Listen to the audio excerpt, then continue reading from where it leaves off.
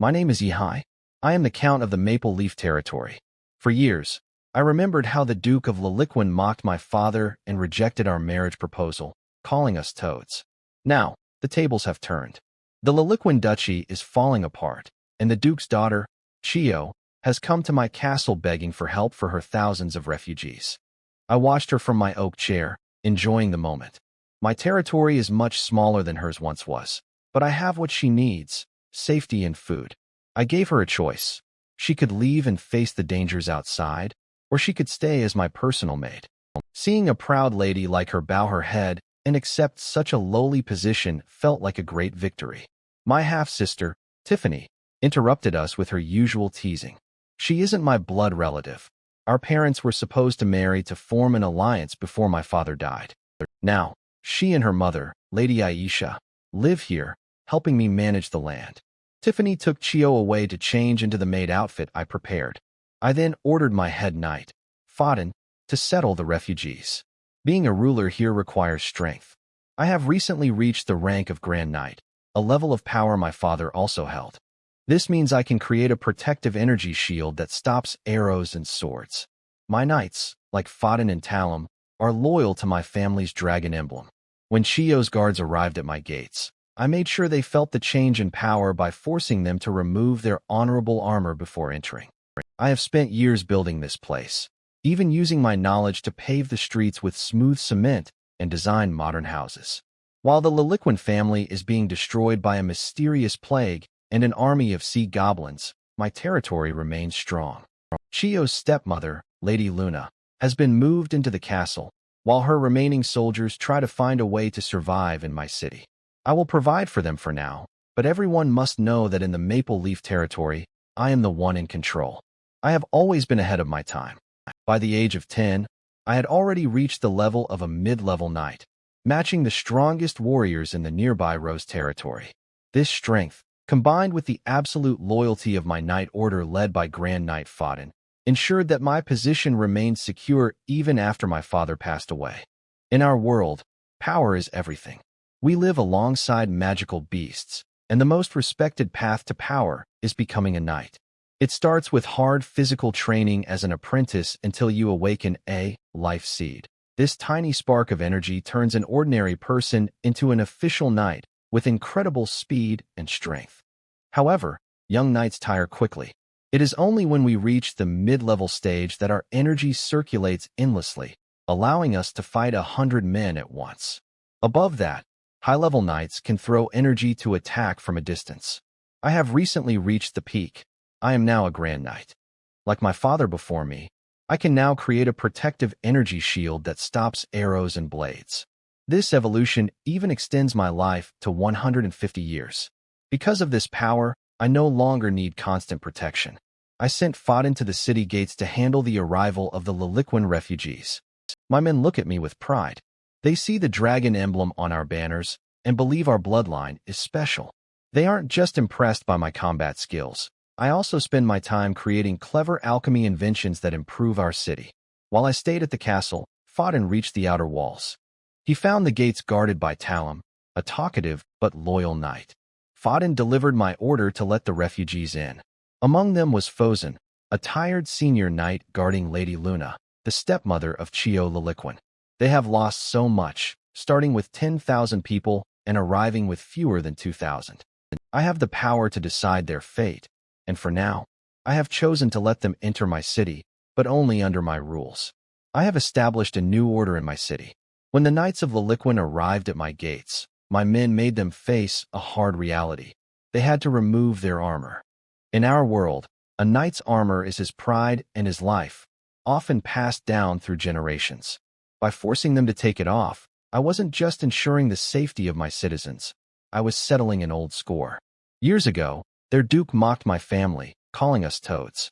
Now, that swan of a daughter has come to me for help, and her protectors must follow my rules. I allowed Lady Luna, Chio's stepmother, to be escorted directly to my castle. This is a rare honor, as even my own knights only enter for special events. As for the rest of the surviving guard, I told them they could stay in the city, but they must pay their way. I have built modern, beautiful villas in the city using cement, a material they didn't even recognize. I've priced these houses at 36 gold coins. To an ordinary soldier, that is a fortune that would take years to save, but I want to ensure that those who live in my city are either useful or wealthy. My head knight, Faden, made it clear to the refugees. I will give them housing for 3 months to keep the peace, but after that, they must find work or pay rent. I am not being cruel. I am being a leader. I am providing for thousands who had nowhere else to go, but I will not allow my territory to fall into chaos. The Liliquin Knights are frustrated and their pride is wounded, but they have no choice but to follow me now. They are the last of their kind, and their only hope for a future lies within the walls I have built. I have transformed Maple Leaf City into a place that baffles even experienced knights. When the Liliquin survivors walked my streets, they were amazed by the smooth, even ground. They thought it was a rare, expensive stone, but it is actually cement, one of my many improvements. I also designed beautiful Western-style villas that stand in neat rows. By using a single smart design for many houses, I saved money while making my city look like it belongs to high-ranking nobles. While they admire my architecture, the reality for these refugees is grim. Only 146 of their soldiers survive the long journey, and many are just untrained militia. It is a pathetic shadow of the 100,000 men who originally marched out with Duke Liliquin. I know the truth behind their defeat. It wasn't just the sea goblins. Those creatures are small and weak compared to a human, but they had help. The Duke's last words revealed a dark secret. Wizard. Plague. A sudden sickness hit his army, causing fever and death in an impossibly short time. While his soldiers collapsed, a mysterious man in a black robe ambushed the Duke. This was a planned disaster, not a simple lost battle. Now, the Liliquin Knights are hiding in my city, trying to keep their honor alive. They have chosen to serve Lady Chio, calling her brothers traitors for not helping during the invasion. They are desperate to reclaim their home, but they are broken. For now, they live under my protection, walking on my cement roads and sleeping in my houses, while I watch and plan my next move in this dangerous world of magic and betrayal. Wizard. Yihai sat in a tower at the top of the castle, gazing deeply at the sky. Since the appearance of this mysterious group, the entire continent had slowly fallen into chaos. The continent where the Minsk Empire is located is called the Minsk Continent. Perhaps it had a different name before, but after the Minsk Empire completed its unification, it rightfully claimed the naming rights to the entire land. Knighthood is the main tradition on the Minsk Continent, and there had never been any wizards before. However, ever since a group of wizards crossed the sea and arrived here more than 10 years ago, chaos gradually began to spread. All the wizards who appeared on the Minsk continent shared one trait. They were extremely powerful. The destructive power of their magic far exceeded what knights could imagine. So far, every wizard that has appeared possessed strength equal to that of a grand knight.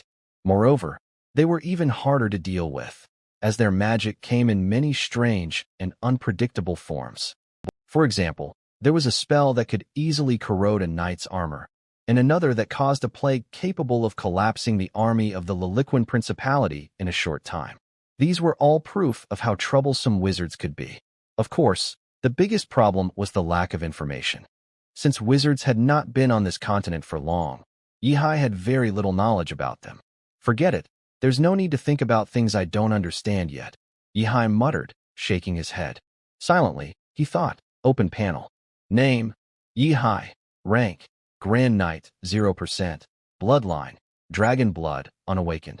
Lifespan, 21/160. Territory, Maple Leaf Domain, 5,076 square kilometers. Population, 970,000. Military forces, Maple Leaf Knight Order, 112. Maple Leaf Garrison Corps, 9,680. Maple Leaf 1st Legion, 11,280. Grey Crow Fortress Garrison, 11,280. Dondong Garrison, 3,120. Ternay Town Guard, 68. Other town guards omitted. The population has increased by about 30,000. Looks like they're refugees from the Liliquin Principality, Yihai murmured. This panel was his special gift after being reborn into this world. It had been with him since birth. At first, it didn't show any information about territory, but after he inherited his title, and became the Lord of Maple Leaf Ridge, those details appeared. As mentioned before, the Maple Leaf domain had one main city and two secondary cities. The main city, of course, was Maple Leaf City, where Yihai lived. The two secondary cities were Grey Crow Fort and Dandong City. Grey Crow Fort was located on the border between the Maple Leaf Territory and the Principality of Liliquin, making it a frontier city. Originally, the Maple Leaf Territory had 3 garrison legions and 1 combat legion, each with about 3,000 soldiers.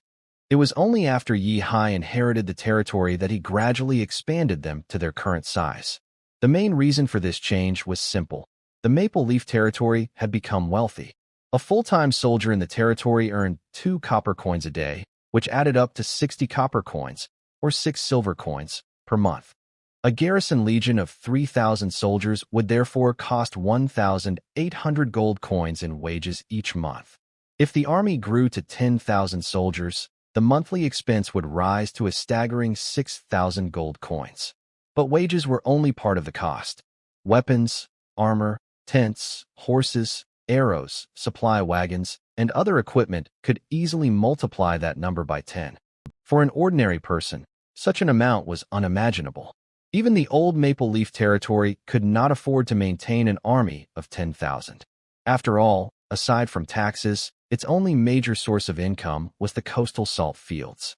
These salt fields, covering several hundred square kilometers, produced about 24 million pounds of salt each year, roughly 11,000 tons. That sounded like a lot, didn't it? But in reality, all that salt only brought in around 400,000 gold coins a year. This was because the technique of producing salt from seawater was no secret on the continent. Any noble with a coastline could build salt fields of their own. As a result, the price of salt in the region around the Maple Leaf Territory had always been low, about 2 to 3 copper coins per pound. Only in inland areas far from the sea did the price rise slightly. With the current size of its army, even those 400,000 gold coins were barely enough to cover expenses. If the army had remained at its original size of 3,000 soldiers per legion, there would have been some surplus. So, what exactly did Yihai do to give the Maple Leaf Territory the wealth to support an army 3 times larger than before? His eyes moved slightly as he glanced at the clock on the wall. It was almost 5 p.m. The time is nearly up, he murmured. As soon as he finished speaking, a new panel suddenly appeared before him. Work hours for today have ended. Calculating results. Training time, 2 hours. Progress increased by 0.2%. Rank, Grand Knight, 0. 2%. Boiling water, 1 hour. Total time reached 100 hours. Research progress complete. Reward obtained. What's improved steam engine blueprint? Yihai's eyes lit up instantly. He had known that developing a steam engine would require boiling water. Indeed, his panel came with a daily summary function. That was why he had reached the level of a Grand Knight at such a young age. He only needed to train every day to keep improving. The system also gave him different rewards based on his daily activities. However, there was something strange about it. It worked only from 9 in the morning to 5 in the evening. Only the training or research done during that time would be counted. Through this system, Yihai had already obtained many things, including the spinning jenny, refined salt technology, and cement formulas. He had once thought about designing a steam engine himself, but with his limited knowledge, the result was barely functional. When he actually started working on it, he realized how complicated it was. The first problem he faced was air leakage. Since synthetic rubber didn't exist in this era, he had to search everywhere for natural rubber. After finally finding it and fixing the leakage, a new problem appeared. The steam engine overheated easily. The pipes turned red hot and broke after running for a while. With no other choice, Yihai added a water cooling system. It was a simple and rough solution. He wrapped the hot parts with a water tank and filled it with water. But that made the steam engine huge and heavy, completely losing its original purpose. While Yihai was studying the improved steam engine blueprint, Tiffany walked in, holding the hand of Liliquin Chio, who had just changed her clothes. "Tiffany, could you please knock before coming in next time?" Yihai didn't even need to turn around to know who it was. In the whole castle, only Tiffany would enter his room without knocking, always hopping as she walked. Tiffany stuck out her tongue playfully, ignoring his words. "Brother, look." Sister Chio looks so pretty in this outfit. Yihai turned around. Chio stood with her head slightly lowered, hands clasped in front of her, looking a bit nervous. She was now wearing a black and white maid outfit with lace trim on the skirt. The black and white maid dress, paired with white knee-high socks, looked perfect together. Yihai's eyes brightened. Chio looked graceful and elegant. Although he had ordered many of these outfits before, they had never been officially used in the castle. At first, a few maids had tried them on, but they soon refused to wear them regularly. To them, the skirts were too short and made them feel embarrassed. Since they often had to move around the castle doing chores, the outfit wasn't practical, unless they stayed indoors, serving only the Lord himself. Some of them had even joked about wearing it just to please their master. Another reason was that the outfit was too delicate. Maids had to work, cleaning, cooking, and so on, and it was easy to get clothes dirty. The lace skirts and white stockings looked expensive, and the maids didn't want to ruin them. So, even though Yihai had designed these clothes, they ended up stored away and used.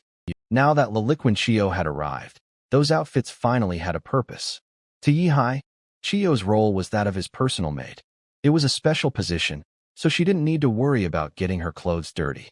And even if she did, there were plenty of clean sets to change into. Yihai could easily afford that. He walked up to Chio Liliquin and gently lifted her chin with his finger, a faint smile on his lips. Chio, from today on, you will be my personal maid.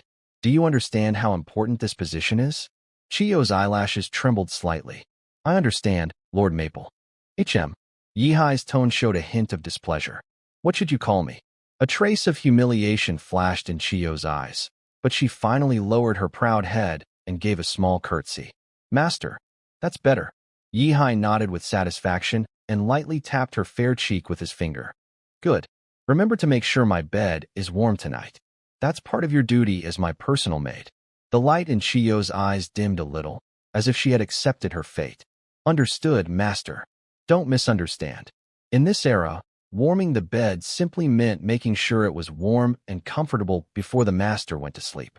There were no electric blankets back then, and in winter, the bed could feel as cold as ice when you first got in. Even with a fireplace, it didn't help much with the chill under the covers. So, in some noble families, there were servants whose job was to warm the bed before their masters slept. However, Yihai had never had a personal maid before, so no one had done this for him. Fortunately, as a strong knight, he wasn't too afraid of the cold. Still, he wouldn't refuse a kind and gentle maid to help make his bed warm and cozy. What's that supposed to mean? Tiffany crossed her arms in protest, her pale golden hair swaying slightly. I offered to help you before, and you wouldn't even let me stay in your room. Now you're letting another girl do it? That's so unfair. Her hair reached just below her waist, usually tied into a loose side braid with a dark blue ribbon at the end. Yihai flicked her forehead lightly. Don't be silly, little one. Ow, that hurts. Tiffany's amethyst-colored eyes filled with tears as she covered her slightly reddened forehead. When Yihai saw Tiffany like that, his heart ached even though he had been the one who acted harshly earlier. He quickly reached out to gently rub her forehead and comforted her, saying, All right, next time you sneak over at night, I won't send you away. Really? You have to keep your word then, okay? The tears in Tiffany's eyes vanished instantly, as if they had never been there. She happily spun around in place, and the hem of her soft white wool dress fluttered gracefully. Even Liliquin Chio, standing nearby, couldn't help but glance at her. What a carefree girl, she thought. A trace of envy flashed in Chio's eyes. She had once been that happy too. But this girl didn't seem to be from the Maple Leaf family. Chio noticed the tiny rose pattern embroidered with fine silver thread on Tiffany's collar and cuffs. If she remembered correctly, that was the crest of the Rose family, a small territory completely surrounded by the Maple Leaf domain. The former Duchy of Liliquin had never paid much attention to such small families, so she knew little about them. She hadn't even known that the Maple Leaf and Rose territories had formed an alliance through marriage. For the Duchy of Liliquin, only the affairs of other duchies or empires had ever been worth their attention. Just then, a knock came from the open doorway. It was Knight Commander Fodden.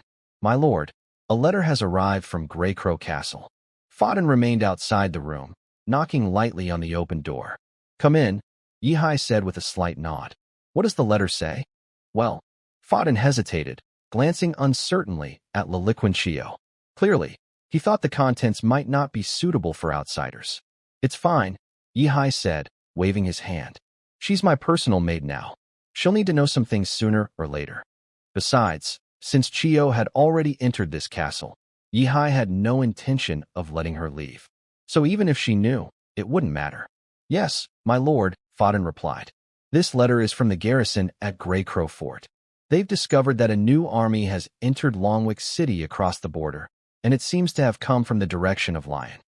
Faden reported the information to Yihai exactly as it was written. Lion? Yihai raised an eyebrow. If I remember correctly, that's the territory of the Grand Duke of Liliquin's eldest son, isn't it? The Principality of Liliquin and the Maple Leaf Territory were arranged north to south, with Liliquin in the north. North of Grey Crow Fort was Longwick City, part of the Liliquin Principality. Longwick was a secondary city that once had a garrison of 3,000 soldiers. But when the capital, Dijon, was attacked, those troops were transferred there. That left Longwick City, across from Grey Crow Fort, practically undefended. Yihai had received this information right away, but at the time, he couldn't figure out the situation. He even suspected that the Principality of Liliquin might be testing him with a trap. So he chose to stay still and observe. Later, when refugees and merchant caravans began arriving from Liliquin, he finally learned what had happened there. In those days, news spread very slowly, mostly through letters and traveling merchants. Sometimes wandering bards brought bits of gossip, but most of it was made up. After all, they lived off the coins people gave them for entertainment. To earn more, they naturally made up stories that caught attention. Now, where exactly is Lion again? Yihai pulled out a long scroll map from under his desk. It was about 1.2 meters long and, when unrolled, spread nearly 3 meters wide, covering most of the table. Chio Liliquin couldn't help but speak up. It's northwest of Longwick City, with the towns of Dole and Besançon in between. Yihai looked at her in surprise, then checked the map. She was right. I didn't expect you to remember that without looking at a map. Impressive, Yihai said with a smile. A rare hint of confidence appeared in Chio's eyes. I've memorized the entire map of the Liliquin Principality. As the daughter of the Grand Duke, Chio believed caring for her people was her duty. To do that well, she first needed to know where they all lived. Oh, really? Then in the next few days, draw a complete map of the Luli River Principality. I'll have someone prepare paper and pens for you. Yihai stared intently at the map. It had been passed down through generations of the Maple Leaf Earls. It not only recorded the cities, towns, and villages within the Maple Leaf Territory, but also contained much information about the northern Luli River Principality. The border areas were especially detailed. Almost every village and town was marked. However, the farther north the map went, the fewer details there were. The clear routes turned into rough directions, and only major cities and well-known trade towns were labeled. In this mince continent, there were no satellite maps for people to use, since this was a world similar to the Western Middle Ages. All maps were drawn and passed down by hand. Without a local guide or a detailed map, it was very easy to get lost. Luli Chio's face, which had just regained a bit of color, suddenly froze. A full map of the principality was an absolute secret for any noble territory. Yet she had carelessly revealed that she remembered it. For a moment, Luli Chio felt like she had betrayed her homeland. But she knew she couldn't resist. She had to think of the people who had fled to the Maple Leaf Territory. So, with humiliation on her face, she lowered her head. I understand. As she bowed, strands of her brown hair fell beside her ears, covering her amber eyes that shimmered with tears. Father, I'm sorry. Luli Chio mourned silently. The broken reality left her completely lost. Luli Chio, do you know what's going on with your brother? Yihai's finger traced the city of Longwick on the map. He didn't know much about the 3 male heirs of the Luli family. His name is Luli Ikadai. He was originally chosen by Father as the heir. Father wanted him to improve his ability to govern by managing Lion City. After all, Lion City is one of the few main cities in the Luli River Principality. But when Father was in danger, that man ignored all our letters asking for help and hid in Lion City, too afraid to send any troops. If he had sent the Lion garrison to Dijon back then, maybe the city wouldn't have fallen at all. The Lion Garrison is a force of 10,000 soldiers. The moment her elder brother was mentioned, Chiyo Ryurikawa's emotions flared up. Her large, almond-shaped eyes showed a strong sense of frustration. Yihai, however, was focused on something else. He looked up curiously and asked, "Your eldest brother is called Ikadai, and you're Chiyo. Don't tell me your other two brothers are called Judai and Hyakudai?" Chiyo's rising emotions were instantly interrupted. She pressed her lips together and said, "That's right." Yihai rubbed his chin. The Duke of Ryurikawa sure has a casual way of naming his children. So if he had another one, would that child be called Mandai? Chiyo frowned and replied angrily, "It's not casual at all. My father hopes the Ryurikawa duchy will continue for thousands of generations." Her pale face, usually as smooth as porcelain, now showed a faint blush from the argument. "Oh, and how many generations has it lasted so far?" Yihai's question left Chiyo speechless. He didn't press further. Instead, he turned to Faden and ordered, "Send word to Grey Crow Fort. Find out the exact military positions in Longwick City. The deep-sea goblins have already taken Dijon, and only Longwick stands between them and our lands. If the Ryurikawa forces can't hold Longwick, we'll have to face those goblins ourselves." There were many small towns and villages between Dijon and Longwick, but Yihai ignored them. None of them could possibly withstand an army of tens of thousands of goblins. "Yes, my lord," Faden said, placing a hand on his chest and bowing slightly before leaving. "Tiffany, can't you sit properly? If Lady Aisha sees you like that again, she'll scold you." When Yihai turned around, he saw Tiffany sitting in his chair, but not in the usual way. She was almost floating, with the front two legs and the left back leg of the chair lifted off the ground. Only the right back leg still touched the floor, trembling like a lonely pillar about to give way. If she weren't holding onto the table with both hands, she would have already fallen. "Then just don't tell Mom." "Okay," Tiffany mumbled softly. Whenever she spoke to Yihai, her voice always carried a gentle, drawn-out tone. Just then, Tiffany suddenly remembered something and quickly jumped off her chair. "All right. Mom told me this morning that you should visit her when you have time." Yihai sighed helplessly. "She told you this morning, and you're only telling me now when the sun's about to set?" Tiffany clasped her hands behind her back, shyly tracing circles on the floor with her toe. "I forgot. All right, I'll go now." Yihai affectionately patted Tiffany's head. She was small and slender, with narrow shoulders and a slim waist that could almost be encircled by one hand. Yet, because she had been trained in basic knightly etiquette since childhood, she always stood straight, like a proud little peacock. Not long ago, Yihai had measured her height, 1.49 meters, reaching just to his chest. Tiffany happily rubbed her head against Yihai's hand, messing up her bangs. She clearly enjoyed these warm, familiar moments between them. As they were about to leave the room, Yihai turned to look at Liliquin Chiyo, who was still standing motionless. "Don't you know that a personal maid should always stay close to her master?" "A personal maid who doesn't stay close. What kind of personal maid is that?" Liliquin Chiyo bit her lip, then stepped forward to follow behind Yihai. Her small black shoes made soft tapping sounds on the floor. "Closer," Yihai said, glancing at the 2-meter gap between them. Lowering her head, Chiyo quietly moved nearer until only a short distance separated them. Yihai could faintly catch the scent of roses from her. He nodded in approval. The custom-made uniforms had turned out just as he had hoped. Lady Aisha's room wasn't far from Yihai's study, and they reached it after only a few steps. "Mom." Before Yihai could knock, Tiffany had already skipped ahead and pushed the door open with a cheerful bounce. Mrs. Elsa, who had been standing by the window admiring the view of Maple Leaf City, turned around and said softly with a hint of helplessness, "Tiffany, how many times have I told you? You must knock before entering. A lady should never push the door open so loudly like that." Mrs. Elsa was wearing a wine-red velvet gown that made her look elegant and graceful, with a touch of intellectual charm. Tiffany pouted slightly. "But I don't want to be a lady. I want to be a knight, like Joan of Arc.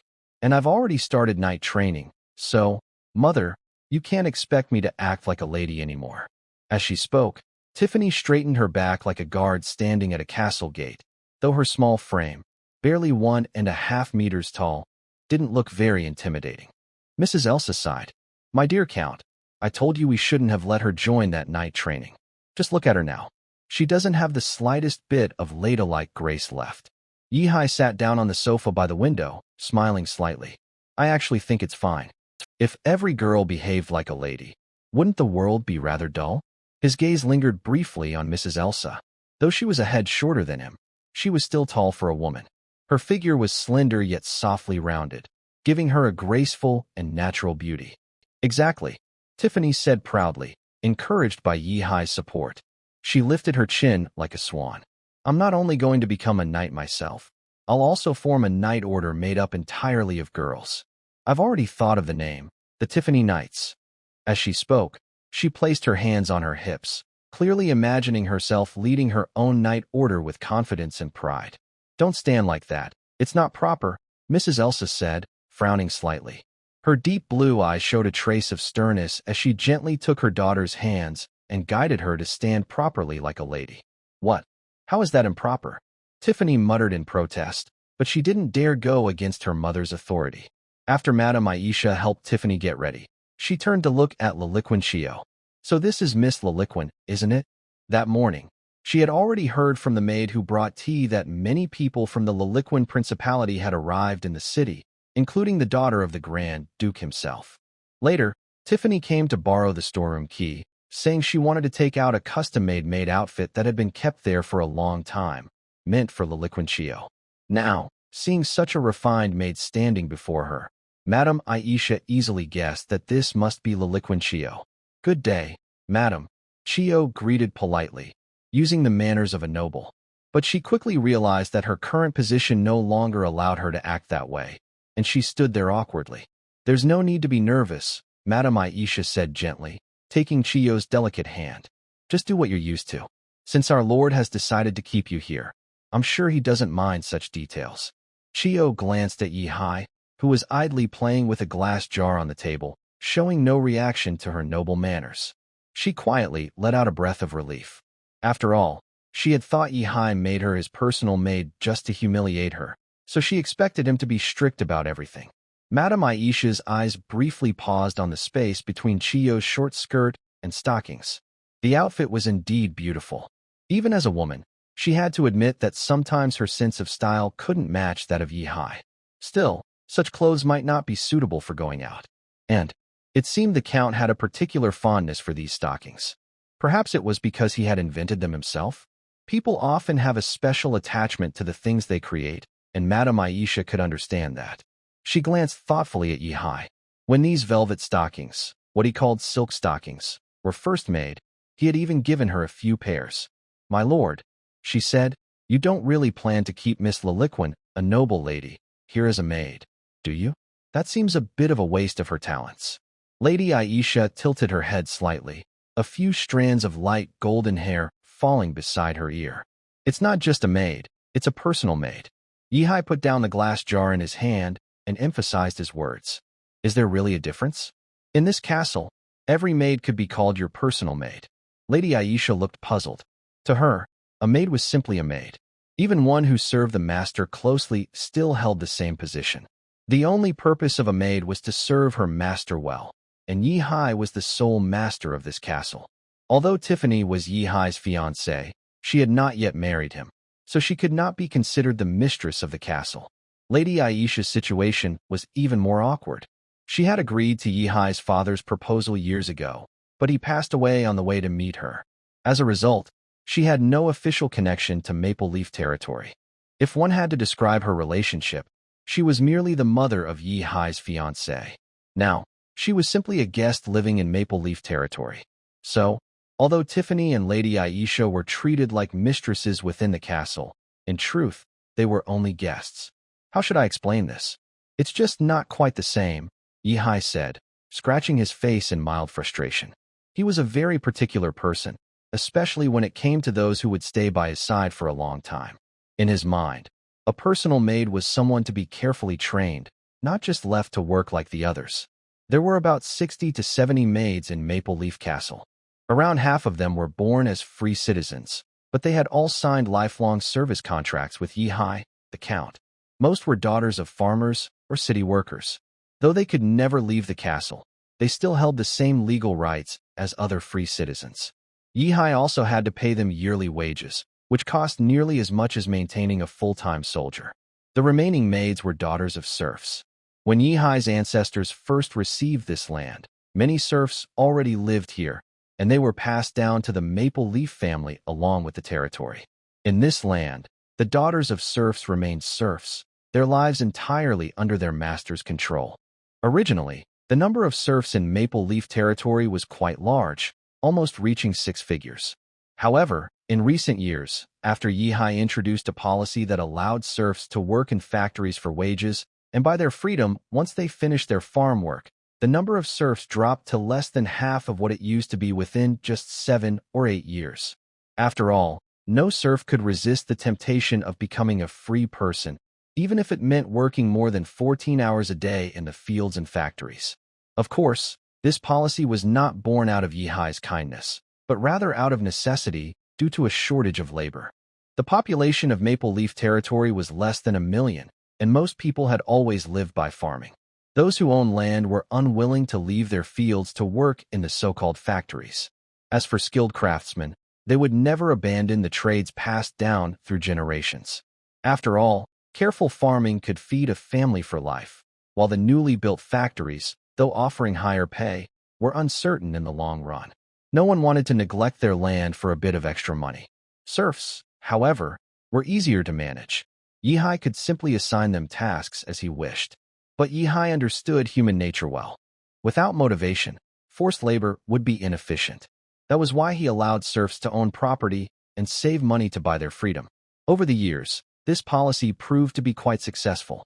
Driven by the promise of piece-rate wages, the serfs worked hard to save for their freedom. The spinning mills, weaving factories, and steam foundries in Maple Leaf City produced a great number of goods, bringing Yihai a large amount of gold to develop his territory and army. Of course, some serfs tried to take shortcuts. For example, hoping their daughters might be chosen to serve as maids in the noble's household. Although a serf's daughter would still remain a serf and receive no pay at first, at least she would no longer have to worry about food and shelter. That alone could ease the burden on a poor family. Moreover, Yihai was not stingy. He treated those who served close to him fairly, giving them the same wages as others, even if they were still serfs.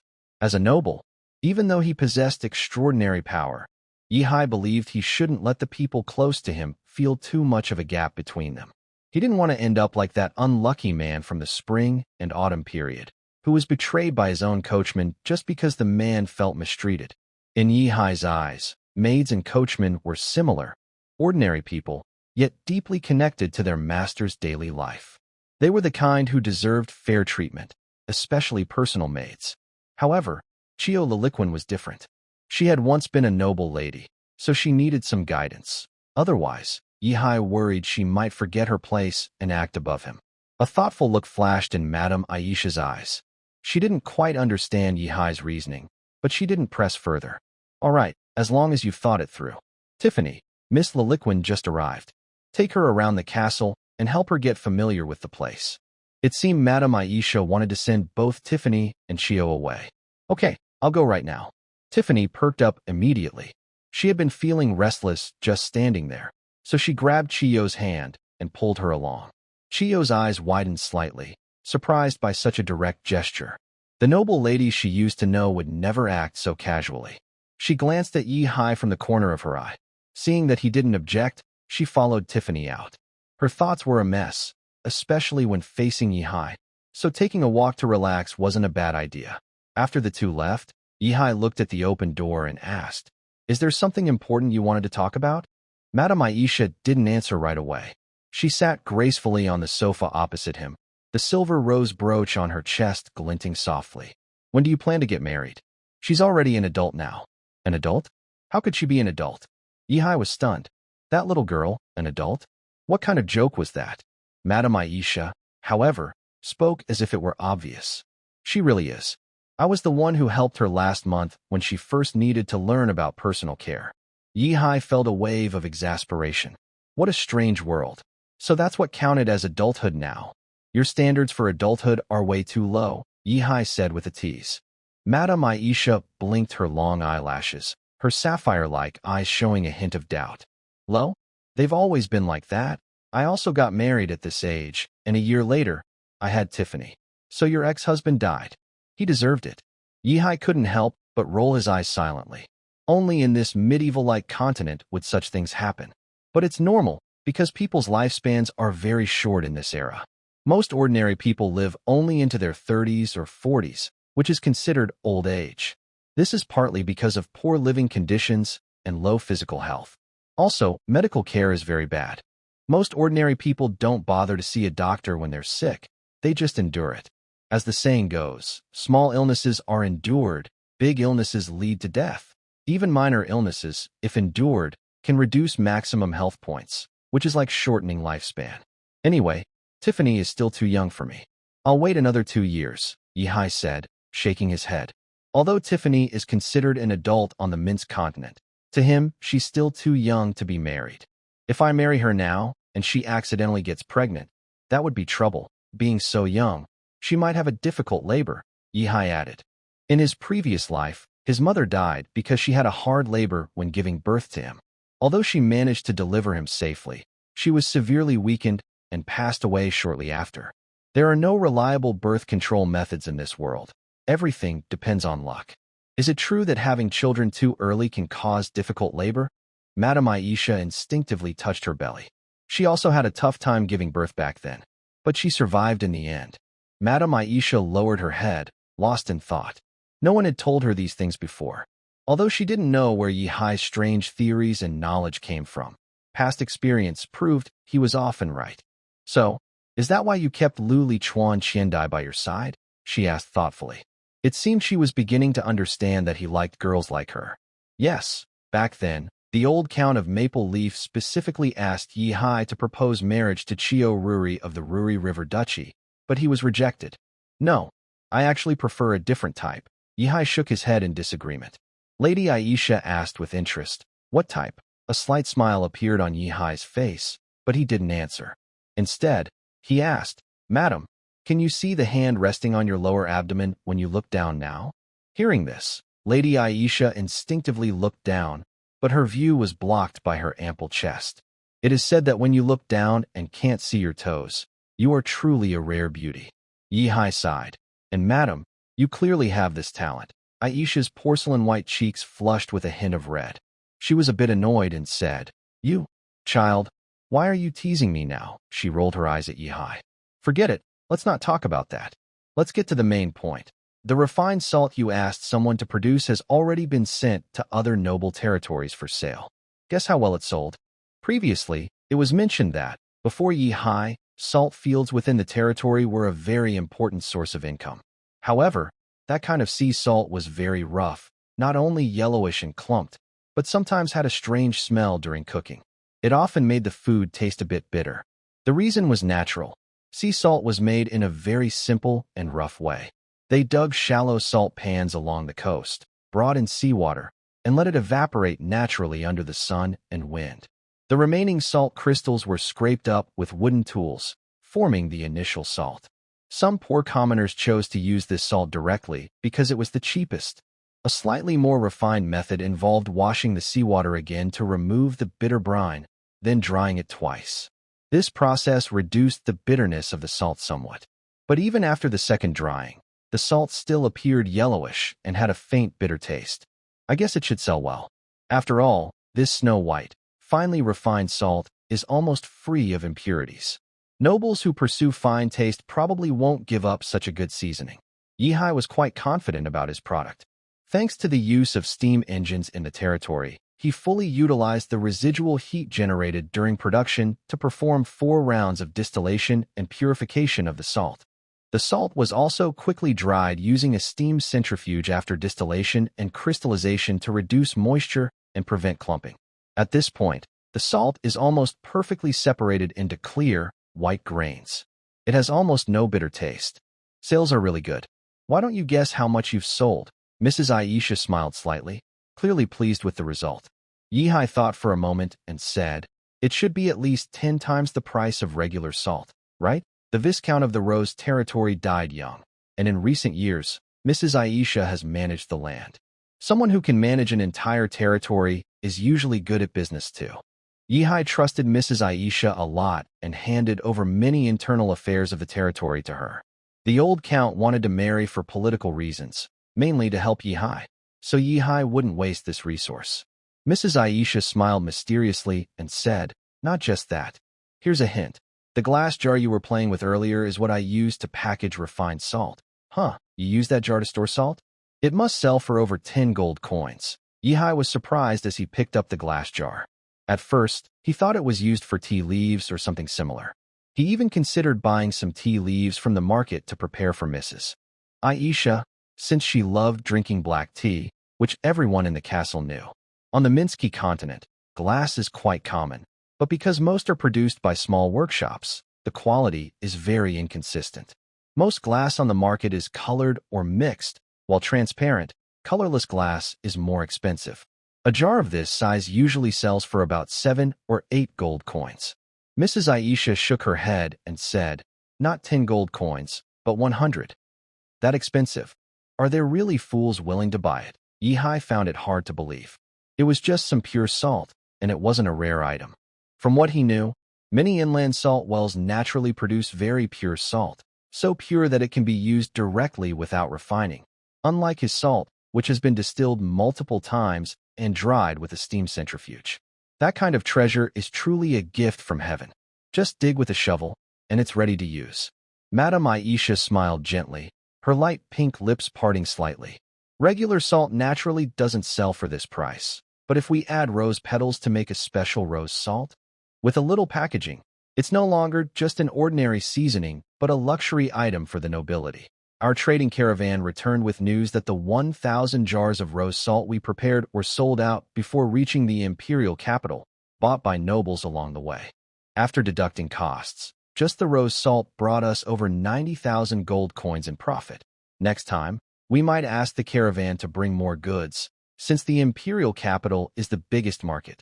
The imperial capital refers to Minsk Empire's capital city, the largest city on the continent, and its political and commercial center. Many noble descendants who didn't inherit land choose to go to the imperial capital to try their luck, hoping to make a name for themselves and perhaps be granted land again, becoming nobles. Although these noble descendants don't have land, they often receive a considerable amount of wealth when they branch out. When they bring this money to the imperial capital, it naturally boosts the city's business activities. Noble heirs are used to a luxurious life and don't like to hold back, so their spending power is very strong. Yihai had been holding back for a long time before finally saying, "You nobles really make money easily. Isn't this just a big fool's game?" Madame Aisha's eyes showed a hint of helplessness. "My dear Count, have you forgotten that you are also a noble? You shouldn't say such things about yourself." "Oh, right." Yihai suddenly realized and looked a bit embarrassed, but he still defended himself. "Although I am a noble, I'm not like these common folk. I would never waste money on such luxury items. Nobles are very proud. They often compare themselves in various things, clothing, jewelry, or even vases. Every year, news would spread about which noble spent tens of thousands of gold coins to buy a masterpiece once owned by a famous master. Whenever these messages reached Yihai's ears, he always looked confused. He wondered who these masters were and had never heard of any of them. This was because Yihai spent his days either practicing cultivation or figuring out how to develop new technologies. People in the territory usually called the inventions Yihai created alchemy products. Over the years, Yihai had made many valuable and amazing things, and many people even thought he was a master alchemist. Yes, our count is very frugal," Lady Aisha said with a light laugh, following Yihai's words. She also believed this was true because Yihai didn't seem interested in typical noble hobbies. Things like hunting, falconry, hosting banquets, or enjoying music, poetry, and literature. Don't think these hobbies are trivial. They are actually very expensive. For example, hunting isn't something you can do just anywhere. It usually requires a dedicated private hunting ground. This needs a large amount of land, and to prevent commoners from poaching, you must hire patrols and build fences. Some nobles even raise the prey to make them stronger. And is that all? No, you also need hunting dogs, falcons. An excellent hawk can cost over 1,000 gold coins, which is more than a common person earns in a lifetime. Once you have the dogs, you need hunting gear, horns, bows and arrows, and bird-catching nets. Many nobles prefer custom-made equipment with unique features, like inlaid gemstones to make their gear look more splendid. In short, without spending tens of thousands of gold coins, you can't expect to do proper hunting. Yihai waved his hand, not caring about Lady Aisha's teasing. He had a more important question. Madam, if I start a war now, can we support it? He wasn't just talking about money. He knew the territory's finances well. The gold in the treasury was enough to recruit over 100,000 soldiers. He was asking about supplies. She did not ask why, as Lady Elsa was well aware that it was not her concern. The wear and tear from going to war abroad is very different from fighting at home. The former costs more than 10 times as much as the latter. For the campaign, I plan to use the entire Maple Leaf First Legion. The target is the capital of the Luli River Duchy, Digyon. Yihai also did not hide anything from Lady Elsa. There are many preparations still needed, and she needs Elsa's support. Hiding it from her would be pointless. Lady Elsa stood up and looked through a nearby cabinet to find a map. Her map was small, only a few tens of centimeters long and wide, like a travel map carried by merchants. Although not very accurate in scale, it marked the main features. Seeing the distance, Elsa frowned. From Maple Leaf City to Digyon is over 200 kilometers. If we are going to war, then... She turned and took a piece of paper from the table, starting to write and draw on it. Supplies can be sent from Greycrow Fortress, saving about 70 kilometers of travel. The First Legion has 11,280 people. With so many, at least 1,200 people are needed for tents and other camp chores. Carpenters are essential for repairing crossbows and bows, and medics are even more necessary. We also need blacksmiths to repair weapons and horseshoes. Adding it all up, the total number of people would be around 13,000. Each person needs at least 2 pounds of food daily, roughly 1 kilogram, meaning these 13,000 people consume 13 tons of grain every day. Units like tons and kilometers did not originally exist in this world. Yihai had been forcibly promoting them in his territory over the years. He found the old conversions, like 1 pound equals 16 ounces, too strange. The decimal system was much easier to use. Then there are the horses' rations. Suddenly, Elsa turned and asked, when you go to war, the Maple Leaf Knights should be coming along, right? Yihai nodded. Of course, as Yihai's personal guard, the Maple Leaf Knights usually follow him wherever he goes. Even if he goes to the imperial capital, according to imperial law, as a count, he is allowed to bring a personal guard of up to 12 fully armed men. After hearing the answer, Lady Elsa lowered her head and continued calculating. The Knight Order, plus the 10,000 cavalry of the First Legion and the pack horses responsible for transporting supplies, at least 30,000 horses. Lady Elsa looked up and announced a shocking number. That many? Yihai was surprised when he heard this number. He knew that logistics support was the hardest part of military campaigns at this time, but he didn't expect it to be so difficult. Yihai had led troops before, but mostly small missions like clearing trade routes, usually against bandits or minor enemies. He rarely commanded large armies, so he had never truly experienced the pressure of supplying a big force. Lady Elsa softly said, Count, you are a knight. You should know how much feed and hay a horse needs each day. Yes, generally, a horse needs about 4 to 5 kilograms of grain and 6 to 7 kilograms of hay daily. It also needs a salt block to lick, or it can lose strength. As a knight, Yihai didn't usually feed the war horses himself, but he had spent many years with them and understood their habits a little. Exactly. As you said, each horse consumes at least 12 kilograms of supplies per day. Lady Elsa spread out a calculation cloth on the table, covered with lines and grids, then took out gold, silver, and copper coins as tokens for calculations. This was a popular method of calculation on the Minsk continent. By placing tokens, one could quickly add, subtract, multiply, or divide. Yihai had learned this as a child, but later he forgot about it because he found mental math faster most of the time. After all, he had received higher education in his past life. Even if we calculate based on 1 person and 1 horse, just the Knight Order, the 10,000 cavalry of the First Legion, and some messengers and scouts, there are about 1,200 horses. And with so many horses, over 14 tons of supplies are needed daily. Lady Elsa's calculation speed was very fast, clearly very skilled at using this method called the Chip calculation table. Adding to our previous calculation of personnel food expenses, we need 13 tons of food daily. This means the total daily consumption of food and feed is over 27 tons. A pack horse can carry about 500 kilograms of supplies. So, 27 tons a day requires the effort of 54 pack horses. There's another important point we can't forget. The pack horses also need to eat. Although they consume slightly less than war horses, they still need about 10 kilograms of feed and hay each day. As the number of pack horses increases, the number of handlers must also grow. Even if one handler can manage 2 pack horses, each additional horse adds about half a kilogram of grain consumption. Transporting supplies from Grey Crow Fortress to Dijon is about 130 kilometers.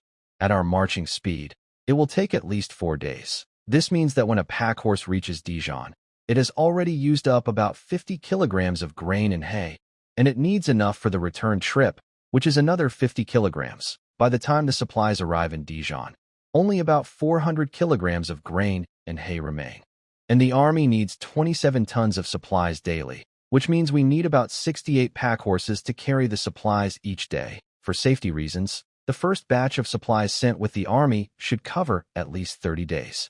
That requires at least 2,000 pack horses. Madame Aisha put down the token she was counting, finished her calculations, and looked up at Yihai. Someone might ask now, isn't that only 2,000 horses? Earlier, it was clearly mentioned as 30,000 horses. Where did the 28,000 horses go? Yihai frowned as he looked at the tokens on the table. We can't have one person managing one horse. Each member of the Knight Order has 4 horses, and the cavalry units also have 2 horses per person. Knights don't wear armor and ride to the front lines. It's not because they can't, but because the horses can't handle it. War horses often need to wear armor themselves for battle, which makes them very heavy. When a knight in armor rides, the horse quickly becomes exhausted. It's foolish to tire out your war horse before the battle even begins. That's why we need a special pack horse to carry the armor. Having armor naturally means there are also riding spears and large swords, and these items are quite heavy. There are also water bags and daily rations. Knights in the Knight Order usually have spare horses, which means they go on campaigns with 1 rider and 4 horses. The Legion's 1,000-strong cavalry unit is a bit simpler. They don't wear armor, only leather armor, so they don't need special pack horses for armor. Their horses usually don't wear armor either, so they are lighter, and there's no worry about the horses losing strength during long rides.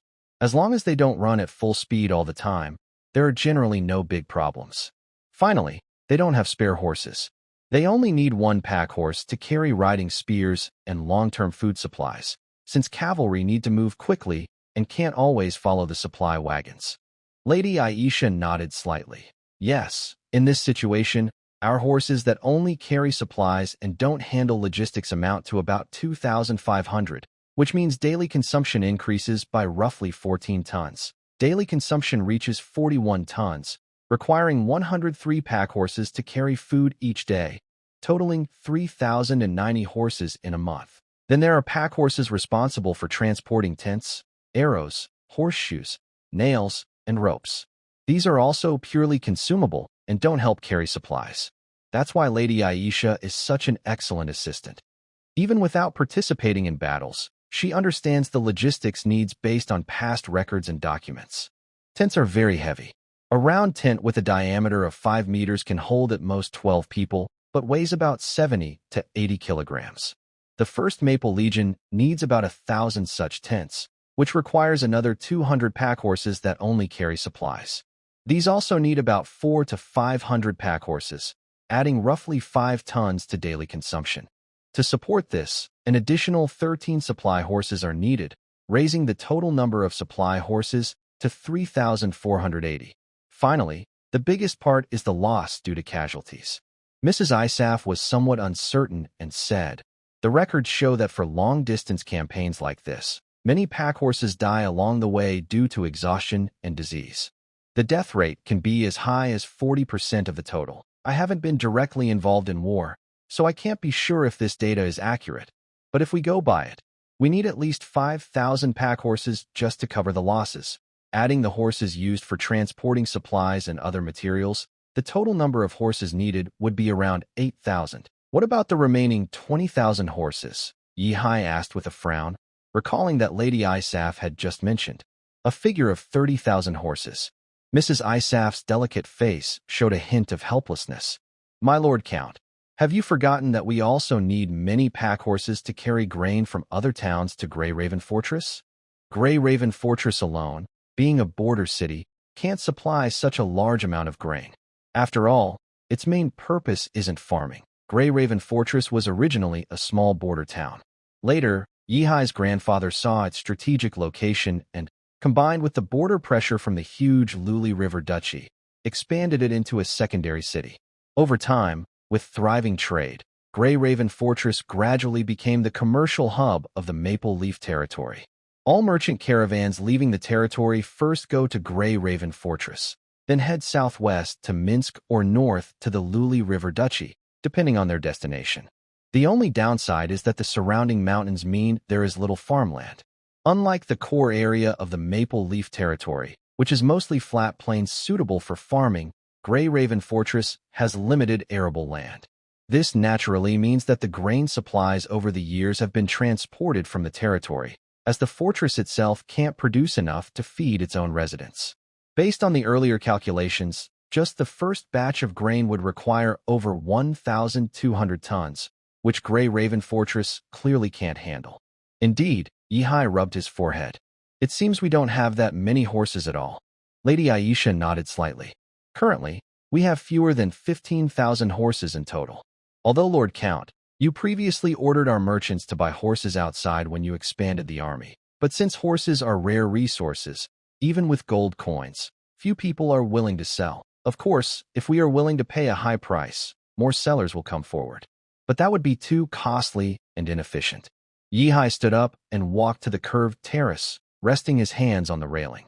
So, can we first move the pack horses to store grain at Grey Raven Fortress, and then assign these horses to the front lines? Yes, that's possible. Lady Aisha followed him to the side and looked out into the distance with him. However, doing so might require over a month of preparation. Would that delay your plans? Previously, Lady Aisha's calculations assumed the army could quickly set out in a short time, with supplies moving alongside the troops. But if we have more time to prepare in advance, the number of pack horses needed can be greatly reduced. Yihai sighed in relief. Then let's do that. Don't worry, I'm not in such a rush. He turned to look at Lady Aisha, his gaze lingering on her face that shimmered like pearls. Madam, I've always thought it was the right choice to keep you in Maple Leaf Territory. Now it seems I was right.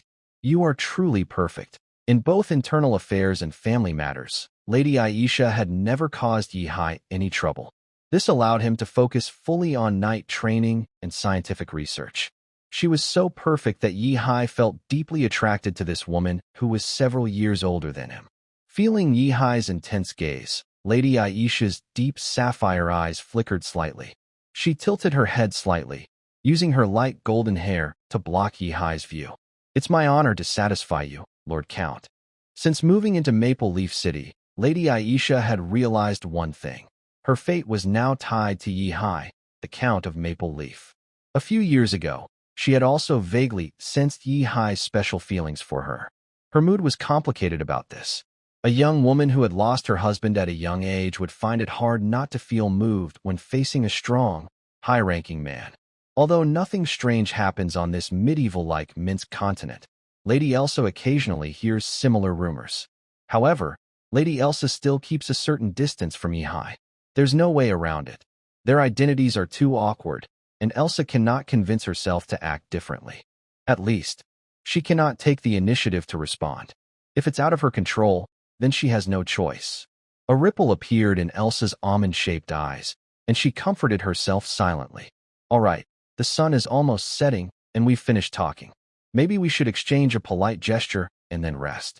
Yihai, facing away from the sunset, opened his arms toward Lady Elsa. A faint blush appeared on Elsa's face. When did you start learning such formal French manners? France is a large city in the southern part of Minsk continent, known for its open-minded culture. While nobles elsewhere still used hand-kissing, kneeling, and hugging as greetings, they had already started using cheek-kissing to show closeness. However, other noble families rarely adopted this practice, considering it too casual. Although Maple Leaf territory is in the south, it's not that open-minded yet. This was also the first time Yihai suggested such a thing. Elsa hesitated for a moment, but then opened her arms, though she stayed in place without moving. Yihai was pleased and stepped forward to hold Elsa's slender waist, pressing his face against her delicate cheek. Her cheeks were soft, and her waist was gentle. That was Yihai's first impression. How long are you going to hold me? It wasn't until more than 10 minutes later, when the sunset's glow was almost gone, that Elsa finally couldn't hold back and spoke. Her face was now slightly red. She thought it was just a quick hug and cheek kiss, but her noble lord didn't let go. Reluctantly, Yihai moved his face away from Elsa's cheek. The feeling was simply wonderful. All right, good night, Elsa. Yihai released her and turned to leave after saying goodbye. This rich red wine needs to be savored slowly. Rushing would only diminish its charm. Mrs. Aisha looked at Yihai's departing figure and instinctively reached out to touch her cheek, which had just been pressed close to the Count's face. He called me Aisha. Mrs. Aisha murmured unconsciously. This was the first time Yihai had not called her madam. What does this mean? Mrs. Aisha stood on the balcony, lost in thought for a long time, until a maid gently knocked on the door. Madam Aisha, it's time to light the lamps. Two maids respectfully stood at the door, holding oil jars. These days, the nobles mainly used oil lamps and fireplaces for lighting. Mrs. Aisha's room had a fireplace that was kept burning all day by maids adding wood, so they only needed to add a few oil lamps. Yes. Mrs. Aisha snapped back to her senses, nodded slightly to show she understood, then turned to look outside at the night. As she looked, she couldn't help but think of Yihai's words earlier. Looking down, can't see your toes. Mrs. Aisha lowered her head to check, and her once pale cheeks turned slightly red again. She really couldn't see her toes. As evening fell, the oil lamps on the castle walls were lit by the maids. Although the lighting was not as bright as daytime sunlight, it created a special atmosphere. I just showed you the garden at the back. Now, we'll go inside the castle. Tiffany took small steps, skipping and leading the way, occasionally walking backward to face Ruri Riverchio. Are you sure you won't fall while walking backward like that? Ruri Riverchio looked at Tiffany with some concern. Having been raised with noble manners since childhood, she had never seen such a lively girl. Just as Mrs. Aisha said, Tiffany was not very ladylike. But spending time with Tiffany was quite comfortable. Ruri Riverchio couldn't help but think of what happened earlier in the garden. They had actually spent over an hour on the swings. They said they were exploring the environment, but they ended up spending all their time in the garden. Don't worry, I know the castle's layout very well, Tiffany said confidently, waving her hand as she walked backward. Just as Tiffany was feeling proud of herself, her foot suddenly found nothing to stand on. She was standing at the entrance of the spiral staircase leading to the second-floor corridor, where a small step was partly hidden by a carpet. Tiffany was used to jumping around and didn't pay much attention to this step. But today, she was walking backward and exaggeratedly spreading her arms, saying, I, the young lady, am very familiar with the castle, losing her balance completely. Ah! Her short cry of surprise escaped her lips, and she leaned backward. The staircase wasn't very high, but behind her was a solid stone step. If she hit her head, she would need a doctor to treat her tonight. Nowadays, doctors mostly knew herbal remedies. Their other skills were limited to bloodletting. Luli Chuanchio instinctively reached out her hand. Tiffany was pulled forward suddenly and fell into Chio's arms. Her soft hair brushed against Chio's chin, carrying a faint scent of rose milk. Chio, big sister?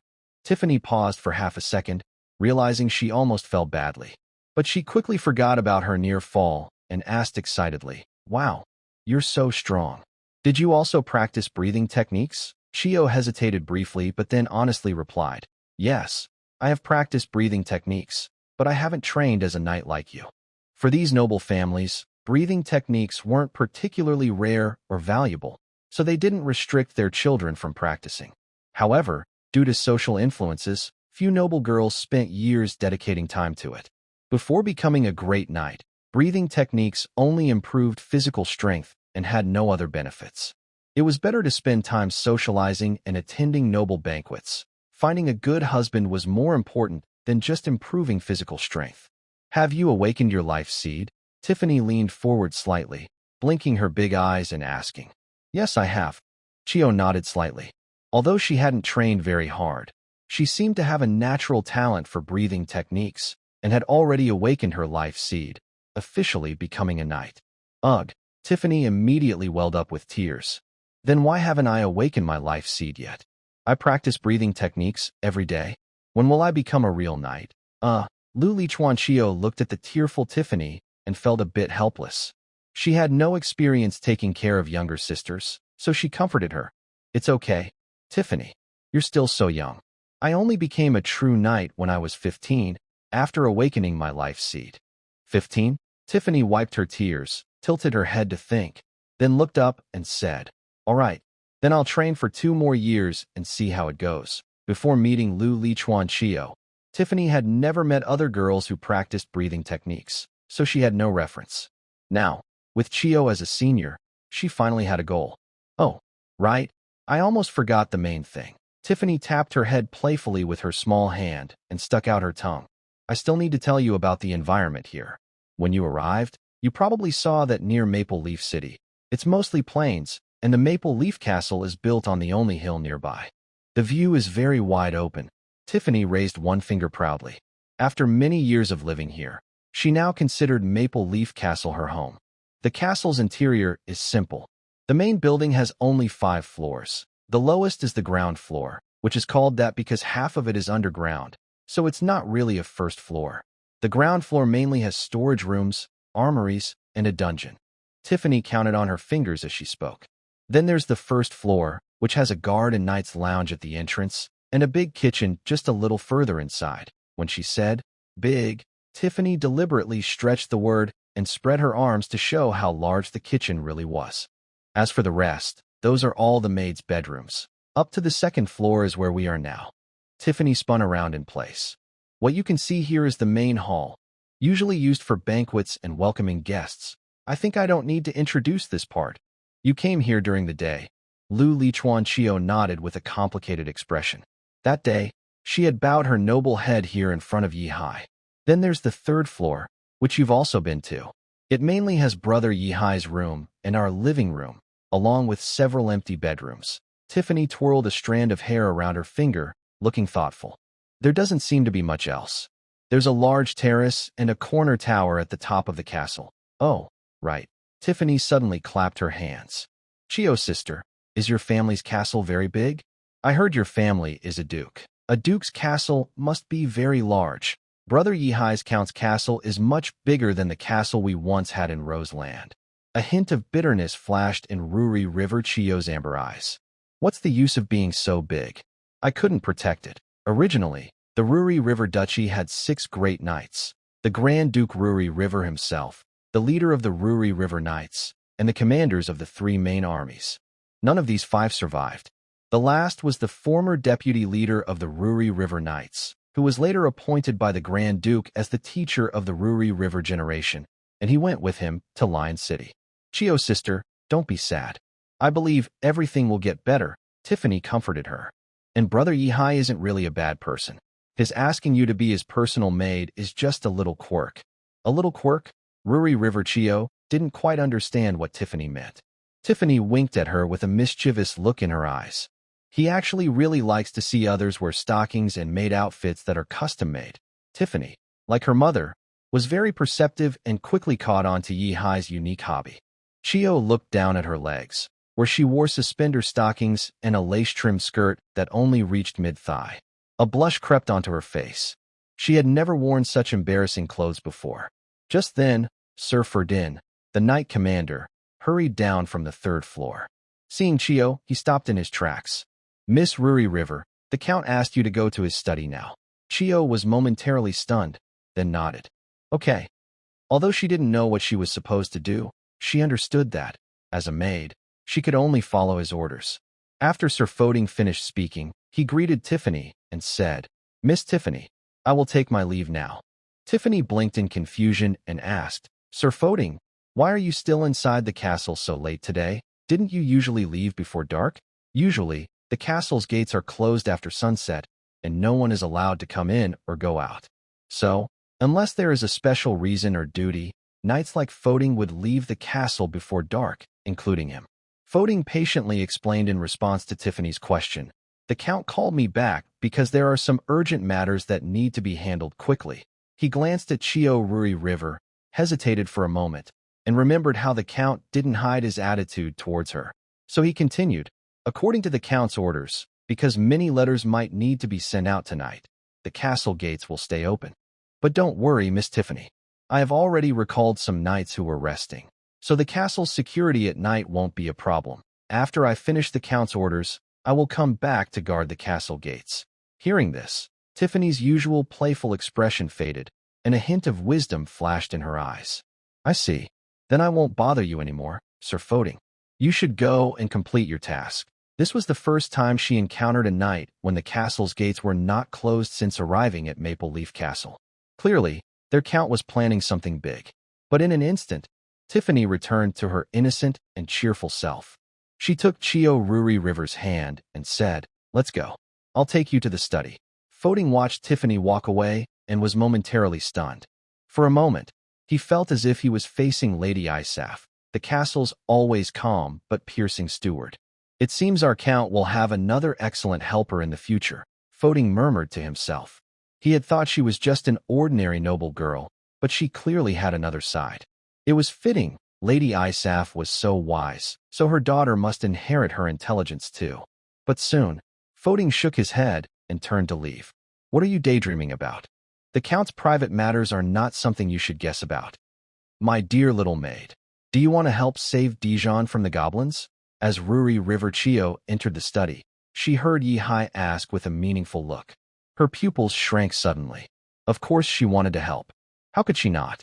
Every night on her escape route, she thought about how to save the collapsing Ruri River Principality and her poor hometown, Dijon. Count, I don't understand what you mean by that question. Ruri River Chio's voice was cold but trembling a little. She never expected Yihai to send troops to help her. She knew how terrible it was to start a war and the resources it would consume. Right now, she didn't have enough leverage to persuade Earl Yihai to send his army. But from his words, it seemed like he might be interested. Yihai showed a mysterious expression. He said, "If you want to save Dijon, then come here, pick up a pen, and help me write a letter." What kind of letter? Ruri River Chio looked a bit cautious. She found it hard to trust this Earl Yihai, who had just made her his maid. Don't worry about that. Just wait until I tell you. Then you write. Yihai sat on the sofa, smirking and resting his chin on one hand. How about it? Do you want to write?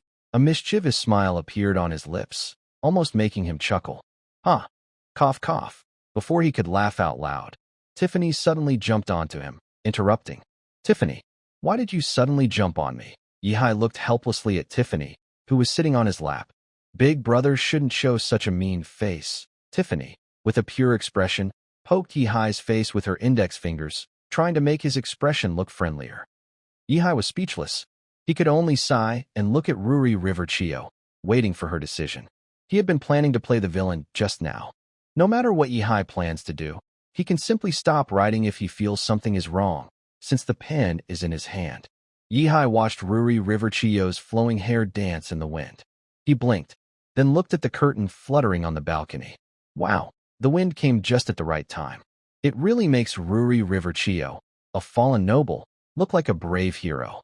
Chio walked to the desk, picked up a feather pen, spread the paper on the table, and looked at Yihai. Seeing this, Yihai lazily leaned on the sofa, hugging Tiffany, and said, "Go ahead and write. To Lord Lion City, Ruri River Chio." Chio was surprised. She didn't expect the letter to be addressed to her older brother, but she still picked up the pen and wrote, leaving elegant characters on the paper. I have urgent news from my subordinates. The goblin threat in Dijon has become widespread. You are probably more aware of how quickly they are multiplying. Since Dijon has fallen, the next target will be Longwick. Longwick's walls are shorter than Dijon's. You know better than I do that Longwick can't hold back the goblin army. Originally, whether Longwick falls or not has nothing to do with my Maple Leaf territory, but according to the principle that if the lips are gone, the teeth will be cold. If Longwick falls, Greycrow Fortress will be their next target. We are willing to send troops to help the Ruri River Principality retake Dijon from the goblins. Yihai didn't lie. Based on the news brought back by refugees, the goblins are rushing from north to south. If this continues, the next target will be Longwick, then Grey Crow Fortress. Although it seems the enemy is heading straight for Dijon, the capital of the Ruri River Principality, no one can guarantee they won't come straight down without stopping. Goblins don't distinguish whether Grey Crow Fortress belongs to the Ruri River Principality. They only see if you're human. When Shio heard this, her eyes trembled involuntarily. Could it be that Yihai really plans to help them retake Dijon? No, that's not right. He must have other intentions. But what exactly is he planning? Chio Rurigawa's eyes showed a hint of confusion. She really couldn't figure it out at the moment. Yihai continued, "If you agree, my Maple Leaf army will set out within a month to help the Duchy of Rurigawa retake Dijon City. Oh, and there's a small matter. When my army heads to Dijon City, they might need to pass through Longwick City. But don't worry, the army won't enter the city. Only the supply convoy might need to stop here for some restocking. Of course, if you're not comfortable with this, you can refuse, but think carefully. If you refuse today, tomorrow I will have to stay inside my own city and watch your Rurigawa Duchy city turn into a goblin's nest. That's all. Lastly, your sister is doing very well with me, so there's no need to worry." Hearing this last part, Chio Rurigawa's face stiffened. How could everything be fine? She had become a maid. She clenched her hand, holding the feather pen for a long time. Until Yihai spoke again. "Write it. What's wrong? I haven't mistreated you, right?" Chio Rurigawa looked at him with a somewhat resentful gaze for a moment. Then finally, as he wished, she wrote the words. Yihai nodded in satisfaction, then walked over, put the letter into an envelope stamped with the maple leaf insignia, and sealed it with a wax seal bearing the family crest. "Big brother, you clearly mistreated her. Chione hasn't eaten anything since she entered the castle today." Tiffany complained nearby. "Is that so?" Yihai was momentarily stunned. Since becoming a knight, he had been in a state where he could eat half a sheep at once, but after eating, he wouldn't feel hungry for a week. So, he no longer had the concept of meal times. He looked up at the dark night sky outside the window, then turned to Rurigawa Chio and asked, "Would you like the maid to bring you a meal?" Although she was a maid herself, Yihai considered her his personal maid and allowed her some special treatment. "No need. I'm not hungry." Chio Rurigawa shook her head. She was also a proper knight who had trained in breathing techniques and awakened her life seed, so she wasn't that fragile. It was just that she hadn't eaten all 3 meals today, so she wouldn't die of hunger. Yihai watched Luli Chuan Xinya for a while, feeling that she seemed a bit insincere. So he said, "Tiffany, please ask the maid to bring up a fruit salad." "Yay, I want to eat fruit salad too." Tiffany happily ran out, even though Madame Aisha usually didn't allow her to eat after dinner. Madame Aisha is very strict with her daughter, only allowing her to eat during meal times and at most one afternoon tea. Yihai shook his head, thinking that Tiffany just wanted to eat. Tiffany is still an apprentice knight and needs a lot of energy, so she gets hungry easily. But Madame Aisha doesn't allow her to eat outside meal times, which makes Tiffany sneak into Yihai's room sometimes to eat secretly. Although Yihai doesn't eat much, the maids prepare small snacks for him every day, placing them on his table. The maids believe that the Earl can choose not to eat, but they must prepare the food. In the end, all the snacks on Yihai's table end up in Tiffany's stomach. "By the way, I've always been curious. Why did your Jurong city fall so quickly? Even if the defenders weren't many, goblins don't have many siege weapons, right? Why did Jurong city fall in less than a month?" Yihai looked at Xinya with curiosity. Everyone knows that goblins are weak fighters, especially in attacking cities. Their siege ability is practically 0. But despite that, Jurong City still fell. Could it be that the wizard behind the scenes made a move again? When Xinya heard Yihai mention this, her mood instantly turned sad. "Do you know where Jurong City is built?" Xinya asked with a somewhat disappointed tone. Yihai thought for a moment and said, "I think it's built along the river. I remember you named that river Jurong River. The river is long and marked on the map, running through almost the entire glazed river principality and flowing directly into the sea. Jurong City is built at a U-shaped bend of this river. There are many advantages to this. The first is that it solves the water supply problem. Having a river means they don't need to dig many wells. This point is very important. Most towns during this period were built near water sources. Even near Maple Leaf City, there is a river, but it is not as long as the Dijon River, which stretches hundreds of kilometers. That's right. Djon City is built beside the Djon River. The river not only provides us with plenty of water and fish, but also naturally forms a protective moat around the city. But this moat has also become our biggest weakness. Chiyu Ruri's expression was very complicated. The underwater goblins somehow learned how to dig holes underwater. We thought that with the city walls and the moat, we couldn't defeat the goblin army outside, but at least we could hold out until reinforcements arrived. But in just a week, those goblins dug their way out from underground. Because they were digging in the water, we only realized they had emerged from underground when they came out onto the surface. Huh. Yihai stroked his chin and said, "So, when you saw the goblins digging into the city, you decided to abandon the city and run away, right?" "Of course not," Ruri-Chiyu argued angrily. "Our soldiers fought bravely.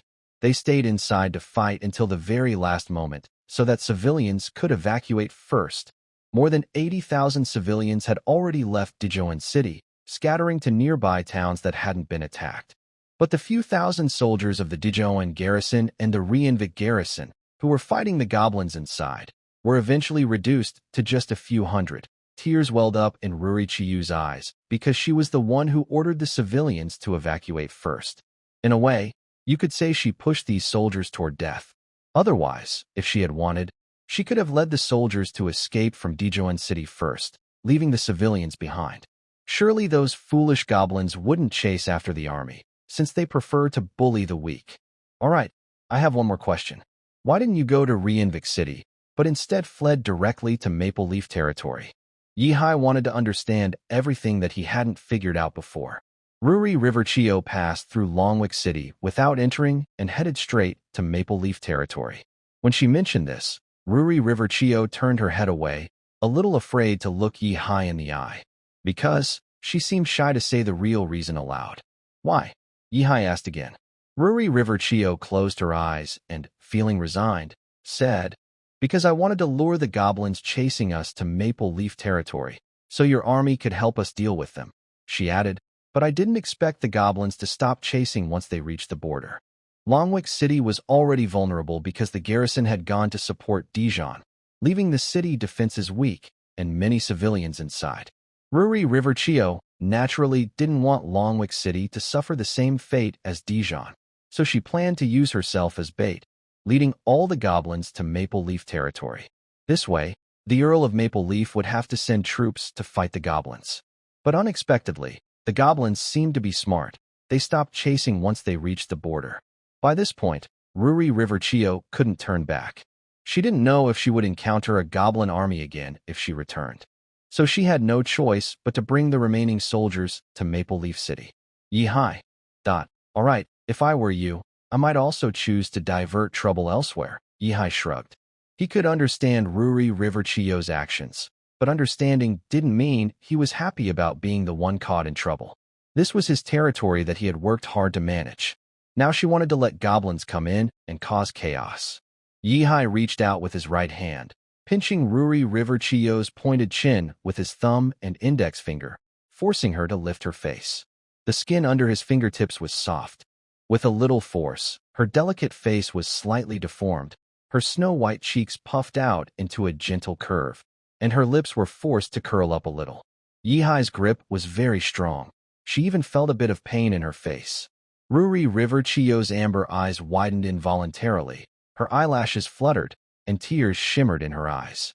Her face turned a faint red, and her lips pouted slightly as she let out a soft, But understanding doesn't mean you won't be punished for your actions. Yihai gently stroked her chin with his thumb, causing her face to become more distorted as soft flesh spilled out from between his fingers. Ruri River-Chiyo's ears turned red so quickly they seemed to bleed, and her eyes darted around, too afraid to meet his gaze. Yihai looked at her for a few seconds, then loosened his grip and let his hand slide down. He smacked her on her firm, rounded buttocks with a sharp sound. The crisp slap echoed in the study. Chiyo shivered suddenly, her face flushing from her ears to her neck. She hurriedly grabbed her skirt with trembling hands, her fingertips turning white, but she could only let out a soft whimper. "If I didn't have something urgent to do and go out soon, I really would have pushed you onto the desk and spanked you hard." Yihai threatened fiercely. He withdrew his hand, tidied his sleeve, and said, "You're lucky I don't have time to deal with this now. Go have dinner with Tiffany. After eating, go back to your room, warm up the bed, and wait quietly for me to return." In the next moment, Yihai strode out, his cloak billowing behind him in a neat arc. The study door slammed shut. Now, only Chiyo was left in the room. She bit her lip, took a deep breath after a long pause, and the blush on her face almost seemed to burn. After a while, a very soft voice escaped from between her teeth. Since childhood, no one had ever spanked her. Not even the former Duke Ruri River. "So, did Brother Yihai spank you?" Tiffany held a glass bowl with both hands. She used a silver fork to pick up a strawberry, put it in her mouth, and chewed with cheeks puffed out like a little hamster. Juice slightly spilled from the corner of her mouth, but she didn't mind. She licked her lips and picked up the next piece of mango. "How do you know?" Chiyo, who had just come downstairs, paused in surprise. Although Yihai had asked Tiffany to bring a fruit salad to Chiyo earlier, it was clear she was now eating it herself. She had been sitting in the kitchen eating ever since. Although the maids usually didn't prepare snacks for Tiffany because of Lady Elsa's orders, if Yihai told them to, it was different. After all, the Count was the master of the castle. Isn't it obvious? Who walks around holding there like that? Tiffany spoke while picking a blueberry and putting it into her mouth. Before she finished speaking, she started chewing, and her voice was a bit unclear. Ruri River Chiyo saw this and blushed. She quickly pulled her hand away from her bottom. That means the maids might have seen her earlier when she went downstairs. Although it was nighttime, many maids were still working in the castle. They had to regularly add firewood and clean the fireplaces in each room, and the oil lamps in the hallways couldn't be turned off at night. They needed oil refilled on time. Seeing Ruri River Chiyo looking so embarrassed, Tiffany's eyes curved into a smile, and her cheerful laugh rang out. But she didn't stop eating. "It's okay. I used to get spanked by Brother Yihai too. Just a little pain, and it'll be gone soon." "That's not really about pain, is it?" Ruri River Chiyo had 100 things to say, but couldn't speak them out loud. She could only keep them inside, blushing all over. "By the way, where does that downward passage lead?" After leaving the kitchen with Tiffany, Ruri River Chiyo pointed at a secluded staircase guarded by 2 heavily armored knights. They were on the first floor, so going down should lead to the ground level. But Ruri River Chiyo remembered that the main staircase wasn't guarded, yet this small, hidden staircase was. That was clearly strange. Tiffany still held the large glass bowl. Before leaving the kitchen, she made sure the cook filled her fruit salad again. She looked in the direction Ruri River Chiyo pointed. After noticing what she was indicating, Tiffany's eyes flashed with a strange expression, but she quickly hid it. Tiffany looked confused, touching her face with her finger. "I think that leads to the basement, but I really don't know what's inside." Then she blinked her innocent big eyes at Ruri River Chiyo. "Chiyo's sister, do you want to go down and check? Maybe I can ask the knight at the door to let us in." Ruri River Chiyo shook her head. "No need. I just arrived here, so it's better not to go exploring everywhere. Let's go upstairs. If I don't rest soon, Mom will come and pinch my ear again." When mentioning this, Tiffany shrank her head back, clearly feeling a bit afraid of her mother, Lady Elsa. Rest. Whenever this was mentioned, Chiyo Ruri's face would turn slightly red. Resting didn't mean she would just relax. It implied she might have to warm the bed for the Count of Maple Leaf. And when that man returned, it probably wouldn't just be about warming the bed. But Chiyo Ruri knew very well that she could only do as he instructed, so she slowly nodded and said, "Let's go upstairs." The two of them went upstairs. Unlike Tiffany, who sometimes skipped 2 or 3 steps at a time, Ruri always took 1 step at a time, walking steadily and gracefully. However, her pace was not slower than Tiffany's, and it was a mystery how she managed to do that. "Knight Commander, aren't we supposed to deal with the goblins? Why are we preparing siege equipment?" At this moment, Darim, who had just come back from the city gate shift, looked confused and scratched his head. Could it be that goblins also build cities now? Foding glanced at Darim and said, "That's the Count's order." I don't know why either. They were standing at the entrance of Maple Leaf Castle, looking down at the city under the night sky. The moon was bright tonight. Even though there were no street lights inside the city, the excellent eyesight of the knights allowed them to see the general situation clearly. Darim nodded and asked, "All right, so when do we need to prepare?" "Within 30 days? Since it was the Count's command, he had no choice but to accept it. It's a rule among knights never to question the decisions made by those they serve. No, Foding shook his head. Just need to be ready in 45 days. Dareem was even more confused now. Didn't they say they would go to war in 30 days? Why was the siege equipment needed later? Could it be that it wasn't for this upcoming campaign? But he didn't ask further. Instead, he silently remembered the order and planned to gather the craftsmen in the city at dawn. Just then, Yi-Hai, dressed neatly, stepped out. The two hurried to greet him. Count, Yi-Hai nodded. Let's go. We're heading to the steam factory. After speaking, Yi-Hai directly mounted the white horse that had already been brought to the door. Yes, Foding and Talmim quickly followed, along with a 12-person knight team that had been waiting nearby, ready to depart at any moment. On the Minsky continent, carriages had long existed. There were certainly carriages in Maple Leaf City, but Yi-Hai couldn't stand those transportation tools without bearings and shock absorption systems. Riding in a carriage was just torture. It was better to ride a horse.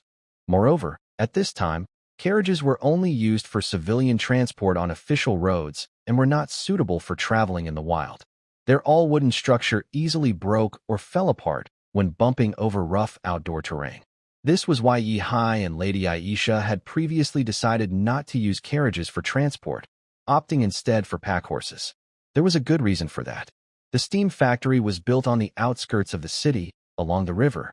Yi-Hai chose this location mainly because he had no other options. His self-made steam engine had poor heat dissipation and could only be cooled by the river's water flow. Plus, its large size and the loud noise during operation made Yi-Hai give up on placing the steam factory inside the city. He didn't want to suffer from tinnitus at a young age. As they moved further away from the residential area, a large concrete building appeared before them, along with a tall, column-like structure spewing black smoke into the sky. That was the factory's chimney. The guards at the gate saw the riders approaching from afar. When they recognized Yi-Hai leading the group, they all stood straight and saluted. Count, yes. Is Oberst Bork in the factory? Yi-Hai dismounted and nodded in response, then asked directly. Yes, Master Bork is almost always sleeping in the factory, nearly 24 hours a day, the guard replied. Oberst Bork was originally a master craftsman in Maple Leaf City, highly skilled in woodworking and metal forging. He was a bit shorter than most people. He was even shorter than Tiffany. His short stature combined with his excellent craftsmanship led the townspeople to suspect he might have the legendary dwarf bloodline. There have always been stories of dwarves on the Minsk continent, said to be exceptionally talented in engineering and design. However, no one has actually seen a real dwarf family for hundreds of years, so these stories remain just legends. Take me inside to find him. Yi-Hai signaled the guards to lead the way. Since Yi-Hai invented the steam engine, the master craftsman in Maple City, Oversback, has been deeply fascinated by this powerful steam technology. He never expected steam to be so powerful. To fully understand it, Oversback even built the steam engine for Yi-Hai without charging any money. He just wanted to be involved in building the steam factory from start to finish. Yi-Hai naturally had no reason to refuse such a skilled worker who was willing to work for free. Since then, Oversback has lived inside the steam factory and never left. Led by the guards, everyone moved deeper into the factory, amid the loud noise of machinery. Soon, an old man with white hair appeared in their view. He was crouched in front of a machine, fiddling with something. Master Bach, the Count is looking for you, the guard shouted loudly. The factory environment was so noisy that he had to shout loudly for others to hear. After several calls, Master Bach finally seemed to hear and turned around. When he turned, everyone could see his face. Not only was his hair white, but his beard was also white. Seeing Yi-Hai, Master Bach's eyes lit up. Without paying attention to the guard beside him, he ran straight toward Yi-Hai. Count, your steam power is incredible, he said excitedly. I believe this will become the main force driving the entire world in the future. Look over there. Steam hammers are constantly falling, producing iron sheets that used to require dozens of blacksmiths to forge every day. A row of 6 large, 1 meter tall, dark gray cast iron beasts stood on a cement base. Thick pistons moved rhythmically up and down, driven by steam. Each time they lifted, the giant hammer at the top was raised about 3 meters high. Every time the hammer suddenly falls, it whizzes through the air and crashes onto the glowing red iron ingot, sparks flying, and the ground trembling. When the hammer hits the anvil, it makes a loud metal clang. That is a 3-ton steam hammer. Master Buck's voice sounds very excited. In the past, to forge a 1-finger-thick steel plate for a breastplate, 8 strong men had to take turns swinging hammers, working from morning till night for 3 days and nights, and it still wasn't even. Now, look, he quickly walks with Yi-Hai to the machine. A worker, shirtless, places the red-hot iron ingot on the anvil, steps back 2 paces, and pulls a nearby iron lever. The steam valve hisses loudly, white mist sprays out, and the giant hammer crashes down. With the first strike, the iron ingot is flattened by a third. With the second strike, sparks fly, and the ingot turns into a half-meter-wide slab. The third, fourth, and subsequent strikes. In less than 10 breaths, a steel plate 1.5 meters long, 2 centimeters thick, and as smooth as a mirror is formed, resting on the anvil with a faint orange glow still warm at the edges. Master Buck's beard trembles as if it might fly off. In the past, our city of Maple Leaf could only produce a few complete breastplates a year. Now, in one day, we can make 40. 40. That's enough to equip a whole squad of heavy knights. Of course, forging a steel plate from iron ingots isn't just about pressing the metal flat. Many other steps are needed. But the steam-cast steel plate has saved blacksmiths from the most time-consuming core process. Yi-Hai feels a bit helpless. He looks at his small arm held by Buck and says, "Buck, you've already mentioned all this in your letter. Why are you still so excited? The steam factory is gradually getting on track, transforming from a purely experimental base into a real factory capable of mass production. Making 40 steel plates a day isn't the limit for this steam hammer.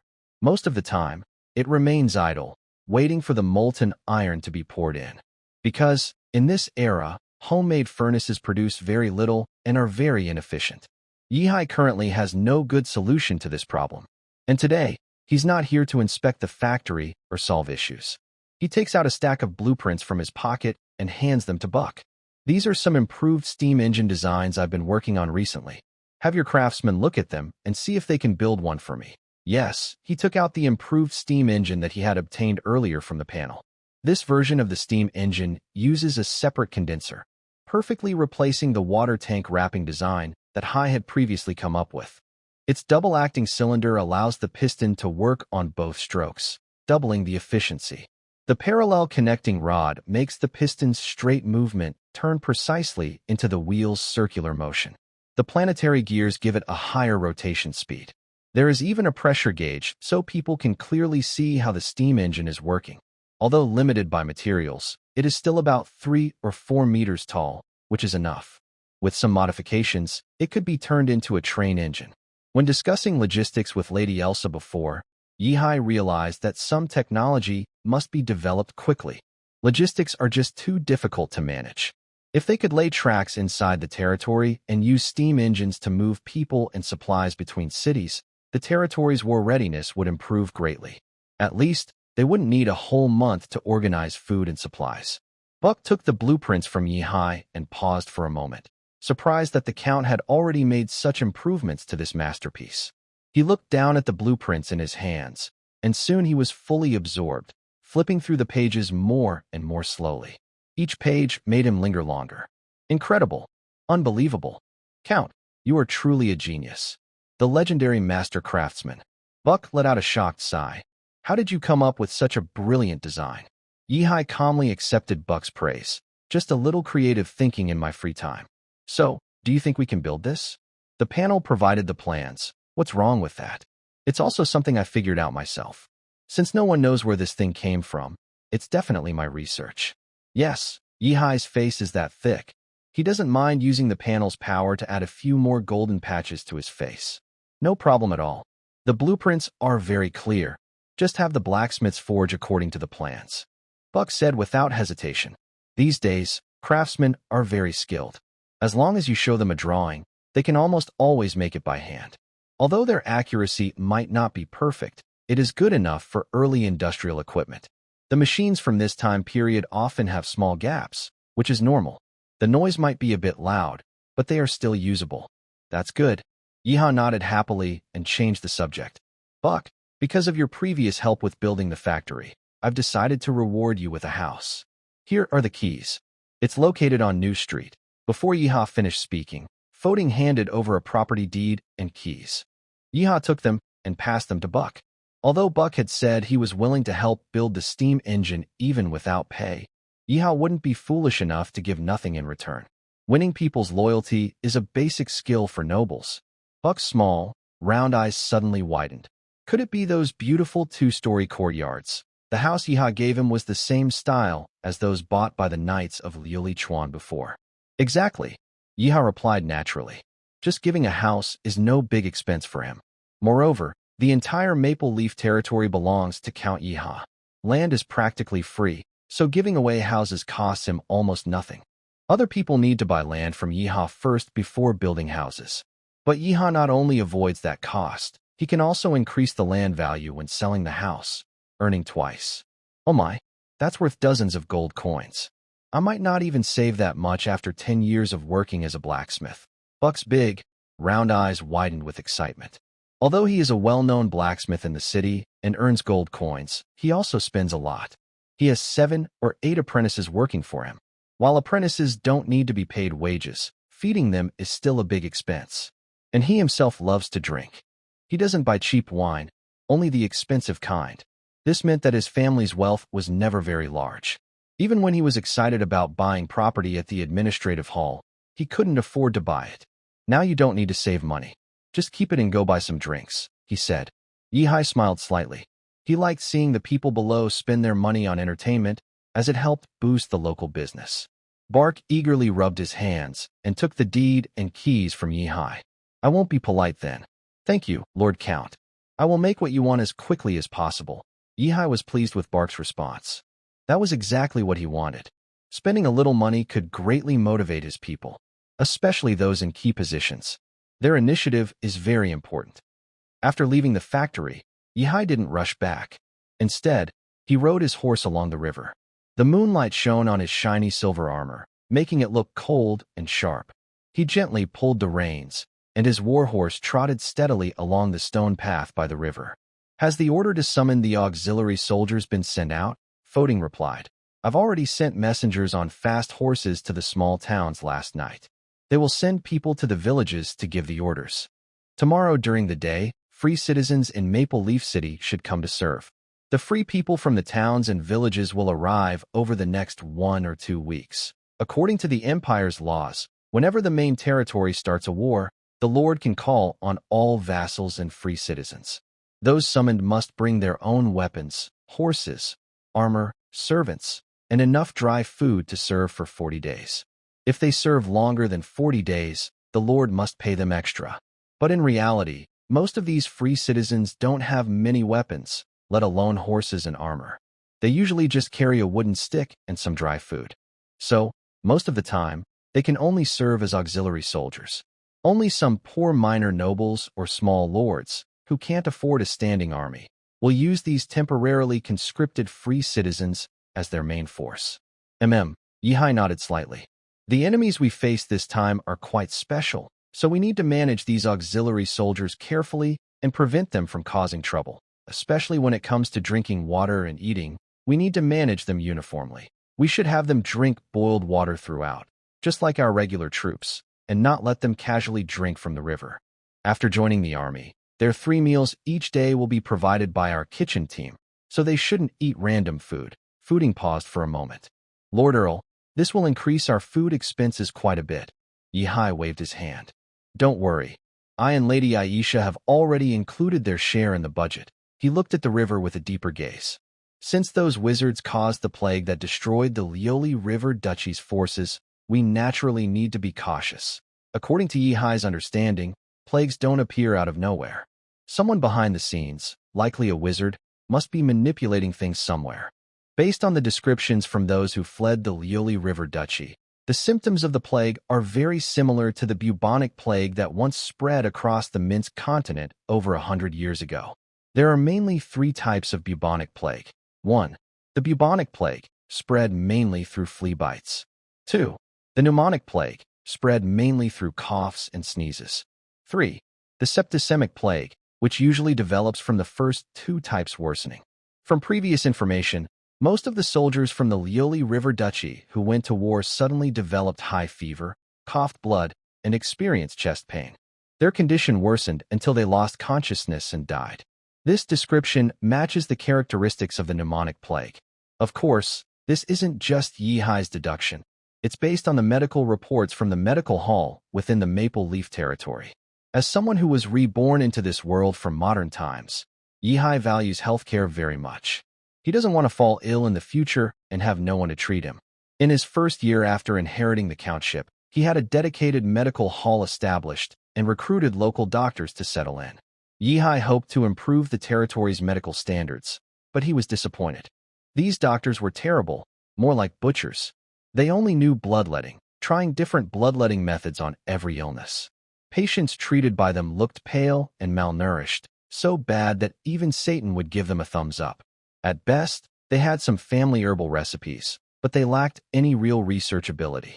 So Yihai finally gave up hope that they would help and decided to gather and organize historical records of diseases and treatments.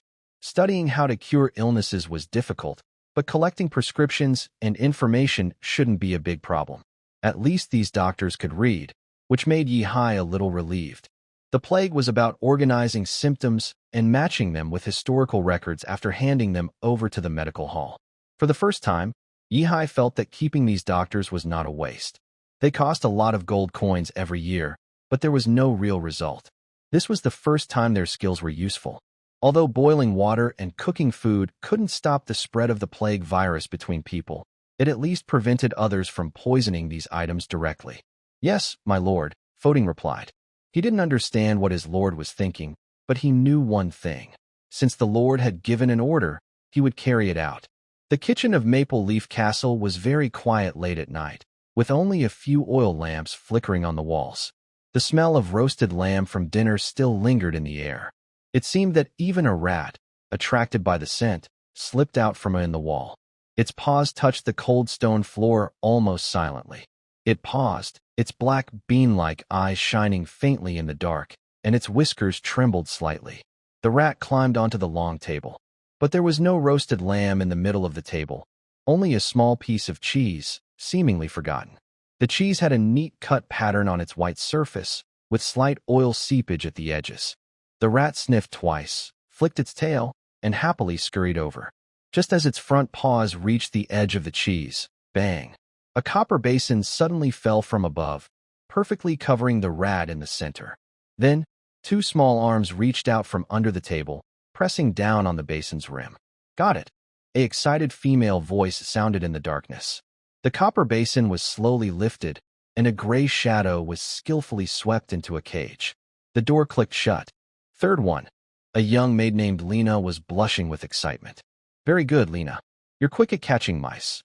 I was a bit worried that you might be afraid of mice before." A young-looking maid with long red hair praised. Lena chuckled and touched the back of her head. "When I was at home, we were poor, so I often caught mice in the fields and roasted them to eat. These mice in the castle are pretty much the same as the ones in the fields, just a bit bigger." Lena was born a serf. Her family was very poor before she came to the castle. The mice in the fields were one of their few sources of meat. Although the castle had maids cleaning every day, mice still appeared in the kitchen area. In this medieval setting, there were no special mouse poisons to help deal with these pesky mice. "But Anna, why did the Count ask us to catch mice? Does he want to eat roasted mouse meat?" "There's no need to catch live ones just for that. I can help roast them. I'm good at roasting mice," Lena said, raising her hand to volunteer. Anna shook her head. "I don't know. Just do what the Count tells us."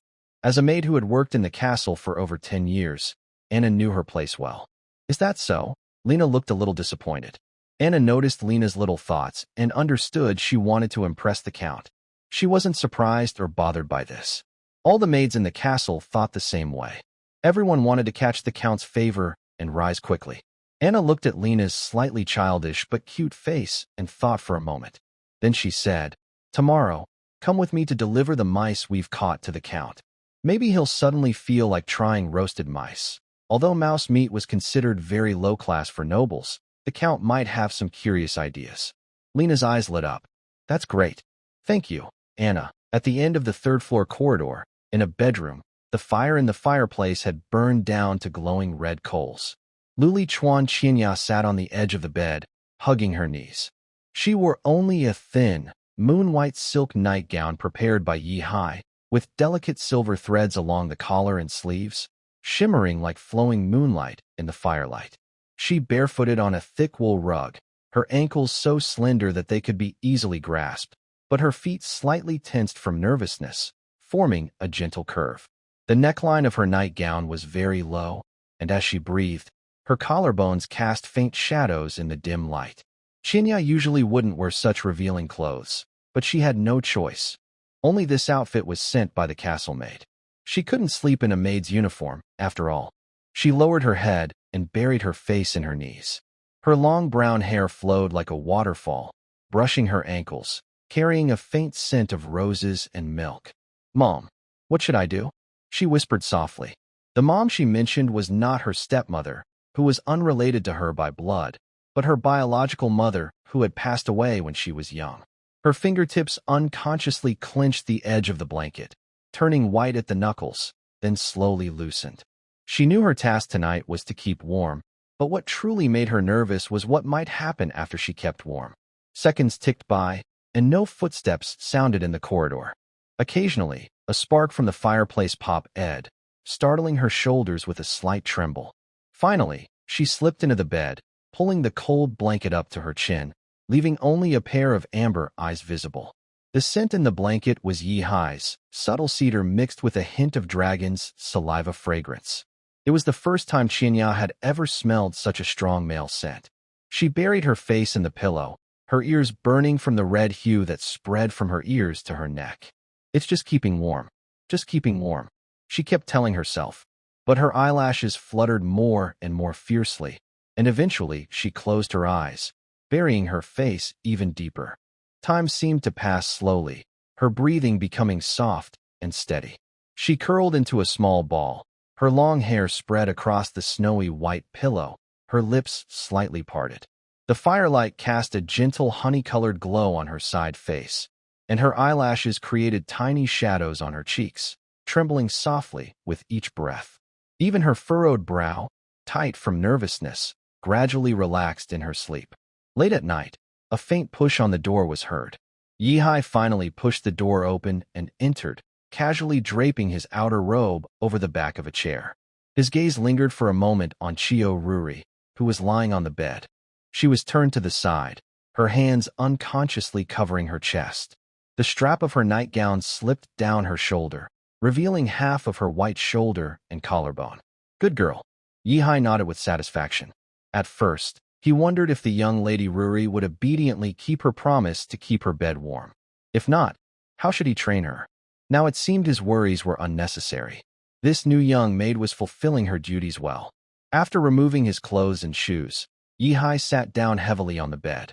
The mattress sank slightly. Lying down, he reached behind her and wrapped his arms around Ruri. Holding her close felt quite comfortable. The person in his arms trembled slightly, but did not wake. She even instinctively moved closer to the heat source while still asleep. The greatest pleasure in training is to make the other person gradually fall for you. Achieving quick success is boring. It may bring short-term happiness, but it leaves a deep emptiness afterward. Yi Hai wanted her to take the initiative step by step, lifting her skirt herself, then look at him with a face full of disdain, only to finally obey his commands out of helplessness. This was a different kind of thrill. The Tavern in Maple Leaf City is open 24 hours a day. This started 10 years ago when the current count inherited his title and implemented reforms. That reform was to cancel the curfew. Since then, although the city gates still closed at night, the taverns and inns inside the city could stay open around the clock. It is said that the count made this change to boost local business prosperity. Barkeep Miller didn't quite understand these reforms. He only knew that since then, the greedy boss often made him work both day and night shifts at the tavern. Though he earned extra copper coins for the night shift, Miller, exhausted after a full day's work, just wanted to go home and sleep peacefully. Instead, he had to stay awake and serve the drunken customers. Now, the sky outside was already getting light. Miller, struggling to keep his eyes open, leaned on the bar with his elbows, feeling drowsy. If not for worry that the boss might find him slacking and dock his wages, he really wanted to lie down and sleep right there. No mattress or blanket was needed. With his current state, he was almost falling asleep standing up. The bar was quiet at this moment, with only a few drunken patrons snoring loudly on the tables. Miller didn't pay much attention to them since he had already paid for the drinks. Suddenly, footsteps sounded at the door of the tavern, which was usually only filled with cold wind. Miller looked up in confusion. Who would come to the tavern so early in the morning? Could it be Master Buck, the heavy drinker? But he wasn't at the steam factory anymore, and it was a long walk back and forth, about 10 miles. If anyone was eager to drink early, Miller could only think of him. However, the person who appeared was not the person Miller expected, but someone else he knew. Jack? Why are you in town so early? Miller looked at Jack in surprise. He was an old friend. They both lived in Pine Wind Town near Maple Leaf City. In fact, they were neighbors. Jack looked helpless as he walked to the bar, placing a wooden stick beside him and tossing his luggage on the ground. He sat heavily on a tall stool at the bar and said, "It's because of the Lord's summons. I was called up. Someone came knocking on my door last night to tell me." Miller glanced at the clock on the wall. It was only 6:30 a.m. There's no need to come so early. The city gates just opened not long ago. The main city gate of Maple Leaf City closes after sunset and doesn't reopen until dawn. Usually, after receiving a notice, people are given some time to prepare and travel. Since transportation options are limited these days, you might catch a caravan if you're lucky, or pay for a ride. If luck isn't on your side or you don't want to spend money, you have to walk on foot. Hey, you don't understand this, do you? Jack showed a mysterious smile. The person who announced the summons last night said that the service period is counted from the reporting time. Anyone who reports before 9 a.m. is considered to have served a day. If I come early, I can serve an extra day. When it's time to go to war, it might be the same time they start paying wages. The service period is only 40 days. If it exceeds that, they pay daily. This law has been unchanged for over 100 years. Even nobles must face punishment from the empire's court if they break the law. The common folk, though not very knowledgeable, understand well the importance of their own interests. They know how long the preparation period before a campaign is, so arriving early is not a bad thing. In fact, it has many benefits. Of course, this only applies during non-farming seasons. During busy farming times, these farmers would be less willing to come early. You're clever, but not clever enough, Miller shrugged. Since childhood, he had always thought Jack was the sneakiest. So why don't you go report in quickly instead of coming here? Jack grinned mischievously. It's not even 9 o'clock yet, so I thought I'd rest here for a bit. Since I've come all this way, why not invite me for a drink? As he spoke, Jack winked and gestured toward the large barrel of wine behind Miller. Nowadays, all the wine is made from grains, which are already expensive, so the wine itself costs even more.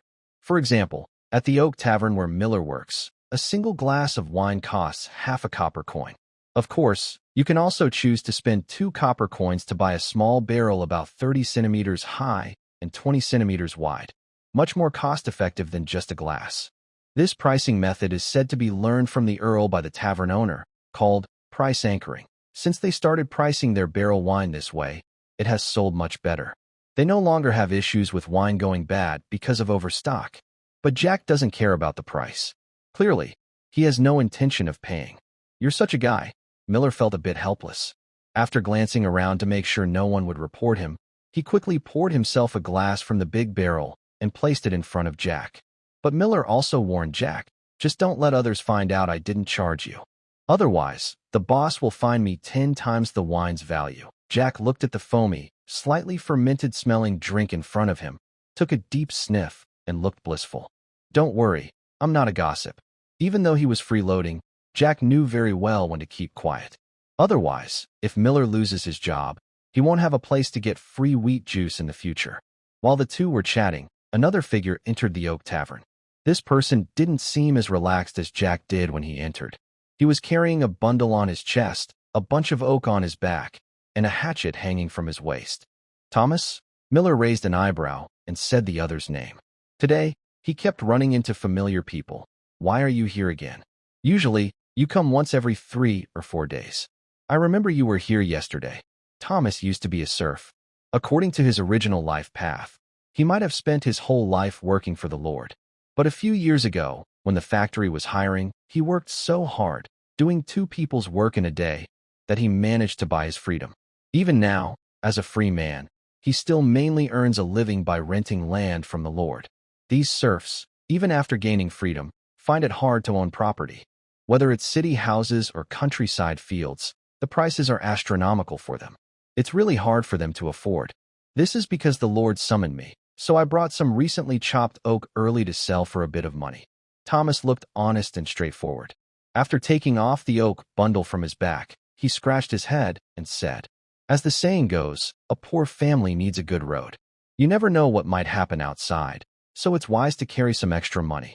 Don't think that when the army goes to war, the Lord's soldiers won't need money for food and supplies. There are always some clever merchants who make money in the military camp." Miller looked at the oak Thomas had set down. Another piece of untreated oak? Still the old price, 10 kilograms for 1 copper coin. Oak is excellent for making barrels, but it can't be used right after being cut. First, only oak cut in winter can be used for barrels because the water content in the tree is lowest then. Second, the cutting must follow the grain. Saws are not allowed because they damage the fibers, which can cause leaks later when making barrels. Finally, the wood needs to be dried outside for 2 or 3 years before it can be used to make barrels. Miller didn't initially understand why people sun-dried things, but after working in the tavern for a while, he learned a bit. Using sun-dried oak to make wine barrels makes the wine taste better than barrels made from unsunned oak. This is knowledge passed down from those before us. Although we don't fully understand the science, as long as we know how to use it, that's enough. Miller took some oak from Thomas and pulled out a long stick from the corner, hanging it on a hook lowered from the ceiling. Then he added an iron weight, turning it into a large scale.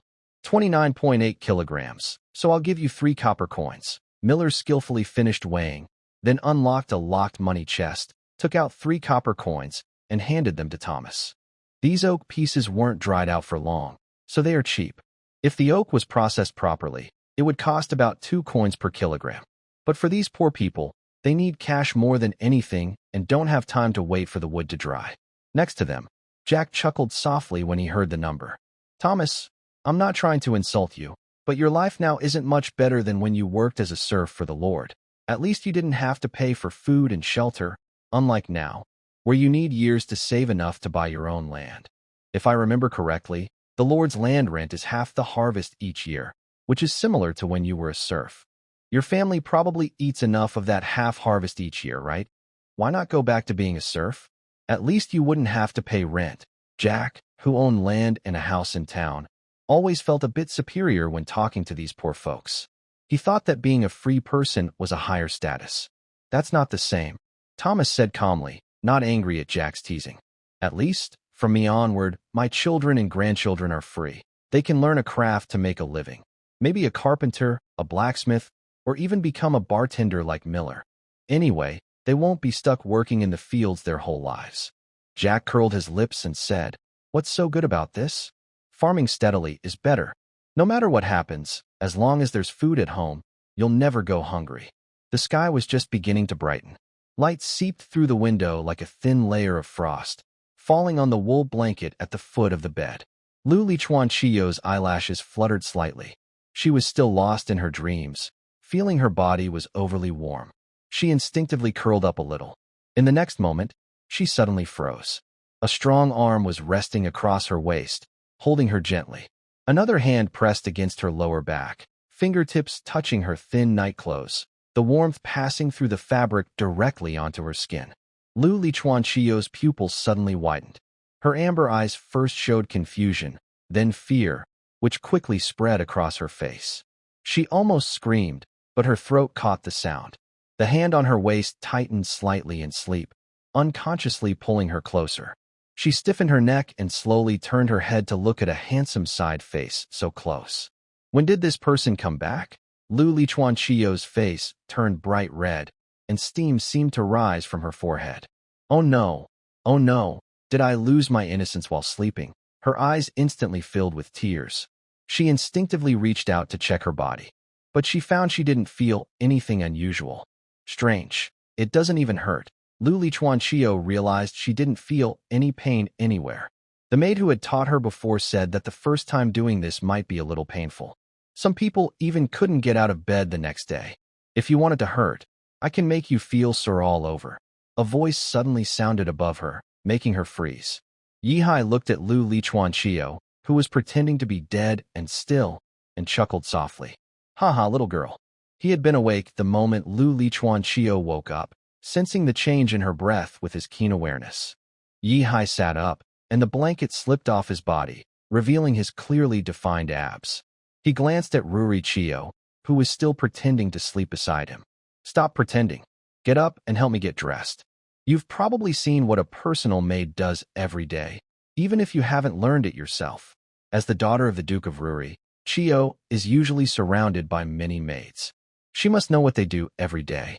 Seeing that she couldn't pretend to be asleep anymore, Chio opened her eyes and sat up.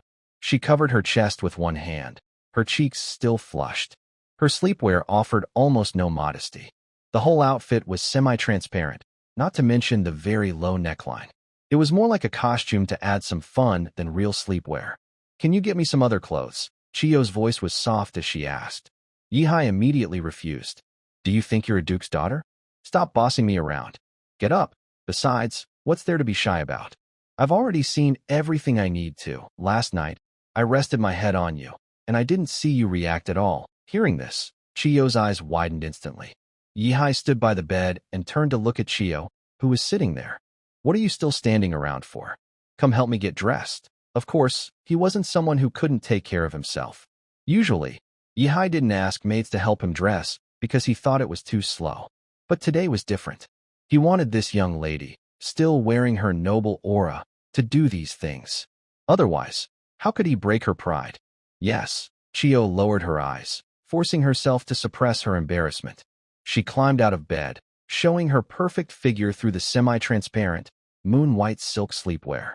She stood up and, seeing the clothes Yihai had taken off last night on the chair, walked barefoot toward them. Yihai's bedroom was covered with a wool blanket, so walking barefoot didn't feel cold. Do you usually wear your clothes for 2 days in a row? Yihai asked suddenly, watching Chio's movements. Hearing his question, Chio's movements froze. Indeed, no noble would wear the same outfit for 2 days in a row. Even when Ruri River Chio was fleeing before, she always had spare clothes. She looked around nervously, then quickly walked over to a wardrobe after spotting it. But when she opened the wardrobe, Ruri River Chio froze. The wardrobe was large, but it was filled not with clothes, but with a bunch of dolls, even taking up the entire space.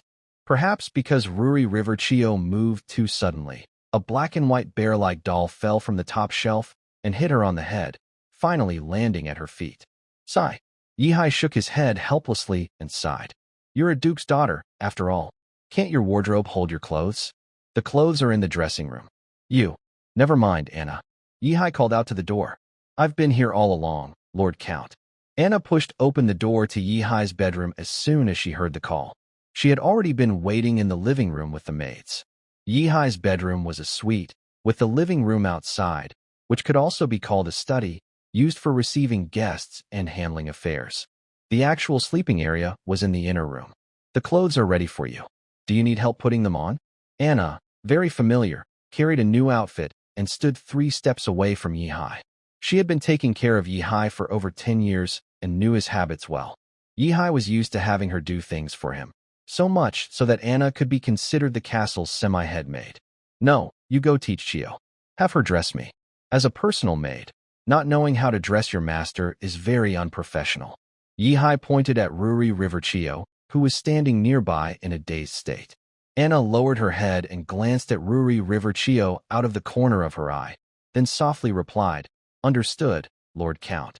She walked over to Ruri River Chio and said calmly, Miss Ruri River Chio, please pick up this doll. The floor in the Count's room shouldn't have clutter. Ruri River Chio instinctively bent down, picked up the black and white bear doll, and when her fingertips touched the soft fur, she suddenly realized that her appearance might not be suitable for meeting others. She stood frozen holding her doll, her ears turning red almost as if they were bleeding. Anna, however, seemed to see nothing and simply moved aside to make a path, her voice calm. The changing room is over here. Please follow me. The changing room was right next to the bedroom. It was opened by pushing a hidden door. Inside, it was twice as large as the bedroom. One wall was covered with full-length wardrobes, and the opposite wall had a large mirror and a row of drawers. I have already prepared the clothes the Count will wear today. However, you might be the one to choose his clothes in the future. I hope you have good taste so that our Count does not lose face in front of the people. Anna turned and said, every morning, you should wake up before the Count and prepare his clothes in advance. As she spoke, Anna reached out to hand the clothes to Ruri Chiuchio, but she paused halfway. Please put the doll aside first. Hearing this, Ruri Chiuchio realized she was still holding a white bear. She quickly placed the doll on a nearby table. Only then did Anna put the clothes into Ruri Chiuchio's hands and lead her back to Yihai. Miss Ruri Chiuchio, please start with the lining. Anna's voice was as calm as water. She stood to the side, her hands folded in front of her stomach. Ruri Chiuchio lowered her head, her hands trembling slightly as she held the pure white shirt. The fabric was delicate and smooth, made of fine-spun cotton and linen, with a faint scent of lavender. First, loosen the collar of the shirt. Anna guided her from the side. Stretch your hands from under the Count's arms and help him put his arms into the sleeves. Be gentle.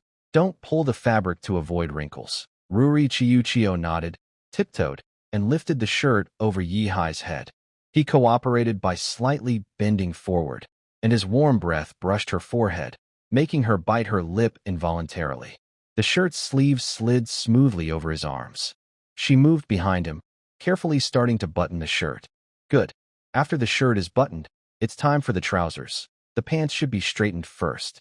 Kneel down and support the Count's ankles, helping him step in gradually. Remember, the waistband should be at the right position before fastening the belt. The belt should be buckled in the third hole. That's the most fitting. Anna guided step by step. Ruri Riverchio's eyes flickered slightly. Kneel down. As the daughter of the Duke of Ruri River, when had she ever knelt to anyone? But now, she had no choice.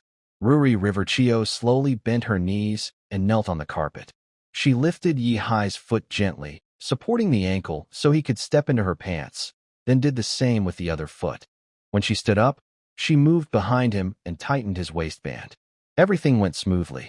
From inside to outside, from top to bottom, every piece of clothing on Yihai was perfectly put on with Ruri Riverchio's help. Yihai turned around, looked at himself in the mirror, and nodded with satisfaction. Not bad. Anna, you can step back now. Anna saluted and turned to leave, leaving Ruri Riverchio alone with Yihai's gaze. She lowered her head, feeling a mix of emotions. What's wrong? Can't handle just putting on clothes for me? Yihai asked playfully. The training had only just begun. No, master. It is my honor to serve you, Ruri Riverchio replied reluctantly, lowering her eyes. Ruri Riverchio's technique was a bit clumsy. She used a warm, damp towel to wipe Yihai's face. Since Yihai was much taller than her, she had to stand on tiptoe to reach his face. After making sure she hadn't missed any spots, she finally relaxed slightly, standing flat on her feet and placing the towel back into the copper basin. She had never washed someone else's face before, and she rarely washed her own face before. Good. Yihai looked at his handsome face in the mirror and nodded with satisfaction. At least you are starting to change your attitude. Ruri Riverchio didn't reply. She silently picked up the copper basin and prepared to leave. At that moment, Anna stopped her at the bedroom door. Miss Ruri Riverchio, let me handle this. It's better not to let anyone other than the Count see you in this outfit.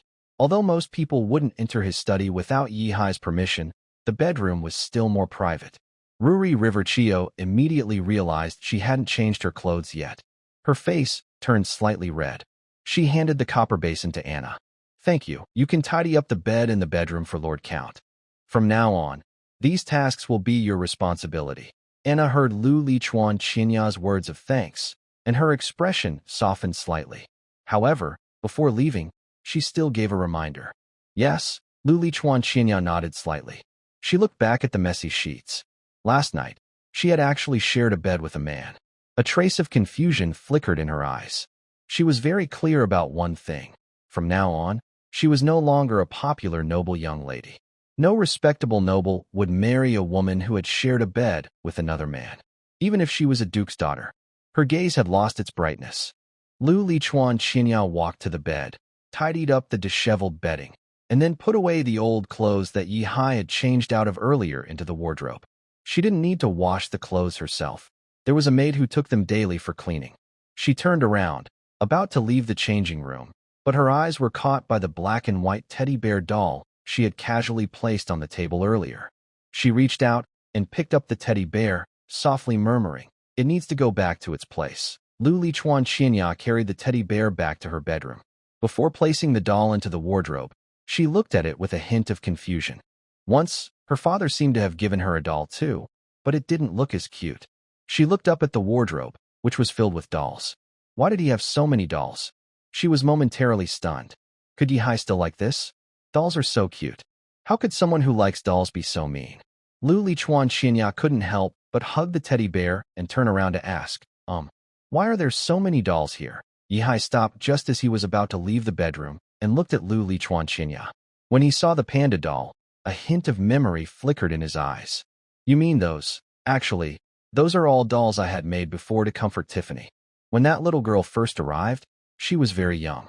Maybe because she was in a strange environment, she cried and fussed all day. Thinking of that scene, Yi Hai shook his head helplessly. At that time, Tiffany couldn't even understand spoken words very well, and Yi Hai truly had no idea what to do. I thought kids like these dolls, so I had my people make some based on my drawings. Whenever Tiffany was upset, I would give her one. Later on, Tiffany's room was filled with these dolls. As she grew older, she cried and fussed less. Yi Hai shrugged and said, originally, these dolls were meant for her, but later they were never used. The extra dolls just stayed here. Lu Lichuan Qinya couldn't help but feel a bit envious when she heard this. How wonderful it was. Tiffany was so loved and spoiled. She had also experienced being pampered before, but now, thinking about her current situation, Lu Lichuan Qinya's eyes darkened with hopelessness. Yi Hai looked at her, who had lost her dreams, and raised an eyebrow. If you like, I can give you all the remaining dolls in the cabinet. Then he walked out of the room directly, leaving only a sentence. By the way, the panda you're holding is called Panda. Panda? Lu Lichuan Qinya's voice was a bit confused. She looked at the doll in her hands. No matter how she looked at it, it seemed to be a bear. Even if it had some cat-like features, wouldn't it be called a cat bear?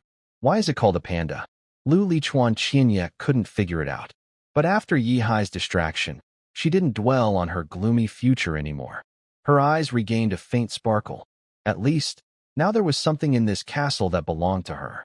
She instinctively tightened her arms and hugged the panda doll tightly. From a princess who had everything to a maid with nothing, Lu Lichuan Qinya had experienced unimaginable ups and downs. She now cherished something that was entirely hers, even if it was just a doll Yi Hai casually gave her. She looked at the full wardrobe of dolls and then at the panda in her hands.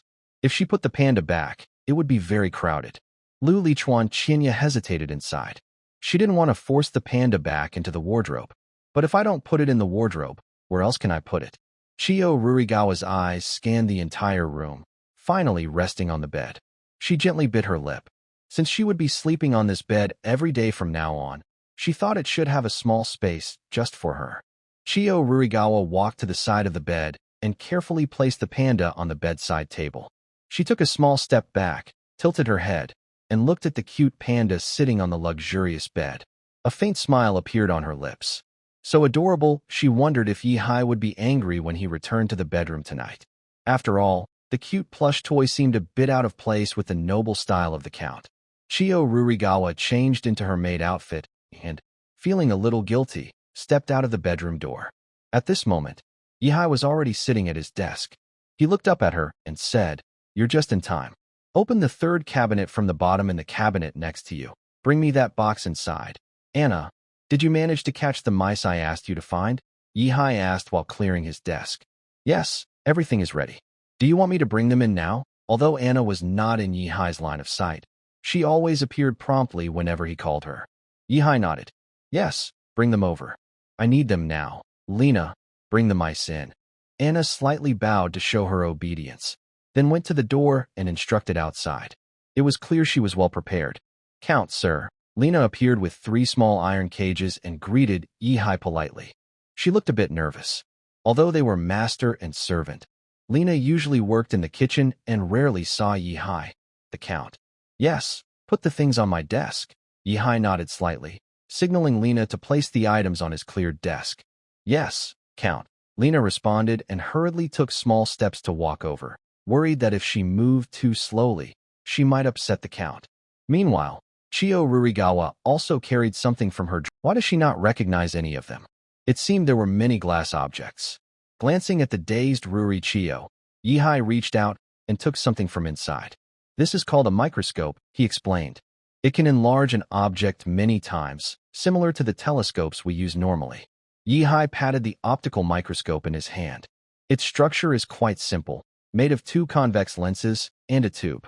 Glass was already available on this continent, so shaping it into a convex lens was not difficult. Moreover, this world has supernatural powers. Yihai could even use his own strength to shape ordinary glass into a convex lens with his bare hands, without tools. This made Yihai believe that a world with extraordinary powers has much greater potential for technological development than an ordinary world. What is a convex lens? Ruri Chiyo asked, looking confused. She had no idea what a convex lens was. Although she had used a telescope before, she never thought about why telescopes could see far. Yihai hesitated, realizing he had explained poorly because he overlooked that Ruri Chiyo lacked some basic knowledge. Later, I'll find some books for you to learn the basics, he said with a sigh. Fortunately, over the years, he had written many scientific textbooks to prevent himself from forgetting knowledge from his past life. This was also to prepare for the future industrialization of the territory. To truly develop industry, a place needs not only ordinary workers, but also workers with enough knowledge. Currently, in the Maple Leaf Territory, there are hardly any literate people. There are no free public schools for children, so most knowledge is passed down through parents' teachings. The slightly wealthier families hire teachers to instruct their children. For example, Tiffany is usually taught by Lady Elsa herself. Yihai has always planned to establish a public school in the territory, but due to various practical reasons, this idea has not yet been realized. Luli Chuan Xinya's soft little mouth slightly opened, as if she wanted to defend herself. She was not lacking in common sense, but ultimately gave up the idea and lowered her head, saying, "Yes, master." Yihai took out his things from the box one by one. A glass syringe, tweezers, scissors, and a scalpel. There were many other items in the box, including glass petri dishes and glass clips. All of these were made when he tried to build a research-capable medical clinic years ago. Unfortunately, they were never used because the doctor's knowledge was not enough to make good use of these tools. Yihai looked up at the clock hanging on the wall, silently noting the time, then said, "Help me hold the mouse still. I need to draw some blood." Draw blood? The 3 maids looked at each other with confusion, not understanding what to do. But they understood the command to hold the mouse, and Lena was the first to raise her hand. "I'll help hold the mouse. I'm best at this." Yihai glanced at Xinya, who looked a bit helpless, and nodded slightly, agreeing with Lena's suggestion. It was really difficult for Xinya, a wealthy young lady, to hold the mouse. Besides, Yihai was planning to train her to become a close maid, not to turn her into a fierce woman who could crush mice with her bare hands. If she didn't want to catch it, she didn't have to. Wait, no, given Xinya's knightly skills, crushing a mouse with her bare hands probably wasn't that hard. Anna, standing nearby, saw Lena go forward and silently stayed in place. Just as Lena was about to catch the mouse in the cage with her bare hands, Yihai suddenly interrupted her. "Wait, put on these gloves." He picked up a pair of rubber gloves from the box and threw them to Lena. She hurriedly caught the gloves midair. She looked at the gloves and blinked, not understanding what they were for. Yihai seemed to notice her confusion and explained, "Mice carry many germs. If you get bitten without protection, you could get sick easily." Lena listened to Yihai's explanation, her eyes shining. "Countess, I understand now." As expected of the Countess, she knew a lot. She's really impressive. Lena remembered her childhood friends who used to catch mice in the fields. Some of them were bitten while catching mice and then got sick with a fever. She used to think it was just bad luck. But now, after hearing Lord Count talk, she realized it was because of the mice. At the same time, Lena felt a little touched. She didn't expect such an important person like the Count to care about her health as a servant. Indeed, rumors say that Count Maple is the kindest noble around, and it seems true. Yihai didn't know what Lena was thinking. He had already prepared the syringe. If he knew Lena's secret thoughts, even he, who is usually thick-skinned, might feel embarrassed. In his view, he is harsher to the common people than the capitalists of his past life, who makes good people work 14 hours a day.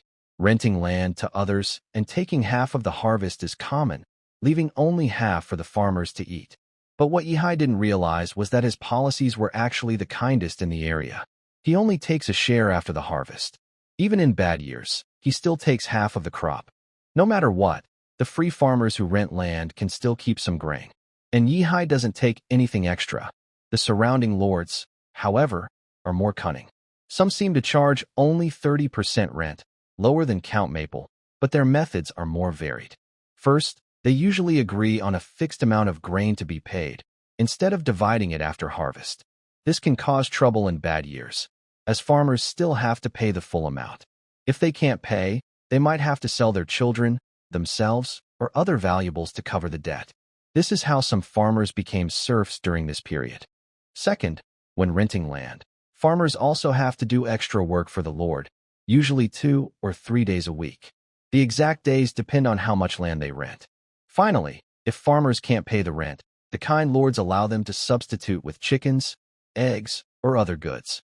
It's just about the value conversion, so I'm sure everyone can understand without me saying it. Of course, it's as dark as it can get. Compared to that, Yihai, the Count of Maple Leaf, seems very kind. He takes 50% of the grain after harvest, but this system ensures that the common farmers will never be unable to pay their rent. What? You ask what happens if there's not enough food left? Our noble Count of Maple Leaf sincerely invites you to work in my textile factory, cement factory, iron foundry, and other industries. I guarantee that with just one person's hard work, you can easily support your family. Yes, that's why Yihai set the rent at 50%. If it were too low, everyone would just farm their land, and no one would want to work for him. Back to the main point. Lena has now put on gloves and is holding a mouse tightly, controlling it on the table in front of Yihai. Yihai has also fitted a glass syringe with a metal needle and is starting to draw blood from the mouse. The 3 maids watch Yihai's actions and finally understand how blood is drawn. So, blood can really be taken out. Sir, why are we at the tavern? Even if we want a drink, there's no need to come so early in the morning. Roger follows Fusen into the Oak Tavern. He looks around at the inside. It seems average, and the facilities are somewhat old. It's not as big as the tavern in Dijon, nor as luxurious. Fusen softly says, "Today, our task is to gather all useful information. I've sent out all 4 of them, and the remaining 2 of us can't just sit around. To reclaim lost land, it's almost impossible with just the 6 knights Fusen has.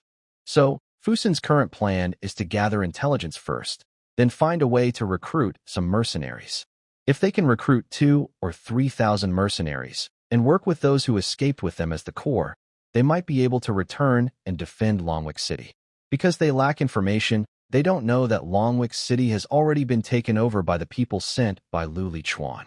They still think Longwick City is in a vulnerable state. Previously, because the Goblin army was relentlessly chasing after us, Fusen thought that with only a few leftover soldiers, it was impossible to defend Longwick City. So, he escaped with Chio Ruri, the daughter of the Duke, to Maple Leaf Territory. But unexpectedly, once they arrived in Maple Leaf Territory, the Goblin army stopped chasing them. This made Fusen wonder if perhaps the Goblin army had already retreated. After all, the sea goblins couldn't stay on land forever.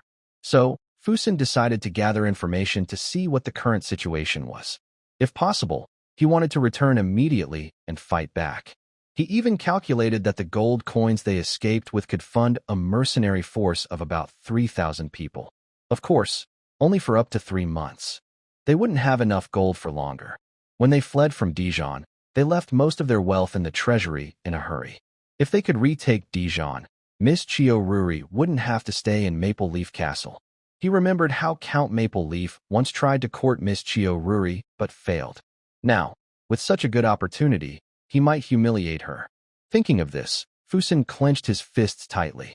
He must help Miss Chio Ruri escape her suffering as soon as possible. Hey, Jack, I'm not blaming you, but didn't you report to the administrative hall yesterday? Why are you here again today?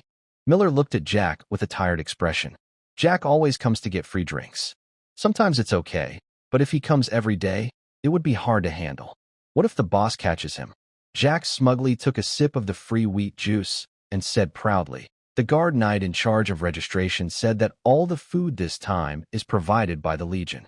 We're supposed to finish our own supplies first and aren't allowed to bring them into the Legion.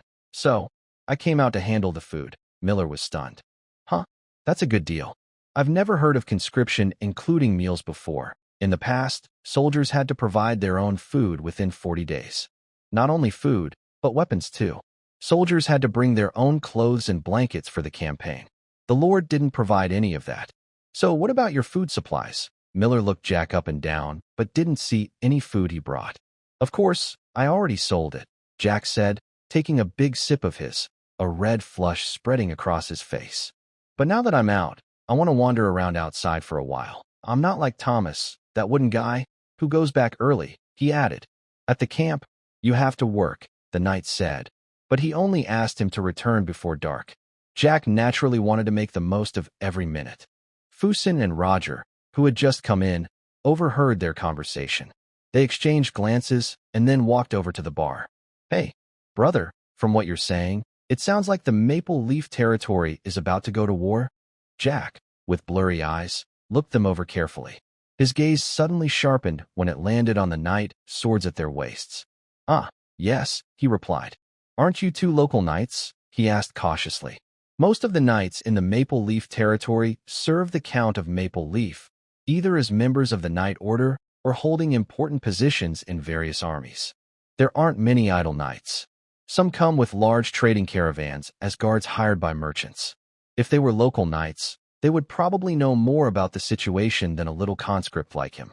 So Jack immediately guessed they weren't local knights. Fusen didn't hide it and politely said, "That's right. Since I just arrived and don't know much about this place, I was a bit interested when I heard you mention going to war." Seeing Fusen speak so politely, Jack relaxed a little and even acted a bit confident. "Oh, I see. So you want to ask me something?" Maybe because he was drunk and feeling brave, Jack didn't answer directly. Instead, he waved his empty cup. "I'm happy to chat, but my mouth's a bit dry, you understand? A bit dry, cough, cough." He pretended to cough a few times. Roger, standing nearby, looked annoyed. "Hey, what's with you, kid?" Fusen waved his hand to stop Roger and signaled him silently not to say more. Fusen asked Miller behind the bar, "Hey, how much for your wine?" "Half a copper coin per glass, 2 copper coins for a small barrel." As he explained, Miller patted the small barrel beside him to show Fusen how big a small barrel was. "Then I'll buy 2 barrels, one of which I'll give to this young man." Fusen took out a silver coin from his pocket and placed it on the table, then pointed to Jack with his finger. A few copper coins mean nothing to him. As soon as Fusen finished speaking, without waiting for Miller to serve the wine, Jack leaned over the bar and pulled out a barrel himself. "Just this one is fine." "Hey, Jack, you really are." Miller didn't even have time to stop him, only sighing helplessly and going along with it. All the wine is basically the same, but usually, the ones on display are a bit older. Jack was grabbing fresh wine. To prevent the wine in the barrels from going bad over time, the tavern often sells these stock wines first. After all, this kind of brew doesn't get better with age like wine, it can spoil instead. At this point, Miller decided to take a new barrel of wine from below and hand it to Fusen and the others. "This is the new wine from our owner's vineyard this year. I think you'll like it." Since the owner only told him to sell the stock wine first and didn't say he couldn't sell the new wine, Miller decided to use the new wine to impress these 2 visiting knights. It's good to make a good impression in front of knights. There's a saying, the wine belongs to the owner, but the relationship is your own. That's why Miller always defaults to letting Jack take the wine for free. He's not the one losing out. "Thanks." After Fusen received his 6 copper coins in change, he didn't rush to drink the wine. Instead, he turned to Jack and asked, "Little brother, aren't you thirsty now?" Jack poured a big gulp into his mouth and grinned. "Not anymore. But actually, I was conscripted just yesterday, so I don't know much. So if I can't answer something later, don't blame me." Roger couldn't hold back anymore. He slammed his hand on the table and said angrily, "Hey, I say, kid, are you planning to cheat and eat for free?" Jack, feeling a bit nervous, shrank back and said, "No, you're not asking if Maple Leaf City is going to war. Are you? I already told you we are going to fight, or else the Lord wouldn't have called us up. Regarding war, Jack wasn't really afraid. Based on past experience, once fighting starts and the situation looks bad, it's best to run away. Usually, enemies don't chase after soldiers like us who aren't a big threat. Often, after a battle, the army might break apart several times, but most of us don't get hurt much. Most of the time, people just sneak back after dispersing. Actually, more people die from sickness or hunger while fleeing than from being killed on the battlefield. People at the bottom always have their own ways to survive. Do you know where you're going to fight? Fusen easily pushed Roger back into his seat with one hand, a glint in his eyes. He had heard that Maple Leaf territory had no conflicts with nearby nobles, so why would they suddenly go to war? As the saying goes, where there are people, there are disputes. Nobles often have conflicts, and when disagreements can't be resolved, violence can happen. The Empire rarely intervenes in noble wars, often just letting them fight. If one noble defeats another and has no heir, the land will be taken back by the Empire. Yes, it doesn't belong to the winning noble. Unless your strength is enough to challenge the Empire directly, then you might refuse to leave. Maybe someday, there will be such brave nobles, but so far, there haven't been any. Jack looked a bit troubled and said, I really don't know, but what? Fusen asked eagerly. Jack hesitated for a moment and then spoke about what he saw earlier. After I entered the camp, I saw the knights on duty explaining the goblins' weaknesses to the new recruits. I think this means they might be going to fight goblins this time. Fusen's eyes lit up instantly. Where are goblins near Maple Leaf territory? Of course, in the Luli River province. Could it be that Miss Chio of Luli River convinced Count Maple Leaf to send troops? Fusen quickly analyzed the situation in his mind. But how did Miss Ruri River Chio manage to persuade Count Maple? Could it be? Fusen remembered the previous request from the Maple territory to the Ruri River Duchy for a marriage alliance. If so, what leverage did Miss Ruri River Chio have to convince the Count? Perhaps. Fusen slightly frowned. Yes, most likely, Miss Ruri River Chio agreed to the marriage proposal and married the Count. A mere Count shouldn't be worthy of the noble Miss Ruri River Chio. Fusen always believed that a mere Count was not suitable for Ruri River Chio. It wasn't personal against Yihai. He genuinely thought that a small noble like a Count wasn't a good match. For most people, a Count might already be a high-ranking noble beyond reach. But at the level of the Grand Duke Ruri River, when choosing marriage partners, they usually prefer other dukes or even marry directly into the imperial family. They wouldn't marry their daughter to just a Count. Next, Fusen asked a few more questions, but Jack mostly had no idea. I only know this much. I can't answer any more. Jack looked a bit helpless. This barrel of wine was really hard to get for free. If you want me to think, the most I know is that a camp is buying animal skins, wolf skins, sheep skins, cow skins. It seems they plan to use them to make water bags. That's about all I know. Fusen nodded. All right, Roger, come with me. He then took the barrel of wine from the bar and headed to a corner, clearly not wanting others to overhear what he was about to say. Roger, a bit annoyed, glared at Jack, then took 2 glasses from Miller and followed Fusen. He hated people who played tricks. Sir, why are you buying wine for that kind of person? After sitting down, Roger complained. I know people like him very well. You have to show him some attitude for him to cooperate honestly. The more you smile at him, the more he will push his luck. Fusen, who was much calmer than Roger, replied, Enough.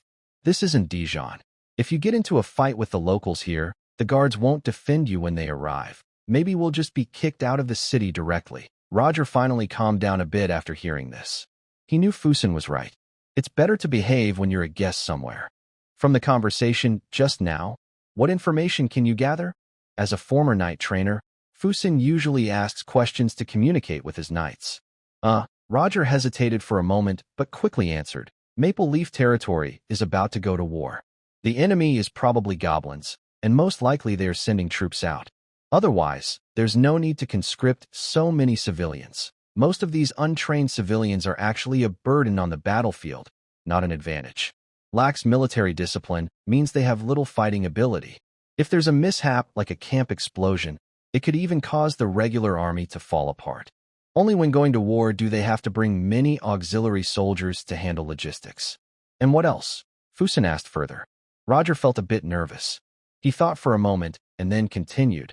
The financial situation in Maple Leaf Territory seems pretty good because they are buying cowhide and wolf pelts to make water bags. Usually, most people choose to use sheep leather for water bags. The main reason is that sheep leather is the cheapest. During their free time, civilians like to herd sheep and raise sheep. Raising sheep costs very little, just taking the sheep to the mountains to graze. Although the sheep eat all day, the time cost isn't significant for the lower-class civilians. Once the sheep grow up, their wool, meat, and hides can be sold. If it's a ewe, even the milk can be sold. The goal of civilian sheep herders is to gain economic value. But cows and wolves are different. Cows are important working animals, and few people kill them voluntarily. Usually, they only slaughter old, immobile cows. This results in fewer cowhides compared to sheep skins. As for wolves, hunting them is even more dangerous. Occasionally, wild beasts appear in the wilderness. Although there are few, ordinary people who encounter them are doomed. Is there more? Fusen continued to ask. Huh? More what? Roger looked confused.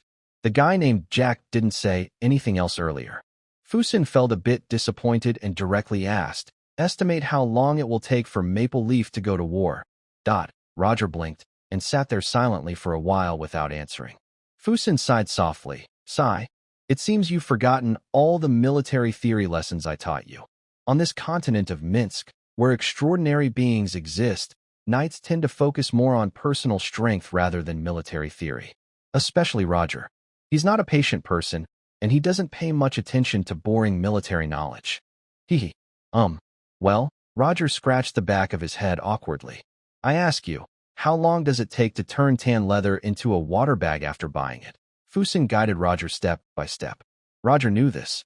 He thought for a moment and said, probably 3 to 5 days. Mainly because sealing it with wax and drying takes a lot of time. Exactly. Since Maple Leaf is still buying leather today, it means they won't go to war in the short term. Our next step is to have someone watch them. When they stop buying leather for water bags, it means they are about to leave, Fusen patiently explained. But what if they only stop because they have enough water bags? Roger still had doubts. Fusen shook his head. Can't you think logically? Watch for similar signs. When all preparations stop, it's time for them to attack. They're probably preparing more than just water bags. What about tents, bedding, and other supplies? Roger suddenly understood. I see. You're really clever, sir. Fusen felt helpless. I've already taught you all this before. But it seems you haven't remembered any of it, Roger chuckled. So what do we do now? Should we go to the camp and watch their movements? Take your time. Fusen shook his head. We just got a lot of news at the tavern, so we should stay a little longer. He then pulled out the cork from the wooden barrel and poured drinks into their glasses. Since starting their escape, they haven't really relaxed much. Now might be a good time to sit down and have a drink. The clock on the wall struck 5 o'clock precisely. After a long day of tormenting mice, Yihai finally stopped what he was doing. Today's work hours are over. Beginning to settle. Today, a total of 7 hours were spent dissecting and studying mice. Excess research points. 7. Please choose a research focus. Immediately, a new panel appeared in his view. From the reactions of the maids nearby, they couldn't see this panel. Yihai waved his hand and said to them, that's enough. You all can go rest now. Throughout the day, except for a short break during lunch, the 3 of them had been waiting nearby. Your will, Count. Anna bowed slightly, then took Lena and left. After Anna and Lena left, Yihai looked at Chio Ruri, who was hesitating nearby. He said, if you don't know how to rest, go find Tiffany to play for a while. Lady Aisha probably finished Tiffany's lessons for today. Hearing this, Ruri's heart eased a little. She nodded and headed for the door. Being new here, she really didn't know where else she could go outside this study.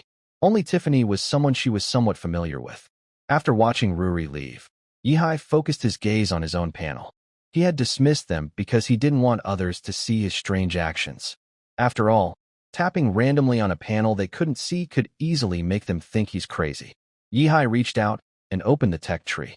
Available research branches: breeding and propagation, biological modification, plague medicine, alchemy, and supernatural. He glanced at it and chose the plague medicine branch directly.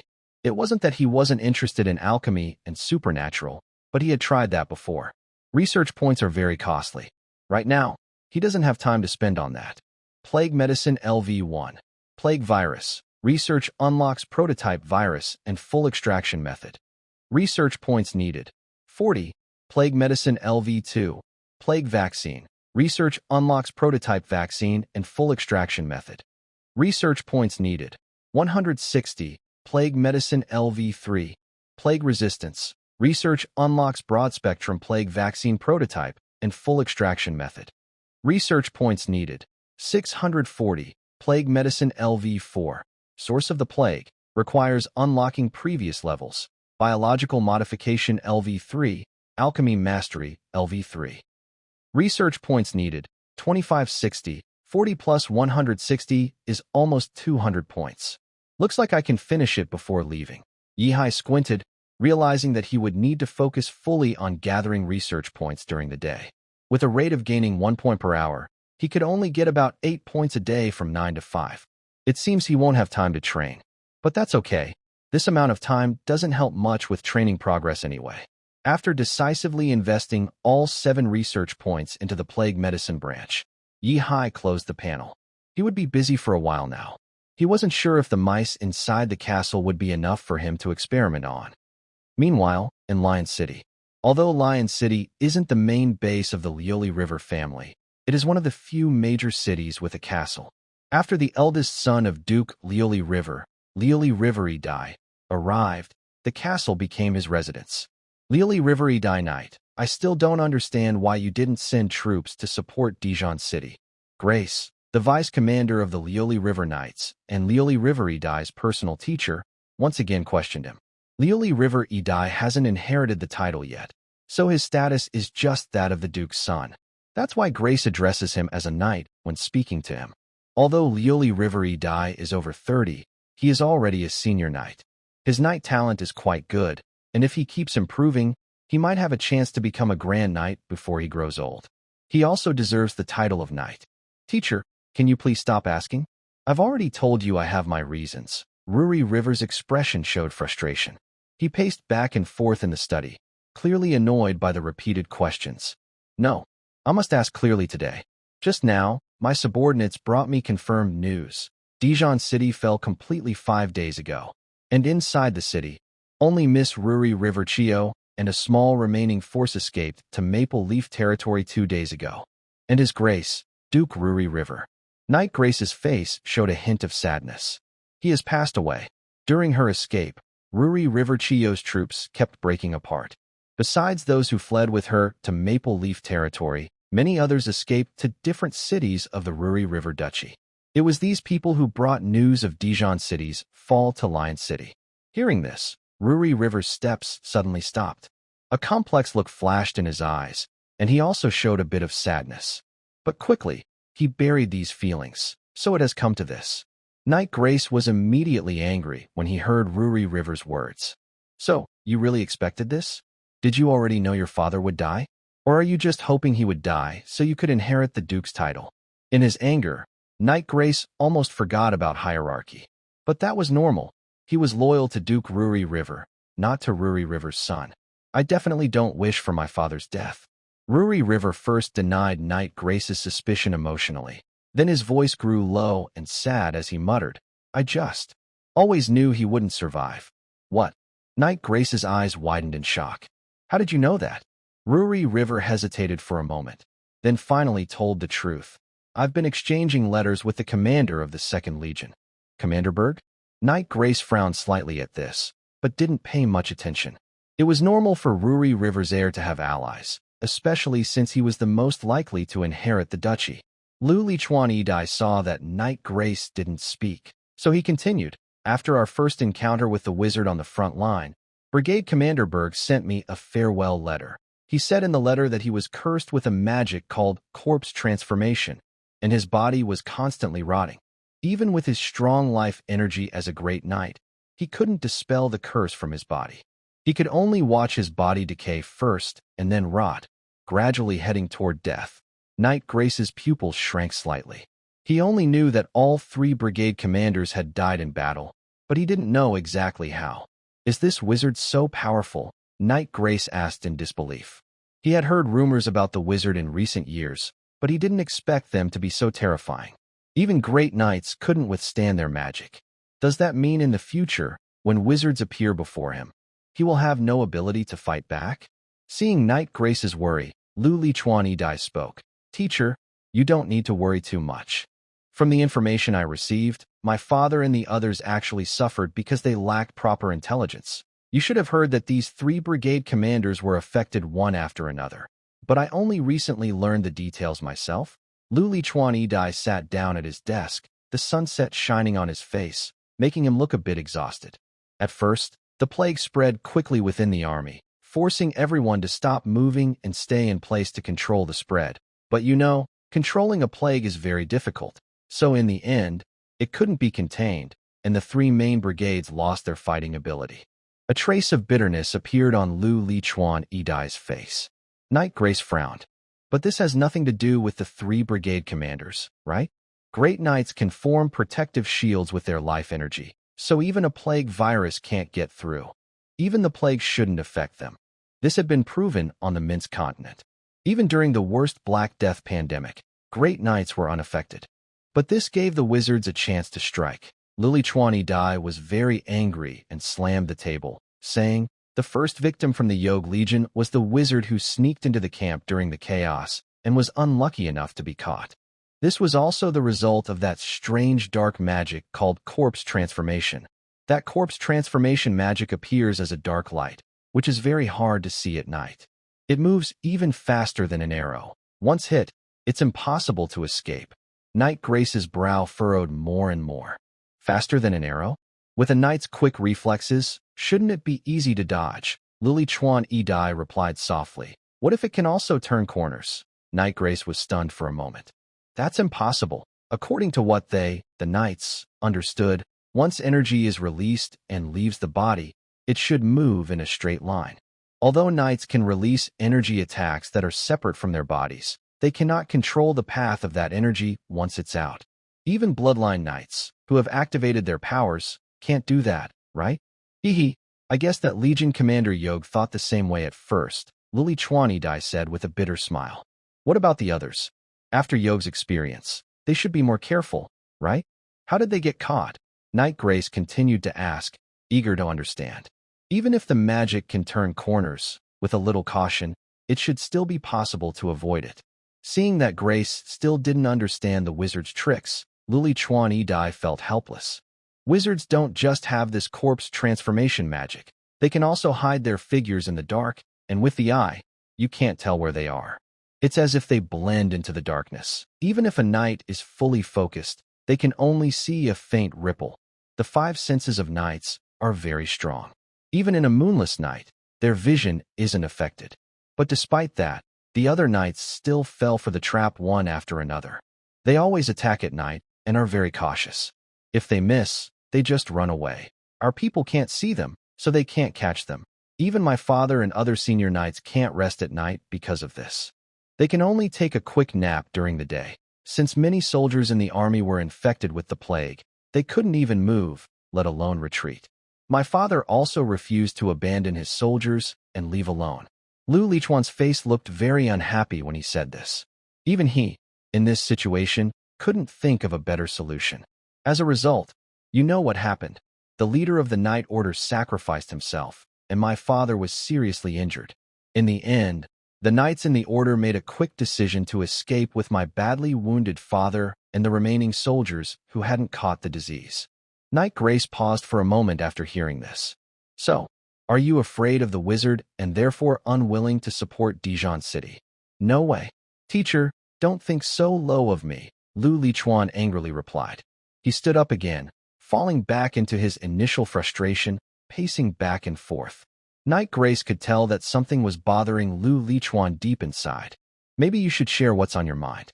Keeping things inside only makes you feel worse. Just say it. It might make you feel better. Or perhaps, even I, your teacher, can't earn your trust? Hearing his teacher's words, Lu Lichuan stopped walking. His expression was complicated as he said, Actually, I'm waiting for Tent's move. I want to see what he will do. Knight Grace asked confused. Why? Lu Lichuan Tenth is his younger brother, born just a few minutes after him. To Knight Grace, it seemed that Lu Lichuan, as the older brother, should take the lead and set an example for his brothers, not wait to see what his younger brother would do. Lu Lichuan looked pained as he covered his head.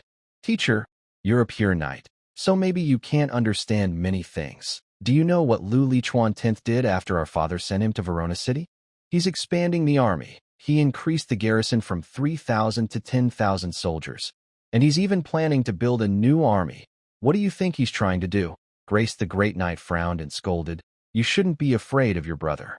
If he has the ability to make the Glazed River province stronger, isn't that a good thing?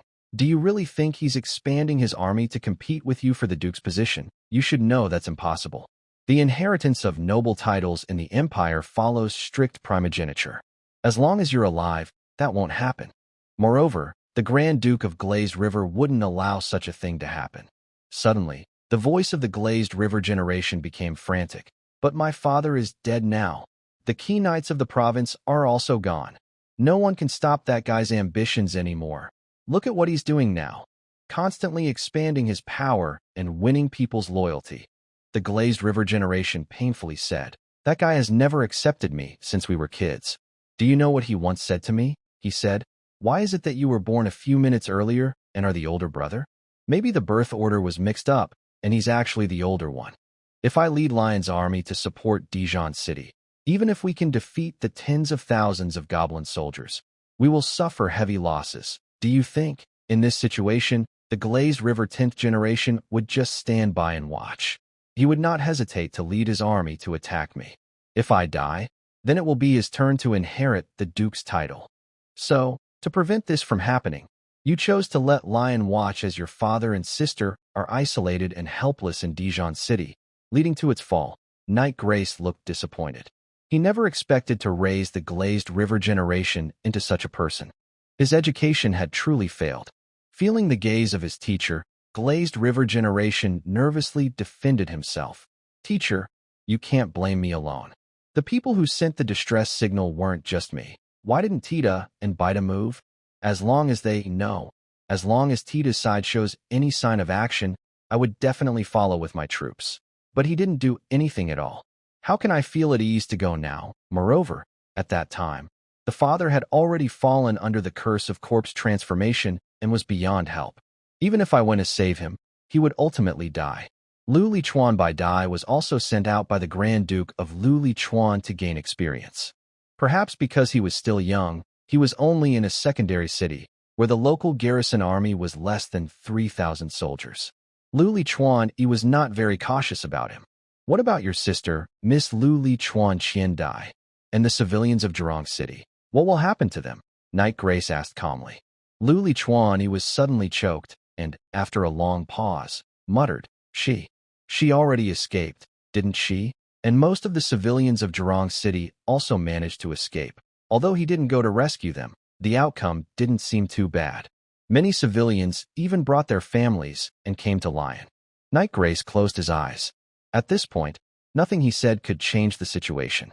Finally, he sighed tiredly and said, in that case, send a messenger to the imperial capital quickly. The Lu Lichuan Principality cannot be without a Grand Duke for long. I hope you can take on the responsibilities of a Grand Duke in the future. Internal troubles come before external threats. Currently, the greatest threats to Lu Lichuan Principality are the mysterious wizard and the goblins recklessly destroying within the territory. But Lu Lichuan Yi's mind was entirely on guarding against his own brother. Perhaps only when Lu Lichuan Yi truly becomes the Grand Duke will he be able to focus fully on dealing with the wizard and the goblin army threats. Seeing that Knight Grace showed no signs of blaming him, Lu Lichuan Yi's face lit up with a bit of joy. Teacher, don't worry, I will definitely do it. Once I inherit the Grand Duke's position, I can command all the armies in the territory. Then I will surely recover lost land. Although 3 main legions within the Lu Lichuan Principality had been almost wiped out, the Principality's strong foundation gave him confidence. As long as he could gather all the garrison armies from the major cities, Lu Lichuan believed he could raise a regular army of no less than 30,000 soldiers. This number didn't even include the conscripted civilians. If they were counted, it wouldn't be a problem to assemble an army of 100,000. At that time, Grand Duke Liu Chuan had already ordered the nearby cities to send troops to support before he fell into a coma. However, the two most trusted and closest cities, which should have been the most reliable, did not send any help. The only reinforcement, the Longwick garrison, was too small.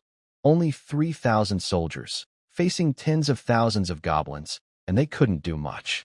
Their only value was successfully helping Liu Chuan escape from Dijon City. The two main cities that remained silent were Lion City, where the Liu Chuan generation was from, and Verona City, where his younger brother, the 10th Liu Chuan, was located. Grand Duke Liu Chuan trained both of them at the same time to add security to the duchy. But unexpectedly, this turned out to be a big trap for the Liu Chuan duchy. Just as the Liu Chuan generation was excited to write a letter to the imperial capital, a knight knocked on the door. "My lord, Captain Grace, there is a messenger outside from Maple Leaf Territory. He says he has a letter from Count Maple Leaf." Maple Leaf Territory? Liu Chuan and Captain Grace exchanged glances.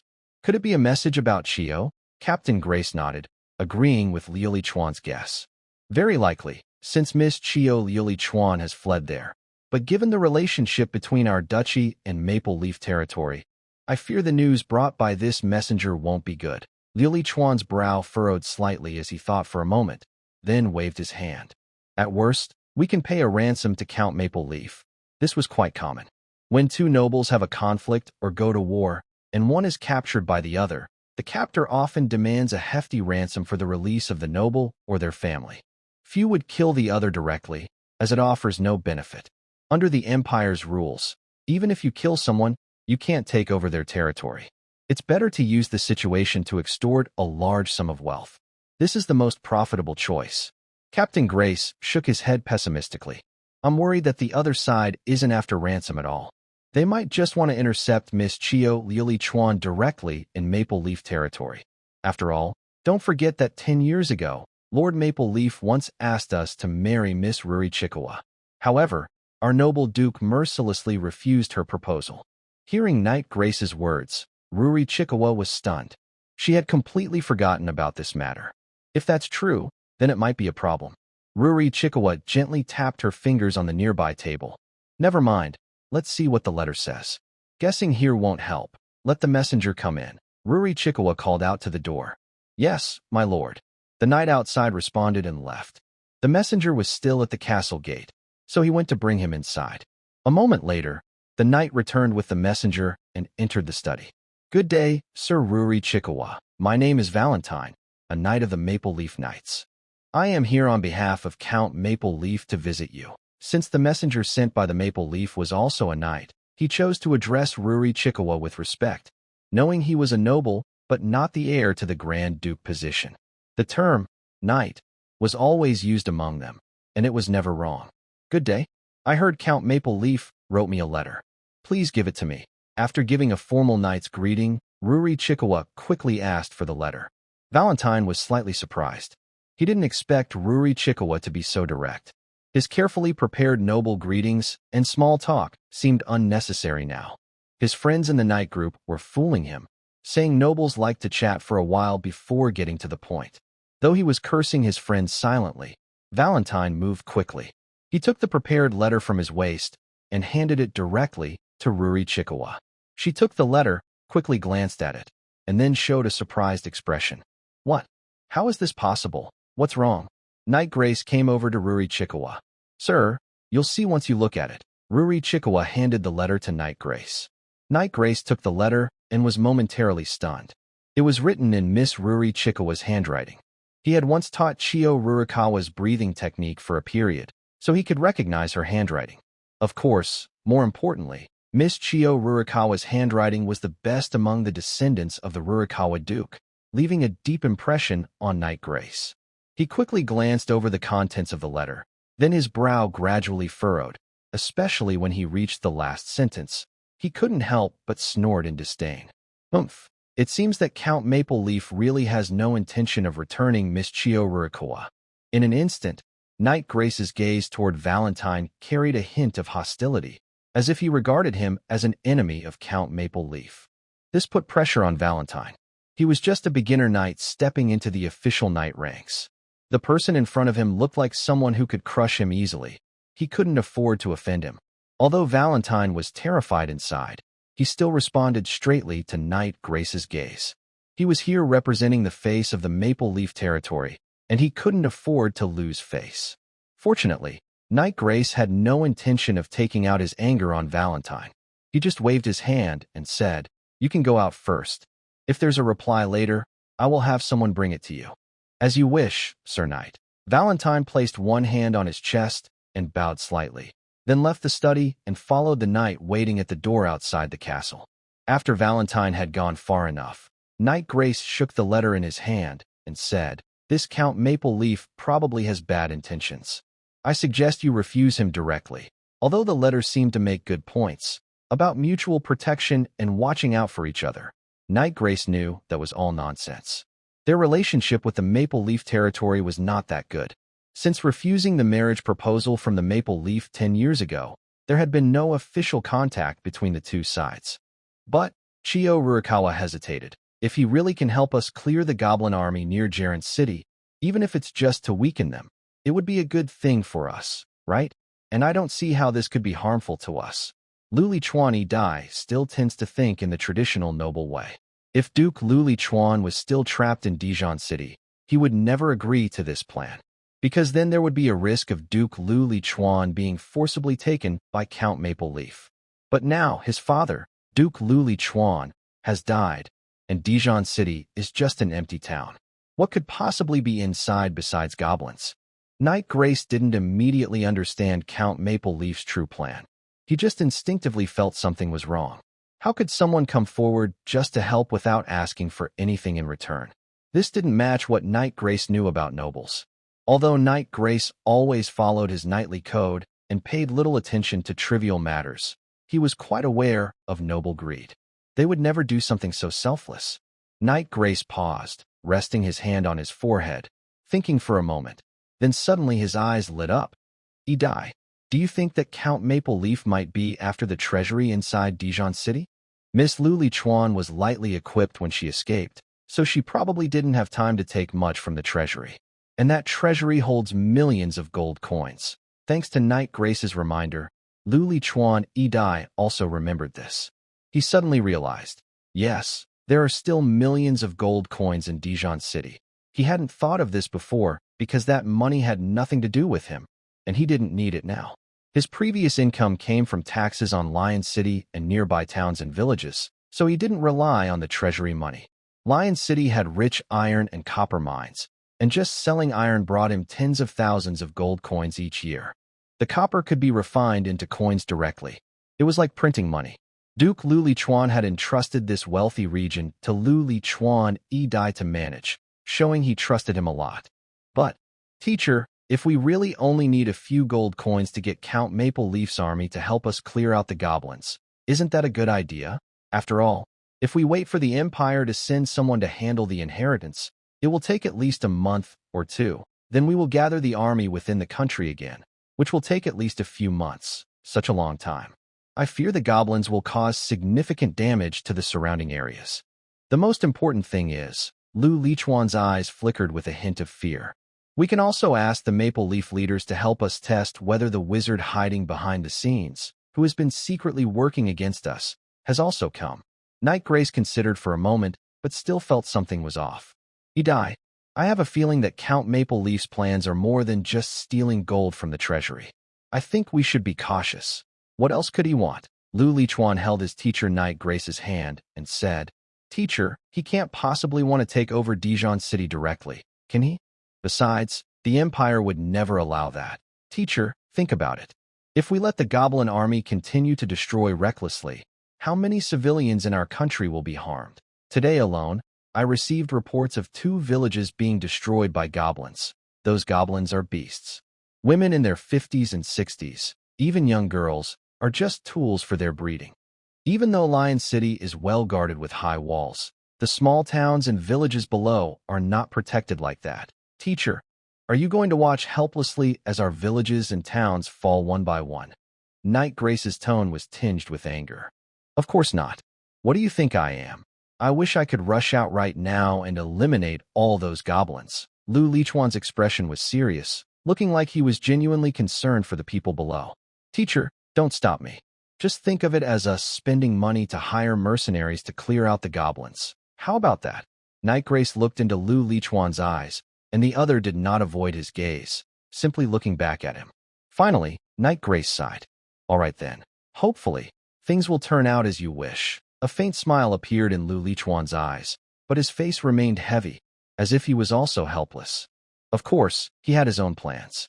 Liuli River first wants to use gold from the royal treasury to persuade the Maple Leaf Guild to deal with the goblins in Dijon City.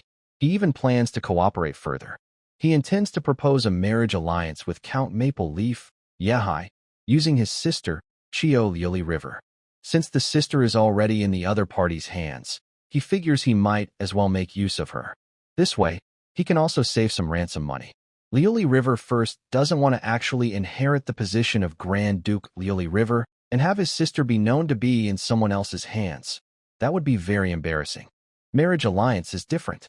It can not only solve the ransom problem, but also give him a chance to ask for more from the other side. For example, help him deal with that troublemaker, Liuli River 10th. A dark look flickered in Liuli River First's eyes. Our Mr. Liuli River is still thinking about his dear brother, truly longing for him day and night. Valentine set out on his return journey that day. After leaving the city, he reached a fork in the road about 10 miles out. One path led to Maple Leaf territory, the other to the inland of Minsk Empire. Valentine didn't hesitate and turned toward Maple Leaf territory. The sun was about to set, but he had to hurry. Even if he couldn't return to Maple Leaf City, staying overnight in his own territory, there would make Valentine feel a bit more at ease. Not long after Valentine left, a messenger team led by a mid-level knight, accompanied by 4 beginner knights, also rode out of Lion City. However, when passing the fork, they turned toward the inland of Minsk Empire. This road wound through a dense oak forest, with shadows dancing among the trees. The leader of the team was named Elven, an experienced mid-level knight. He carried a family heirloom long sword at his waist, and his armor bore the family crest of Liuli River. Speed up, Elven whispered urgently. We need to get out of this forest before dark. The road to the imperial capital is still long. A beginner knight named Carl wiped sweat from his forehead and asked with a smile, Knight Commander, do you think our report will help Mr. First successfully inherit the Grand Duke's throne? Elven didn't answer, but nodded slightly. This letter was very important, containing news of Grand Duke Liuli River's death and a request for Mr. First to inherit the title. Lu Lichuan's first son is the eldest. As long as this letter reaches the noble council in the imperial capital, everything will be settled, and Lu Lichuan's first son will surely inherit the title. However, he vaguely felt that this journey would not be so peaceful. After all, Lu Lichuan's younger brother is not an easy person to deal with. Suddenly, a faint rustling of leaves came from the forest ahead. Elven sharply pulled on the reins, hand on his sword hilt. Stay alert. As soon as he spoke, dozens of arrows shot out from the shadows of the trees, falling like a heavy rain. The horses neighed loudly. 2 novice knights' mounts were struck and fell, and they themselves were forced to tumble by the arrow rain. One knight, named Lance, was hit in the shoulder, blood staining his armor. He gritted his teeth, drew his sword, and shouted, Enemy attack! The ambushers rushed out of the forest, more than 20 in total. Leading them were 3 heavily armored knights, followed by a dozen more knights and archers. Their armor bore the same family crest as Lu Lichuan's family. Kill them all, the leader of the knights sneered and charged forward with his sword. His blade shimmered with a faint glow of energy, clearly infused with a seed of life, reaching at least the level of a mid-level knight, capable of forming an energy cycle inside his body for sustained combat. Elven immediately understood. This was not ordinary bandits, but a planned ambush. He shouted loudly, Everyone, break through with all your might. Send the message back to the first young master. They didn't care if they died, but they had to get the message to Lu Lichuan's first son so he could send someone to the imperial capital again. As a mid-level knight, Elven took the lead. His life energy surged within him, and a faint glow wrapped around his sword. With a sweeping strike, he deflected 3 arrows. Next to him, Carl, a novice knight, had weaker energy but incredible burst power. He suddenly charged forward, his spear flashing like lightning, stabbing at an enemy archer and piercing him directly, blood splattering everywhere. The battle quickly intensified. Elven faced the leading enemy knight. Their swords clashed, sparks flying from the metal contact. Although Elven temporarily held his ground, the few novice knights who followed him were not so lucky. One of the knights, named Thomas, was surrounded by two enemy novice knights. He released his life seed, instantly gaining great strength. With a single sword strike, he cut off one enemy's arm, but the other knight's sword pierced his abdomen from the side, causing blood to gush out.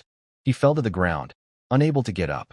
Thomas, Carl, with tears in his eyes, rushed forward and stabbed his sword into an enemy's chest.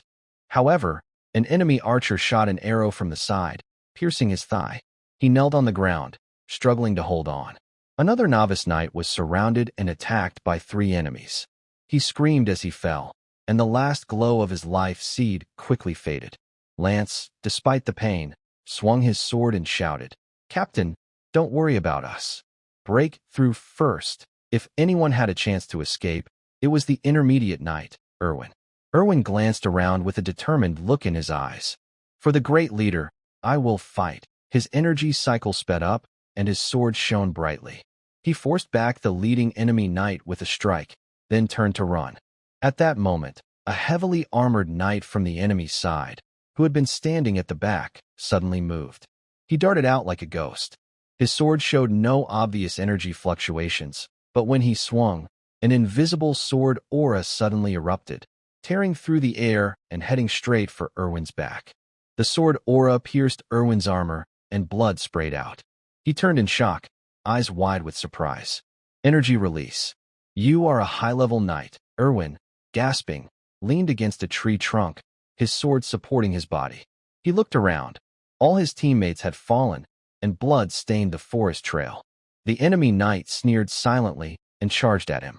Erwin barely raised his sword, but as the high-level knight swung his sword down, a storm of sword energy swept over, tearing Erwin apart in an instant and causing him to fall heavily. The leading enemy knight approached, searched Lance's body for a letter, then carefully examined Erwin to make sure there were no backups. Mission complete.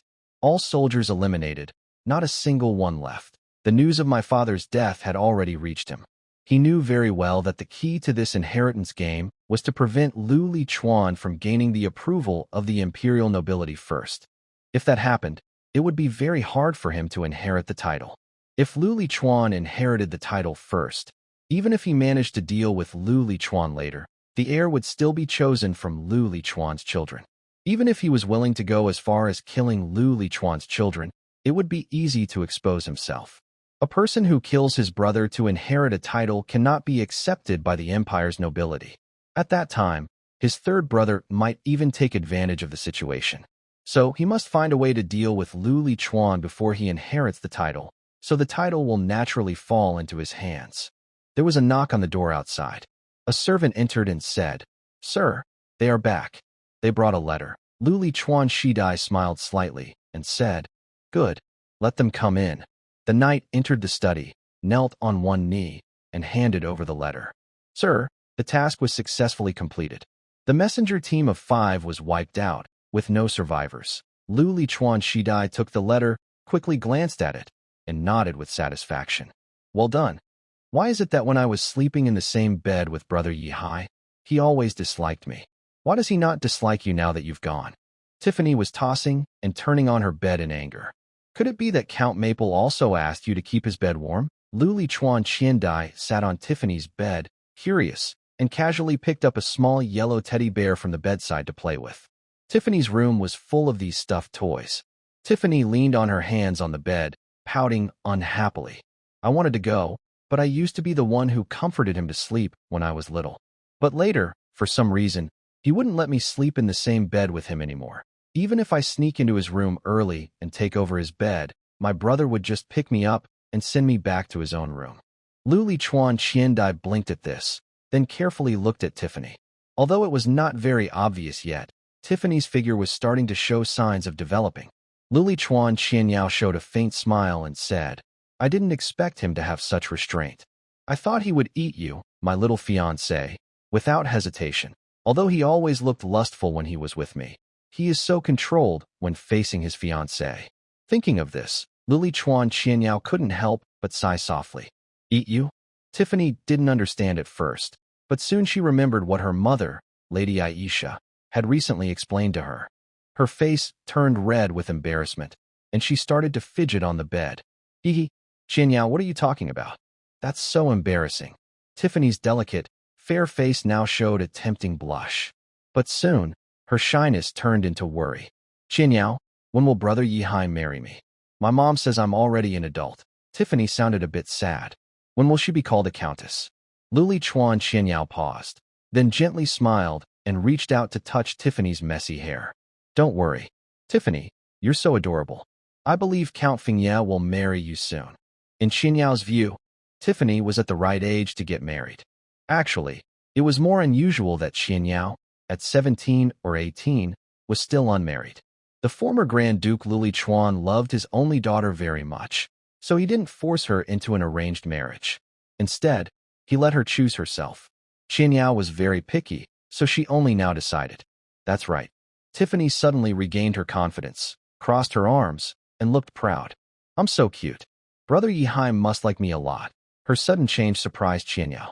How could her mood swing so much? Qianyao, does the Luli Chuan family also have a powerful bloodline, like Brother Yihai's dragon bloodline? In an instant, Tiffany turned her attention away from her earlier sadness and started a new topic.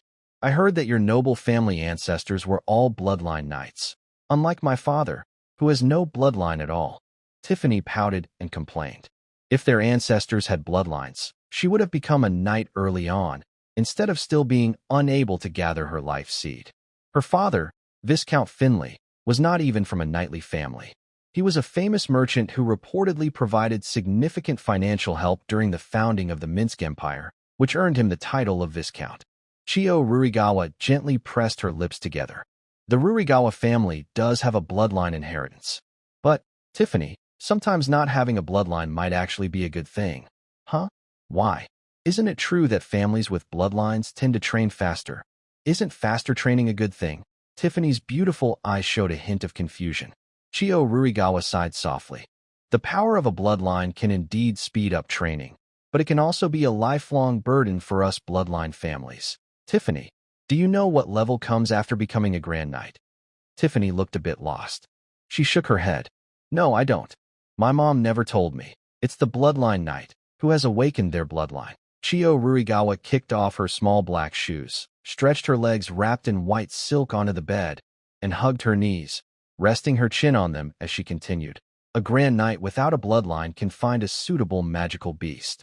They can use the beast's essence blood to connect with their life seed, which can activate the beast's bloodline power and unlock the full potential of their life seed, stepping into the next extraordinary level. So, a Bloodline Knight. Hearing this, Tiffany suddenly asked with curiosity, isn't the life seed something you get when you become a beginner knight?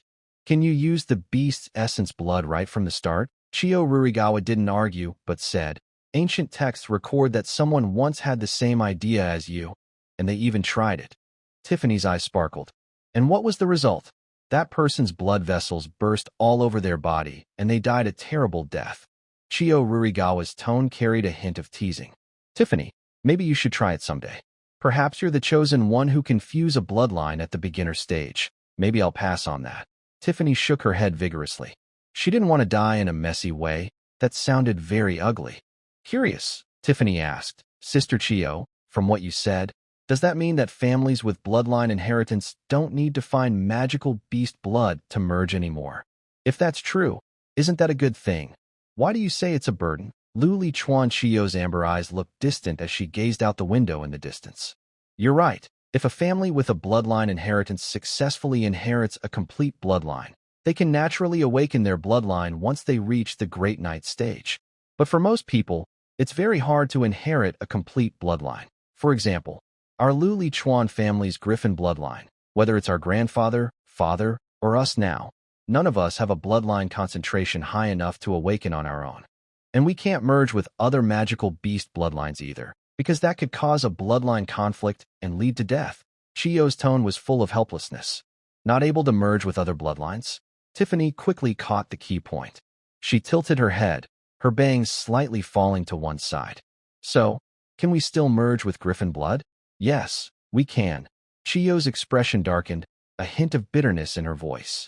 But the last Griffin on this continent died during my great-grandfather's generation, and my great-grandfather became the last bloodline knight of our Liu Lichuan family. I see. Tiffany pondered thoughtfully, turning over and lying on the soft bed. No wonder Brother Yihai used to go to the third underground level every day, and he even sent several high-level knights to guard the entrance and passage. That egg, which was taller than a person, was so important. But Brother Yihai said that the egg had been there for nearly 100 years and still hadn't hatched. Could that thing still hatch a dragon? Or was it a dead egg? Tiffany's little mind is always full of wild ideas. For example, if you and Brother Yihai have a child someday, will that child have dragon blood or griffin blood? She raises both hands, bringing her index fingers closer until they meet. Chiyo Rurigawa blushes. What child? I wouldn't have a child with that guy. Although she speaks stubbornly, she knows deep down that if things keep going like this, she might end up pregnant someday. She hesitates for a moment and then says, if I remember correctly, the book says the child will inherit the stronger bloodline, but I'm not sure about the details. She hasn't had children before, so she doesn't pay much attention to these things. Rurigawa doesn't want to talk about such embarrassing topics anymore. She quickly changes the subject. Tiffany, since you like practicing, you should work hard and aim to become a great knight as soon as possible. Then you can merge beast blood to become a bloodline knight. Maybe by then, Brother Yihai will be the one begging you. Didn't you say earlier that you want to sleep with Brother Yihai? And he even carried you away. When you become stronger than him, you can just take him back and make him sleep with you. He won't be able to resist. After all, no one in the dragon family for over 10 generations has awakened their dragon blood. As long as you become a great knight, and then a bloodline knight, you'll be able to surpass Brother Yihai. Doesn't that sound happy? Rurigawa gently taps Tiffany's forehead, painting a bright future for her. Rurigawa knows a bit about Maple Leaf territory, especially after the marriage proposal incident years ago. She even looked up records about her neighbor from that family. Maple Leaf territory wasn't called that originally. 100 years ago, there were 3 Viscount territories here, but they had a fierce conflict. The exact reason is now unknown. In the end, all 3 Viscounts and their heirs mysteriously died. Eventually, the land was taken back by the Empire. Later, it was granted to Yihai's grandfather, the first Count of Maple Leaf territory. Before arriving in this Maple Leaf territory, the first-generation Count Maple Leaf was also a count, but only an honorary count without land. He served the royal family in the imperial capital, and several generations before him, his family had been high officials of the empire. It wasn't until Yihai's grandfather's generation that they left the center of power to become a noble family in the frontier region. People say they left the imperial capital because their family hadn't produced a bloodline knight for a long time, so they were sent to this poor border area. But that is just a rumor, and Liu Lichuan Qiandai doesn't know if it's true. After hearing Liu Lichuan Qiandai, Tiffany's eyes lit up, as if she understood something. As long as she is stronger than Yihai, she can force him to sleep with her. But soon, her face turned sad again. But, Qiandai, we ordinary people are too slow at practicing, and I heard most people never reach the level of a great knight in their lifetime. Indeed, if reaching the level of a great knight was easy, the vast Liu Lichuan Duchy wouldn't have more than 6 or 7 great knights. Ordinary people, compared to families with bloodline inheritance, face fewer restrictions, but most practice at a slow pace. Only a few chosen ones can reach the level of a great knight before their life declines. Then you just have to work harder. Liu Lichuan Qiandai was about to say more when there was a knock on her bedroom door, and Anna's voice came from outside. Miss Tiffany, is Miss Liu Lichuan Qiandai here? The cheerful conversation between Liu Lichuan Qiandai and Tiffany suddenly stopped. She jumped off the bed, put on her shoes, and responded, I'm here. What's the matter? Anna's voice continued through the door. The Count asked me to tell you to continue tonight's work. Hearing this, a flicker of embarrassment and annoyance crossed Liu Lichuan Qiandai's eyes. What work could there be so late? It's just about warming the bed. And, tonight, Yihai didn't go out. Watching Liu Lichuan Qiandai leave, Tiffany's bright eyes spun around, and suddenly she had an idea. She hugged a pillow, jumped out of bed, and with her small, white feet stepping directly on the blanket, she didn't bother to put on shoes and quickly followed behind Liuli Chuan Qiandai. In the living room, Yihai sat behind his desk, staring at a report and lost in thought. The report mentioned that, except for some restricted areas, most of the trees around Maple Leaf Territory had been cut down, and the young saplings planted earlier had not yet grown. This caused the price of firewood in the city to rise several times, and many common people could no longer afford to buy enough wood for winter heating. Yihai rubbed his temples, feeling a bit overwhelmed. Essentially, this problem was caused by him. Because industrialization required a lot of carbon, and since there were no coal mines near Maple Leaf City, he had to choose charcoal instead. This led to a significant reduction in the nearby forests. There are quite a few coal mines in the mountains near Grey Raven Fortress, but the cost of mining and transportation is high. Yihai frowned. Grey Raven Fortress is on the border, and he couldn't move such an important industrial area there. Otherwise, he could just move the factories close to the mines to save transportation costs. It seems I need to lay tracks inside the territory soon. The improved steam engine should be ready soon, he thought. Then the train engine isn't far off, he added with a gleam in his eyes. With rail transport, cost would drop a lot. He immediately started sketching and writing on paper. At that moment, the door to the living room was pushed open. A faint rubbing sound accompanied light footsteps reached Yihai's ears. Without looking up, Yihai said, "You're back?" Wait by the side for a moment. Although he didn't turn, he knew who it was. Only a few people could enter the castle without knocking, and that subtle rubbing sound was unique. It was the sound of stockings rubbing against the legs of Ruri Riverchio. "Understood, master," came her soft reply. Ruri Riverchio silently stood behind Yihai. When she returned to his side, she no longer had the glow she had when with Tiffany. She seemed to have transformed from a gentle older sister into a cold, delicate doll. After a while, Yihai's ears twitched slightly, and he heard the door slowly open and close again. Based on the sound feedback from the carpet, the person stepping in this time is barefoot. 1 step, 2 steps. The person entering is very careful, seeming to avoid being noticed by the room's owner. Meanwhile, the usually expressionless Ruri Riverchio also stares blankly at Tiffany, who is tiptoeing while holding a pillow. What is this child doing? Sneaking in face-to-face? Yihai helplessly looks up at Tiffany and sighs, then calls out to the outside, "Anna, bring in a basin of water." He then walks over and gently lifts Tiffany. Let go of me. I want to sleep on my brother's bed too." Tiffany struggles with her claws. Yihai sits Tiffany on the sofa, then sits her on his lap. He gently pinches her smooth little face and says, "Why are you here to sleep again? You're not a child anymore." When Tiffany was young, Yihai sometimes comforted her by sleeping together. But as Tiffany grew older, Yihai realized he was starting to react to her developing figure, so he stopped sharing a bed with her. After all, Tiffany was still too young for him back then. If he couldn't control himself and did something inappropriate, it would be a big sin. Honestly, people on this continent develop too early. Tiffany puffs up her cheeks and says, "Why can Big Sister Chio give you warmth, but I can't? Brother, if you don't let me sleep with you, does that mean you don't want me anymore now that you have Chio?" Tiffany's eyes start to fill with tears, as if she will cry the moment Yihai says something she doesn't like. "What are you talking about? I would never not want you." Yihai shakes his head with a bitter smile. "Forget it. If you want to sleep with me, then sleep together. Anyway, with Ruri Riverchio here, even if he can't hold back at night, he can use her to release some tension." At this moment, Anna walks in with a basin of water, squatting beside Yihai and holding up the basin. "Lord Count, would you like me to help Miss Tiffany wash her feet?" Without needing Yihai to tell her, Anna already knows what to do.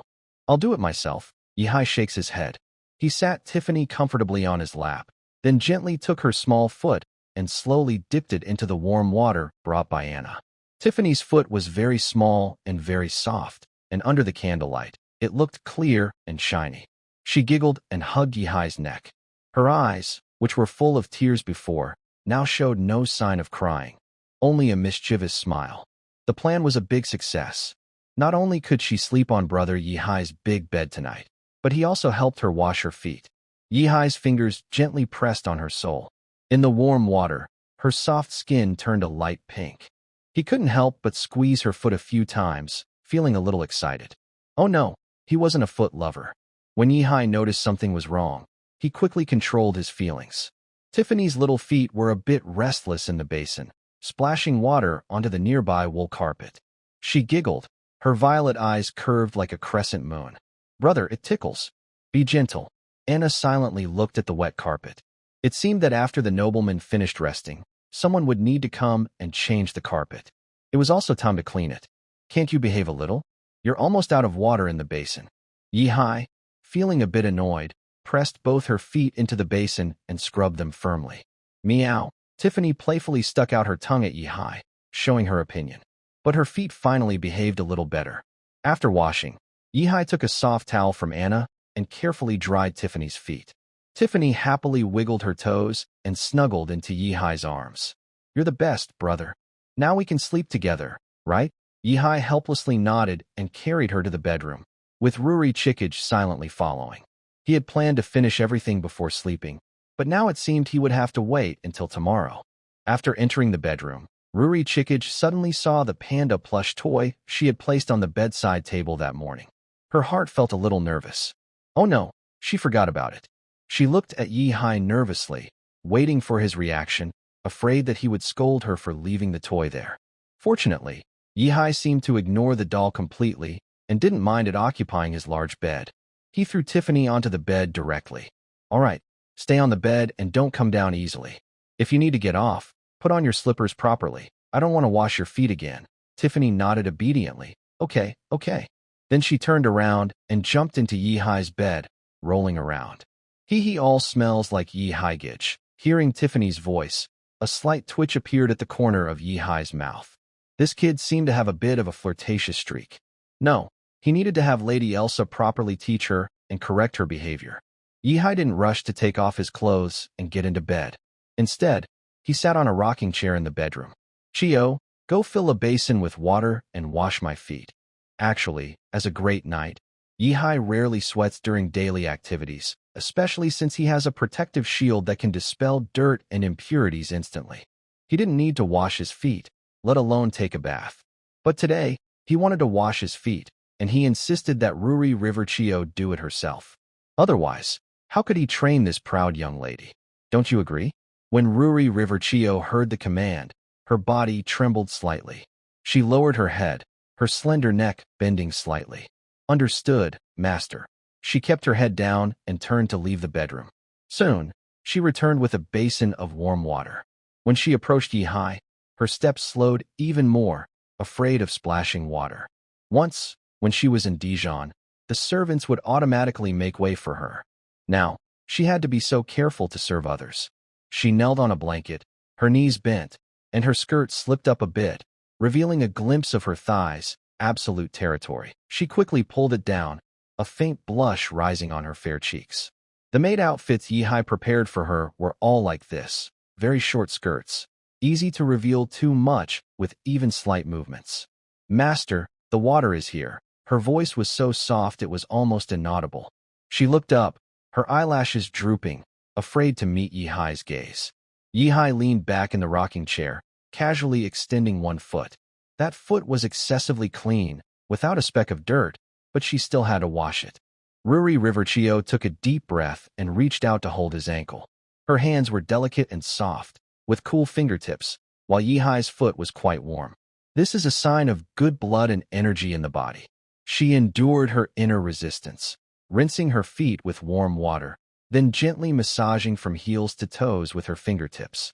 Yihai watched her and slightly smiled, saying, "Good job, keep it up." Luli Chuan Qiandai responded softly, "Yes, master." Yihai sat in a rocking chair, swaying gently, looking up at the ceiling. He vaguely remembered someone washing his feet like this in his past life. He can't quite recall what that person looked like, only that they had a father who liked to gamble, a sick mother, and a younger brother still in school who needed help paying tuition. It seems more than one person, but their stories always seem to be quite similar. Night fell. Yihai had planned to train Lu Lichuan Qiandai tonight while she was awake, but Tiffany suddenly interrupted his plans. He glanced at her slender legs draped over him. Those belonged to Tiffany. This girl was clinging to Yi-hai like an octopus. Right now, Yi-hai couldn't even think about training Lu Lichuan Qian-dai. Moving himself was difficult. Tiffany was lying on Yi-hai's chest, already asleep. Maybe because her face was pressed against his chest, she looked a bit chubby and cute. She's quite adorable. Yi-hai looked at Tiffany's peaceful face, feeling a gentle affection for this girl he had practically watched grow up. Maybe this is what they call long-lasting companionship. Just as Yi-hai was feeling sentimental, Tiffany suddenly seemed to have a dream. She giggled softly, saying, "Hee hee. Brother Yi-hai, you can't run away now. I'm going to tie you to the bed, then you really won't be able to escape."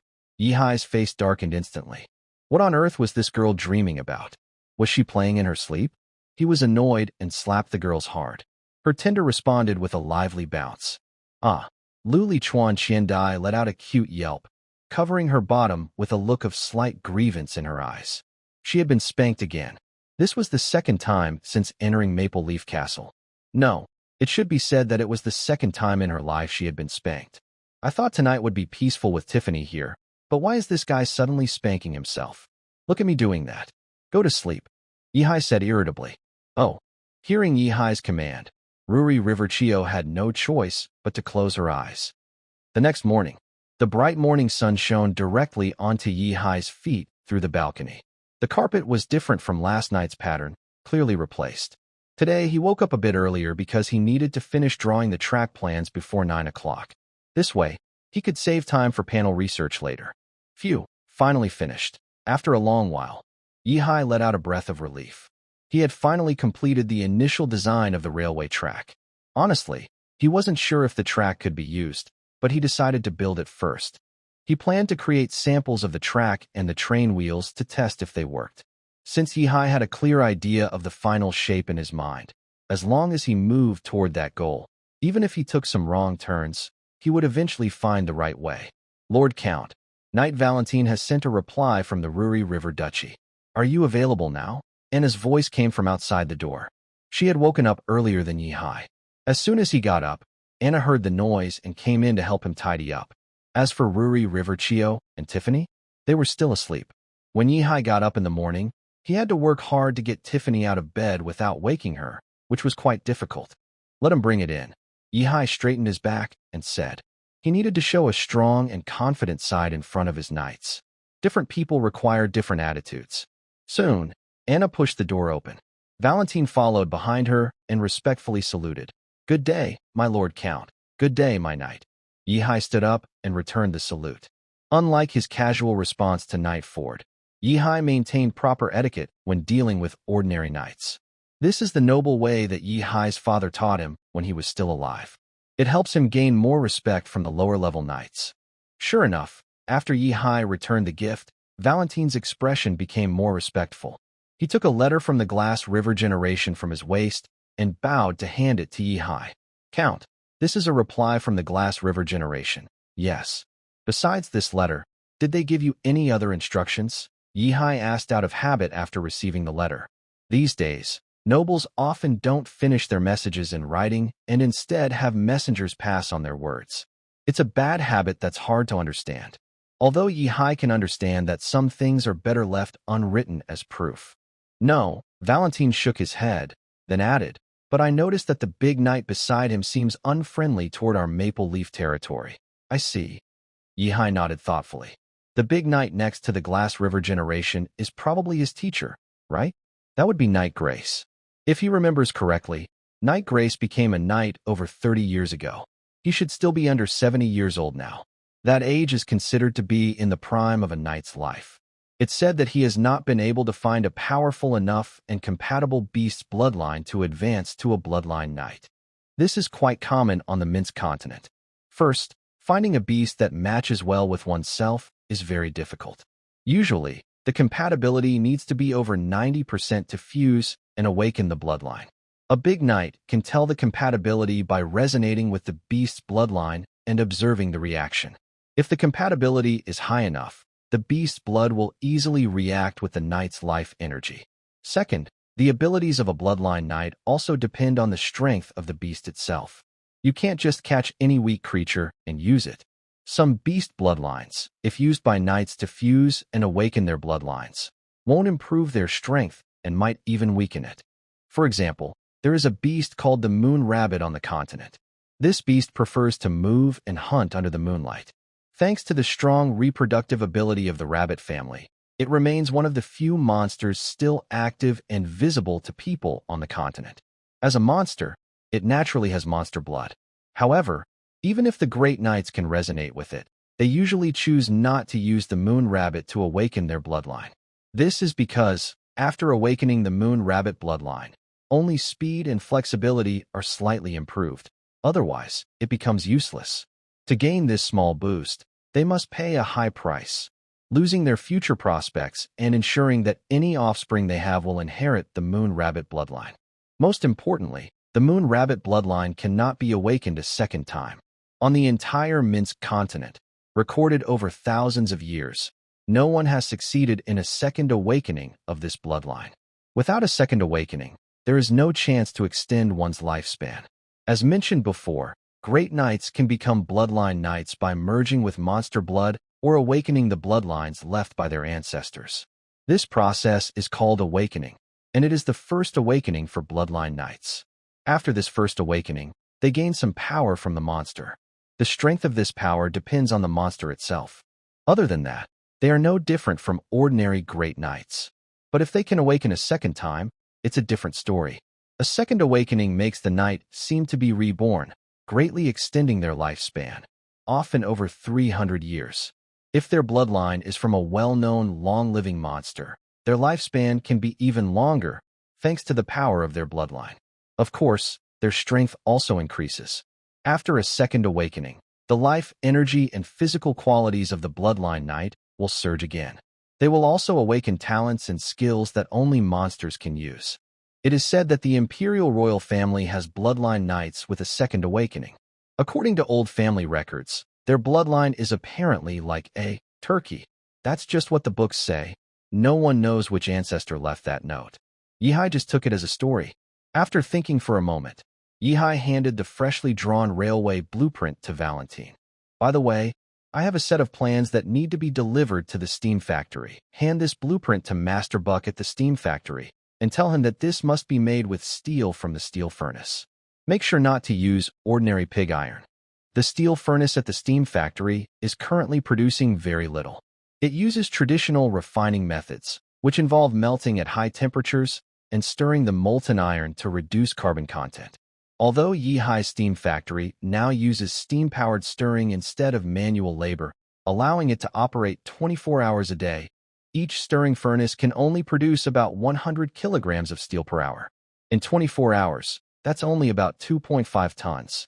Because the construction of cement roads and the expansion of the city walls both require steel reinforcement, Yihai built 5 such stirring furnaces to meet the demand. This has increased the daily steel output in the territory to around 13 tons. But that's still not enough. Because armor plates and sword casting also need steel, and there are many horses that require horse armor, especially with the large military expansion in Maple Leaf territory. Of course, the biggest demand comes from export trade, which is one of the main sources of income for Maple Leaf territory. Thanks to the stable quality of steel produced by mechanical stirring, the steel quality is very consistent, attracting many merchants to buy. Currently, the market price for 1 ton of high-quality steel is about 28 gold coins, while their factory costs only 6 gold coins to produce 1 ton. That leaves a profit of 22 gold coins per ton. Selling 5 tons a day earns over 100 gold coins. In a month, that's more than 3,000 gold coins. In a year, it adds up to over 40,000 gold coins. What does 40,000 gold coins mean? That's almost enough to pay the full year's wages for 2 garrisons of 3,000 soldiers each. All the profits are invested back into the territory and military development, quickly strengthening Maple Leaf Territory's foundation. Since the successful establishment of several industrial factories in Maple Leaf Territory, its economy has been growing rapidly, like a helicopter soaring upward. Following your wishes, Count, Knight Valentine took the blueprint from Yihai and saluted before leaving. Yihai opened the letter he just received. Huh, what is this? He looked at it briefly and then froze. Are people nowadays really so straightforward? What does it mean when someone says, "You help me eliminate my brother, and I will marry my sister to you for an alliance"? The letter clearly states that the Liuli River generation agrees to let Earl Yi-hai send troops to clear out the goblins in Dijon City.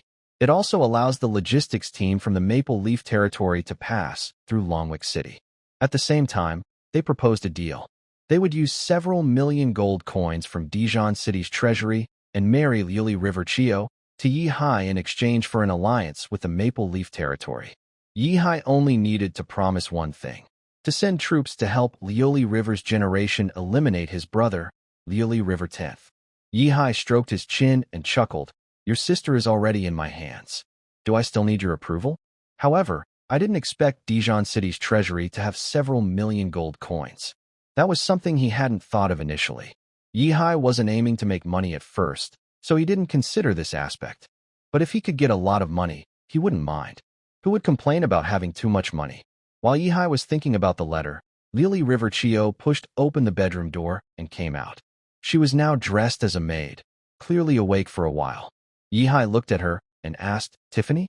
Liuli River Chio stepped forward and clasped her hands in front of her stomach, bowing slightly. Miss Tiffany is still sleeping.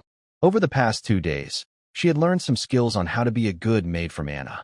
This girl is really lazy. Never mind, let her sleep. If Lady Aisha asks about her later, just say I told Tiffany to rest a little longer. Yi-hai shook his head helplessly. Tiffany had to go to Lady Aisha's class at 9 every morning. Usually, if she didn't get up, Lady Aisha would come to her bedroom herself to wake her. But with Yi-hai, it was different. Tiffany knew he would help her, so she became even more carefree. Liuli River Chio's eyelashes fluttered slightly, and a hint of envy flashed in her eyes. She longed to return to the days when she was loved and pampered. Unfortunately, those days were gone now, and she could only think about it. Liuli River Chio lowered her head and replied, "I understand." Yi-hai held the letter in his hand and walked over to sit on the sofa. He casually placed the letter on the coffee table beside him. "Come here." Yi-hai patted his thigh. His gaze fell on Chio Ruri, who was dressed in a black and white maid outfit that outlined her slim waist. The lace-edged skirt just reached mid-thigh, paired with white over-the-knee socks, revealing a fair skin in the middle. Chio Ruri's face turned slightly red. She bit her lip, hesitated for a moment, and finally obediently moved closer. As her personal maid, she couldn't refuse her master's command.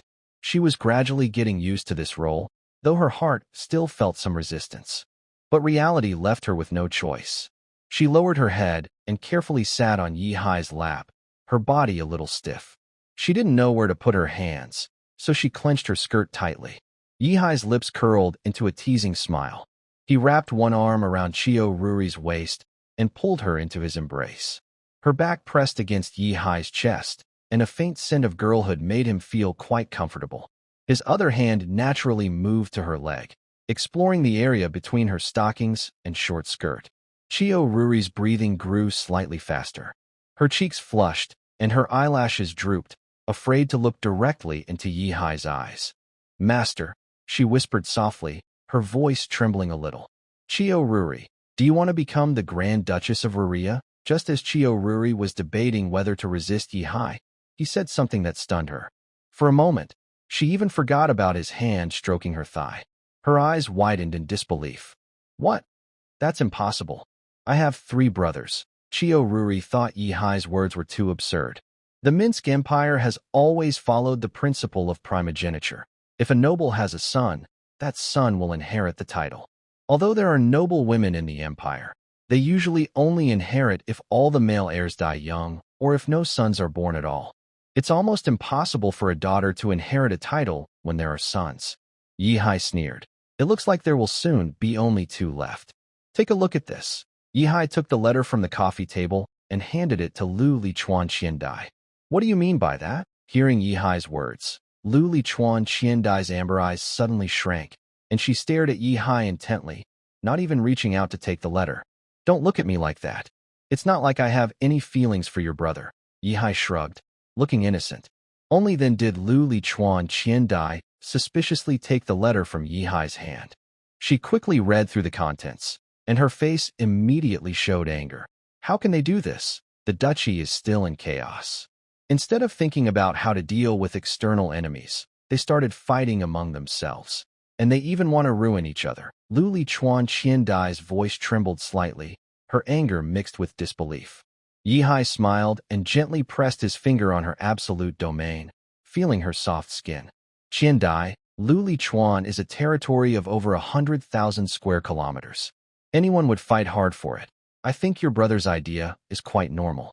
The struggle for succession is always a long-standing topic in family inheritance, especially when the previous head suddenly dies.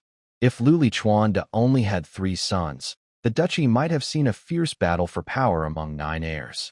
Right now, Luli Chuan Qiandai's attention was entirely on the letter and the future of Luli Chuan Duchy. She didn't notice Yihai's increasingly bold actions. She bit her lip, thought for a long time, then looked up into Yihai's eyes.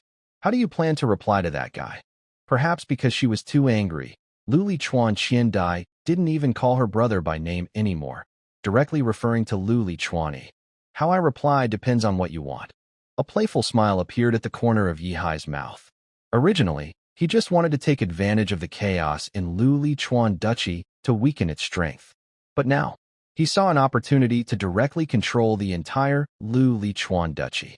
Luli Chuan Qiandai frowned, her delicate nose slightly wrinkling. Can't you be a bit clearer? Don't ask so many questions. Yihai gently placed his hand on Chio Ruri River's face. Maybe because her face was small, his hand seemed a bit large in comparison. He looked directly into her eyes and asked, just tell me, do you want to become the Duchess of Ruri River? Chio Ruri River's heart trembled, and her pupils flickered with uncertainty. Why are you doing this? She had been in Maple Leaf territory for a few days and knew a little about the current situation there. She understood that with Maple Leaf territory's current strength, combined with the weakened state of the Ruri River Duchy and its internal conflicts, if Yihai really intervened, she might have a chance. After all, news of military expansion is hard to hide. Just a little investigation would reveal that Maple Leaf territory had been recruiting full-time soldiers for the past few years. Yihai raised her chin with a half-smile. Because I suddenly realized, having a duchess from a noble family come to serve as my maid is more exciting than having an ordinary, down-and-out young lady. Sometimes, the thrill of such a difference in status can be truly intoxicating. As he spoke, Yihai leaned down slightly and took a deep breath near her neck. The girl's scent, almost perfect, a rare treasure. Chio Ruri River shivered slightly. The heat from his breath on her neck made her instinctively shrink back, and her cheeks instantly flushed with a blush. She wanted to push Yihai away, but remembered her position. She could only endure the shame, biting her lip lightly, a complex emotion flashing in her eyes. She whispered softly, What? What do you mean? Do you want me to be your? Chio Ruri River had never thought she could reach the position of a duchess because she knew from a young age that it was impossible. No great knight would serve her, a powerless daughter of a duke, if they had a choice. But now, it seemed there was a glimmer of hope before her eyes. Although she knew Yihai had bad intentions, the temptation was too great. Ruri River Duchy was her home. If she could regain power, even as a nominal duchess, Chio Ruri River admitted she was somewhat tempted. Yihai's lips curled into a faint smile. So, are you willing to become my? Or do you plan to willingly cooperate and become my? Or are you being forced to become one? At this moment, Luli Chuan Qianyi finally understood that she had no real choice from the beginning. She silently lowered her head and remained silent for a long time. Just then, Yihai suddenly squeezed her thigh with a bold grip, causing Luli Chuan Qianyi to let out a low, surprised cry. Ah! Her body stiffened suddenly, and her legs instinctively clenched together, trying to control Yihai's hand. But this only made his hand press more firmly against her delicate skin. Tears welled up in Luli Chuan Qianyi's eyes. She stared at Yihai with a mix of grievance and anger in her voice. Master, you're going too far. It seemed she was beginning to get used to calling Yihai master. Recently, Lion City has been very lively, filled with refugees fleeing from Jaren, so much so that all the inns in the city are full. Some people who arrive a bit later can't find any available rooms. For those with wealth, it's easy. They can buy a house in Lion City and stay there. But for the poor, it's much harder. They have to go door to door, asking the city residents if they can rent a room. Sometimes, just to have a safe place to stay.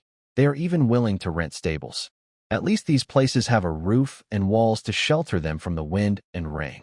Because of this situation, even the tavern business has improved quite a bit. Many people who haven't found a place to stay yet choose to rest in taverns first. The air is filled with the sour smell of ale and the smoky aroma of roasted meat. Several tables of guests sit scattered around. At a table by the window sit 3 men. They look like common folk who have just settled down after fleeing. Their clothes are ragged, and their faces are covered with dust and exhaustion. One of the burly men, with a beard covering his face, raises his mug and shouts loudly. Some people dare to call themselves knights. When the goblin army came, they ran faster than us common folk. Oh, what a mess. That horse twisted its ankle, and he didn't even stop, just carried the horse and ran. We, the poor refugees, at least help each other move forward, supporting the elderly, the sick, and the disabled. But he seems to slip away like oil on his feet, disappearing in the blink of an eye. He could easily turn around and help us fight off the pursuing goblins, but he completely ignores us. A knight? That's nonsense. His stick is more reliable than a knight. The man's voice is loud, with a hint of drunkenness. Every time he speaks, he slaps the table, causing foam in his cup to splash everywhere. A tall, thin man at the same table quickly pulls his sleeve and whispers, "Brother, keep your voice down. He's at least a knight. We escaped from Dijon, and life's already hard for us. Let's not cause trouble." The burly man glares at the tall man. What's the big deal? Which law in the Empire says common folk can't speak? Even if he's a knight, it doesn't restrict our right to talk. Besides, he's not really a knight. He has no noble title, and he's not officially recognized by the noble council. He's just a wild knight, basically no different from us common folk. So what if he's awakened a life seed? No title, no land, and no knightly spirit. At best, he's just a rough fighter with a sword. In the Minsk Empire, awakening a life seed doesn't automatically grant you the honor of being a knight. You need to be granted the title by a noble and then report it to the noble council.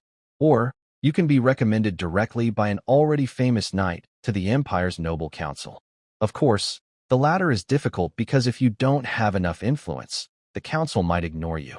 Usually, knights who awaken a life seed choose the first option, pledging loyalty to a noble. If they earn enough merit, they have a good chance of being granted land, often a manor, or sometimes a village. The second option involves the noble council awarding them a knightly title, allowing them to carry a sword into important places, but that's about it. Not far away, at another table, sits a man alone. His name is Gavin. He's not wearing plate armor, only a rough leather armor made from beast hide. It looks coarse but sturdy. He has a sword hanging at his waist, sharp but with a scabbard full of scratches, showing it's been used for many years.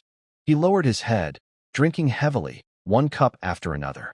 His beard was rough, and his eyes looked dull, as if he didn't hear others talking about him. Even though the person being talked about was himself. They talk about you like that, and you don't react at all.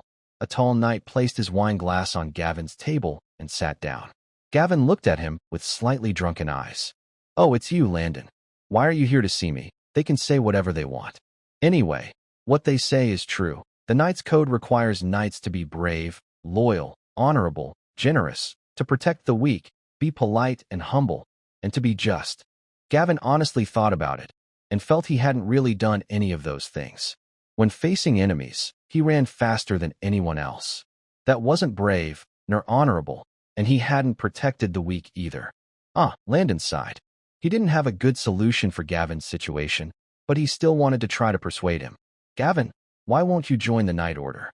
If you had joined earlier, your life wouldn't be like this now. At least, you and your mother wouldn't have to rent a place after coming to Lion City. The Glazed River Knight Order usually arranges housing for its members in the city, usually standalone homes.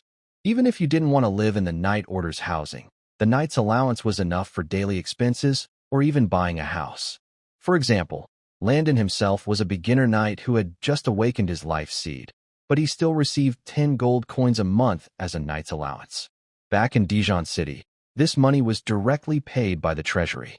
Later, when they moved to Lion City with the Glazed River, the city's finances took over.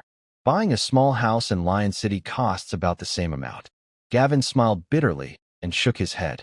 Landon, swearing loyalty to a noble means you're ready to die for your lord at any time. You know me. I have reasons I can't die. My mother raised me alone since I was a child. If I die, she definitely won't survive. So, I can't die before her. Previously, Gavin ignored others' pleas for help and focused only on moving forward because the goblin army was about to attack. His mother was still at home, so he had to run back to help her escape. Although he successfully led his mother away from the goblin attack village, he saw a few innocent villagers die painfully under the goblins' clubs because he didn't help them. The people who mocked him earlier were from the same village as him. Clearly, they were unhappy that Gavin had the ability to help but chose not to. Hearing Gavin's words, Landon felt angry. He thought, how can this person not understand how to be flexible? Hey, what's wrong with you? He wanted to say something but was afraid others nearby might hear. So he leaned close to Gavin's ear and whispered, "Why are you taking this so seriously? It's just a vow. It's not like you're asking you to die. If you make a vow and then face a dangerous situation, even if you do some self-protection to save your life, no one will blame you. So, I suggest you join the Night Order. At least that way, your family's life can get better. Don't you think?" Recently, Lord Lioli Chuan is planning to expand the Night Order, and even the Knight stipends have increased to 12 gold coins a month. That's 12 gold coins. Do you know what that means? Just 2 months of stipends are enough to buy a house with a storefront in the city. Then your mother could even open a shop in town. Anything, a tailor shop or selling clothes, something easier. Wouldn't that kind of life be better? You also want your mother's life to improve, right? Although knights value loyalty and honor, not everyone can be so noble. At least, Landon was not. As a commoner turned knight, he hadn't received much knightly training, and he just wanted a better life. Landon cared about Gavin because he had learned the breathing technique Gavin gave him. Originally, Landon, who was born a commoner, had no chance to learn the breathing technique. However, when Gavin's mother brought young Gavin to their Red Apple farm, Landon was given an opportunity that would change his life. Landon's family was also just a free farmer and shepherd. When Gavin and his mother moved to their village, they happened to become neighbors. The two children of similar ages naturally played together easily, but it was more like working together than just playing. At that time, Gavin's mother seemed to have some savings and bought 7 or 8 sheep to raise at home. The sheep pen was built with 2 large trees cut down by Landon and his father. According to Landon's father, since the two families would be neighbors in the future, they needed to help each other to live better. Perhaps it was this good relationship that later brought rewards to Landon. After the sheep pen was built, it didn't mean the sheep could grow naturally inside. The grass in that small area was not enough for the lambs to eat. Only by taking the sheep to the pasture could they have enough grass to eat and grow. The task of herding the sheep naturally fell to Gavin. Landon, who had been herding sheep for several years, knew which nearby pastures were more fertile. So, in the following days, Landon and Gavin would herd the sheep together to graze. If they continued like this, Landon would eventually inherit his father's few acres of land, marry, have children, and continue farming and herding sheep. But one day, while herding sheep, Landon saw Gavin doing some strange movements. Curious, he asked Gavin what he was doing. That day, Landon's fate changed. Gavin hesitated for a moment and then taught Landon the breathing technique. From then on, Landon started a path that would change his destiny. Landon was not very talented as a knight. He only awakened his life seed and became a knight at 26. But he lived a better life earlier than Gavin, who awakened his life seed several years before him. There was no special reason for this. Simply put, after awakening his life seed and becoming a knight, Landon went to Dijon City and told the guards at the gate that he wanted to pledge loyalty to the Duke of Lioli River. The Duke of Lioli River naturally agreed to add a new force to the duchy. Even though this military strength is very small, the cost for Lord Lioli River is even lower. Just a few coins. Landon, Gavin's expression suddenly became serious. Swearing and making promises are very serious matters. If you can't do it, don't say it or make any promises. Since childhood, Gavin's mother had strictly educated him according to noble standards. This made Gavin care a lot about certain things. Gavin is actually a noble descendant, but his father was only a baron, and he is not the eldest son but the second son. Gavin's full name is Gavin Blake. His father, Baron Blake, owns land in the northwest of the Lioli River Duchy. Baron Blake's first wife was from a small noble family. They married and soon had their first son, named Eric. Eric was very smart and loved by Baron Blake. Unfortunately, when Eric was 8, his mother died suddenly from a fever. Baron Blake was heartbroken and took years to recover. When Eric was 12, he met Gavin's mother at a noble gathering. She was the daughter of a humble knight. She came from a declining knight family. Her father was an old knight who died early in a border war, leaving her and her mother to depend on each other. Baron Blake was attracted to her, and they quickly got together. For years after their marriage, when Eric was 16 and learning to be a knight, Gavin's mother finally gave birth to Gavin. Gavin grew up in Baron Blake's castle. Although he was not the eldest son, his father loved him very much. Eric seemed like a good older brother, teaching him to ride and read. But no one expected that when Gavin was 6, Baron Blake died in an accident.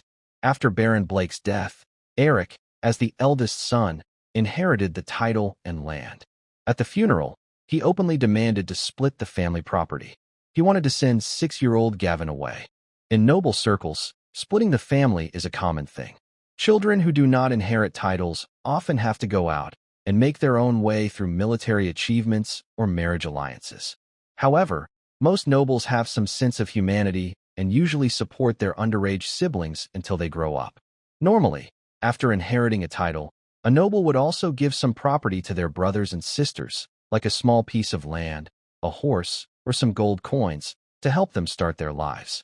But beyond that, there is usually nothing more, because the land belongs to the eldest son, and no one would foolishly divide the family estate. But Eric was different. He had no limits and demanded that Gavin, who was only 6 years old, leave alone. He wouldn't even give him a copper coin, as if Gavin wasn't his brother but a burden. Gavin's mother was so angry when she heard this that she trembled all over. She could have stayed as the new Baroness of Blake and had the right to live in the territory. The noble laws protected her, and even as a stepmother, she could live comfortably for the rest of her life. But she couldn't bear to see 6-year-old Gavin being driven out, wandering alone. The child was so young. How could he survive? So, she resolutely packed some belongings, took Gavin, and left the Blake estate. Since that day, they began a life of wandering. First, they went to a small border town in the Glazed River Principality, barely surviving by selling her dowry and teaching swordsmanship. Later, she heard that someone was eager to sell land in the Red Apple Manor at a very low price. So she took Gavin there, bought some fields and some sheep, and started a shepherd's life. From a young age, Gavin knew how much his mother had sacrificed for him. She could have continued as a noble lady, but for his sake, she became an ordinary farmer.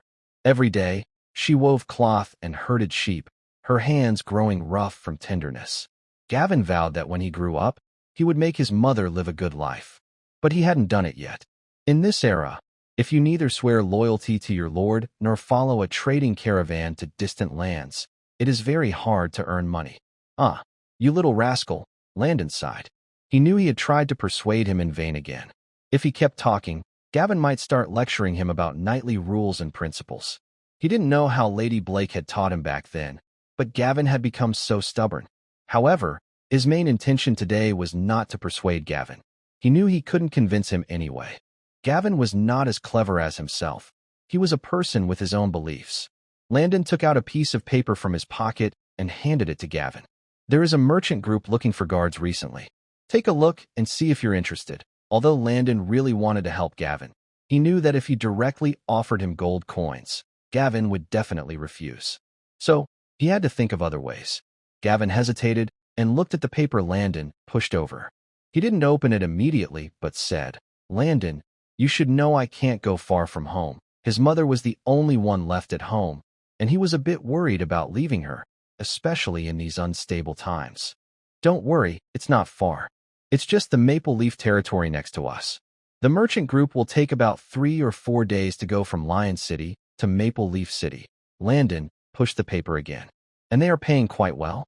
They pay per trip, and all you need to do is ensure their safety on the way there and back, and in the Maple Leaf territory. They pay 10 gold coins per trip. If I weren't on duty, I would go myself." Landon was tempting Gavin with the reward for this task. "That much? Gavin's eyes widened in disbelief. They won't stay long in the Maple Leaf territory, right? Then I definitely can't go. Usually, the hiring price for wild knights like them was quite clear, about 1 silver coin per day. 10 gold coins would be 100 silver coins. Does that mean the trip would take 100 days? No, of course not. It's just that things have been a bit unstable lately, so the price is a little higher. Landon quickly waved his hands. He didn't want to scare Gavin away. Of course, another reason is that they are going to Maple Leaf territory to buy steel. The value is high, and the goods are large, which could attract bandits. That's why they are paying a hefty fee to hire you, the Awakened Knights. Once they arrive in Maple Leaf City, sell the iron or buy more steel, and it will only take a week or 2 at most. Gavin was a bit curious. Why does the merchant group go to Maple Leaf City to buy steel? Lion City itself has many blacksmith shops that can forge steel. Landon showed a mysterious smile and said, "You probably don't know about this. Let me show you." He then took his sword from his waist and placed it on the table. "What's wrong with your sword now?" Gavin looked a bit confused as he took the sword from Landon. As soon as he touched it, he realized it wasn't the same sword Landon had been carrying before. It was a new sword. Gavin tapped the sword with his finger, and it made a clear humming sound. His eyes lit up. "Nice sword. It looks like it's made from high-quality steel. It seems there aren't many blacksmith shops in the city that can produce such good steel. You managed to get it? Looks like you've been doing well in the Knights Guild lately," Gavin said with a bit of envy. As a knight, he naturally liked armor and swords. He just couldn't afford to buy such good equipment right now. He instinctively looked down at his own sword, which had a shorter blade than before. He had been using that sword for almost 10 years. It's not from a blacksmith shop. Their steel is way too expensive, and it might not be as good as this. Landon waved his hand dismissively, showing he didn't like the steel from the blacksmiths. He then proudly said, "I bought this steel from the Gold Merchant Guild. A full 20 pounds of this high-quality steel costs only 1 gold coin. 20 pounds is about 9 kilograms.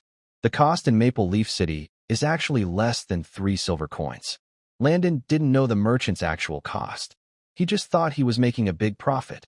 Usually, 20 pounds of this high-quality steel would cost 4 or 5 gold coins, and it was often out of stock. Because this steel was very popular among knights, it was usually reserved before it even appeared on the shelves. Making this high-quality steel is very labor-intensive for blacksmiths.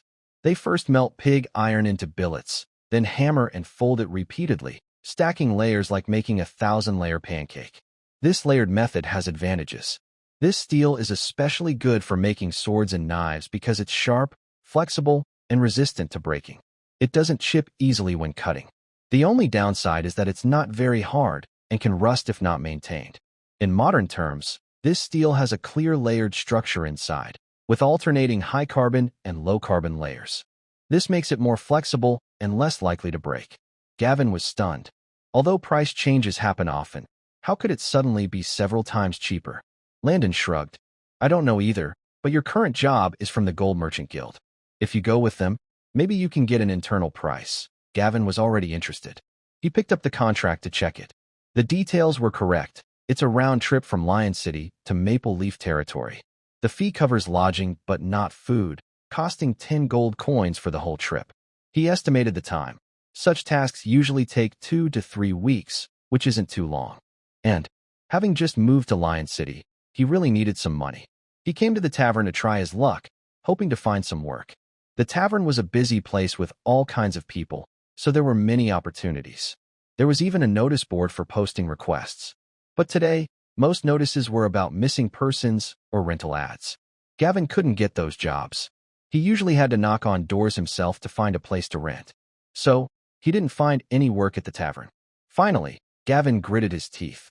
"All right, I'll take the job. Is the merchant caravan in a hurry? I need to go home and tell my mother first." Landon's eyes lit up with a smile. "No rush. They're leaving the day after tomorrow. But, hey, maybe you could take another job on the side? One trip could earn you 2 payments." Landon rubbed his hands happily. Seeing Landon like this, Gavin quickly became cautious. "What are you up to? Every time you look like that, it's never good. Last time, you said we should sneak and drink cow milk. We got caught, and the other person chased us home. My mother scolded me badly." Landon, hearing this, looked a bit embarrassed. That was over 10 years ago. Why bring it up now? This time, it's a task from Lord Leoli River. Landon didn't bother hiding anymore. He moved his chair closer to Gavin and lowered his voice. Lord Leoli River plans to send someone to check out Maple Leaf Territory, especially about the army expansion. Although the Glazed River generation plans to cooperate with the Maple Leaf Territory, they are currently considered semi-allies. It is very important to understand the other side's situation. Previously, the Glazed River generation received news that the neighboring Maple Leaf Territory was expanding its army and had recruited at least 10,000 full-time soldiers. However, the exact number is unclear. Therefore, they plan to send someone secretly to investigate, since such matters cannot be asked directly. But choosing who to send is important. A knight from the Glazed River Knights? No, that won't do. Knights who swear loyalty to nobles and have titles are registered with the Noble Council. If discovered, it could harm their relationship. A regular soldier? Also not suitable. They are too weak and mostly illiterate. How can someone who can't read find out about the other side? The enemy's army passes by in front of you, and you can't even count how many soldiers there are. Gavin looked surprised. You want me to be a spy? Not exactly a spy, Landon said softly. Just ask you to gather some information when you go to Maple Leaf City. You won't need to sneak into their camp. Just note how many people enter and leave their camp each day, and how much supplies are brought in, and you're not alone. Others will also be sent to do the same task. You only need to gather information from one camp, Landon explained quietly. With this information, we can roughly estimate how many people are in their camp. The daily food expenses for a camp are fixed. If we know roughly how many carts of food are delivered each day, we can estimate the number of soldiers inside. The city roads are well maintained, usually using a combination of pack animals and carts to transport supplies. Only in the wild do armies use only pack animals for the entire journey. Gavin hesitated slightly. This mission's reward is 20 gold coins, Landon added. All right, I'll do it, Gavin nodded firmly. In a house in Lion City, Gavin knocked on the door. Mother, I'm back. The door creaked open, revealing a slightly tired but gentle smiling face. It was his mother, named Isabella. After marrying Baron Blake, she took on a double surname and was known as Lady Blake. Isabella exuded the charm of a mature woman. Her son was only 20, and she was about 35 years old. In modern times, she might still be considered young, but on the Minsk continent, many women her age had already become grandmothers. Perhaps because she had once trained as a knight, Isabella's figure was tall and slender. Her skin still had a youthful glow, with a gentle golden hue. Lady Isabella's hair was casually, with a few strands falling over her chest, making her look even more attractive. Gavin sighed quietly. Because his mother was so beautiful, she was often bothered by others. That's why he didn't dare leave her alone for long. He was worried that if he left one day and something happened to his mother, he would regret it forever. Especially during these chaotic times, he couldn't be careless. It was sad that their family lacked a male elder. Gavin sometimes wondered if his father were still alive. Maybe he wouldn't have to worry so much. He could wear armor like other loyal knights and fight bravely on the battlefield. But unfortunately, there are no what-ifs in reality. Gavin, you finally came back. I was worried about you with all the chaos outside. Lady Isabella's voice was gentle, with a hint of reproach, but mostly concern. She turned aside to let him enter. Their small house was a temporary rental in Lion City, very simple, like a countryside cottage. There were only 2 rooms, with no luxury like a living room. The outer room was Gavin's space, with a narrow bed and a worn wooden table, on which were some scattered tools and maps. The inner room belonged to his mother, slightly larger, with an old bed and a small cabinet. A cloth curtain, sewn by her, hung by the window to block dust and sunlight. The whole house smelled faintly of smoke, with damp marks in the corners, and the floor creaked underfoot. All the furniture was second-hand, polished at the edges.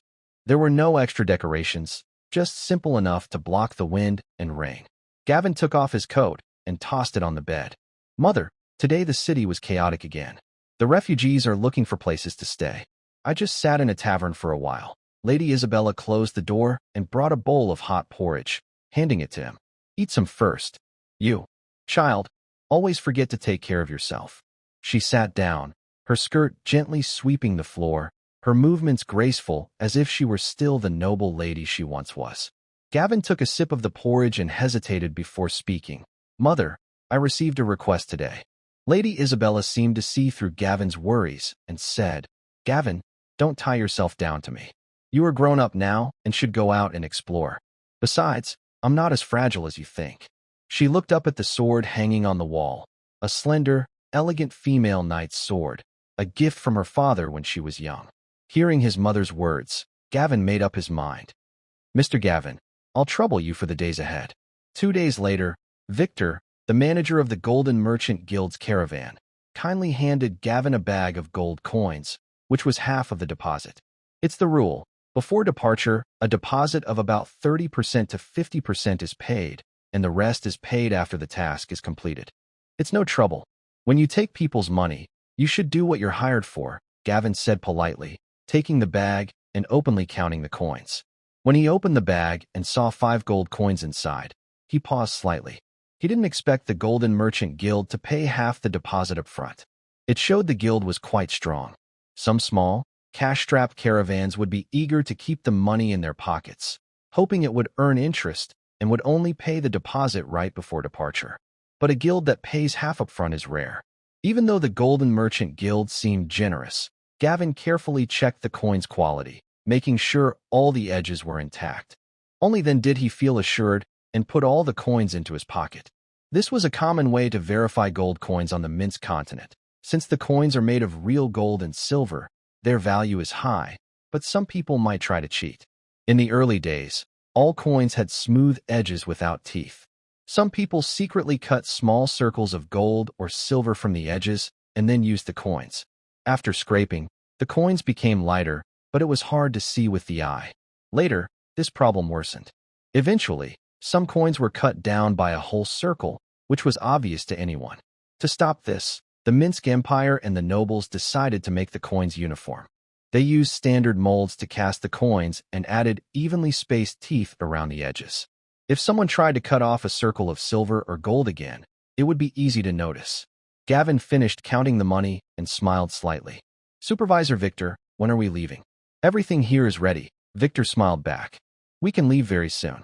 Once the blacksmiths over there load everything onto the carts, we can go. He pointed to a group of people on the other side of the convoy, an old man and 7 or 8 young men.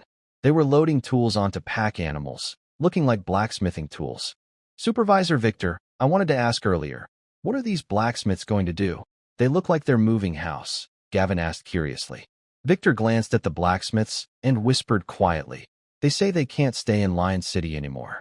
They're planning to go to Maple Leaf City to see if there are new opportunities. Can't stay in Lion? That's hard to believe. Gavin looked surprised. To him, blacksmiths were very stable workers. Farmers needed them for tools during good years, and soldiers needed weapons during bad years. There was no reason for them to struggle for work. Victor shrugged and said, They say the knights now bring steel to have it processed, so their stockpiles can't sell. They only make money from processing fees, so they're having a hard time. He added, I also heard they stored a lot of steel before, but recently, the prices have dropped, and they're losing a lot. Gavin nodded thoughtfully. So that's how it is. With a large influx of maple leaf steel into Lion City, and at very low prices, the local steel industry couldn't compete anymore. The reason is simple. Traditional steel relies on manual labor. How much steel can a blacksmith produce in a month? It's impossible to compare with the industrialized mass production of Maple Leaf Territory, where labor costs are very low. Of course, Gavin didn't know these details. He only thought that the blacksmith shops had failed and closed down due to stockpiling issues. Grandpa, are we really leaving Lion City? Cecilia asked, leaning on a pack mule, a little sad. She was upset about leaving the city she had lived in since she was a child, even though she was only 8 years old. Edison reached out his calloused hand to pat his granddaughter's head and smiled. Yes, I heard that Maple Leaf City is full of maple trees. In autumn, the red leaves dance in the wind. It's very beautiful. Doesn't Cecilia want to see such a wonderful scene? Lion City is different from Maple Leaf City. The Liuli River area doesn't care much about city planning. The city develops in a disorderly way, with no clear main roads or green spaces. But Maple Leaf City is different. Since Yihai took over, he has been actively planning the city. New districts are being built, and old areas are gradually being renovated. Basic projects like paving roads and creating green belts are underway. He even installed many oil and gas streetlights on main roads. Although they need a dedicated person to turn them on and off daily, they add some light to the dark city at night.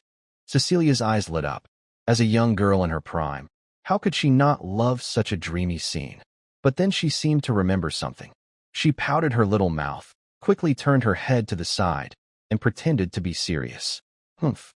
I'm not the kind of girl who likes playing with flowers and grass. I want to become a knight someday, like the knights in stories, riding a horse, holding a sword, charging into battle, and protecting everyone. She spoke while puffing out her small chest, her eyes shining brightly. Her little hands clenched into fists, gesturing in the air as if imagining herself in armor. Edwin gently ruffled Cecilia's hair, making it even messier. How can you be like your irresponsible father? A knight? Huh. Your dad used to boast the same, but what happened? He got scared on the battlefield and lost face in Lion City. Edwin's son also wanted to be a knight from a young age. He even participated in the selection for the Knight Squire of the Grand Duke of Ruri River. Perhaps because he often helped his father with blacksmith work, he was surprisingly strong and managed to get selected. After serving as a Knight Squire for a few years, he performed well and was granted a knight's breathing technique. Everyone thought he would smoothly become a full knight someday. But during a patrol against bandits, he had a big problem. He fainted at the sight of blood. He fainted right during the fight. News spread quickly and became more exaggerated. Many people said he fainted because he was afraid of battle. When this news reached Lion City, Edwin was deeply embarrassed. It is said that the Grand Duke of Ruri River even planned to dismiss Edwin's son. However, just then, Edwin's son unexpectedly awakened his life seed and officially became a knight. This made the Grand Duke decide not to dismiss him after all. Instead, he kept him close, hoping a doctor could cure his fear of blood. Every knight is a valuable fighter. But no matter what, Edwin's reputation was completely ruined. Humph. Cecilia crossed her arms and said, I'm not afraid of blood. At home, I always cut the chicken's neck myself. Edwin showed a helpless smile. Yes, Cecilia is the bravest. Although he praised Cecilia, he didn't really care. After all, no knight would accept a female squire like Cecilia, unless Cecilia's father came back to teach her himself. If that guy dares to take Edwin's precious granddaughter to knight training, Edwin would break his son's leg with a big hammer. Edwin's reason for going to Maple Leaf City isn't because the autumn leaves look beautiful, but to learn the most advanced steelmaking techniques. He believes that since Maple Leaf City can produce so much high-quality, low-cost steel, there must have been a major breakthrough in that area. And since the output is so high, this technology must be widespread in Maple Leaf City. As a dedicated blacksmith who has worked with iron all his life, he feels it's necessary to learn more about it. As for why his family moved, it's because he's a wanderer, his wife has long passed away, and now he only has his precious granddaughter and a few apprentices. He's not from Lion City. He came here because the local iron mines are rich and produce good quality iron. Now that there are better options, he naturally wants to move again. What? You ask what to do if his son comes back and can't find his home. To heck with that guy. That's what Edwin said. Although he said that, Edwin still left a letter with the neighbor, asking him to give it to his son when he comes back. Aisha, you are truly a business genius. Just adding one more step to steel production has increased our steel price from 28 gold coins to 35 gold coins per ton. In Lady Aisha's room, Yihai couldn't help but praise as he looked at the latest financial report. Lady Aisha smiled slightly, sitting comfortably in a carved armchair on one side of the room, holding a cup of hot red tea. The tea's aroma gently filled the air. Today, she dressed very simply, wearing a light blue silk gown that draped from her shoulders to her ankles. The hem was embroidered with tiny silver rose patterns, with petals layered and shimmering faintly in the candlelight. Actually, it's still your credit. After all, the steam hammer is such a useful invention, and you created it. Lady Aisha took a sip of tea, a faint smile appearing at the corner of her mouth. Without needing much human effort, it can produce as much as 100 blacksmiths. If such a powerful tool can't help the territory make money, then Lady Aisha feels she might as well go home and arrange flowers, becoming a vase that only bears children. Actually, The price of that high-quality steel could be higher, but Lady Aisha thought that controlling the market might be more important than short-term profits. So, she chose to sell at a low price. When she was learning about business, Lady Aisha vaguely sensed the power of monopoly, but she didn't have a good idea of how to achieve it. Using force and violence? It could work within her territory, but not everywhere in the world belonged to them. Once outside their land, that approach wouldn't work. Now, Lady Aisha has discovered a new way to create a monopoly. That is by dumping products. She plans to flood the market with large quantities of high-quality, low-priced goods to break the supply chain of competitors, making it impossible for them to produce. This way, she can indirectly control the market. Right now, this is just her idea. Whether it works depends on her next actions. Yihai walked up to Lady Aisha. You always perform so well. I'm thinking I should give you a reward to thank you. Lady Aisha looked up, raising an eyebrow. Oh, what kind of reward? Yihai held out his hand, palm up, with a sincere look in his eyes. How about a hug? Lady Aisha paused for a moment, a faint blush appearing on her cheeks. She rolled her eyes at Yihai, sighing playfully. Is this a reward for me, or for yourself? Our noble count is getting more and more clever. Though she said that, her mind was in turmoil. Refusing felt too harsh. Agreeing, she worried about crossing a line. She bit her lip gently, hesitated for a moment, then slowly stood up. Her skirt swayed slightly, revealing a perfect curve of her full chest and slender waist in the light. She walked to the window and pushed it open halfway. The wind blew in, carrying a hint of winter chill, lifting her skirt slightly, revealing her rounded hips and long legs. Yihai watched her, saying nothing. He stepped forward and gently embraced her from behind, his arms wrapped around her waist. The warm touch made Lady Aisha stiffen slightly, but she didn't push him away. Instead, she sighed softly. You kid. I really don't know what to do with you. Outside the door, Tiffany's excited voice was heard, followed by a loud bang as the door was forcefully pushed open and hit the wall. Huh? Brother, Mom, what are you doing? Tiffany looked at Yihai and Lady Elsa standing back to back on the balcony, with a puzzled expression on her face. Why are they standing with their backs to each other? Are they arguing? Tiffany remembered that when she was a child and Yihai, her older brother, made her upset, she would also turn away and ignore him. But now, the two of them are standing back to back. Do they both not want to talk to each other? Maybe I should try to help them. Tiffany looked a bit troubled, pressing her finger against her smooth cheek, looking very hesitant. Ahem. Tiffany, why are you rushing over so quickly? Is there something important? Yihai cleared his throat and asked. He secretly felt relieved. If he hadn't acted quickly, Tiffany might have seen something she shouldn't. At this moment, Lady Elsa also came back to her senses. Although her face still had a slight blush, she forced herself to maintain a serious expression and scolded. Tiffany, how many times have I told you? You should knock before entering. Why did you just barge in? Hearing Elsa's scolding, Tiffany's face looked even more unhappy. But she quickly shook off that emotion and excitedly boasted. Brother, Mom, I successfully awakened the seed of life. Hearing this, both of them were momentarily stunned. Yihai finally noticed that the life energy radiating from Tiffany was very different from usual, vibrant and full of vitality, as if she had been elevated. Really? Tiffany, I didn't expect your talent to be so good, Yihai exclaimed. An ordinary person without any bloodline inheritance awakening the seed of life at this age was enough to prove Tiffany's knightly talent. Lady Elsa, standing nearby, also looked at her daughter with some surprise. She hadn't expected Tiffany's talent to be so remarkable, but then, it seemed she remembered something and frowned slightly. There is a common understanding on the continent. The stronger a person is, the harder it is to have children. When Yihai became a Grand Knight, Elsa was worried about what would happen if Tiffany couldn't get pregnant in the future. Now that Tiffany has become a knight herself, it's even more difficult for her to conceive. Hearing Yihai's praise, Tiffany's whole face lit up with happiness. She jumped in front of Yihai, wrapped her arms around his waist, and rested her chin on his stomach while looking up at his face. She said, now that I am a knight, can I also hire my own knightly assistant? Tiffany looked at Yihai with a hopeful expression, making it hard for him to refuse. All right, what kind of person do you want as your knightly assistant? I will find someone for you. Yihai gently patted Tiffany's soft hair with a loving smile.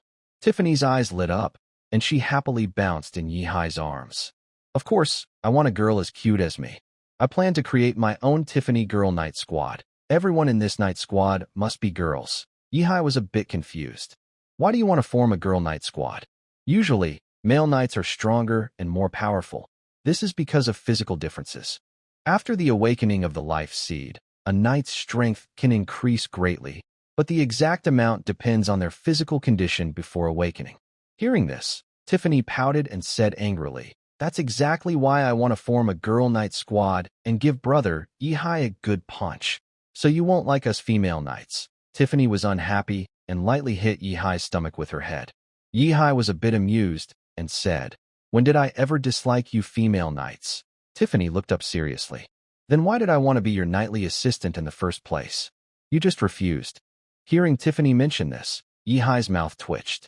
Who do you think would keep their fiancé as a knightly assistant? Humph. Tiffany broke free from Yihai's embrace, jumped to the side, crossed her arms, and looked proud. "I don't care. That's just an excuse. You just dislike me." Yihai felt a bit helpless and asked, "What do I need to do for you to believe me?" A sly look appeared in Tiffany's eyes. "Unless you agree to publicly recruit knightly assistants with an official decree, Tiffany will not forgive you." An official decree is a formal document within the territory, usually used to announce major decisions by the Lord, such as conscription or tax reforms. The purpose of this is to announce new policies to all free citizens within the territory. Once an official order is issued, not only must notices be posted in the administrative hall inside the city, but also at busy places like the city gates, taverns, and inns. In this era of limited information, this method is considered the most effective way to spread news. Lady Isefer furrowed her brows and said, "Nonsense. You can't use an official order for such things. It's important to know that once Lord Yihai issues an official order, announcements must be made not only in Maple Leaf City, but also in the other 2 large cities and dozens of smaller towns and villages under his control. This requires a lot of manpower and resources." Hearing his mother's scolding, Tiffany's small face immediately looked like a bitter melon. All right. Yihai stepped in to smooth things over. "How about this? I'll have someone put up notices about recruiting knights and attendants in Maple Leaf City according to the official order. As for the other towns, I won't send anyone. I think, with such a big city like Maple Leaf, you should be able to find suitable people to be your attendants, right?" Tiffany quickly nodded and said, Yes. Okay." If she didn't agree now, Tiffany worried that she might lose this chance too and get scolded harshly by her mother. Lady Isefer's frown still hadn't disappeared. She complained, "Lord Earl, you shouldn't spoil Tiffany like this. Being overly pampered isn't good for her." Yihai winked at Lady Isefer and said, "If I don't spoil her, who else will love our dear Tiffany?" Lady Isefer paused for a moment. Then a blush appeared on her previously fair cheeks. Yihai's words clearly had more than one meaning. It seemed he was speaking not just as Tiffany's fiancé. Hearing Yihai's words, Tiffany happily threw herself into his arms again. "I knew brother Yihai is the best. Although I'm happy you said that, you still have to write the recruitment order yourself. I won't help you." Yihai reached out and gently rubbed Tiffany's soft little face. Just write it yourself. I can write too." Tiffany broke free from Yihai's grasp, saving her face from his hands. She then hurried over to the desk, picked up a feather pen and paper, and began to think hard. After a long while, she wrote the first line. "Dear and noble Miss Tiffany." No, scratch that. "Now hiring night attendants for the brave and handsome Sir Tiffany. Requirement 1. Must be a girl." After finishing the first requirement, Tiffany looked a bit troubled, biting the feather on her pen as she thought about what to write next. After a moment, her eyes lit up, and she added the second requirement. Requirement 2. Must not be taller than Tiffany. As the leader of Tiffany's night group, she couldn't allow anyone taller than her to steal her spotlight. Then, Tiffany started writing the third and fourth requirements. "Are you really planning to let Tiffany form another night group?" Mrs. Aisha asked as she approached Yihai. "Why not?" Yihai shrugged. He didn't care much about it. Mrs. Aisha said annoyed, "But she already has a Rose Night group. The Rose Night group was established years ago by her and her daughter. After all, every noble could create their own night group, and the Viscount Finley was no exception." "Tiffany, as the new Viscount of the Rose Territory naturally inherited this knight group. Although the Rose Knight group is a bit weak now, the current knight leader is only an intermediate knight. Yihai hadn't neglected them over the years. Since they arrived, he had been providing allowances based on the Maple Leaf Knight group standards. Mrs. Aisha also accepted this, since the Maple Leaf and Rose territories are now basically merged. In the future, Yihai and Tiffany's children could inherit two noble titles, one as Earl of Maple Leaf, and the other as Viscount of Rose. Of course, if they have several children, the titles could be divided among them. Yihai chuckled. The Empire law only says nobles can form their own knight groups, and there's no limit on how many. Don't you agree? Therefore, there are no restrictions in this area. The noble system of the Empire ranks from low to high as follows: Knight, Baron, Viscount, Earl, Marquis, and Duke. Knights cannot pass their titles to their descendants. It is a lifelong honor granted to the individual, and they do not have land. They are simply treated the same as barons in terms of benefits. Most of the time, the knight title is awarded to knights who have made significant contributions but are not yet granted land by the Empire. With this title, they can form their own knight groups and potentially earn more achievements to be promoted to higher noble ranks. The knight title itself is not part of the noble class, but is an intermediate status between commoners and nobles. Lady Aisha rolled her eyes at Yihai, clearly feeling a bit helpless about his ideas. However, because of her charm, her eye roll looked quite charming. I've finished writing. Finally, Tiffany held up a full page of her writing and approached Yihai. Let me see. Yihai took the paper from Tiffany, glanced at it, and felt a bit speechless. What is this all about? It looks like something a capitalist from the past would cry over, completely focused on the applicant's requirements, with no mention of benefits at all. Even mentioning salary negotiations would be better than not mentioning anything. Yihai shook the recruitment order in his hand. Tiffany, are you planning to make your knight attendants generate power through love? Her words left Tiffany confused. What do you mean by generating power through love? Yihai hesitated for a moment. It seems this world doesn't have the concept of power generation through love. He then said directly, what about wages? Allowances? Do your knight attendants get meals after they join? You didn't write any of that. Oh, plus, they need gold coins. Tiffany looked worried as she reached into her pocket. She usually didn't spend money. If she wanted something, her maids would naturally bring it to her. So, Tiffany had no concept of money. She pulled out a small plush wallet shaped like a frog and poured out a few scattered gold coins. But I only have these coins. Tiffany held up the coins with a worried look.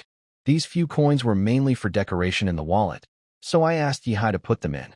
Originally, Yihai gave her a big handful, but she thought it was too heavy, and she didn't want to hear the clear clinking sound when walking with many coins, so she returned them to Yihai. All right, you can take back these coins. Yihai sighed and waved his hand.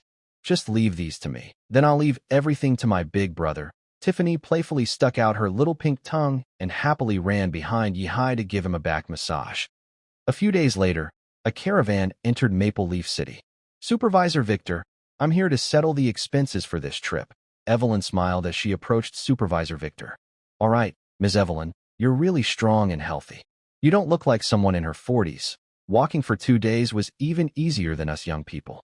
Supervisor Victor complimented her politely, as if the person who had been behind her earlier wasn't him. Evelyn chuckled. Of course, I'm always swinging a heavy iron hammer every day, so my muscles are just as strong as those knights who train specifically. Exactly. You're really impressive. Supervisor Victor nodded and then took out a small notebook. Your group of 8 paid 8 silver coins for fees. Then there's the horse rental.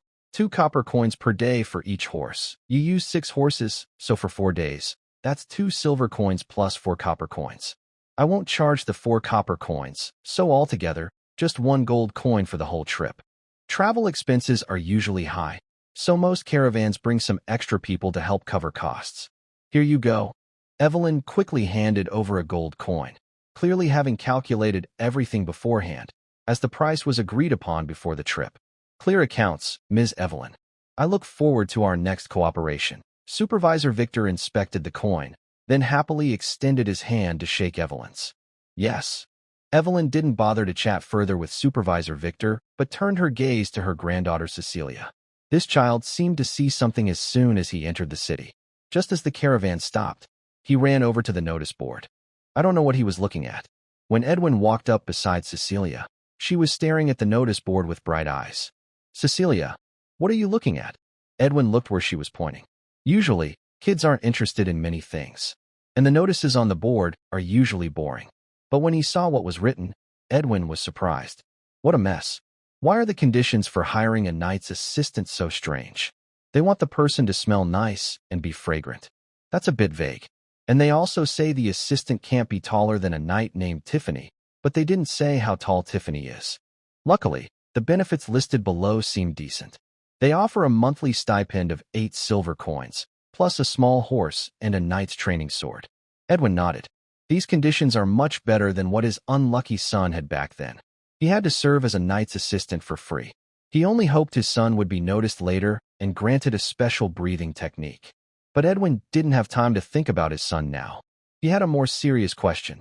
Cecilia, are you planning to apply for this knight's assistant job? He really didn't want his lovely granddaughter to become a knight's assistant. Serving a knight is no different from being a servant. He didn't want to see his granddaughter waiting on others. Yes, yes, Cecilia's big eyes sparkled as she turned to her grandfather. Grandpa, can I do it? Edwin opened his mouth, unsure how to say no to his granddaughter. When they were in Lion City before, no knight would let a girl be their assistant. So even though Cecilia kept saying she wanted to be a knight, she never had the chance. Edwin had been comforting her and promising that if there was a chance, he would make her a knight. But now, with a real job recruiting female knights' assistants, Edwin was at a loss. Well, Edwin looked worried, his face scrunched up. Cecilia, maybe we should first find out about Sir Tiffany. Once someone becomes a knight squire, it's hard to leave later. Not only is it difficult to leave being a knight squire, but even Edwin's own blacksmith apprentices find it hard to break away from him.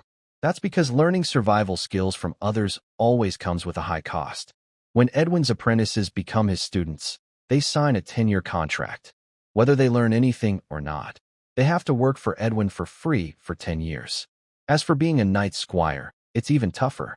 Some knights require their squire to sign a lifelong contract right from the start. They don't make any promises, like granting special skills after a certain number of years. They just make empty promises verbally. Still, many people are eager to become a knight squire. The temptation of becoming a knight's lord is just too great. I see. Cecilia bit her finger and thought for a moment. She agreed, feeling her grandfather's words made sense. Outside the city of Jurong, on a barren hill, the night wind carried the smell of dirt and decay. Sirius stood in front of a wet, muddy patch. He was carefully controlling a transformation magic circle. Inside it lay the stiff corpse of Duke Liuli Chuan, with faint strange black patterns appearing on its surface. Next to him, 4 transformed undead warriors stood stiffly, like dark statues. Lionel stood a few steps away, arms crossed, nose wrinkled in disgust. You've really gone too far. Others have already buried the body, but you dug it up again. He specializes in mental magic and always looks down on Sirius, who deals with the dead all day. The smell of decay made him feel sick. If it weren't for the 10 magic stones, he wouldn't bother working with this stinky guy. Hey, Sirius, I've done what we agreed on earlier. Lionel spoke impatiently, clearly annoyed. Liuli Chuan's army collapsed, and you've collected enough corpses, right? Where's my reward? Sirius didn't look up. He continued pouring magic into the circle, speaking slowly. Calm down. Lionel, didn't we agree earlier? To turn all 6 great knights of the Glazed River Kingdom into my soldiers. Now only one is left to convert. Lionel snorted coldly, narrowing his eyes with a hint of disdain. Don't tell me you want me to handle the last one remaining in Lion City. In a situation where information is balanced, a great knight might be at a disadvantage against a wizard apprentice, but they still have a chance. Perhaps because previous actions went too smoothly, Lionel now looks down on the great knights of this continent. Hurry up and give me my reward. My teacher needs me, and I don't have time to waste talking with you. Lionel urged again. When Sirius heard Lionel, he paused briefly, a strange look flashing in his eyes. Teacher? He contacted you alone. They are both advanced wizard apprentices and are under the same official wizard. All right, I'll give you the magic stones. But since I've only managed to deal with 5 great knights so far, I can only give you 5. Sirius took out 5 magic stones and threw them to Lionel. Lionel immediately became angry. I was promised 10. You dare cut it in half?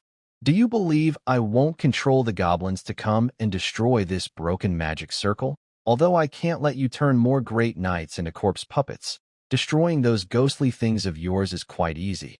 The reason so many sea goblins attacked the Glazed River Kingdom was because Lionel had used mental magic to control the goblin leader.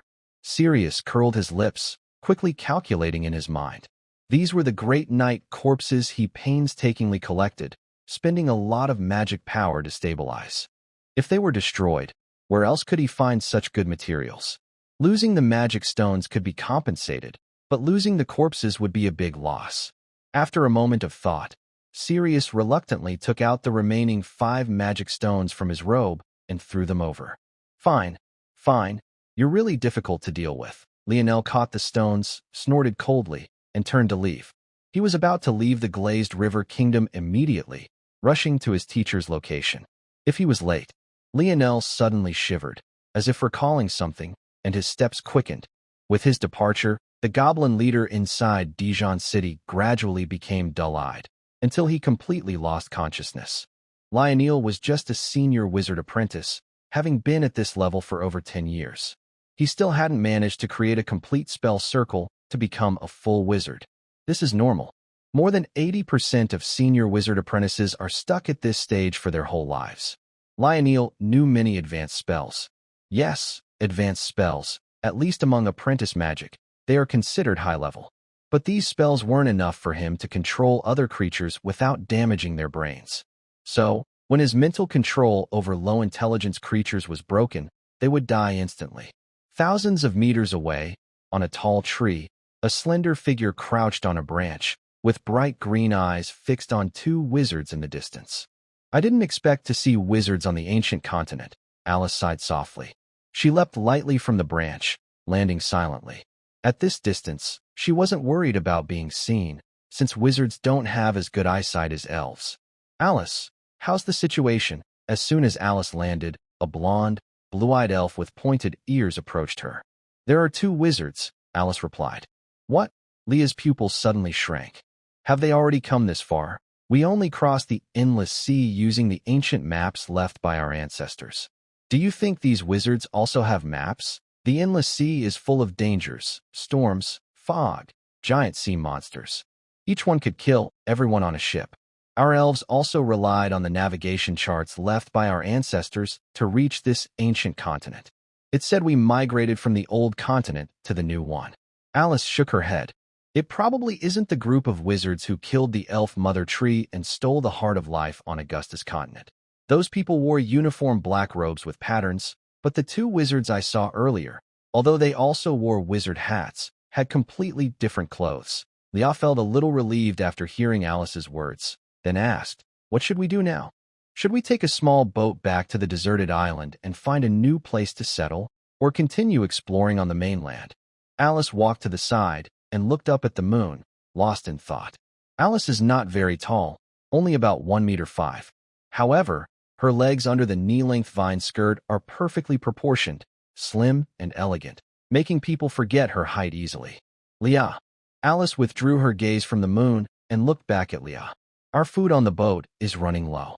We can only hold on for about a month before we run out of supplies.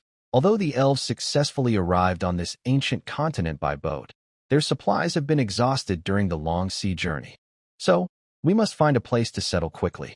That island has no trees at all. Alice feels responsible for her people, so every decision must be carefully considered. Leah's small face glowed faintly in the moonlight. Having grown up with Alice, she hesitated but decided to follow Alice's advice. But, Alice, where can we find such a place? Are we just going to keep searching aimlessly? Alice shook her head. Of course not. Do you know why we escaped to the ancient continent? Leah asked curiously. Why? Alice took out a small red-scaled object from her pocket and slowly said, because our elf tribe once made a promise with the dragon tribe. A promise? With a dragon? Leah's light golden eyes widened slightly. It was the first time she heard that her elf tribe had any connection with the legendary dragons. Dragons haven't appeared for thousands of years, at least not in the elves' view. But stories about dragons have been passed down through generations. Every dragon is like an epic story. Leah's eyes sparkled a little. What kind of promise did we make with the dragon?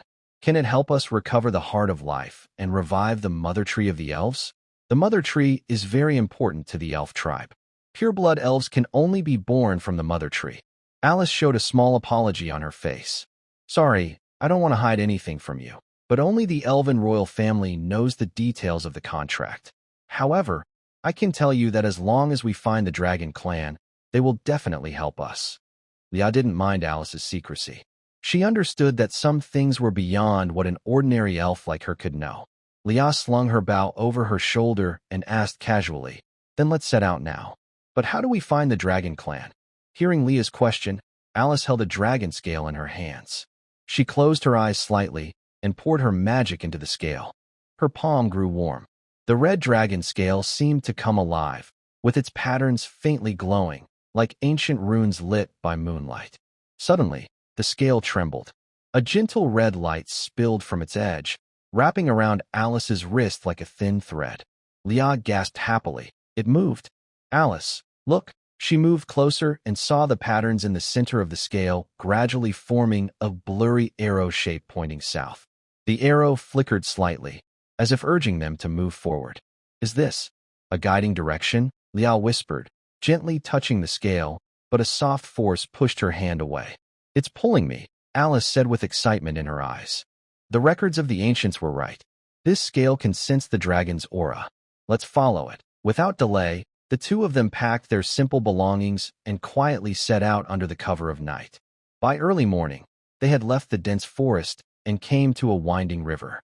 The water was clear, reflecting the golden sunlight of dawn. The arrow on the scale still pointed steadily ahead.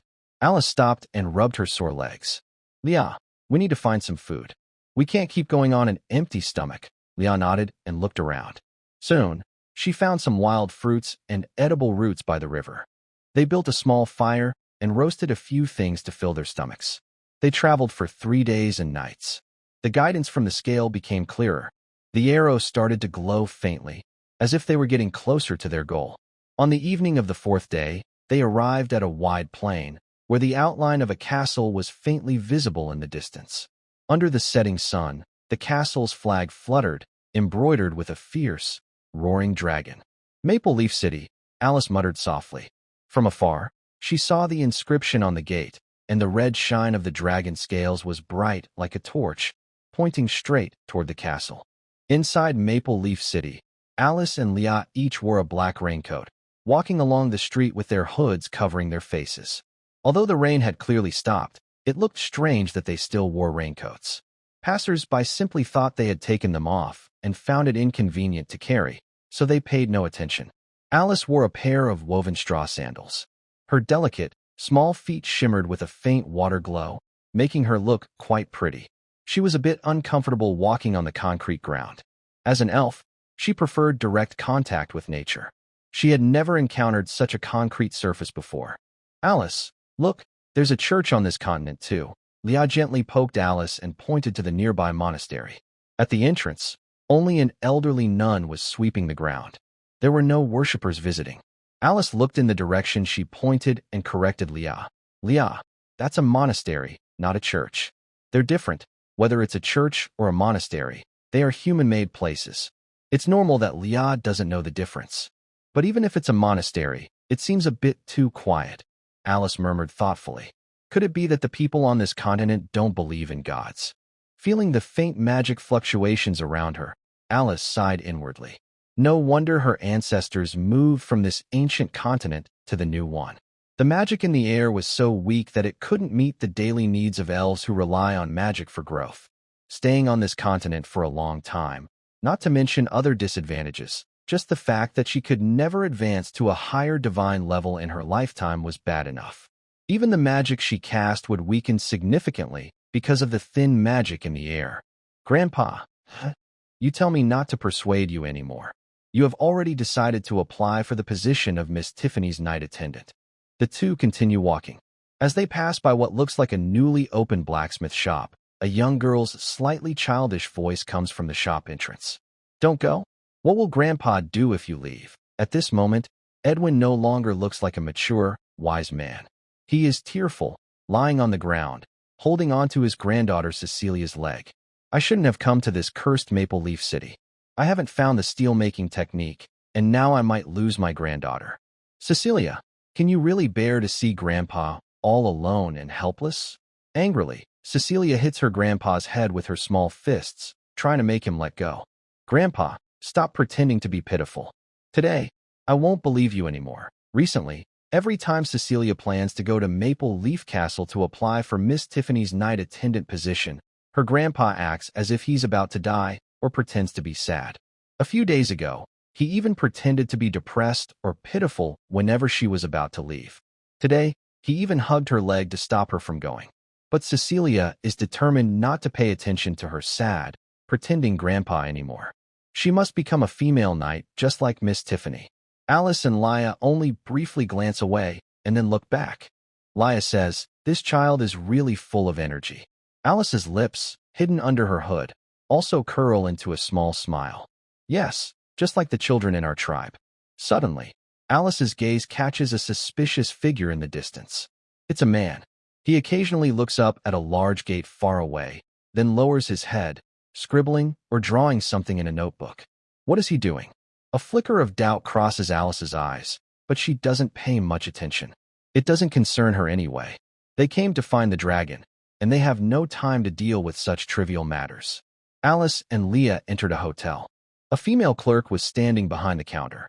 When she saw them, she slightly bowed and asked, "Are you two guests looking for a place to stay?" After stopping in front of the counter, Alice and Leah looked up slightly and glanced at the price list behind the clerk. The delicate face visible under her hood caught the attention of the female clerk, who was also a woman. She couldn't help but be impressed. What a beautiful girl. Unfortunately, her hood covered much of her face, so she couldn't see her completely. The clerk felt a bit disappointed.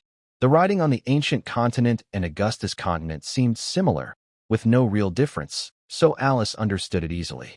Standard room costs 2 copper coins per day, comfort room 4 copper coins per day, business room 2 silver coins per day. Alice frowned slightly. What does business room mean? Is it only for merchants? As an elf, she didn't quite understand the meaning of business, but it wasn't a big problem. If she didn't know, she could just ask. Excuse me, what are the differences between these types of rooms? Alice pointed to the sign behind the clerk. The clerk, used to such questions, patiently explained, the standard room is smaller, with only one bed. It can fit 2 people, but is a bit crowded, and there are no windows. The comfort room has windows, is a bit larger, and includes toiletries like a basin and towels. The business room is more luxurious. It has better lighting, a private bath, and a large water barrel that is automatically filled with hot water every day. Plus, guests in the business room receive 3 free meals each day. The clerk smiled politely. I see. A flash of realization crossed Alice's eyes. Since merchants are usually wealthier and can afford such luxurious hotels, is that why they call it a business room? She thought she guessed right. Alice took out a gold coin from her pocket and handed it to the clerk. May I ask if I can use this coin? Even on the Augustus continent, the coins used by elves are different from those used by humans. So Alice wasn't sure if the coin she brought could be used normally on this continent. Wow, I've never seen this style before. After the waitress took the coin, she looked at it curiously. Although the Minsk Empire has rules about the weight and size of coins, the design is not restricted. Many nobles like to stamp their family crest on the coins they mint in their territories. But this coin in front of her didn't just have unfamiliar markings. Its size also didn't match the Empire's standards. However, the waitress was not a nosy person. She wouldn't report her guest just because of this. She said, "Sir, your coin doesn't seem to be a standard coin. I need to weigh it first. After weighing, I can exchange it for the correct standard currency, but Aaron might keep a small part as a fee. Is that okay?" Alice nodded understandingly. "Go ahead and weigh it." The waitress took out a small balance scale and some tiny weights. She placed the coin on one side and the weights on the other. Wow, your weights are interesting. They even have numbers on them. Are they made specifically for weighing? Alice's eyes lit up when she saw the metal weights. On the continent of Augustus, weighing objects can be very inconsistent. Some use seeds as reference, others use grains, and in some places, they use stones of the same size. Basically, anything can be used. This causes a lot of errors in weighing. The waitress nodded and said, "Yes, these were made by our lord a few years ago, and we are required to use them. If we weigh with anything else inside the territory, we could be fined." While speaking, she finished weighing the coin. She then took out a small pair of scissors from under the counter. The scissors were big in her hand, but small for cutting precious metals like gold, silver, and copper. Only such a design allows enough force to cut through these hard metals, which are not as easy to cut as cloth or paper. Now I need to cut your coin to check its quality. Do you agree, sir? Before cutting the coin, she double-checked with the guest. Of course, Alice nodded and said she was carrying genuine gold coins, so there was no need to worry about verification. The waiter cut open the coin to check it, then smiled and looked up. "Sir, your coin is worth about 12 silver coins based on its weight. Would you like me to exchange it for 12 silver coins?" Alice nodded.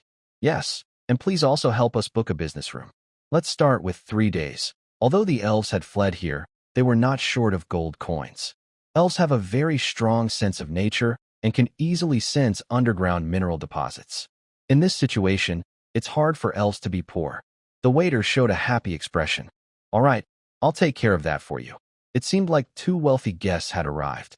Unlike standard or comfortable rooms, each time a guest books a business room, even the front desk staff like her gets a share of a copper coin. 3 days means 3 copper coins. That's more than her daily wage. Night fell. Use some strength. I hope I didn't starve you, right? Why are you so weak? Yihai sat comfortably on the sofa, leaning his head back casually. The sofa couldn't normally support his neck, but behind him, Ruri Chiuchio was providing a headrest service. Chiuchio bit her lip, her face flushed with embarrassment and frustration, but she had no other choice. She pressed harder with her hands. Everyone knows that when using both hands forcefully, other parts of the body tend to move as well. Chiuchio naturally did the same. A strange feeling from her chest made her grip weaken slightly. "TSK, everything feels so soft." Yihai pouted. Even his strength was soft. Faced with Yihai's teasing, Chiuchio had no way to respond. She was just a small, helpless maid after all. Over time, she had gradually gotten used to Yihai's teasing. She no longer blushed easily when he tried to take advantage of her, even seeming somewhat used to it.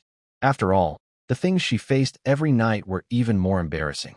If it weren't for Miss Tiffany constantly bothering Yihai lately, Ruri Riverchio would think she has already been thoroughly taken care of by him.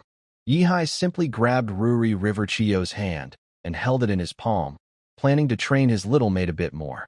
But suddenly, his eyes narrowed as if he sensed something. He then said, "Chio, go play with Tiffany." Ruri Riverchio was a bit surprised. Strange, why isn't Lord Maple Leaf teasing her today? He used to do it every night before. According to the usual routine, he would first touch her shoulders, then her legs, and finally hold her in his arms, acting like a pervert and taking deep breaths. But Ruri Riverchio was too lazy to think about all that now. Any chance to get a little advantage was good. She walked in front of Yihai, placed her hands on her stomach, and bowed politely, saying, "I'll take my leave now, master." Yihai nodded slightly and watched as Ruri Riverchio left his living room. After a while, he slowly spoke. "Since you're here, why not come out and talk?" Maybe because of his second chance at life. Yihai's mental strength has always been unusually strong. He could sense things or people others couldn't. However, no one responded to Yihai. The room was silent.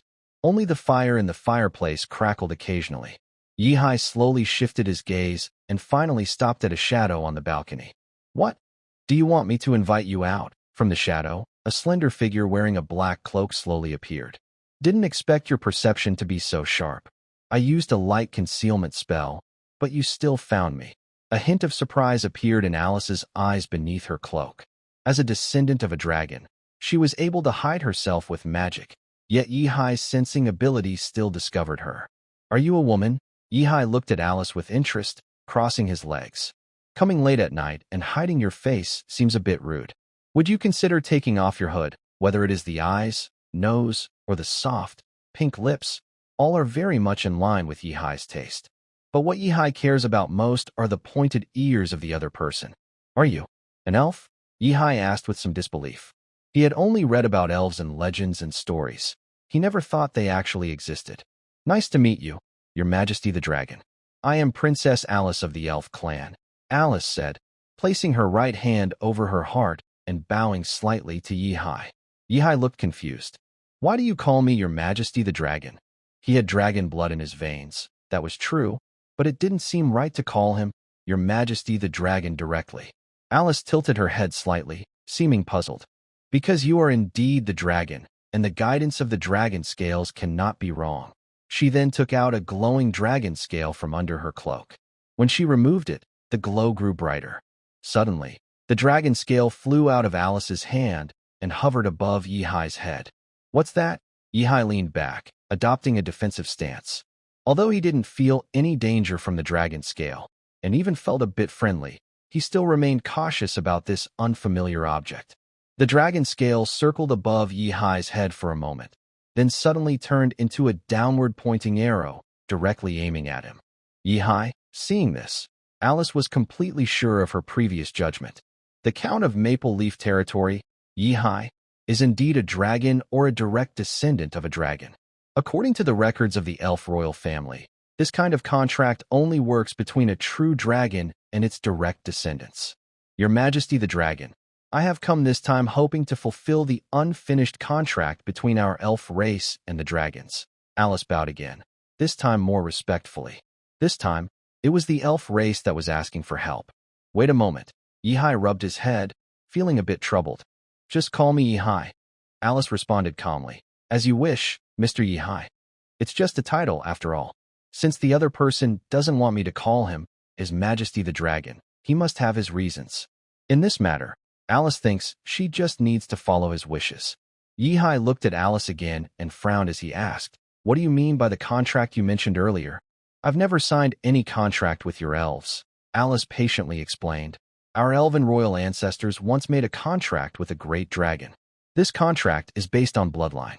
As long as the bloodline is passed down, the contract is inherited too. She paused slightly and looked at Yihai, hesitating.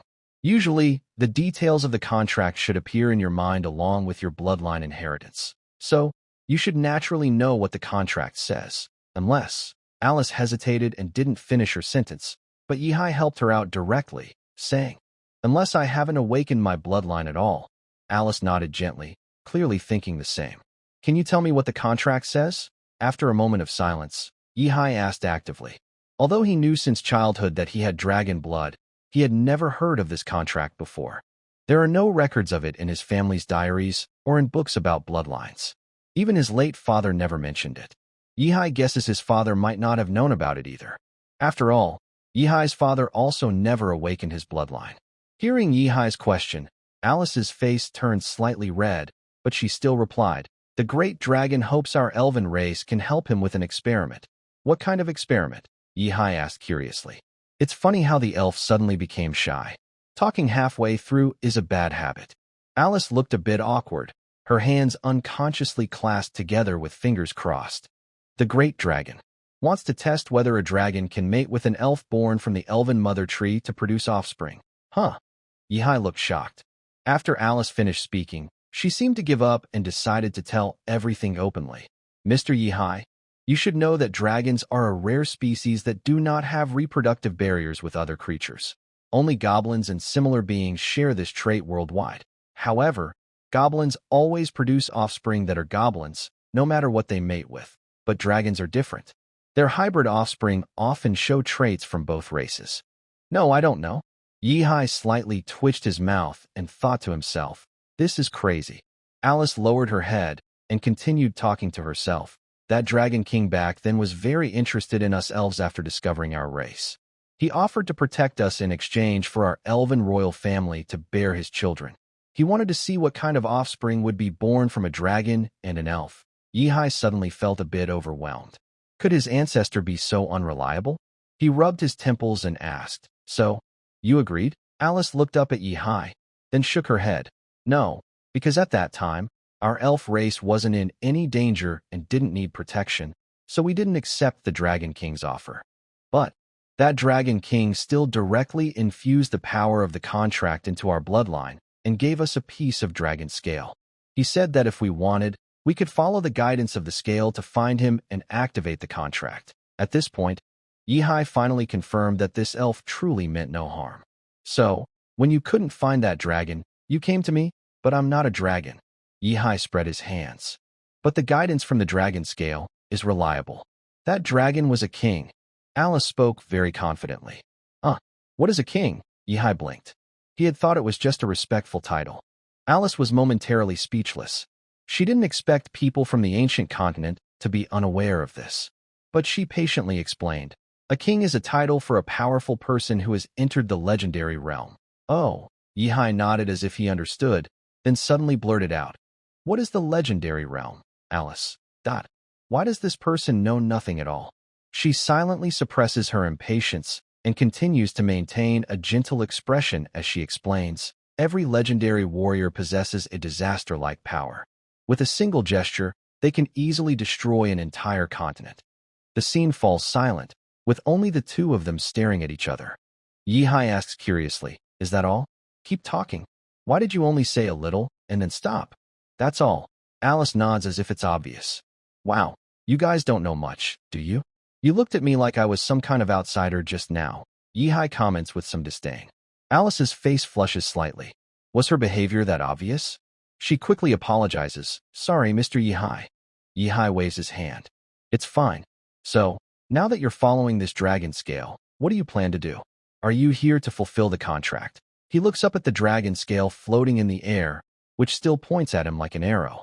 Yes, Mr. Yihai. Alice's fair cheeks glow softly in the candlelight, and her eyes show a hint of hope. She pleads, our elf tribe is in big trouble and needs the protection of the mighty dragon. A wizard took the life core of our elven mother tree. If it weren't for the tree using a teleportation spell to send us away before dying, our entire tribe might have been harmed. Yihai raises an eyebrow. Did you get teleported directly here? He's clearly more interested in this so-called teleportation magic. If they have it, the Leaf of Maple territory wouldn't need to rely on primitive industry and building railroads for trains. Just teleport directly. That would be much easier.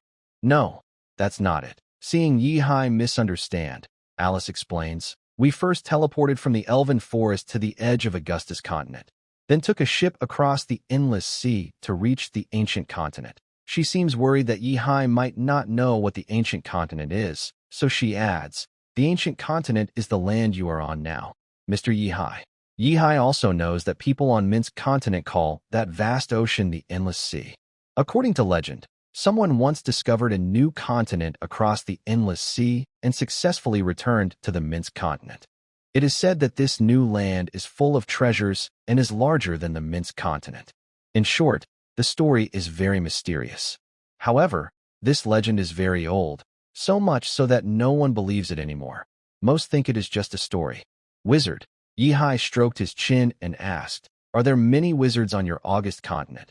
Yihai has always suspected that the wizards who suddenly appeared on the Mint's continent came from somewhere else. Now it seems that the August continent is very suspicious. No, actually, before the group of wizards who attacked us appeared, we had never heard of wizards before. On our August continent, whether elves or humans, most practice magic, Alice proudly said. But the magic of those humans was also taught by us elves, because only we elves have the innate talent to control the elements of the world. Elves are best at elemental magic, and elements are a form of magic power. Elves naturally have an incredible affinity for elements, so casting elemental magic is very common for them. Humans, on the other hand, only a small number have magical talent, and generally, their abilities are not as good as elves. Then, Alice's expression darkened, and she looked a bit sad as she said, but those are all in the past. Our magic is no match for that wizard. Yihai frowned. Are all wizards very strong? Maple Leaf might also have to deal with wizards soon. If these wizards are overwhelmingly powerful, he might just run away with his bucket. Alice shook her head. Not all of them. But one of the wizards who appeared at that time was very powerful. He broke the barrier protecting the elf mother tree in just one strike. Other wizards seemed to call him the Dean. Yihai's brow relaxed a little. That's good. A Dean sounds impressive. After all, in the novels he read in his previous life, the Dean of a wizard academy was never simple. In some wizard stories, They are capable of starting cross-dimensional wars at any time. The Glazed River Duchy is unlikely to have such a powerful figure. This can be seen from how quickly the wizard defeated several of the duchy's great knights. Even if they were stronger than ordinary knights, their strength would be limited. Otherwise, the Grand Duke of Glazed River wouldn't have had a chance to escape back to Dijon. So, you mean you want to activate the old and use contract? Yihai asked. Alice nodded and said, yes, that's right. Do you know how to activate it? Yihai continued. Alice's delicate face showed a hint of excitement. Could it be that Mr. Yihai agrees? Yihai shrugged. What is there for me to disagree with? After all, it's the dragon who is protecting you, not me. Since he wouldn't pay the price, he saw no reason to refuse. He also wanted to see if the contract could really summon the dragon. Maybe that dragon is actually his charming ancestor. If the dragon appears, even a small part of it would be enough to satisfy Yihai. Great, Alice said excitedly. All you need to do is squeeze out a drop of blood, and I will do the same, dripping it onto the dragon scale.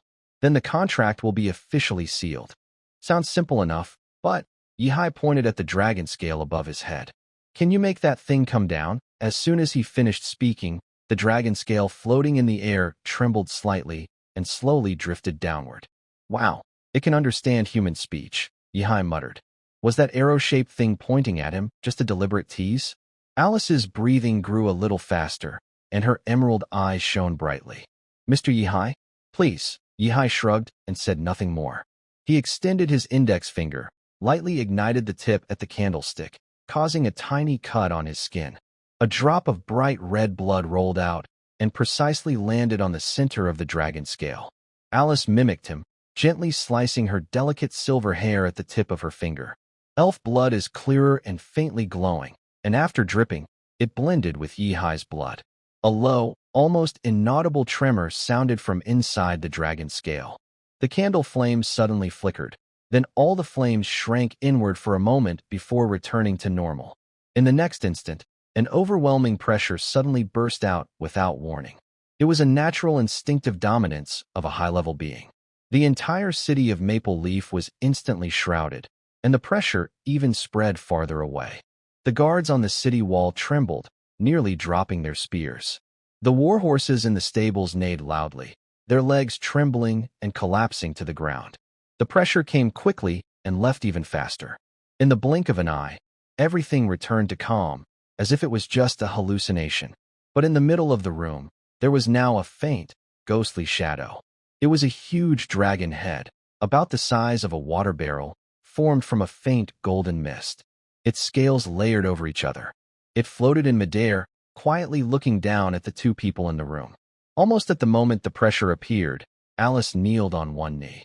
Her voice trembled, but was full of respect. Great Dragon Majesty. Princess Alice of the Elven race, pay you the highest respect. Who are you? A clear female voice sounded inside the room. Huh? Mother Dragon? Yihai was stunned. Bold move. Suddenly, a small hammer appeared in the void and struck Yihai on the head. Don't think I won't hit you just because you have my bloodline. The clear female voice continued to come from the illusion of the dragon's mouth. For some reason, Yihai could see a human-like expression on the illusion of the dragon's face, even though only its big eyes showed any change. While Yihai was holding his head and watching the dragon's shadow, Alice respectfully said, Honorable Dragon Majesty, do you remember the promise made with my grandmother? Although pureblood elves are born from the mother tree and should not have ethical ties, each generation's princess habitually calls the previous elven queen mother. Your grandmother? The promise? The dragon turned its head to look at Alice, with a hint of doubt in its pupils. When was that? Who is your grandmother? Dragons live very long lives, so it couldn't remember if such a thing had happened. Alice's tone remained respectful and did not show any embarrassment or anger for the dragon forgetting about them. She said, Your Majesty the dragon, perhaps this is just a small matter in your long life. About 1,500 years ago, you met our elves on the Augustus continent and made a deal with my grandmother Olivia, offering a test in exchange for protection. The dragon looked surprised and said, Oh, so it was you guys. I remember you didn't want to agree back then. Why do you think differently now? Yihai raised an eyebrow and asked, Your grandmother? 1,500 years ago? Are you sure? I feel like you're talking about your ancestors. Ding, the small hammer struck again. The dragon nodded happily and said, "All right, children, don't interrupt when elders speak." Yahai's face darkened a little. "What do you mean by elders? If you mean you're older, that's fine. But Alice doesn't look older than me, does she?" The dragon scoffed and blew out some smoke from its nose. "What are you thinking? Thinking a kid like you, not even 150 years old, is so full of himself. The elf over there is at least 150 years old. As a legendary creature, the dragon could easily sense the life force of those around it and estimate their ages from that." Yahai looked surprised. He knew elves were immortal, but he didn't know exactly how long they lived. Still, from their conversation, he didn't feel the elf was very old. In fact, Alice seemed quite young in her attitude. Usually, someone who has lived for hundreds of years should seem more mature, right? Even if it wasn't obvious on the surface, her behavior should reveal some signs of age. Alice confirmed the dragon's guess and said, "Yes, Mr. Yahai, I am 158 years old, but elves are born with about 800 years of life, and that can increase as they gain higher ranks. So among elves, I am still a very young girl." Yahai was speechless after hearing this explanation. He couldn't say anything. By this calculation, he was the only one here who was in his 20s and still a kid. The dragon's age was obvious, probably in the thousands, maybe even 5,000 or 6,000 years old. The dragon paid no attention to Yahai, who was standing blankly beside it. Instead, it circled around Alice, seemingly examining her closely. Your bloodline is quite pure, suitable for my experiment. But the dragon looked a bit troubled. "I'm not in the endless sea right now, so how can I breed offspring with you?" "Wait a moment." Yahai raised his hand and asked, "I have a question. You seem to be a mother dragon, right? Alice is a female too. Can you two still produce offspring together?" "Same. Reproduction, involving a dragon and a fairy. Such a scene is quite intense. But can they really have a child?" Yahai couldn't even imagine how they would do it. It made him feel guilty for not having seen hundreds of movies in his past life. The dragon sneered at Yahai. "Only lower creatures need to mate to have children. For a legendary being like me, I can create offspring just by using a drop of my blood to connect with another life. And didn't your ancestors tell you? You were born from me and a human woman." The dragon spoke very confidently, not joking at all. Yihai's eyes widened. No, he really didn't know about that. It was too unbelievable. Alice didn't want to know how Yihai's ancestors were born. She cared about something else. "Your Majesty the dragon, you're not in the endless sea now. Can we still fulfill our contract?" Without the dragon's protection, Alice was worried that if the sorcerers found them again, their group might not survive. "Don't worry. I am a noble dragon. I have ways to make sure my contract is fulfilled." The dragon's golden eyes shifted slightly, fixing on Yihai. "You, go and have a child with her." Yihai looked at himself blankly and pointed at himself. "Me? Yes," the dragon said matter-of-factly. "Besides you, who else here has dragon blood?" Yihai's mouth twitched slightly. "I don't mind. I won't lose out anyway. But my dragon blood is still inactive. Are you sure this will serve your experiment's purpose?" If the other person was an ugly woman, Yihai would definitely refuse outright. How can I describe Alice's appearance? Even among the many beauties seen in Yihai's world, she definitely stands out as a top star. Her face is a classic oval shape, with a naturally curved chin, pure and alluring. Her skin is fair and smooth, glowing softly, so tender that a gentle pinch might leave a red mark. That's not hard to do," said the giant dragon. As the dragon's voice fell, a bright aura suddenly surged into Yihai's body. He shivered suddenly, a wave of heat rushing from his chest, as if thrown into a boiling furnace, bones creaking loudly. "Wow, can't you tell me this in advance?" He gritted his teeth, veins bulging on his forehead, feeling his blood boil. "Hey, does it hurt that much?" The dragon's shadow nodded, sounding a bit mischievous. "Hold on, kid. Your bloodline is already thin. I activated it for you, but I had to add some extra power. Otherwise, the offspring might be too weak, and my experiment would be pointless." Alice watched nearby, a strange light flickering in her eyes. Since Alice came to make a contract with the giant dragon, she was naturally prepared to dedicate herself. She didn't care who her partner was. Or rather, she had initially targeted Yihai. From the news she gathered in the city over the past 2 days, only Yihai, the Count of Maple Leaf, met the conditions. People in the city said that the Maple Leaf Count's family was a legendary dragon clan with dragon bloodline. Their dragon scales also pointed to him. So at first, Alice even suspected that Yi Hai might actually be a dragon in disguise, just taking human form. After all, transforming shape isn't difficult for legendary creatures.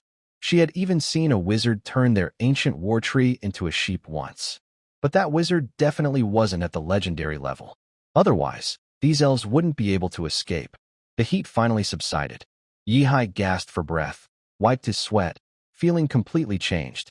Ignoring the physical changes for now, he slowly stretched out his hand. A ball of crimson gold flames suddenly burst into his palm. His eyes flickered slightly, a hint of joy on his face. Indeed, my intuition was correct. The life energy inside my body has undergone a significant change, and my control over it has greatly improved. If I hadn't awakened before, when I first released the energy, it probably would have flown out uncontrollably. But now, under my control, I can slowly release it in my palm. Is this the advantage of being a Bloodline Knight? No wonder the book says that although the strength of Bloodline Knights varies depending on their bloodline, this growth is very important for all of them. This is extremely important. My control over life energy has improved dramatically. Is it done? Yi Hai tried to make a fist, and the air around his hand made a popping sound. Not only that, he looked down and saw faint scales forming on his arm, which quickly disappeared. He had a feeling that he could summon dragon scales at any time to cover his entire body. He just wasn't sure how strong that defense would be. Since he wanted to find out, he decided to try.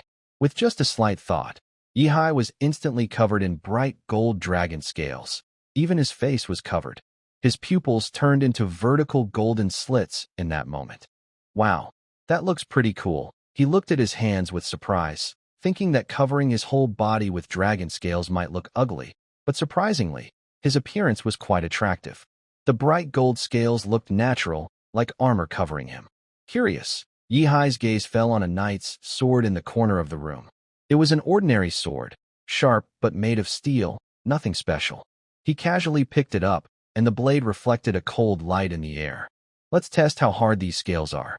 If they can block this, that would be awesome, he muttered, thinking that since his body was already super tough, he might only get a small cut.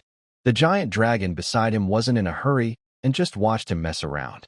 Although she had seen this scene before, when she first had a child with a human years ago, she experienced a similar transformation. Yi Hai took a deep breath, gripped the sword tightly, and suddenly swung it at his left arm. The sword cut through the air with a whistling sound. At the moment of impact, there was a crisp, clang sound, as if hitting an anvil. Sparks flew, but Yi Hai's arm only trembled slightly, leaving no scratches on the dragon's scales, which remained intact and undamaged. However, the knight's sword was badly damaged. Its blade instantly developed a large, and the sword itself slightly bent and deformed. Yi Hai widened his eyes, staring at the broken sword in his hand. He was stunned for a long time before exclaiming, "Wow, that was so fierce. The sword is broken, but I didn't even lose a single hair on my arm." Humph, the proud dragon snorted softly. "You should look at who passed down this inheritance to you. Even if you just became a low-level life form, it's not something bloodlines can compare to. The dragon's belongings are definitely not inferior. Alright, since you've awakened your bloodline, remember to have a child with this elf. When I have time, I'll come back to study your offspring." The illusionary dragon had said this and began to fade away. Alice hurriedly called out, "Your Majesty the dragon, if you leave, who will protect us? We have a contract." The dragon glanced at her. "Who said the contract is officially signed?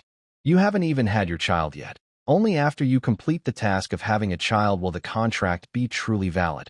Our dragons always take the gold first and then do the work. Don't think you can get an exception." Alice's face stiffened. No wonder she hadn't felt the binding power of the bloodline contract. It turned out the contract hadn't been officially established yet. She hesitated and said, "But if you leave, even if we give birth to a child, how will you know?" The dragon replied, "Don't worry. The contract is now active. Only one last step is needed for it to be fully established. Once you have your offspring, I will naturally sense it." Seeing that her previous words had little effect, Alice showed a pleading look. "Your Majesty the dragon, please help us. If you leave, once the wizards find us, our elf race will probably be unable to escape again. She truly worried about how long it would take for them to produce the next generation. Before that, she feared they would be found and captured by the wizards. Remember, besides the dean who only showed interest in the heart of life, the other wizards were very interested in ordinary elves like them. Some even wanted to capture them for dissection to study why they lived so long. At that moment, Yihai cheerfully said, "Yes, old ancestor, you probably don't want to see your experiment fail at the end, right? Maybe we should keep something as a backup for safety." Suddenly, an old ancestor appeared. Although she looked like a different species, Yihai couldn't pass up the chance to take advantage of her. The giant dragon looked Yihai over carefully. It seemed her words moved her, or maybe for some other reason, she reluctantly said, "Fine." Then, a phantom dragon claw appeared in the air and gently touched the dragon scale from before. It declared, "In the name of Lucia, I grant you permission." The dragon scale immediately shone with a golden light and then flew into Yihai's body. So her name is Lucia. Yihai didn't even pay much attention to the scale, but instead kept thinking about that name. They say that a true dragon's real name is very long, right? Could it be that everyone just makes up these long names? Long names are only for born dragonlings. Their real names are made by combining their own name with that of their elders. An adult dragon like me has a much shorter real name," Lucia said proudly. "Oh, I see." Yihai nodded thoughtfully, but suddenly he realized something was wrong. "How do you know what I'm thinking?" "Wow, mind reading." Yihai looked at Lucia in shock. Lucia saw his expression and smirked a little. "All right, don't overreact. You were thinking about my real name in your mind. Anyone who recites my real name will trigger a response from me, especially since you're right here in front of me.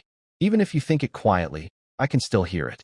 Hearing her explanation, Yihai instinctively took a few steps back, as if that could help him avoid Lucia's mind reading. But in reality, it was useless. Lucia said, "Stop hiding. As long as you're still in front of me, I will inevitably read your mind unless I choose to block it." Yihai's eyes flickered with a strange light. Now he understood why Alice had admired Lucia so much and called her Your Majesty. The strength of the other person is still unknown, but their ability is truly extraordinary. Could it be that all experts at the legendary level are this powerful? By the way, what exactly is the legendary level? It's clear that Lucia caught on to Yihai's thoughts again. She proudly lifted her chin and said, "That's right, I am that strong." Next to her, Alice watched this scene with confusion. She couldn't understand what the person and the dragon were talking about.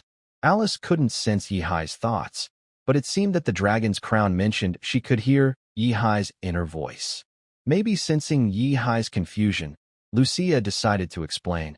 This kind of ability is actually available to those above the legendary level. Because at the legendary level, strong fighters begin to understand and use the laws of the world, even aligning the laws with themselves. To some extent, legendary fighters are part of the world itself. So, as long as you are in this world and call out their names, they will naturally respond. As for what the legendary level is, you can simply think of it as a 7th-tier life form. Hearing this, Yihai blinked. He understood a little, but what is a 7th-tier life form? Yihai had never heard of this concept before. The books he read growing up were all about knights. And if he remembered correctly, Lucia once said he had become a 1st-tier life form. Advancing to a bloodline knight is required to become a 1st-tier life form, which is a very high standard. Yihai used to think that his knightly cultivation was already quite strong, but it turns out he hasn't even reached the 1st tier. Lucia explained, "Life levels start from 0. All beings that cannot build an extraordinary core inside their bodies and control extraordinary energy are classified as ordinary creatures at level 0. Yihai was a bit frustrated and argued, "But I could also release energy slashes before, and I had an energy shield too." A Grand Knight's full-powered slash isn't a small attack like a high-level knight's, but a sword aura several meters wide. Yihai tested it specifically. His slash could fly out over 200 meters before dissipating, and its power was enough to split a 2-story wooden house in half. Yihai felt a bit unconvinced. How could this still be considered an ordinary person? Lucia rolled her eyes and said, "Look at yourself. Do you meet the conditions? Your so-called protective shield is just a continuous, small, undifferentiated energy output. By the way, you knights and wizards are really two extremes. Before becoming a Bloodline knight, they had a life seed, but no control over energy, only releasing it blindly. Before becoming a level 1 wizard, they only trained their mental strength until they finally solidified a node in their body and built an extraordinary core. There are many ways to practice cultivation in the world: knights, wizards, mages, druids. But in the end, they all lead to the same goal. Lucia even saw some people in a small world drawing strange symbols on yellow paper, calling themselves Taoists. That also seemed to be a path of cultivation. However, she was just passing through at the time and didn't look into it further. After hearing Lucia's explanation, Yihai felt a bit disappointed but accepted that he was just a beginner. He then asked, "What about the next level? What is the second stage like?" He finally had a chance to learn about this advanced supernatural knowledge and didn't want to waste it. Level 2 is basically about deeply merging your will with supernatural energy. Lucia didn't hide anything. She was quite tolerant of her bloodline descendants and allowed them to learn some knowledge here. This stuff naturally appeared in their minds as their bloodlines awakened and their strength grew. Now, it was more like an early warning. Lucia continued, "At this stage, a force field appears around the body. The pressure that supernaturals often talk about is actually that. Supernatural energy can be simply understood as the magic power of the world. Because of the deep fusion of will and magic, supernaturals can easily control the magic power of the world. At this stage, they can easily change their environment. For example, turning summer into winter around themselves or winter into summer. The range of influence depends on the supernatural strength. Ordinary second-level beings can influence about 1,000 or 1,800 meters, which is already quite impressive. As for someone like me, a powerful dragon, I can influence the entire world." As she spoke, Lucia started to boast proudly about herself again. It seems that both humans and dragons like to show off in front of younger people. Usually, humans brag after drinking alcohol at the table, but Lucia was just talking without drinking. Are you thinking something rude?" Lucia's big eyes suddenly moved close to Yihai's face. Yihai had many confusing thoughts in his mind and had just blocked his telepathic sense because she was bothering him. But even so, Lucia still sensed that Yihai was thinking about her again and kept repeating her name in his mind. "Absolutely not. I'm just thinking you're very knowledgeable." Yihai quickly raised his hands to show he was not thinking anything bad. "Really?" Lucia looked at Yihai with suspicion. She always felt that this guy wasn't being honest, but she didn't want to bother with it. She continued from before. "Anyway, the second stage is like that. Next is the third stage. To become a third stage extraordinary person, you must gather your loose soul into a single core. At this stage, an extraordinary person can easily leave their body and explore the world with their soul, but this is very dangerous. I suggest you not try it even when you reach the third stage." Lucia warned Yihai specifically about this. "Why? What's the danger?" Yihai asked curiously. Lucia pouted. "That's complicated. I don't want to explain. You'll understand when you reach the third stage. For most people, the most important thing about the third stage is that they can be reborn. Because they have a solid soul core, they won't lose their memories after rebirth. Whenever their body reaches its limit, they choose to be reborn to continue living." Yihai was surprised. "What? Isn't that like taking over someone else's body?" If he wasn't fully developed yet, meeting a third-stage cultivator could be very dangerous.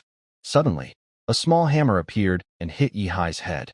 Lucia looked a bit annoyed and said, "Don't interrupt me." "And I said rebirth, not taking over someone else's body. Although third-level superhumans can theoretically perform soul transfer, it is too difficult and offers no real benefit.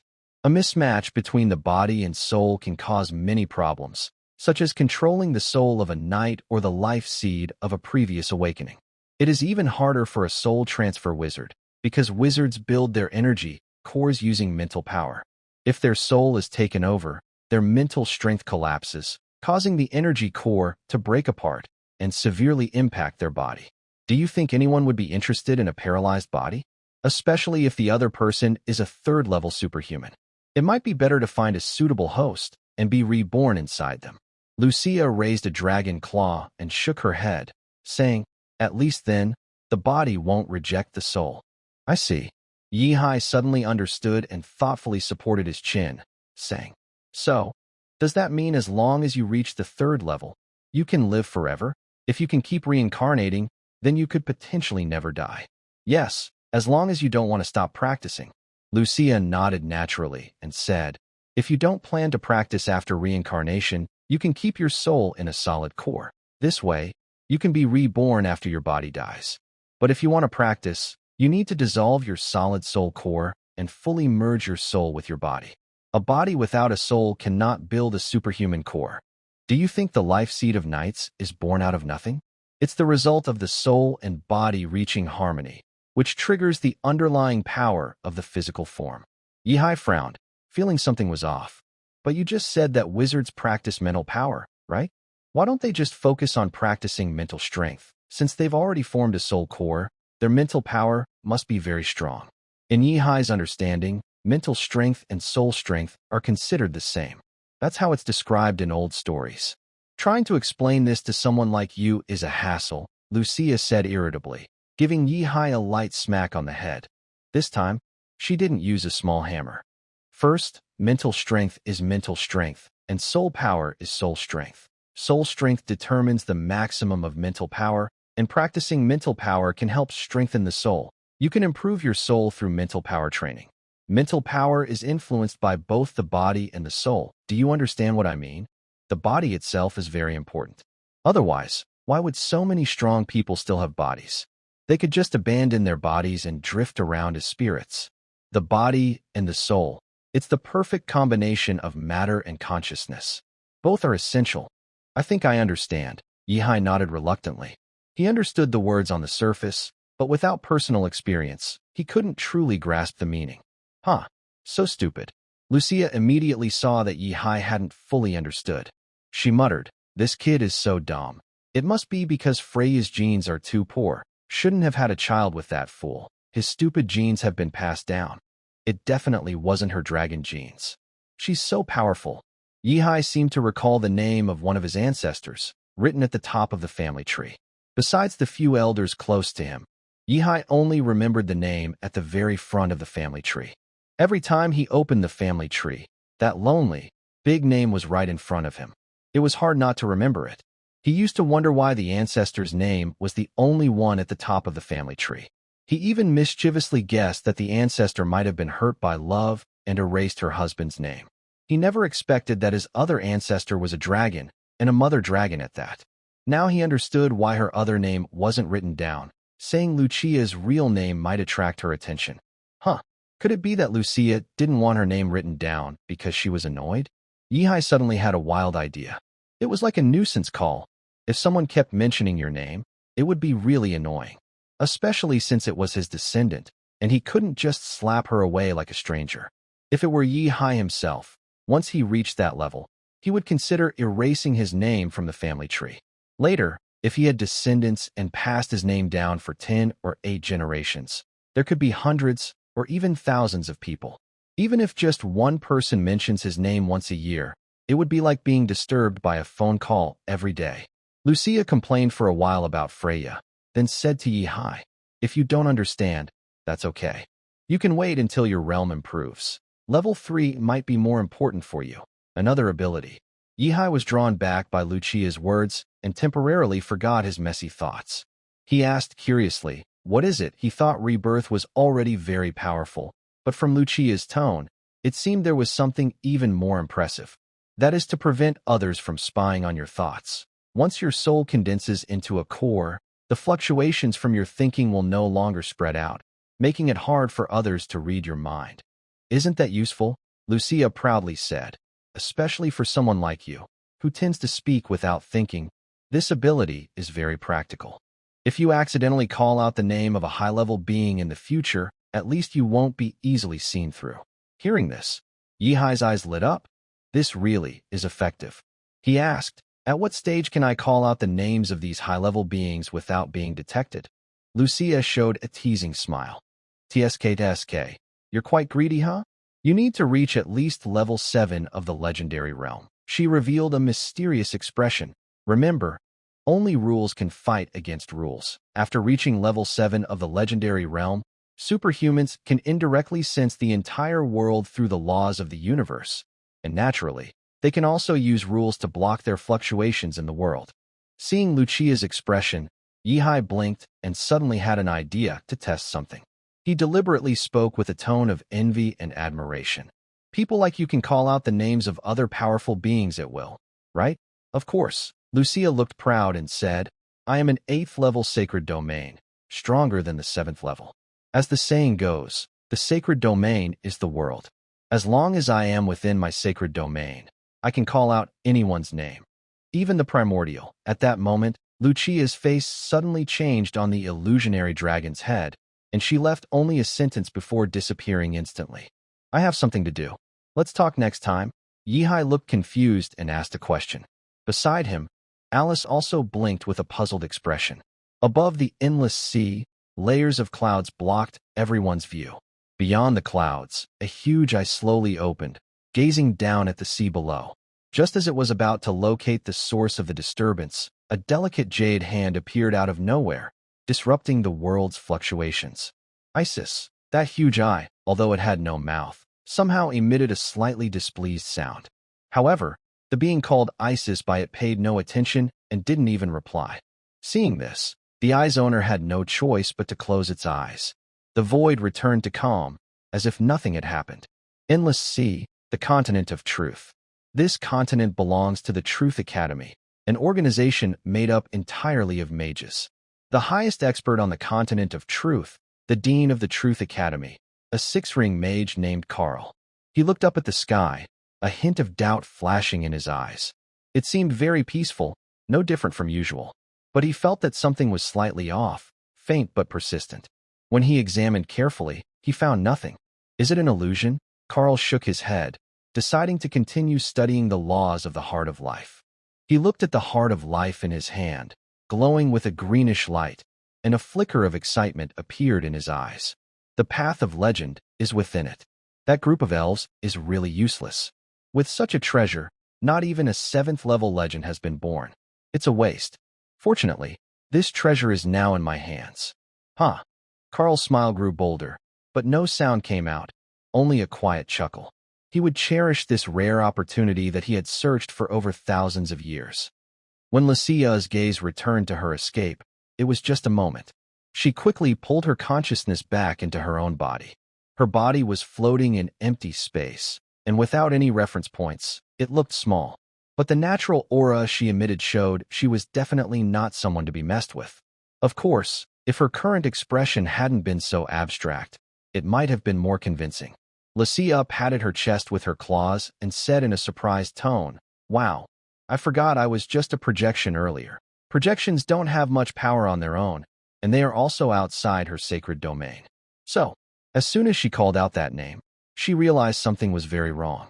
Unfortunately, she didn't remember it before she finished speaking. Never mind, it's not a big deal. Isis will definitely help me stop him from hitting me. Lucia thought for a moment and decided to continue sleeping without worry. She was currently traveling through space, drifting toward a small world. To save effort and worry, she chose to sleep all the way through. After all, fate would guide her automatically. Meanwhile, Yihai and Maple Leaf Castle looked at the suddenly empty study with a helpless expression. Not finishing the rest of the extraordinary knowledge is one thing, but you should have told me how to use that dragon scale before you left. Yihai sighed weakly. This ancient dragon ancestor was really unreliable. He had previously put the dragon scale into his body, and it seemed some spell had been cast on it. But he hadn't been told what exactly it was, and then the dragon disappeared. While Yihai was tangled up wondering what the dragon scale was for, Alice suddenly spoke up unexpectedly, and her words were shocking. Mr. Yihai, please mate with me. Yihai's eyes widened in disbelief, looking at Alice as if he had seen a ghost. This woman, no, this female elf, talked a bit roughly, didn't she? Cough, cough. Yihai cleared his throat twice. There's no need to be so urgent, Although he understood Alice's eagerness, this wasn't a prostitution situation. Doing such things with someone he just met the day before felt strange somehow. And she was so eager, as if he were the one being courted by a male model. He stared at Alice in front of him, unsure of what to say. Alice felt Yihai's gaze and looked down in confusion, wondering if her charm was not enough. Even when she was with her clan, Her sisters always praised her as the most beautiful elf. Humans and elves look quite similar, so their tastes should be similar too. Suddenly, Alice noticed the black robe she was wearing. It must be the robe that covered her body, preventing her from showing her charm. Without hesitation, she reached out and threw the black robe aside, revealing her elf clothing underneath. The top was made of woven leaves with uneven edges. Perhaps because these leaves were not suitable for making sleeves, her delicate, white shoulders were exposed to the air. Her lower half was a vine skirt that barely reached above her knees, looking lively and full of life. Her smooth, white legs were exposed, making her look very tempting. Yihai instinctively swallowed and asked, "Don't you want to go back and discuss this with your people first?" Alice shook her head firmly and said, "No, this is my own matter." If her people found out about this, they definitely wouldn't want Alice to sacrifice herself, and some might even suggest she take her place. But Alice knew clearly that the contract stated it must be fulfilled by the royal family of the elves. And besides her, only her mother remained in the royal family. That was absolutely not allowed. Alice knew her mother's personality. If she went back to report and then brought her people over, her mother would personally fulfill the contract instead of letting her, the princess, sacrifice herself. So, she had to settle everything before that. Seeing Alice's determined look, Yihai had nothing more to say. He walked to the bedroom door, opening it with a gesture inviting her in. Alice moved quietly and silently, perhaps because she was naturally light or because elves have some special trait. She reached the bedroom door and, upon seeing the large bed with velvet silk covers, couldn't help but blush slightly. Alice is still young and shy when facing these kinds of things. She bit her lip and finally decided to step in. Yihai followed and closed the bedroom door behind him. Night fell deeper. In Tiffany's bedroom, Rurichio was sitting on the bed with her legs crossed, chatting with Tiffany. "Strange, why hasn't big sister Anna come to call you back to keep your brother warm tonight?" Tiffany tilted her head, looking at Rurichio with some curiosity. Usually, at this time, Anna should have come to call Rurichio back. Then Tiffany would secretly sneak in while holding her pillow. Yes, sneaking around in writing, but openly in action. After many times, Yihai was too tired to keep pulling her back. Rurichio shook her head, also a bit confused. Could it be that the master has something busy tonight? During the day, Yihai was very busy and hardly had time to pay attention to Rurichio. So, she thought maybe Yihai had something to do tonight. Really? Tiffany's eyes showed a hint of disappointment. Then it looks like I can only sleep in my own room tonight. Without Rurichio leading the way, Tiffany couldn't sneak in easily. Hearing Tiffany's words, Rurichio's moist eyes flickered slightly. She didn't have her own room. Since moving into Maple Leaf Castle, she had always shared a bed with Yihai. "Tiffany, can I sleep with you tonight?" Rurichio looked at Tiffany with hopeful eyes. Since Yihai didn't send anyone to call her, she didn't want to go willingly, risking being caught unprepared. Tiffany thought for a moment. "I don't mind, as long as Big Brother doesn't mind." If no one kept her warm, wouldn't her brother's bed be cold? Hearing Tiffany agree, Rurichio immediately slipped into Tiffany's bed, only sticking out her head. "Then I'll wait until he sends someone to find me." Tiffany looked at Rurichio, blinking her big eyes. They had been sleeping together every day these days, so she was used to Rurichio's presence. But tonight, there was one less Yihai between them. The next morning, sunlight sneaked through the gap in the curtains and shone on the messy bed. Yihai slowly opened his eyes, feeling a warm body pressed against him. Alice was curled up in his arms, breathing evenly. Her long hair was spread out on the pillow, and her face still carried a hint of last night's blush, with her lips slightly curved. A faint floral scent still lingered in the room, mixed with the warmth from last night. Regarding what happened last night, Yihai could only say he was very satisfied. Elves are naturally gifted in some ways, especially their natural floral scent, which was the best mood enhancer for Yihai. He gently moved his arm, and Alice let out a soft hum. She squinted her eyes, not fully awake, and instinctively leaned closer to him. Outside, the sky was just brightening. Birds chirped in the trees, and early risers were already busy on the streets of Maple Leaf City.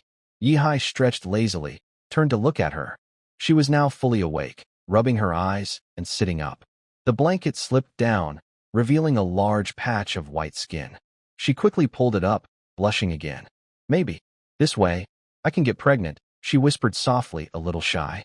They are pure-blooded elves, born directly from the fruit of the mother tree, but they had no experience in this area. Last night, Yihai guided her step by step. He cheerfully said, "That's not always the case. Some people might need to go through hundreds of nights like this to succeed. Only a very lucky few can get pregnant on the first try." Alice's eyes widened slightly. What? So, we might have to do this many times. Her cheeks instantly turned red, and she almost cried. Just last night, she had already cried once. Seeing her a little scared, Yihai comforted her. "Don't worry. It might hurt a bit the first time, but it will get better after that." Last night, Yihai was surprised to discover that after his bloodline awakened, his natural talents had greatly increased. His already strong fighting ability became even more powerful. For a moment, Yihai felt grateful to Lucia, as she was the one who passed down his bloodline. "Rest well today. Later, I will ask Anna to come and change your sheets and blankets," he said, lifting the blanket and standing up. The bed was already a bit messy after their activities last night. Alice, upon hearing this, suddenly seemed to remember something. She forced herself to sit up and said, "No, I must go back quickly to inform my people. They need to get ashore soon. Their supplies won't last for many weeks." The key contract had been almost finalized, so now they needed to focus on solving the urgent matter of the elves. There weren't many supplies left on the ship, and they had to find a place to land quickly. Perhaps because she was anxious, she didn't even notice she had exposed herself again. Yihai's gaze was briefly drawn. Then he asked, "How many elves are there?" Since he had already seen everything last night, there was no need to keep staring. "Besides me and Lia, who have already arrived in Maple Leaf City, the remaining 363 elves are still on the deserted island," Alice replied, supporting herself with her arms, revealing a large expanse of white skin. She frowned slightly, as her movement was too vigorous and pulled at her pain. "Oh right." Alice's eyes flickered slightly. How could she forget that she knew magic? She raised one hand slightly, softly reciting a spell in a language Yihai couldn't understand. Green light gathered around her. Just watching nearby, Yihai could feel a light, lively aura of life. Sure enough, as the green light settled on Alice, her originally furrowed brows relaxed immediately. Seeing this, Yihai blinked, then regretfully patted his thigh. "You should have told me you could do that. We should have played a bit longer last night." Last night, they went to bed early. Hearing Yihai's teasing, Alice blushed shyly and said, "Magic isn't meant for that kind of thing." She got off the bed and picked up her dress from the ground. The dress is all torn. Alice looked a bit distressed at the scattered leaves and vines she had just picked up. Last night, someone's rough actions had torn her dress made of vines and leaves apart. She only has this set of clothes because she can use magic cleaning spells, so she usually doesn't worry about getting dirty. However, if they get damaged, it's hard to fix them. She will need to gather materials and weave a new one. All right. Yihai walked straight up and picked up Alice suddenly, causing her to cry out in surprise. "Today, you should rest well. Didn't you say there was someone named Lia who came with you to Maple Leaf City? Tell me where she is, and I'll have someone call her over. You can leave any tasks to her." He placed Alice on the sofa and casually draped a cloak hanging on the rack over her. "If you're worried about her being alone, I can send a team to help pick her up. By the way, there are many new houses in the new district of Maple Leaf City that are empty. We can arrange your people there. From what we see now, aside from Alice, the elves themselves are very valuable. They at least have a new extraordinary method, which is very tempting to Yihai. He feels it's necessary to bring them all into his fold.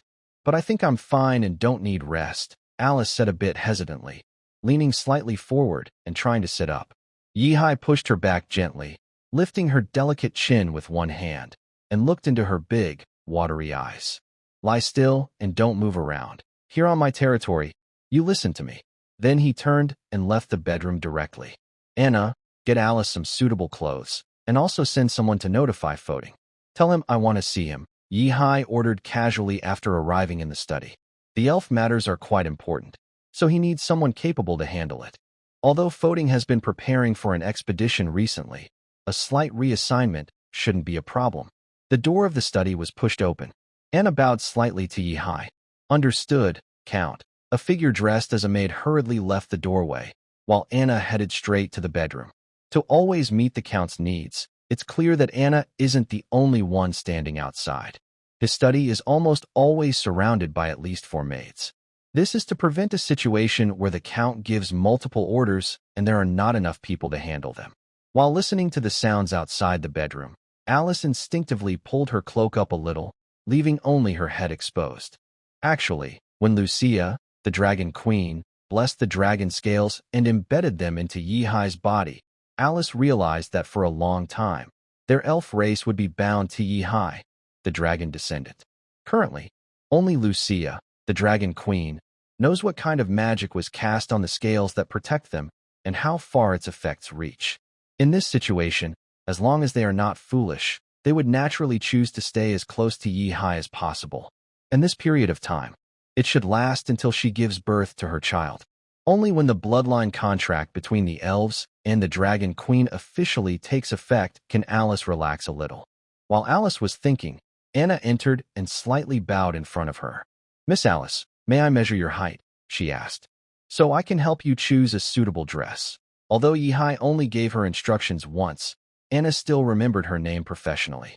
Last night, they had vaguely heard sounds from inside, but out of respect for the Count's private life, they did not enter the room without permission, even though they never saw a woman enter through the only door into the room. But the Count is a great knight, and if he wanted, climbing through the window would be quite easy. Alice's face turned slightly red as she hesitated, then she stood up and said, "All right." She then released her grip on the cloak she was holding. The cloak slowly fell to the ground due to gravity, revealing Alice's graceful, fair body. Since they are all girls, it probably doesn't matter. Alice has never worn human clothes before, so she doesn't know about tailoring. She thought she would have to be completely undressed for measurements. After all, when they make clothes, they usually just use vines to measure directly on the body. Anna looked up and saw Alice, who was completely in front of her. She was momentarily stunned and said, "Miss Alice, you could wear a robe. I just need to measure your bust, waist, and hips with a ruler." A thin cloak wouldn't affect Anna's ability to judge her size. When Alice heard this, her face turned bright red. She quickly crouched down and covered herself with her cloak. At this moment, Anna finally saw Alice's pointed ears from her high vantage point and was surprised. Anna comes from an ordinary free citizen family. She didn't read many books growing up and only learned to recognize writing after working as a maid at Maple Leaf Castle. She didn't know much about elves and thought they were just a little different. She quickly hid her surprise, crouched down, helped shy Alice to stand, and took out a soft measuring tape from her maid outfit's pocket to measure her. God knows why Anna always carried this thing with her. Warm sunlight shone on Tiffany's big bed in her bedroom. Chio Ruri was lying on the bed, looking very bored. Tiffany was hugging Ruri's waist with both hands, her 2 white, tender legs wrapped around her. She was holding her tightly. Finally, she understood why Yihai always seemed a bit annoyed when Tiffany woke up in the morning. She was like an octopus. It was okay before sleeping, but once the child was asleep, she would wrap herself around her. Last night, Tiffany had wrapped her arms and legs around Ruri and kept her awake. When she realized it was Tiffany, she felt a little relieved. But everyone who sleeps with someone knows, sleeping like this is uncomfortable. Ruri felt the same way. So she carefully tried to free Tiffany's hands and legs from herself, but after a while, Tiffany wrapped herself around her again. After several repetitions, Ruri finally gave up and stopped struggling. She hadn't slept well all night and now only had one thought. From now on, she would rather sleep on her owner's bed and be taken advantage of than sleep alone with Tiffany. Ugh! Finally, Tiffany woke up. She released Chio Rurikawa and stretched lazily. Weekends are so relaxing. I can sleep until I wake up naturally. Usually, Lady Isaf never gave Tiffany days off. These days, there are no real rest days. Except for a few holidays, everyone works all year round. But later, Yihai saw Tiffany always looking worried, so he took the initiative to help her, and Lady Isaf arranged 2 days off each week. Tiffany turned to look at Chio Rurikawa, making sure she was still in bed, then smiled happily. "Chio, sister, I slept very well last night." Actually, her reason for agreeing to let Chio Rurikawa sleep in her room last night had a little secret behind it.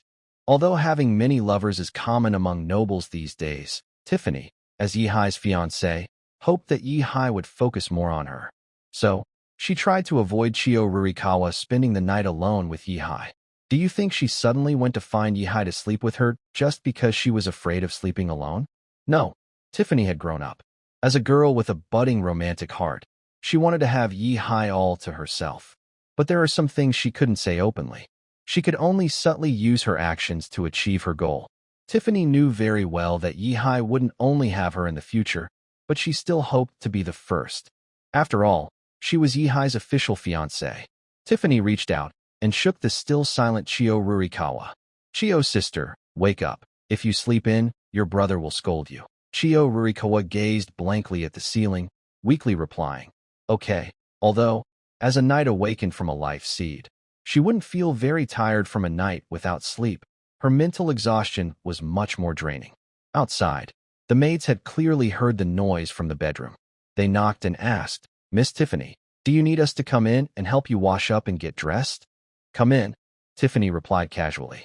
As a noble young lady, she had never dressed herself since she was a child. In some ways, she was more like a noble than Yi-hai. Because of her past life memories, Yi-hai sometimes feels uncomfortable with excessive care from others. For example, when a maid helps him brush his teeth. At first, it was nothing special, just helping him brush his teeth. But when Yi-hai was going through puberty, a mischievous maid not only helped him brush his teeth, but also kissed him to rinse his mouth. After that, Yi-hai never dared to let anyone else help him brush his teeth again. These maids are very charming. At that time, Yi-hai was focused on practicing and improving his skills, so he was worried that if he broke his discipline, he might become addicted to such distractions. He knew his own willpower well. Some things are fine before starting, but once begun, it's hard to stop. Oh, by the way, the daring maid's name was Anna. Since that day, Anna paid a price. Her working hours noticeably increased. Whenever Yi-hai needed something, he would instinctively ask Anna to do it. After all, she left a very deep impression on him. Whenever he needed a maid, he would automatically call Anna's name. But, although it was called a price, Anna didn't seem to see it as a punishment. Instead, she enjoyed it. Miss Tiffany, please raise your hands. I will help you take off your pajamas. Today, Lena was responsible for Tiffany's daily routine. Tiffany had a vague impression of this young maid, who often appeared in Yi-hai's study helping catch mice and assisting with research. So, she casually asked, Lena, has anyone been screened through my maidservants recently? Although the standards for hiring knights attendants were set by her, not everyone could apply. Before applicants entered the castle, they had to go through several layers of screening. First, after meeting the requirements, they needed to submit their materials, which would be verified by a knight to confirm their background. Second, if their identity was verified, the information was sent to Lady Elsa. Only after Lady Elsa approved it would it be sent to Yi-hai. Finally, after Yi-hai, the Count, nodded, the applicant's information would be handed to Tiffany to decide whether to accept them. In a way, although the goal was to recruit knights attendants for Tiffany, her opinion was actually the least important. Lena was helping Tiffany change clothes when she replied, No, Miss Tiffany. It seems all the resumes submitted have been rejected by Lady Elsa. Although Tiffany's demands were a bit unusual, there were still many people in the large Maple Leaf City who met her criteria. Unfortunately, even if they met Tiffany's conditions, they couldn't satisfy Lady Elsa's requirements. Really, Tiffany pouted, a little unhappy. After so many days, she still didn't have a nightly attendant. This made it hard for her Tiffany Knight order to grow stronger. At that moment, Tiffany suddenly noticed Lena busy nearby. Her eyes flicked around quickly. Here's a ready-made option. Small in size, obedient personality, and most importantly, her chest is smaller than Tiffany's. She wouldn't compete for attention in front of Tiffany's brother like Chio Ruri. She was simply the perfect choice for a servant. Lena, Tiffany's voice suddenly turned sweet and sticky, making Lena a bit nervous. Miss Tiffany, do you have any instructions? Do you want to become my nightly attendant? Tiffany hugged Lena beside her, rubbing her face against Lena's small face. Lena struggled a little to turn her face, so she could breathe through her mouth and nose. Miss Tiffany, I am the Count's maid. I am to serve the Count for life. As she had said before, Lena was born a serf. As a maid like her, without her master's permission, she could never leave her master for a lifetime. But that's not important. If I go to my brother, he will definitely agree to give you to me. Tiffany proudly puffed out her chest, confident in her standing in front of Yi-Hai. But Lena hesitated. It seemed not a bad idea to serve Miss Tiffany. After all, Miss Tiffany was the Count's fiancée. Serving her was essentially serving the Count. And if she could often stay close to Miss Tiffany, maybe the Count would pay more attention to her. The maids in the castle all have dreams. No one wishes to stay in the same low position forever. To the maids, catching the eye of the Count seems like a quick way to a better life. If they could have the Count's child, that would be even better. Their status could change from maid to mistress, and they would never have to worry about food or clothing again. Don't hesitate. Let's make this decision happily, Tiffany said as she grabbed Lena's hand and headed out to find Yi-Hai. Yi-Hai's child, though young, had started to pick up some of his habits, like forcing love on others. Lena's eyes widened in shock. She quickly waved her hands to stop Tiffany. Miss Tiffany, put on your clothes first. Oh. Tiffany looked down and saw she was only in her underwear.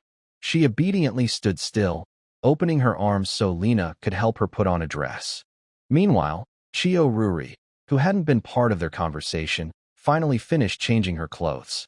Now, she was just a personal maid to the Count. No other maid would help her change clothes anymore. So, she had to wear her maid outfit every day, even if it made her feel a little shy.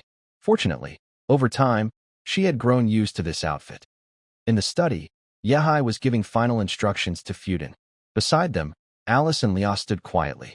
After Alice explained Leah's position, Yi-Hai immediately sent someone to call her over. Your will, Count, Fuden said, bowing slightly with his hand on his chest, dressed in silver armor. This time, I will take the Guard Legion to meet your guests. I think 1,000 soldiers should be enough, Yi-Hai replied. If there are no other orders, I can leave now. But perhaps Lady Leah should lead us, Fuden suggested. Alice and the others had traveled several days to reach Maple Leaf City, without a map, only guiding by directions. If they relied only on their descriptions, Fuden might have trouble finding the island where the elves are hiding. I can leave at any time. Leah, who was nearby, stepped forward without needing Alice's instruction. From her brief conversation with Alice earlier, she had a good idea of the current relationship between Maple Leaf Castle and the elves. Although Alice spoke vaguely and blushed when explaining, Leah understood that Maple Leaf Castle was now a friendly ally and could provide a place to stay and supplies for their elf tribe. As the two were about to leave, Alice hesitated and raised her hand to speak, but under Yi-Hai's gaze, she chose to stay silent. She still wanted to go with them to meet her people. As long as she didn't see her tribe members, she couldn't feel at ease. Maybe this was the sense of duty of an elven princess. Don't you have a more important task? Yi-Hai gently patted Alice's slender shoulder. Alice had changed into a green dress, chosen by Anna. Because Alice appeared so suddenly, there were no suitable clothes for her in the castle, so she was wearing Anna's old dress. Anna came from a common family. Although she had a lifelong maid contract with the Maple Leaf family, she still had holidays. When visiting her parents, she couldn't always wear her maid outfit, so she had her own small wardrobe. This green dress was from a few years ago, but after some parts grew too mature, she couldn't fit into it anymore. The dress had been in used for a while, but now it was useful again. Of course, one dress wouldn't be enough in the future. Anna had already asked the maids, who knew her measurements, to start sewing dresses for Alice. Many maids in the castle knew how to sew, and even Yi-Hai's usual clothes were mostly made by them.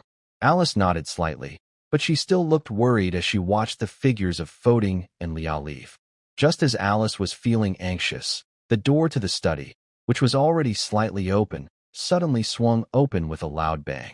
Big brother, can you let Lena be my knight's attendant? Before she was fully seen, her voice rang out.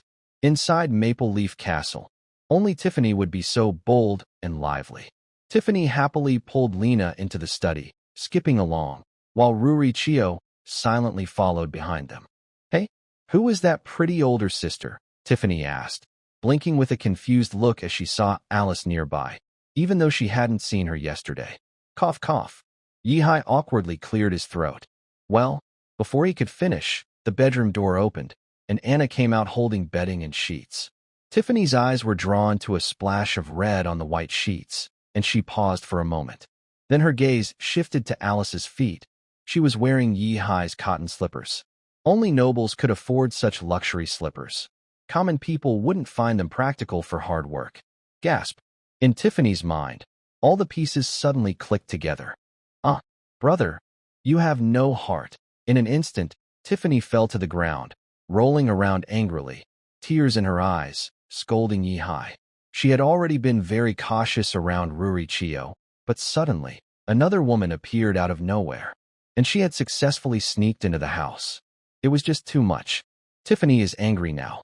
Tiffany is unhappy. Tiffany needs a kiss from brother to feel better. Tiffany rolled from the door to the sofa, bumping into it, then rolled back to the door. She kept tossing back and forth, not caring about the clothes she had just changed into. Lena looked down, eyes focused on her nose, pretending not to see anything. Tiffany. Just then, a familiar voice called from outside the door, one Tiffany knew very well. She shivered, quickly got up, and stood properly. It was Lady Aisha. Lady Aisha held a rolled-up piece of paper and walked straight to Tiffany, tapping it on her head. How many times have I told you? A lady shouldn't be rolling around on the floor. Lady Aisha looked genuinely angry, her face serious. To her, this was a clear sign of her failure as a teacher. Clearly, Tiffany is taught every day how to become a proper lady, but her behavior still doesn't meet Lady Elsa's standards. Mom, Tiffany shyly shrinks back in fear. Only Lady Elsa can discipline her in Maple Leaf Castle. The servants, of course, never interfere with Tiffany's actions. Yihai also wouldn't be harsh with Tiffany, he only spoils her. This leads to the current situation. Whenever Lady Elsa isn't around, Tiffany's tail seems to lift high into the sky. All right, Elsa, what are you holding? Is it for me? Yihai steps forward slightly, blocking Tiffany from the upcoming scolding.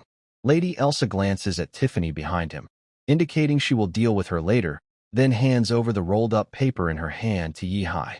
This is the candidate for Tiffany's night attendant. I think this one is quite good. Tiffany immediately shrinks back behind Yihai, hiding from her mother's gaze. Yihai takes the paper, tied with a red silk ribbon, and opens it. Cecilia. That's a nice name. While Yihai examines the contents, Lady Elsa looks at Alice. Her deep sapphire blue eyes are very penetrating. When it comes to understanding people's hearts, probably no one in Maple Leaf Castle is better than Lady Elsa. Like everyone else, her gaze first falls on Alice's pointed ears. It turns out she really is a legendary elf. Lady Elsa's eyes become a bit dreamy. When the servants reported earlier, she thought the pointed ears were just an exaggerated description. She never expected that her Count of Maple Leaf would actually bring back an elf from somewhere. My name is Elsa. I am somewhat of a steward in Maple Leaf Castle. What's your name? Lady Elsa steps forward gently and asks softly. She also realizes that the elf in front of her has probably formed a very close relationship with her own count. Since that's the case, she naturally wants to get to know her better. Alice, princess of the elf race. Alice feels a little nervous. For some reason, she senses a hint of her own mother's aura in this charming woman. Clearly, based on everyone's behavior just now, the other person must be the lady of this castle. Alice didn't want to cause any misunderstandings, so she gathered her courage and said, Lady Elsa, please rest assured. Although I have to mate and have children with Mr. Yehai because of the contract, I will never harm your relationship. She heard that people on the ancient continent are very pure in love, and even nobles usually only have one wife. To Alice, love is a very sacred thing. She is pure and afraid that her actions might ruin their feelings. But unfortunately, she has to do what she did. For a moment, Alice felt very guilty inside. Lady Elsa was stunned. There were so many points of confusion that even she, known as the wise person of Maple Leaf Castle, didn't react immediately. A blush appeared on her cheeks, and she hurriedly explained, You misunderstood. I am not the Count's wife. My daughter, Tiffany, is actually the Count's fiancée. For some reason, Elsa seemed a bit guilty when she said this, and her eyes looked a little distracted. Obviously, her thoughts had started to change. Tiffany, who was nearby, heard the conversation. She grabbed Yehai's waist and peeked out from behind him, pouting proudly. She is the real lady of the house. But soon, Tiffany was scared by Elsa's gaze and quickly shrank back. Alice was surprised by Elsa's response. How could it be? It seemed obvious that Elsa and Yehai looked more like a couple. And just now, Tiffany was rolling on the ground, and Alice thought she was Yehai's daughter. Could she have been mistaken? Alice's face turned slightly red, and she bowed shyly, saying, "Sorry, I was mistaken." Yehai finally finished reading Cecilia's information and said, "She looks okay, but is this the only qualified person after so long?" Elsa came back to herself and said, "Actually, there are quite a few who meet the criteria, but most were sent by their parents.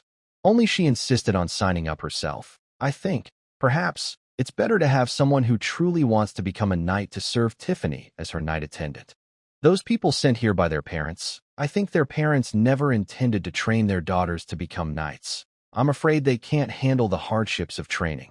Mrs. Aisha gave a meaningful look at Yehai, not because she wanted to train her daughter as a knight. What was her real intention? Of course, it was to use Tiffany as a stepping stone, to get close to Lord Earl Yehai, who was nearby. Nowadays, it's really hard to become a mistress for Lord Earl. Everyone is competing fiercely. Whether Mrs. Aisha was thinking about her own daughter or for other reasons, she wanted to find a way to prevent such things from happening. "What's this? Have you finally found a suitable knightly attendant?" Tiffany's eyes lit up behind Yehai. She quickly jumped out from behind him and snatched the information from Yehai's hand to look at it. The more she looked, the more satisfied she was. It was perfect, small stature, smaller bust than her, and not much older than her. She was the perfect candidate for a younger brother. But what about Lena? Tiffany bit her finger, feeling a bit conflicted. She had just said she wanted Lena to be her knightly attendant. What's wrong? Don't you like this choice? Yehai saw Tiffany's hesitation and asked directly. No, I like it very much, but Tiffany hesitated for a moment and then expressed her concern. But I just told Lena to be my knightly attendant. Yehai chuckled softly and patted Tiffany's head. I thought it was a big deal. If you like her, you can have both of them be your knightly attendants. Anyway, we can't afford to raise more than one. There has never been a rule limiting the number of knightly attendants a knight can have. Usually, one knight only needs one attendant. Having more than one isn't necessary. Although the income of ordinary knights is quite high compared to commoners, their expenses are also significant. So, in terms of knightly attendants, besides the necessary one, others are optional and can be cut back. In the early days, knightly attendants weren't even considered essential. On the Minsk continent, most knights didn't bother to have a dedicated attendant. Over time, more knights began to have their own squire attendants. Without a squire, it felt like something was missing. Talking between them also decreased, making the knight feel a bit awkward. To avoid embarrassing himself in front of other knights, everyone started recruiting and selecting their own squires. This gradually led to the current situation where each knight has a dedicated squire. Tiffany opened her eyes wide, a happy smile on her face. Really? Brother, you're so kind. She happily hugged Yehai's waist and rubbed her face against his chest. Just moments ago, she was rolling on the ground in anger, but now she was hugging him again. Tiffany's emotions always came quickly and went just as fast. Lady Aisha frowned slightly and complained, "Count, you shouldn't spoil this girl too much. She's always messing around like this now, and I think it's because you spoil her." Every time she finished scolding Tiffany, Tiffany would run over to Yehai for help, which made Aisha's efforts to discipline her less effective. Seeing her mother about to start lecturing again, Tiffany quickly grabbed Lena and ran outside. "Brother, Mom, I'm going to see Cecilia first. You two can chat slowly." Cecilia was in the reception hall, and Lady Aisha had already spoken with her earlier. Watching Tiffany's figure disappear, Aisha didn't stop her. She looked at Yehai and said, "Even Tiffany has 2 squires now. Don't you think our count should consider finding a squire to help you with your horse and armor?"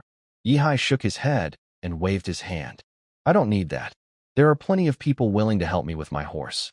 As for armor, he glanced at Ruri Riverchio, who was silent beside him.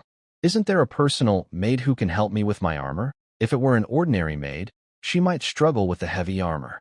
But Ruri Riverchio, as a knight who had awakened her life seed, was quite strong. Hearing her name, Ruri Riverchio slightly lifted her eyes. She had already tried to make herself less noticeable, but she was still noticed. For Ruri Riverchio, she wished there were more women around Yehai so he wouldn't pay attention to her. It would be best if he simply forgot about her and let this elf keep him warm at night. However, It now seems that Yi-hai is not the kind of man who forgets old friends after meeting someone new. He is still thinking about her. Although Lu Lichuanchio hopes Yi-hai won't think about her anymore. As for Tiffany's issue, Yi-hai stepped forward and directly embraced Lady Aisha. He looked into her bright blue eyes and placed his hands on her slender waist. A child is meant to be loved and spoiled. I think Tiffany doesn't need any noble girl training. She doesn't have to attend parties to attract men like other noble children. Don't you agree? Yi-hai's breath lightly brushed her face in a somewhat intimate way. This was the first time they showed such closeness in front of others. Lady Aisha's face turned red. She struggled to break free from Yi-hai's embrace, but was held tightly. She awkwardly said, "Do as you like." "Let me go quickly." "No," Yi-hai replied straightforwardly. The entire castle was full of his subordinates. He didn't need to be afraid of anyone. But in front of Tiffany, he still needed to be careful, or he worried she might get upset. Alice watched the scene in front of her, feeling stunned. Her mind was a bit confused. Didn't Lady Aisha just say she wasn't Yi-hai's wife? Now what is going on? Lu Lichuanchio looked very calm. She was used to these noble disputes and was not surprised. Lady Aisha couldn't break free and could only give up and bury her face in Yi-hai's chest. Since Yi-hai is a blood knight, words like strong enough to hold up the sky seem to diminish his strength. As long as he doesn't want to let go, Lady Aisha can't break free. Fortunately, only Alice and Lu Lichuanchio were in the room. If Tiffany had been there, Lady Aisha might have fainted from embarrassment. "Your hand. There's someone else now." Lady Aisha's voice was faint as she whispered near Yi-hai's ear. She didn't dare speak loudly, afraid Alice and the others would hear. It's well known that when a man holds a woman in his arms, his hands often tend to move unconsciously to certain places. Like that very tempting, full hips. Lady Yi lowered her head slightly and asked Mrs. Elsa softly, "So, is it okay when no one is around?" As she spoke, her hand movements became more daring. Mrs. Elsa's face turned red. "When the time comes, I'll listen to you. Please let go now." She truly couldn't stand being so close to Yi in front of others. The feeling of being caught doing something forbidden was too exciting. Mrs. Elsa thought that lowering her voice would hide their conversation, but in reality, elves have very sharp senses. Elsa's ears twitched slightly, catching every word. Her face looked a little strange, but considering her position, Elsa chose to pretend she hadn't heard anything and that nothing was happening. At that moment, Anna's voice came from the door. "Count, Sir Talmum has come to report that he found a suspicious knight. He has already arrested him and wants to ask for your opinion." Hearing Anna's voice, Mrs. Elsa was so surprised that she suddenly found the strength to push Yi away. She couldn't let more people discover her relationship with Yi. This time, Yi didn't pull Mrs. Elsa forcefully. He just gently supported her to prevent her from falling if she moved too quickly. Talmum, a senior knight of the Maple Leaf Knights, was the one guarding the city gate earlier. The city gates of Maple Leaf City are always guarded by a senior knight, but that doesn't mean they stay there all the time. There are enough senior knights in the Maple Leaf Knights to rotate the duty daily. Being replaced doesn't mean they get to rest. They still train and patrol the city to keep order. As mentioned before, on the continent of Minsk, there is no concept of weekends or days off. They only get complete rest during rare holidays. The reason knights patrol is also because of the wild knights groups. Regular guards alone can't scare these troublemakers. Mrs. Elsa and the Count really have a thing. No wonder the Count hasn't let the maids serve when he goes to Elsa's study lately. Before, he always had the maids bring tea, but now he doesn't even drink tea anymore. Anna's eyes flickered slightly, her expression calm and unreadable. After reporting, she acted as if she hadn't seen the previous scene, waiting quietly for the Count's instructions as usual. But no one knew what she was really thinking. Suspicious behavior? What kind of suspicion? Yi-hai asked calmly, as if nothing had happened. According to Sir TLM, this person has been wandering near the camp entrance of the First Legion, and guards have reported that he has appeared several days in a row. Anna is a qualified and professional maid. She always delivers messages promptly and completely to Yi-hai. Hearing this, Yi-hai slightly frowned. What is this? A spy? Let's go and see. Count Maple Leaf, the Empire has no law that forbids me from walking on that road. Please release me immediately. Gavin was on the ground, still arguing for himself. Yi-hai chuckled, holding a small booklet that TLM and others had found on Gavin. He flipped through it page by page, clearly recording every cart that entered and left the camp gate. Time, place, quantity, and even what was loaded on them were all recorded clearly. He waved the booklet. Then what is this, may I ask? Gavin's eyes flickered slightly. His upbringing didn't allow him to lie, but he changed his words. This is just what I have seen and heard these days. Does Maple Leaf City not allow people to keep diaries? Honestly, this was exactly what he had seen and heard, and he described it very precisely. Count Maple Leaf, I understand the Empire's laws.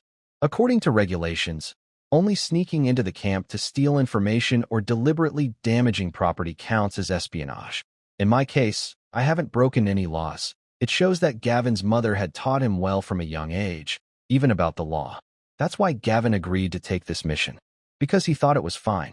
Yihai gave Gavin a glance. Since he's already in my hands, who cares about these excuses? This person probably studied law and became foolish. Yihai's lips curled into a teasing smile. Then, may I ask, who can prove that you haven't sneaked into the camp? You say that if I hand this item over to the Empire's court and bring witnesses to testify, guards, patrol knights, even passers-by, then the judge will believe me. I could claim that you secretly entered the military camp to steal this information. Who do you think the judge would believe? The Empire's court has branches in every main city within the Empire. The only court within Maple Leaf territory is located in Maple Leaf City, responsible for legal decisions in the region. Gavin's face turned green when he heard this. How could Count Maple Leaf show so little respect for noble manners and resort to such low tricks? It's obvious he's trying to gather false witnesses. The judge won't believe your lies. I trust he will judge fairly, Gavin said, sounding uncertain. Yihai chuckled, tapping a small booklet in his hand twice. Although there's no direct evidence, Yihai is pretty sure who sent this kid. Besides Lu Lichuan, who else could it be? Right after they made their deal, someone was sent to gather information. It's clear this person is a noble's descendant. Yihai didn't want to make things too embarrassing for Lu Lichuan right now, so he said, you have two choices. First, I can have my knights take you to the court. Given your crimes, the worst punishment is death. Gavin was stunned. Death? Is there anything worse than that? He was about to speak, but Yihai interrupted him. Of course, you also have a second choice. Considering your noble background, I'll allow your family to pay gold to buy your freedom. That way, I won't send you to the court. As for the price, Yihai thought for a moment. 1,000 gold coins. He was just an ordinary low-level knight. Yihai was worried that if he set the price too high, Lu Lichuan might refuse to pay. When Gavin first gave his full name, Yihai's people had already identified him by comparing the information in the Noble Emblem Guide. The Noble Emblem Guide is a book that records the crests and details of most nobles in the Minsk Empire, mainly used to help nobles recognize each other. Every 10 years, the Empire's Nobles Council is updated and the information is distributed to all nobles within the Empire. Most nobles have a brief profile, except for a few emerging noble families. Gavin's status as a baron's descendant was discovered immediately after he introduced himself, thanks to Darim and the others. What? 1,000 gold coins? Gavin's eyes widened. As orphans with a single mother, they couldn't even gather 100 gold coins, let alone 1,000. We can't possibly come up with that much gold, Gavin said desperately. That doesn't mean much to you. Yihai waved his hand. Since Gavin was sent by Liuli River, he assumed the money would come from Liuli River to buy him back. Our dear Count Fingya has no idea that Gavin is just a lone knight with no backing. He turned to Darim and said, later, help him write a letter asking his family for 1,000 gold coins. If you don't see the coins, don't release him. Darim nodded respectfully. Understood, Count. Poor Lady Isabella, far away in Lion City, had no idea what decision she would make after receiving this letter. It was 5 days after Isabella received the letter. After reading its contents, a trace of worry appeared in her eyes, but she didn't show it. Instead, she looked up at Valentine and asked, may I ask for a little more time? I need to organize my things. The letter had her son's signature, so she was sure her son was in the other person's hands. Gavin had also told Isabella before leaving that he was going to the Maple Leaf territory for a task. She originally thought it was just a simple business matter, but it turned into something much bigger. Knight Valentine nodded. Of course. Actually, I was just delivering the letter. You can send someone later to handle your son's affairs in the Maple Leaf Territory. Although Valentine found it strange that this noble lady was living among commoners, he maintained good manners. Perhaps because he had been to Lion City before. This time he was entrusted with delivering the letter again. No. Isabella shook her head. Her messy, golden brown hair fell around her ears, making her look tired. Just 5 minutes. I'll come with you to Maple Leaf Territory later. Clearly, she only needed to prepare some coins. But she didn't have that many coins. Gavin hadn't told Isabella who sent him to Maple Leaf Territory before he left, only that he was on a task. So, Isabella never thought this was related to the Lioli River region. This made her focus only on how to solve this big problem, instead of asking others for help. She turned and went into the inner room, opening a small box to find some loose coins. 6 gold coins, 13 silver coins, and over 70 copper coins. That was all she had. Isabella clenched her teeth. Although it was far from the 1,000 gold coins the letter asked for, she had to go to Maple Leaf Territory first, at least to see how her son Gavin was doing and if he had been hurt. The only thing that slightly eased her mind was that the other side was writing to her, as if she were a noble. They also asked her to redeem her son in a noble way, so it seemed unlikely they would hurt him. If they had treated her son like a common free citizen, he might already have been turned into a farm worker. After spies are caught, they are treated the same as prisoners of war. The Empire's court usually doesn't interfere with how nobles handle their prisoners unless the prisoner is also a noble. The Empire forbids nobles from being sold as farm workers because it's shameful for the entire noble class. If a war breaks out between nobles, the winner can execute the losers or make their families pay to redeem them. They can also keep the defeated as a way to humiliate them, like Lioli River Chio. But selling someone as a farm worker is strictly forbidden. Nobles always remain nobles. Even after the Empire grants them titles, their titles cannot be taken away. The only way to make a noble disappear is to execute their entire family. Without heirs, the noble title naturally vanishes. But does Isabella and her son count as nobles? Isabella remains a noble. Her status as the former Countess of Blackbrook does not disappear just because she left the barony. Her name is still listed in the noble register of the Noble Council. However, her son Gavin is no longer a noble because he did not inherit his father's title. Therefore, if Earl Fonya wishes, he could treat Gavin as a commoner and handle him accordingly. But clearly, he still wants to maintain a superficial alliance with the Lioli River family and does not want to break ties. Instead, he is subtly trying to get them to pay a ransom. However, things seem to be going differently than Earl Fonya expected. Isabella never went to see the Lioli River family. Instead, she plans to go to Fonya Territory herself to rescue her son. She puts all her coins into a small cloth bag, trying to hold it close to her chest, but her full makes this difficult. She looks down at her white, full chest and frowns slightly. It's in the way. During her night training, she already felt her large chest was a problem, often hindering her movements. Unable to do anything else, Isabella hangs the coin pouch at her waist and wraps it with a cloth to prevent it from falling. She then casually picks up her female knight's sword hanging on the wall and heads outside. After leaving the house, Isabella apologetically says to Valentine, "Please wait a moment. I need to rent a horse. It's okay. I'm not in a hurry," Valentine replies calmly. He has no objections. He is just here to deliver a message and has no other task. Before Isabella arrives in Fonya City, a group of people, or rather elves, arrived earlier than her. "Honorable Dragonair, the Elven race will always remember your kindness," says the Elven Queen, Elu, kneeling in the reception hall of Fonya Castle, offering the highest etiquette of her people. As the queen of her race, Elu clearly understands what attitude she should take when she is under someone else's protection. Earl Fonya immediately reaches out to help Elu up. "No need to be so formal. You are the Elven Queen, so your status should be more noble than mine. Also, just call me Yihai."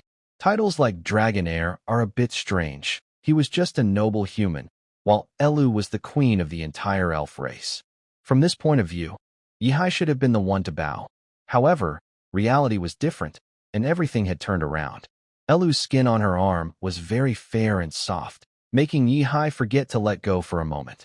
"You're joking," Elu said gently. "For us elves, The status of a benefactor is always the most respected. Elu didn't mind Yihai's actions. She looked up at him. Her eyes were deep green, shining like gemstones.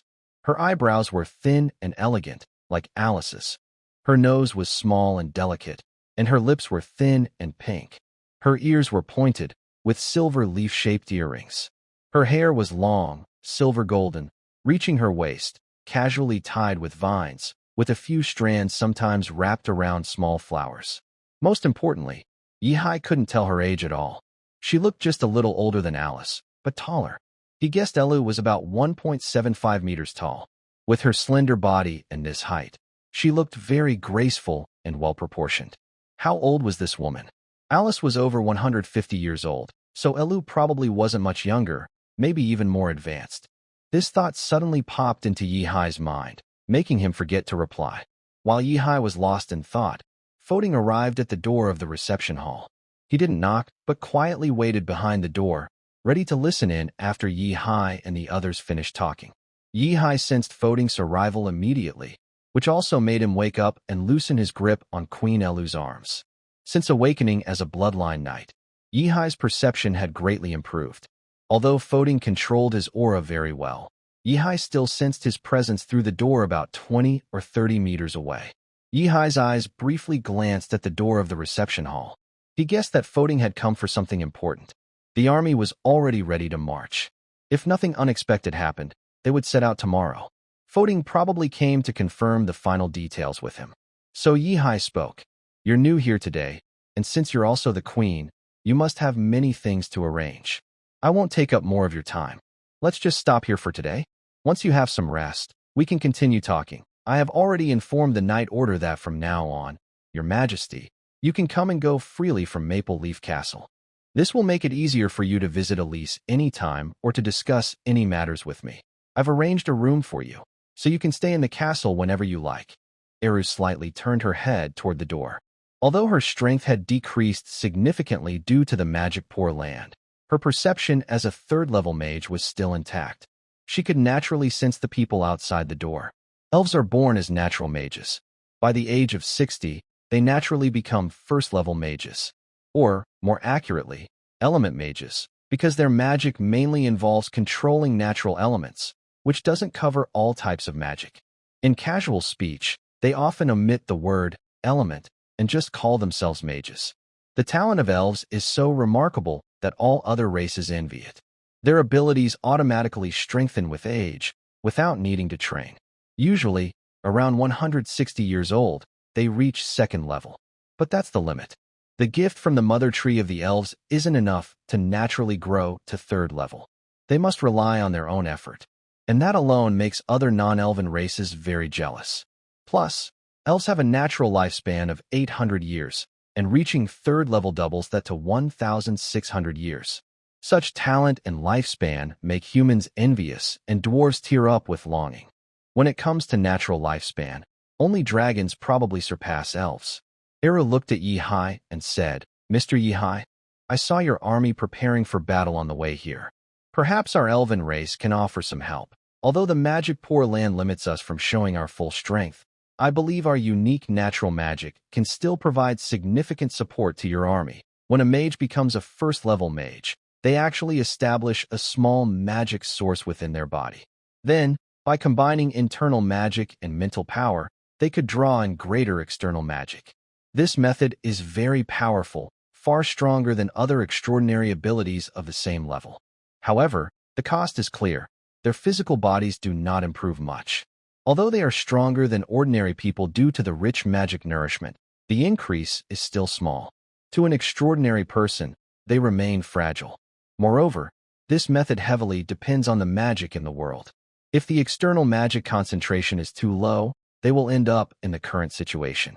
A third-level mage casting a spell might only produce power barely enough for a second-level spell. Yihai hesitated and said this. Honestly, he was somewhat tempted. He had seen Alice's healing magic before. If they could have a small elf team following the army, even just as medics, it would greatly reduce unnecessary casualties for the Maple Leaf Territory's army. But Yihai still had some concerns. He said, our expedition might encounter wizards again. You probably shouldn't reveal yourselves to them now. Although he wasn't sure if the wizards on the ancient continent were the same as those who attacked the elves before, it was best to avoid exposing the elves too early. Yihai had made the elves wear black robes to keep their presence secret in Maple Leaf City.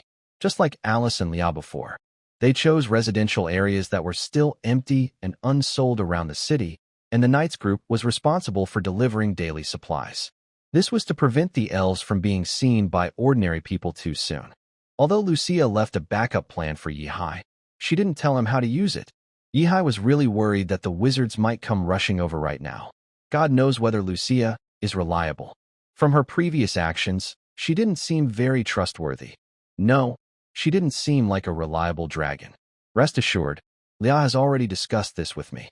The wizards appearing on the ancient continent are not the same as those who attacked the elves on Augustus continent. If you're still worried, you can take only a small team. Our elf clan has a special guard called the Elf Guard. Each member is a trained warrior, but unfortunately, there are only 12 of them. However, having fewer members might actually be better for the current situation. It's clear that Elu has already thought about this. Magic has been passed down through countless generations of elves, but no elf can learn it all.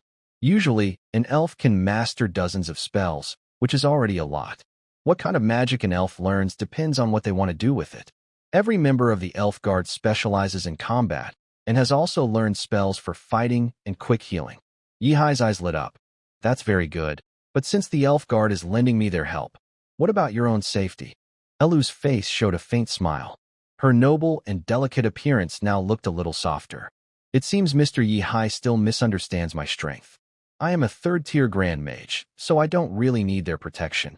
If my Heart of Life hadn't been stolen, I wouldn't fear even a typical fourth-tier extraordinary person. She looked a little regretful. The Heart of Life contains almost endless magic power. With it, she could use her full strength anytime, regardless of the magic concentration in the air. As the Queen of the Elves, Elu could also use the Heart of Life to cast spells beyond her current level. But unfortunately, that's no longer possible. The Heart of Life has been forcibly taken by that wizard, who even destroyed the Elven Mother Tree. Thinking of this, a hint of hatred appeared in Elu's eyes. Her people will definitely take revenge, even if it costs everything. Elu didn't stay long in the reception hall.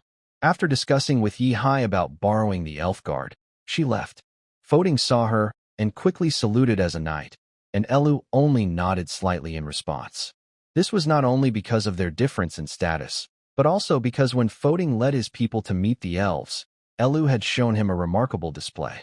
The Fairy Tribe's island is over 1,000 meters away from the Minsk mainland, but their large ships cannot approach because they sit too deep in the water. The shallow waters along the coast, only 3 to 5 meters deep, are too shallow for the giant wooden ships, which are over 300 meters long. If they get too close, the ships will run aground. Previously, Alice and Liao arrived on the Minsk mainland using small rescue boats from the big ships. Perhaps because the Fairy Tribe doesn't need to escape by sea often, they only prepared 4 small boats for the giant ships. Relying on just these 4 boats for transportation would be too slow. Originally, Ferdin planned to contact the Fairy Tribe and build ships on land to bring people over, but Elu refused him. Just as Ferdin was confused about how they would get ashore, an astonishing scene happened. A long, wide ice sheet, about 1 kilometer long and several tens of meters wide, quickly formed on the turbulent sea surface, connecting the Minsk mainland with the Fairy Tribe's island. Under the leadership of their queen, Elu, the fairies walked directly across the ice. Ferdin was stunned. He had never seen such power before. At the same time, Ferdin realized that the other side was definitely much stronger than him. Out of respect for strength, Ferdin bowed to Elu when he saw her. After watching Elu leave, Ferdin finally entered the reception hall. Count, the first batch of glass syringes has arrived, a total of 100, Ferdin reported. Yihai frowned. Only 100? This was a bit less than he expected. It's not that they aren't enough. Glass syringes can be sterilized and reused. But sterilization is just boiling the syringes in water. Yihai was worried that using this sterilization method for the syringes to vaccinate soldiers against the plague might cause hepatitis B transmission. In the past, glass syringes were discontinued mainly because of this reason. Yes, sir, Ferdin explained. The craftsman said the precision required for these tools is very high, especially at the injection port. The hole can easily close during firing if not careful. If it closes, the entire syringe has to be remade. The main reason for the low production is because of this. Although the glass-making process on Mint's continent is becoming more advanced, it still relies heavily on skilled workers manually shaping the glass. Because of this, it's hard to ensure high precision and uniform quality. Forget it, just 100 pieces is fine. Yi Haisong relaxed his furrowed brow. Getting infected with hepatitis is better than dying from the plague. Most hepatitis cases are chronic and have a very low death rate. Plus, now there are elves helping. Maybe their magic can cure hepatitis. Probably, right? Yi isn't sure how effective the elves' healing magic is. He knows nothing about magic. Also, Lord Count, the carved inscriptions you asked the carpenters to make are finished. Here is the printed version using those carved characters. Please take a look. After finishing the previous matter, Boding took out a piece of paper from his waist and handed it to Yi. Yi took it and unfolded it. The paper was about the size of a typical exam paper from his school days, roughly A3 size. Seeing the clear writing on it, he showed a slight smile. Finally, he had something that met his standards perfectly. The writing system on Mint's continent is made up of 30 letters. This makes it easier for Yi to create movable type printing. He just needs the carpenters to carve these 30 letters in bulk, then arrange and print them to produce copies. Since printing is now possible, his idea of a newspaper can become real. In a world with limited ways to spread news, newspapers are undoubtedly a powerful tool for publicity. All right, next, let's follow my previous plan. Start gathering information and printing newspapers. The first issue will promote our mission to save the Glazed River Duchy from disaster. Yi raised the sample in his hand and said, "Since printing is settled, distributing newspapers will be very easy. Even without mechanical presses, printing thousands of copies a day by hand is quite manageable. Basically, it's just placing the paper on the carved type, then removing and drying it." Boding hesitated a bit. He actually has some ideas of his own. For the overall benefit of the Maple Leaf territory, Boding finally spoke, "Lord Count, although your newspaper is a new and innovative idea, printing 5,000 copies at once might be too many. After all, I don't think there are even 5,000 literate people in all of Maple Leaf City. The cost of paper production in the Maple Leaf territory isn't low. For example, the sheet of paper in Yihai's hand costs more than 1 copper coin. The total cost for 10 sheets is about 11 copper coins. The main reason is the factories in the territory, which demand a lot of carbon. This causes the price of carbon to rise within the territory. As a result, people choose firewood for heating during winter. The increased demand for firewood leads to large-scale deforestation near Maple Leaf territory. Since paper making requires a lot of wood, the nearby forests are quickly depleted, forcing people to go farther away to cut trees. The farther the distance, the higher the transportation costs. This makes the cost of producing paper go up as well. Of course, if only 5,000 copies are printed, the total cost would be just 55 gold coins, which Maple Leaf territory can easily afford to lose. However, according to Yihai, the Count of Maple Leaf's plan is to publish a daily newspaper, spending 55 gold coins each day, and if the paper doesn't sell well, the costs will pile up over time. Since the cost is over 1 copper coin per copy, they would need to sell each for at least 2 copper coins. That price is what the common people earn in a day. Few people would be willing to spend that much money on a so-called newspaper. So, Boding feels it's necessary to advise his lord. I am not only publishing this newspaper in Maple Leaf City. My goal is to reach all noble territories around Maple Leaf, including the Luli River Duchy. Yihai certainly wouldn't be foolish enough to lose money. He already had a plan in mind. If they could understand Count's thoughts and hobbies, it would be a big step forward for them. But this would only sell 200 or 300 copies. Besides the knights, the people most interested in the newspaper are probably the merchants, who need to stay updated on the latest news. Although Maple Leaf territory is now very prosperous and many merchant caravans arrive, on average, only a few come each day. Even in the best case, if all the merchant caravans staying in Maple Leaf City buy 1 newspaper each day, the maximum daily sales would be only 100 or 2. Maple Leaf City can only handle about 500 newspapers a day, and the smaller towns Dandong and Grey Crow Fortress even less. If we assume they together can consume about 500 copies, there would still be around 4,000 left. The Glazed River Principality is large, but are there really that many people who buy newspapers? Their knights probably don't pay attention to the Count's movements like the knights in Maple Leaf Territory do. Yes, not only in Maple Leaf City. Also, these newspapers are not just for selling. Yihai explained, once the first issue is printed tomorrow, send someone directly to give a copy to the bards hanging out in the taverns. Make sure to give one to any literate bard, regardless of whether their stories are interesting or not. Hearing this, Foding looked surprised. Free copies? He couldn't quite understand what his lord was planning. Isn't this just losing money? Even if printing doesn't cost much for manual copying, wasting paper like this seems excessive. Books and paper are very precious to Foding, so he couldn't understand this behavior at first. Yihai nodded slightly. Yes, it's free. The only requirement is that they loudly read the newspaper's content to others in the tavern. In Yihai's view, newspapers are not a profit tool. He doesn't expect to make money from them initially, even if it means losing a little at first.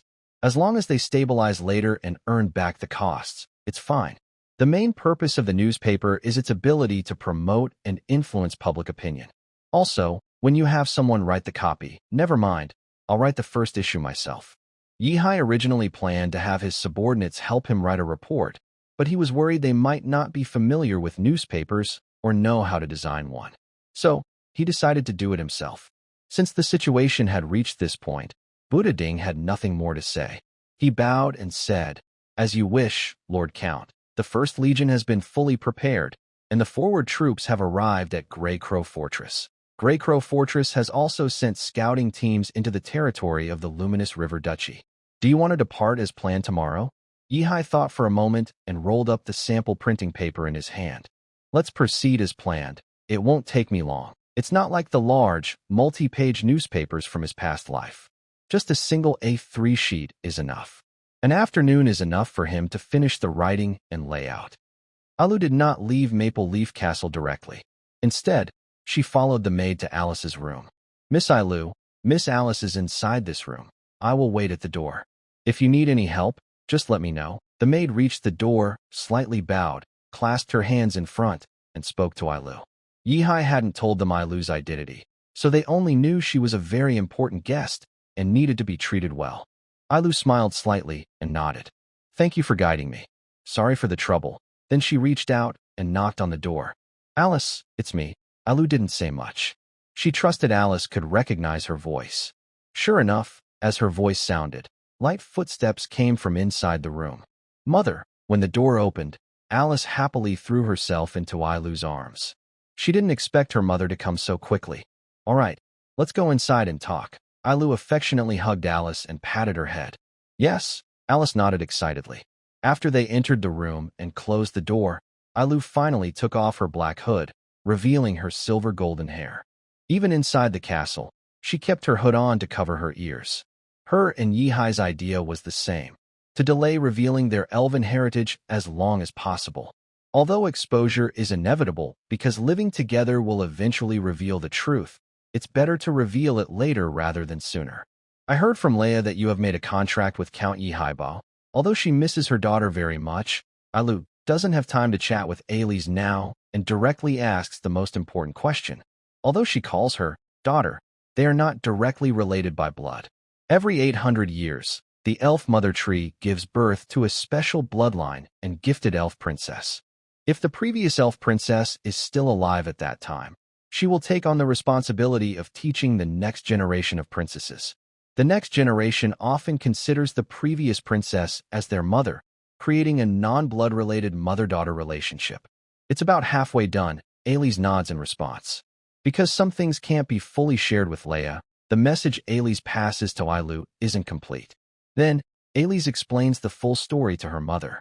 "You saw the Dragon King, and the dragon used a protective spell to embed dragon scales into the heir's body." When Alu hears this, her eyes show a hint of excitement. "That's great, it's really a dragon." Although Alu sensed a strong dragon aura from Yihai before, she was still unsure of his strength. Now that she knows a dragon is truly protecting him, Alu feels at ease. The elves will no longer face the threat of extinction. She also heard that dragons love shiny things like gold, and the elves are very good at finding such treasures in nature. Maybe, if they gather enough gold and treasures, they can use them in the future to have the Dragon King help them avenge their people. Yes, Mother, and as long as I and Yi-Hai have a child together, our elf tribe's contract with the dragon will officially take effect. The elves will then be under the dragon's protection. Ailey's also shows happiness on her face. She genuinely feels hopeful for her people's future, even if it means sacrificing her purity. But when Ailu hears this, her expression becomes calm again. She asks, Ailey's, do you remember the exact details of the contract? Of course. The pure-blooded elven royal family combined their bloodline with that of dragons and gave birth to children who carried both dragon and elf blood. Afterward, the dragon prince provided protection for the elven people. Alice spoke word by word.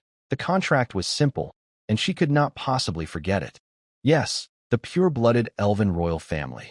Elu lifted her pointed chin, her green eyes looking out the window. So, does this contract refer to a single member of the elven royal family, or to all of them? Hearing this, Alice's smile froze on her face. The next day, in front of the castle, the knights of the Maple Leaf Knights were preparing for departure. Count, Sir Gavin's family has arrived in Maple Leaf City. While Yi-Hai was inspecting his horse's horseshoes, Valentine hurried over to report to his lord. Huh? Valentine, you're back from Lion City so soon? Yi-Hai looked up at him. He was doing a final check before leaving, even though he didn't need to worry about his horse's armor. As a knight, he had to do the final inspection himself. Otherwise, if something went wrong on the battlefield, he would be the one hurt. Valentine, a little shy, replied, My lord, since I visited Lion City last time, I'm more familiar with the roads now, so I was able to get here faster. Yi-Hai nodded and continued checking his horse's hooves. Did his family bring gold coins? If they did, he could just take the money and release the person. After confirming all 4 hooves of his horse were fine, Yi-Hai straightened up, brushed off the dirt from his hands, and spoke. Valentine hesitated, recalling the message Lady Isabella asked him to deliver earlier. Seeing Valentine hesitate, Yi-Hai raised an eyebrow and asked, What's wrong? That family of Gavin's probably wouldn't be so stingy as to not spend 1,000 gold coins, right? Sir Gavin's family asked me to apologize to you. They don't have enough gold to pay the ransom, but they are willing to offer other ways. Valentine Knight's face looked a bit strange. He could probably guess what the other person meant. Among nobles, ransom payments are not only made with gold coins, they can also be paid with other valuable items. For example, artworks, antiques, or even tax rights for cities and villages. Although the empire does not allow nobles to exchange or gift territories to each other, it does not interfere with other things related to those territories, like taxes. As for using people to pay debts, it's not unheard of, but it's quite rare. Other ways? What do you mean? Are you thinking of paying off debts by working? Yi-Hai frowned. In the grammar of the Minsk continent, he and she are the same word, so Yi-Hai didn't understand the underlying meaning. He still thought that Liu Lichuan was just unwilling to spend money to redeem someone. Yi-Hai isn't someone who likes to suffer losses, but right now he couldn't think of a way to make the other side pay. After a moment of thought, he said, In that case, let Gavin's family stay and work to pay off the debt. Lady Aisha will arrange the details. As for Gavin, don't keep him in prison. It's a waste of food. Send him to the steam factory, where they need strong workers like him. When they pay back the 1,000 gold coins, then release him. Otherwise, he'll work there for his whole life. Since Liu Lichuan refused to pay, Yi-Hai could only squeeze money out of Knight Gavin. For Yi-Hai, not earning that money would be a loss, so he must get it. This is a typical mindset for a traditional feudal noble transforming into a rising capitalist noble. Understood. Then I will go report to Lady Aisha. Hearing Yi-Hai's order, Valentine prepared to turn and leave to carry out the Count's command. Wait a moment. Yi-Hai stopped him and handed him a stack of printed newspapers. Since you're familiar with the route, after you finish your task, take this stack of newspapers to Lion City. Deliver these newspapers for free to the wandering poets in the city's taverns. Remember, it's free. Valentine was momentarily stunned. He took the newspapers from Yi-Hai and glanced at the contents. Maple Leaf Daily. Headline: The Count of Maple Leaves shows heroism to protect the neighboring country. Miss Chio of Liuli River courageously takes on a great responsibility, leading the rebirth of the duchy. Huh, what is this? Valentine's mind flashed with doubt, but he did not ask any questions. Following your wishes, Lord Count. Is there anything else I can do for you? Yihai waved his hand. No, that's all. You may go, yes. As Valentine left, a group of slender figures dressed in black robes entered the square. They were noticeably smaller than the surrounding knights. Seeing them, Yihai showed a slight smile and went to greet them. Are you Isabella? Inside the castle, Lady Aisha looked at Isabella, her gaze passing over her knights, sword at her waist, and finally resting on her ample chest. She instinctively looked down at herself. Lady Aisha's chest was already quite prominent, but compared to Isabella's impressive size, it was a bit less. Yes, honorable Lady Aisha. Although Isabella was dusty from travel, she still maintained a graceful posture and gave a noble lady's bow. I already know about your situation. Lord Valentine also conveyed his intentions to me, but I am still unsure how to settle you, so I want to hear your own opinion. Lady Aisha felt a bit troubled. Her own Lord Count was quite relaxed, casually passing this big problem to her. Does he not know she is a noblewoman? To have a noble lady do work to pay off debts? How could he think of that? If others found out, they might report him to the noble council, saying he dishonored the noble title. Nobles can die or be captured, but they should never work for money. For hundreds of years, nobles have almost become symbols of not producing anything. In Lady Aisha's view, Yihai might as well keep this beautiful woman as a mistress. At least that wouldn't offend other nobles. She didn't know what her Lord Count was really thinking. Keeping such a woman around couldn't just be for her to work and pay debts, right? Her dear Count must have some secret intentions. Madame Aisha didn't know that this time Yihai really had no such plans. He hadn't even met the other person. He didn't even know that the person coming to redeem Gavin was a woman. This has been a rule passed down for hundreds of years. Since I haven't awakened the life seed, I can't be considered a true knight. Isabella lowered her head and looked at the sword her father gave her. I only received knight training from my father when I was young. This sword was a gift from him. Madame Aisha's eyes lit up. She had an idea. Just a few days ago, they discussed how Yihai didn't have a knight attendant. Assigning Isabella to this role seemed like a good idea. Anyone can be a knight attendant. Free citizens, nobles, or even, if they are suitable, serfs. Among nobles, it's common for children of minor noble families to serve as knights for major noble heirs. This doesn't carry any shame. Sometimes, it even signifies closeness. Usually, only nobles with good relationships would do this. Have you ever considered becoming a knight attendant for our count? Madame Aisha asked. Isabella's eyes flickered slightly. A woman serving another man as a knight attendant. She understood very well what that meant. A knight attendant usually shares meals and living spaces with their knight, but not in the same bed. It means the knight sleeps in the bed, and the attendant must sleep on the floor outside, ready at any moment. Only like this can the attendant assist the knight in battle at any time. Generally, knights prefer to choose someone of the same gender as their assistant. If they choose someone of the opposite gender, those who understand will know. After all, being close every day makes it hard not to have some kind of incident. Thinking of this, Isabella quietly closed her eyes. But so what? She had already prepared herself mentally on the way here, and the imagined situation was even worse. Having a knight assistant might not be the worst outcome. She opened her eyes and looked at Lady Aisha. What about my son? Isabella didn't agree immediately. Her goal was to rescue her son. If she could do that, she didn't mind risking herself. But if she couldn't, that would be a problem. According to our count's instructions, as soon as you two gather 1,000 gold coins for his ransom, your son can be released at any time. And as the count's knight's assistant, your monthly allowance is 3 gold coins. At the same time, if you agree, your son will also be released from the dungeon. But he won't be free right away. He will need to work to earn his ransom money. The work is at the steam factory in Maple Leaf City. Lady Aisha nodded slightly and continued, with your son's skills as a knight, I believe he can earn 1 or 2 gold coins a month at the steam factory. The steam factory pays a base salary plus bonuses based on work, and all the work is physical. Most workers earn only a few silver coins a month, which is considered good.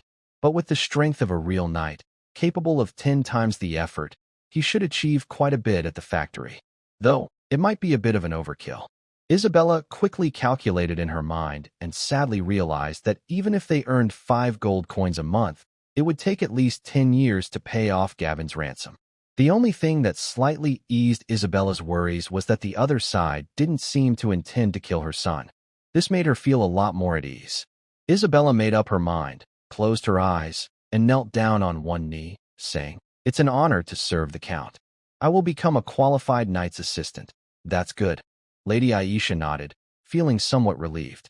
She had managed to handle this troublesome matter. The Luli River Duchy, outside the city of Jurng, in a small village. "I'm going to die. I'm going to die. I'm going to die." A disheveled man is running wildly forward, with 4 or 5 green-skinned goblins chasing after him, swinging large sticks. Unlike ordinary goblins, these goblins have strange cheek bulges under their jaws. It looks very odd. Weren't all the goblins in the village supposed to leave? Why are they still here? The man running for his life feels hopeless and about to cry. He heard that the goblin army near Jurng City had recently decreased, so he wanted to return to his old home to retrieve some lost belongings. He knows it's very dangerous, but without money, he can't survive in the big towns. He was one of the refugees affected by the goblin disaster before. Instead of heading straight to Lion City, he stopped at a small town nearby. He knew very well that his money was not enough to support his family inside Lion City. But life in the small town was also hard. He couldn't find a job to support his family. Seeing his money pouch getting emptier, he thought about his family's needs. He decided to take a risk and go back alone to his old home to see if he could recover the money he lost. But he unexpectedly encountered a scattered goblin patrol. Goblins are actually not faster than humans because they take small steps, and it might take 2 steps for them to catch up with 1 human step. However, their endurance is incredible, as if they never tire, constantly chasing the man. He is now almost exhausted by them. He regrets not fighting back earlier. He should have grabbed his weapon and fought these small goblins, who are just over a meter tall. Maybe he could have fought them off if he had tried. But now he's out of energy, and even if he wanted to fight back, he can't. He gasps for breath, his legs feeling heavy as if filled with lead, staggering with each step. The green monsters behind him are still shouting and waving their sticks, their cheeks puffed out as if trying to awe the air. One of the sticks is swinging loudly, and he can feel it almost hitting his back. It's over. This time, he's really done for. His mind flashes with images of his wife and children. Just as he thought he was about to fail here, suddenly the sound of hooves and flying dust came from ahead. The man reluctantly looked up. Several tall horses rushed out from the small path at the village entrance, with a few tall men riding them, holding long spears that glinted in the sunlight. "Hey, little green skins, take this," shouted the leader of the riders. The horses sped up, and the man his spear forward, directly turning 2 goblins into skewered treats. The other riders didn't stay idle. They all stabbed with their long spears. In just a moment of charging, all the goblins were lying there, with green blood spilling everywhere. The man was stunned. He knelt on the ground, gasping for breath, almost crying. Thank you, knights, for saving me." The leader of the riders pulled back on his reins.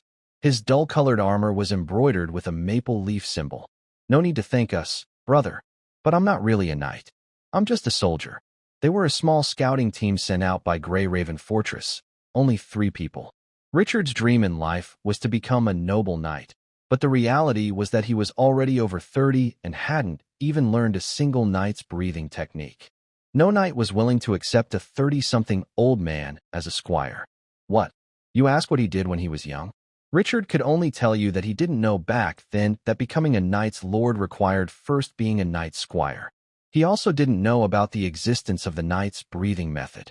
As a child, he even thought that just riding a horse and wearing armor to fight for his lord was enough to become a knight. Coming from a farm, Richard had very little information. He mostly heard bits and pieces from farmers on the farm. But how much could they really know? By the time Richard realized he was on the wrong path, it was already too late. Life is like that. When you learn some key information, you often find you've already missed your chance. In the end, Richard joined the Grey Raven garrison and became a cavalryman. He spent 7 or 8 years, but never rose to the rank of squad leader. He only managed to be the spokesperson in this temporary 3-person scouting team, relying on his experience. If you're not hurt, you should leave quickly. Don't think about coming with us. We don't have time to protect you. Richard stopped his memory and spoke to the man who was sitting on the ground, gradually calming his breathing. Our mission this time is to scout the enemy, and we can't afford to carry a burden. The man nodded quickly. I understand. I'll leave right away. At this moment, the man also noticed the tribal mark on these 3 people, which was completely different from that of the Grand Duke of Lioli River. He realized they were not from the Lioli River Duchy at all. Although he didn't understand why other noble subordinates appeared here, he didn't want to get involved. If that spear can pierce a goblin, it can definitely pierce his small frame too. So, running away quickly was the best choice. He tightened his small bag and hurriedly slipped away. The bag contained not only his own leftover valuables, but also some things he had taken from a neighbor's house. Since everyone had already left, he figured there was no harm in taking what wasn't his. It was during his rummaging at the neighbor's house that he encountered a goblin patrol that had suddenly appeared from nowhere, and he had been chased ever since. Watching the man's distant figure shrink into a black, Richard's gaze returned to the goblin corpse on the ground. Strange. Why are these goblins becoming more scattered lately? Weren't they always in groups of hundreds, moving together? Richard muttered in confusion. When the goblins previously attacked in large groups, their scouting team didn't dare get close, let alone try to kill them. At this moment, a team member riding a horse approached. Yes, this makes it hard for us to mark the locations of these goblins. When they encountered large groups before, they only needed to estimate the number and mark the positions on the map before leaving. But now, with small groups of just a few or a dozen goblins every day, they didn't know whether to mark them or not. If they marked every small group, the map would be filled with dots, and after submitting it, the captain would surely scold them to death. I think, when we meet such small goblin groups, we should just charge in and clear them all. These goblins are just disgusting to look at. Another team member approached, looking disgusted, and poked the already dead goblin corpse on the ground with his spear. During these days of scouting, he had seen many disgusting things about these goblins. Their actions went beyond simple killing and stealing. The scouting team even saw a goblin doing unspeakable things on a female corpse that was long dead and covered in maggots. It was so shocking that it made him. He immediately used his spear to smash the goblin's head and dug a hole to bury the body. Although they didn't know what the woman had experienced in her life, since they encountered her, they believed she deserved basic respect as a person. They couldn't allow her body to be desecrated. Later, they also saw a goblin holding a sheep and doing something inappropriate. It wasn't just the sheep. The goblin seemed interested in all living creatures. It didn't care about the race or whether the other was alive or dead. They only cared about satisfying their own desires. To the young team member, this kind of disgusting creature shouldn't exist. Richard frowned when he heard this. Kid, I know you're young and full of energy, but you need to understand what we're here for. Our task is to scout. If we encounter situations like what you saw earlier, we can help, but we must not act recklessly. We shouldn't rush forward just because we see goblins. Do you understand? Although Richard also disliked goblins, as the leader of the scouting team, he had to stay calm and not follow the young man's reckless behavior. Got it. The young team member pouted, seeming not to take his words seriously, but he still responded. In the army, no one would foolishly oppose their superior directly, even if the superior was temporary. Of course, there were exceptions, like the person below. Ouch, ouch, ouch. Thomas, be gentle. Jack looked pained, one hand on Thomas's shoulder and the other supporting his own backside. Thomas looked at Jack helplessly. I told you not to argue with the knight. You didn't listen, and now look, you got hit with a club, Jack indignantly said. Please, they wanted to inject me with strange medicine. I could never agree to that. What if I turn into a mindless zombie? Bard stories often say that witches give people strange potions, turning everyone into obedient zombies. Thomas sighed and said, That's just a story. Didn't the knight explain? That potion is to prevent the plague. Besides, didn't those knights also get injections themselves? I heard that it was a magical potion given by the count. Although Jack once mocked Thomas at the Oak Tavern, Thomas is an honest man and doesn't hold grudges. Instead, he advised Jack kindly. It's hard to say if it's good luck or fate, but Thomas and Jack were assigned to the same team. They were responsible for pulling the pack horses that carried supplies. After hearing Thomas's reassurance, Jack still felt a bit angry. I've never heard of any medicine that is injected directly into the body with a syringe. That method is even scarier than those quack doctors' bloodletting. Bloodletting only loses a little blood. But injecting things into the body, who knows what could happen? Jack finds it hard to accept. But since it was done, he couldn't change the facts. After being beaten with the 5 military sticks, he was forced to get the vaccine. The Oak Tavern in Lion City. The Oak Tavern isn't a chain, but almost every city with a tavern has one. Because oak is the most common material for making barrels, it's almost a symbol of fine wine. In this world, there are no copyrights or brand protections, so oak taverns are everywhere. In some cities, there might be more than one oak tavern. My great poet, what are you looking at? Why aren't you telling stories? I'm waiting to hear your stories. A drunken man, with blurry eyes, slumped on Cecil's shoulder, raising his cup to pour himself another drink. Look, I'm looking at this thing called a newspaper. A knight from another town gave it to me earlier. Cecil shook the newspaper in his hand and said, Does the Night Lord still give you things? The lowered his head, looking blurry at the newspaper. He sneered, TSK, the writing is really bad, and there's double printing everywhere. Cecil rolled his eyes helplessly. The drunkard is just a drunkard. He drinks too much and still complains about the printing. And Cecil remembers that this drunkard probably can't read either. What does that so-called newspaper say?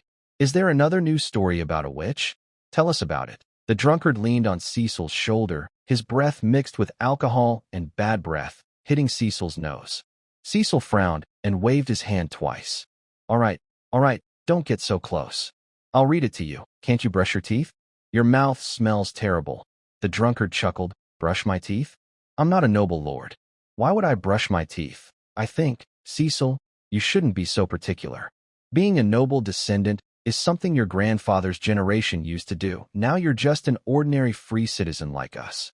Cecil's grandfather's father was a baron, but his grandfather, being the second son, didn't inherit the title. He took some money and went off on his own. But clearly, he didn't make much of a name for himself. Otherwise, Cecil wouldn't be sitting here alone as a wandering bard. Most wandering bards on the continent are like this. Losing wealth and status, they only have their knowledge left. They can't do rough work, so they just travel around the continent under the name of bards, calling it a journey to gather stories. What nonsense. Even if I fall into disgrace, I wouldn't be as dirty as you guys all the time. Cecil said irritably, Are you listening or not? Maintaining cleanliness and neatness is a must for a noble descendant. Fine. Bartender, pour a glass of wine for our great poet. Put it on my tab. The drunkard happily agreed and generously ordered a drink for Cecil. It's coming. The bartender, used to this scene, wasn't surprised. This kind of scene happens every day in the tavern. If you want a noble bard to speak, you at least have to buy him a drink. Cecil is also a person who doesn't beat around the bush. Until the wine glass was placed on the table, he took a sip to soothe his throat before beginning to read aloud. Today's headline in Maple Leaf Daily. Count Maple Leaf's noble act to protect the neighboring country. Miss Chio of Liuli River bravely takes on a great responsibility, leading the rebirth of the duchy. The drunkard was stunned and said, What is this? It's not a witch story. Hey, give me back my wine. The drunkard was disappointed and said, I thought it was another story about a beautiful witch drugging me and then being overpowered by me. That's boring. I don't want to hear this. He reached out to take back his glass, but Cecil quickly protected it and said, Dream on. This wine is mine now. Do you still want to listen? If not, I won't read anymore. You can't have this wine back. Some friends nearby, who had been eager to hear a story, saw this and laughed mockingly. Is our richest man in town trying to take the wine back from others' mouths? The drunkard, angry and embarrassed, said, What are you talking about? Do you think I can't do without this glass of wine? Cecil, keep going. Anyway, the wine had already been poured out. Not finishing the story would be a real loss. Cough, cough. Cecil cleared his throat and shook the newspaper in his hand before continuing. On the border of the Minsk Empire, the once prosperous land of the Liuli River Duchy has now been ravaged by war. The city of Jaren, once the heart of the duchy, faces an unprecedented crisis. However, on this stormy land, A warm light shines from the south. Count Yeha of Maple Leaf, with a kind and righteous heart, extends a helping hand. He not only shelters thousands of refugees from Liuli River, but also leads troops northward, determined to save Jaren and the entire duchy from disaster. The yellow glow of the kerosene lamp flickered in the oak tavern, providing light for the night. No matter which world you are in, taverns at night always have better business than during the day. Did the army from the neighboring Maple Leaf territory come over? What should we do?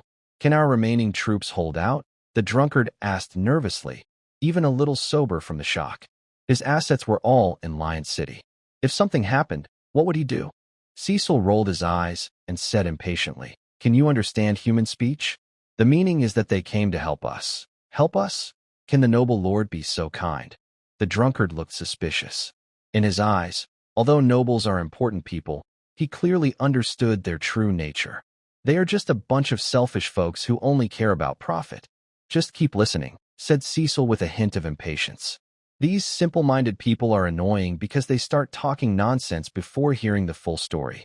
Cecil continued reading. According to reliable sources, the unrest in the Glazed River Duchy began with a sudden plague and an invasion by outside enemies.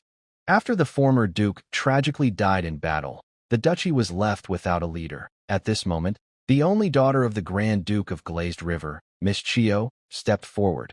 She risked her safety and led the remaining people south to Maple Leaf territory to seek help, showing great courage and a sense of responsibility. During her meeting with Count Yeha at the Maple Leaf Castle, she passionately described the suffering of her people. "Though I am just a woman, I am willing to seek a glimmer of hope for my fellow citizens." Her words moved Count Yeha deeply and inspired the people of Maple Leaf to feel sympathy and support for their neighbors. Count Yeha, a young noble known for his kindness in the empire, quickly responded to Miss Chio's call. He ordered the first army of Maple Leaf to prepare for departure, carrying enough food and weapons to head north and help the city of Dijon. The noble count personally stated, "Maple Leaf territory is small, but we do not want our neighbors to suffer. The Glazed River Duchy is our shared home. Helping them today is our duty as noble citizens of the empire." This action not only showed the strength and resources of Maple Leaf territory, but also demonstrated the Count's sense of responsibility for the stability of the empire. Currently, the Maple Leaf army has crossed the border and is distributing food and medicine to the people of Glazed River along the way, earning warm welcomes from local residents. Many refugees, when interviewed, said with emotion, "Thanks to Miss Chio's brave plea for help and Count Yeha's generosity, we see hope." The refugees from the Glazed River Duchy joyfully welcomed the army, tears of relief in their eyes. Hearing this, the drunkard blinked in confusion. So, the daughter of their Grand Duke is so brave? And the neighbor of Glazed River Duchy is also so kind? Why had he never heard of this before? The newspaper's story wasn't finished, and Cecil continued reading. Meanwhile, the other heirs within the duchy are each holding their own territory, but there haven't been any signs of large-scale rescue efforts. The eldest son of the Liuli River is stationed in Lion City and shows no intention of sending troops to help the people in danger. The second and third sons are the same, busy consolidating their own lands, with little news of cross-city aid. This makes many citizens wonder. In times of crisis, the one who can truly unite the people and seek outside help is Miss Chio, who seems gentle but cares deeply for everyone. She bravely went south to Maple Leaf territory, not only securing the protection of Count Maple Leaf for the locals, but also helping the Maple Leaf army to intervene in time. This foresight and sense of responsibility remind people of the style of the late Duke. Perhaps, the future of the Liuli River Duchy needs a leader who can bring people together and turn danger into safety. Hearing this, the drunkard nodded thoughtfully. That does make some sense. Since Dijon fell, the three princes have been in a strange calm, neither sending troops to rescue Dijon nor fighting each other for titles. Many citizens find it hard to understand what the nobles are thinking. It might be better if they just fought a duel like knights, quickly settling who inherits the title, then working together to save the duchy from disaster. Isn't that how noble stories usually go? But the armies under the three princes haven't moved at all, and no one knows what they're thinking. Right now, it seems only Miss Chio from Liuli River is out there working hard for the people. Cecil paused here. The drunkard couldn't help asking, "Is that all?" He wanted to hear more. He was just getting into it, and then it stopped. "That's all," Cecil said with a shrug. The drunkard looked suspicious. He pointed his finger and asked, "Your newspaper clearly has more words on the back. Why don't you read it all?" "Because what's on the back isn't the same article as the front," Cecil replied. He flipped the newspaper over and pointed to some numbers. "These are the prices of some local products in Maple Leaf City." "Really?" The drunk man looked at Cecil with some suspicion. Since he couldn't read, he could only judge from Cecil's expression whether he was being lied to. "Don't believe me? I can read it out loud for you. It's just like trying to trick you into giving me some drink." Cecil pointed to the first line.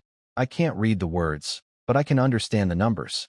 After all, you're a shopkeeper." He continued, "Look, the first line says that the price of firewood in Maple Leaf City has been rising recently, reaching a new high today, 16 copper coins per 100 kilograms. It's so expensive that many residents of Maple Leaf City risk walking 4 or 5 kilometers into the forest outside the city to cut wood. Firewood isn't ready to burn right after being cut. It needs to dry first. If not, the fire will be weak, and there will be a lot of smoke. And the smoke is mostly black and harsh. That's because freshly cut wood contains a lot of water, making it wet. If someone burns wet wood at home, it could fill the house with smoke and make everyone cough. Once dried, the wood produces less smoke, and the black smoke turns into white smoke. It also burns more strongly. The only downside is that the weight drops. Usually, 100 kilograms of freshly cut wood will lose about 30 to 40 kilograms after about 2 weeks of drying in the sun." The drunk man interrupted Cecil. "What's this kilogram? Shouldn't it be pounds?" Cecil hesitated. He didn't know either. He looked again at the newspaper to make sure he read it right, then found a note in the corner. "Look, here it says that 1 pound is about 0.45 kilograms. Oh, so firewood in Maple Leaf City is really expensive. Can people there even afford to burn firewood?" The drunk man was surprised. The price was more than 3 times higher than in Lion City. There's even more shocking stuff below. Cecil glanced at the next part and was also surprised by the prices listed. Maple Leaf City has been buying coal for a long time. Today's buying price is 3 copper coins per kilogram. "How much?" The drunk man snatched the newspaper from Cecil and looked carefully at the numbers. It really said 3. "Is that true? A small piece of coal costs more than a day's wages for an ordinary worker. That's just too shocking." The drunkard's eyes gradually showed a hint of liveliness. If he remembered correctly, the carbon price in Lion City was about 10 pounds for a copper coin. The difference in price really made him a bit tempted. Although transportation is difficult these days, as long as the price is high enough, it's not a problem. It started to rain. The road became very muddy. Yi-Hai, dressed in heavy plate armor, rode his warhorse, with a team of knights protecting him on both sides. The long line of soldiers stretched out in front and behind. The First Legion, with over 10,000 elite soldiers, looked almost like a bunch of soaked chickens right now. The regular soldiers in the Legion were doing okay. They just needed to hold their weapons. The conscripts looked a bit messy. Some had to carry heavy packs, and others had to lead their pack horses. The pack horses lowered their heads, carrying supplies and arrows. Their hooves stomped in the mud, making a puff-puff sound. Rainwater ran down their manes, mixing with mud, splashing onto their legs. The roads these days weren't good even in dry weather. When it rained, it became a disaster. The team struggled to move forward, but their speed was slow, like snails crawling. Greycrow Fortress was still dozens of miles away, not to mention crossing into the Luli River Duchy. That area was higher in elevation, with more mountain roads. When it rained, landslides and mudslides were likely, truly a nightmare. Yi-Hai pulled on his reins and stopped on a small hill by the side of the road, squinting ahead. Raindrops hit his armor, making a dull patter-patter sound. His armor was shiny silver, engraved with family dragon patterns. It looked impressive, but now the rainwater was flowing down the grooves, forming tiny streams from his shoulder plates to his arm guards, then dripping onto the saddle. It was cold and a bit freezing. Fortunately, he was a bloodline knight with a strong body, or else he would have caught a cold or fever from the rain. Nearby, a merchant caravan was stuck in a mud pit, unable to move. Several carts had wheels deeply stuck in the mud.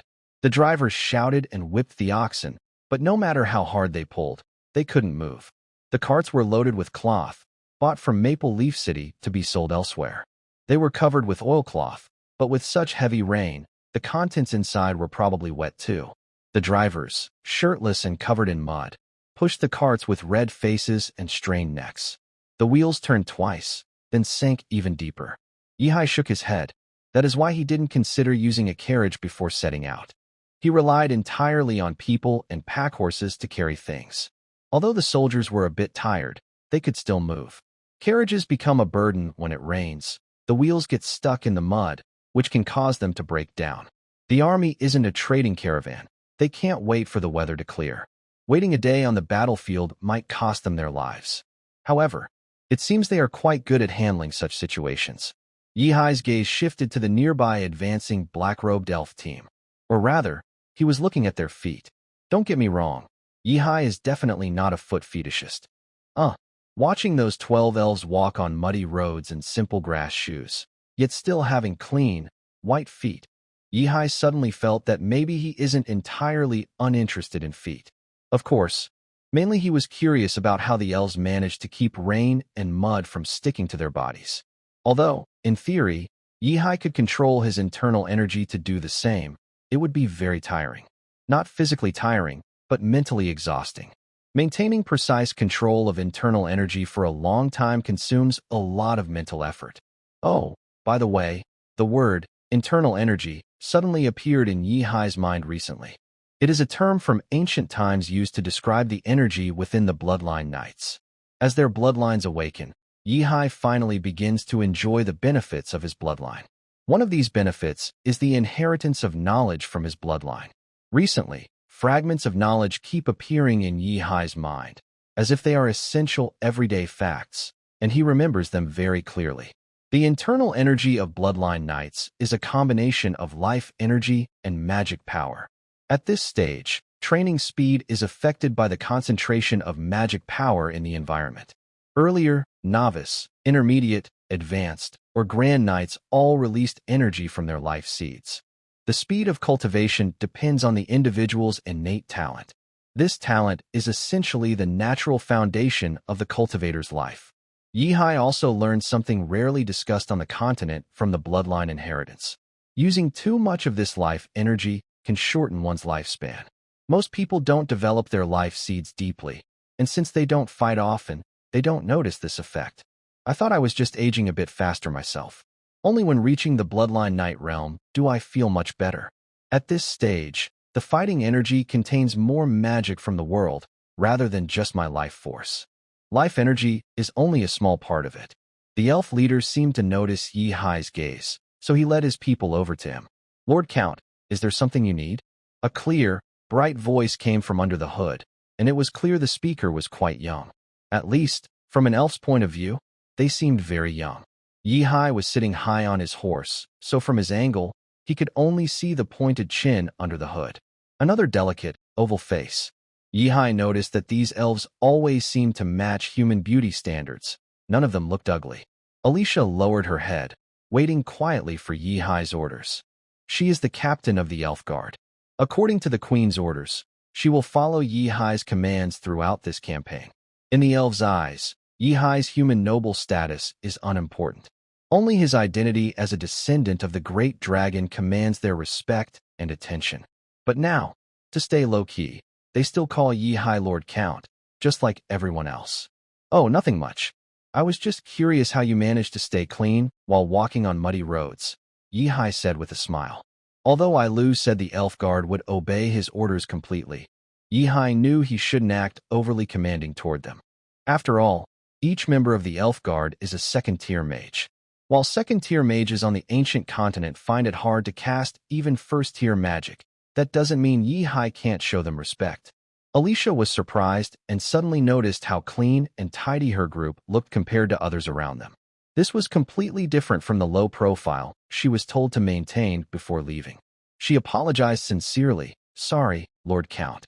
We will cancel the cleansing spell right away. She raised her hand to dispel the magic. You don't need to cancel it. Yihai quickly stopped her. It's no trouble. With tens of thousands of soldiers protecting you, it's hard to be exposed. I just wonder, can your knights learn this spell? I don't know if magic has any barriers.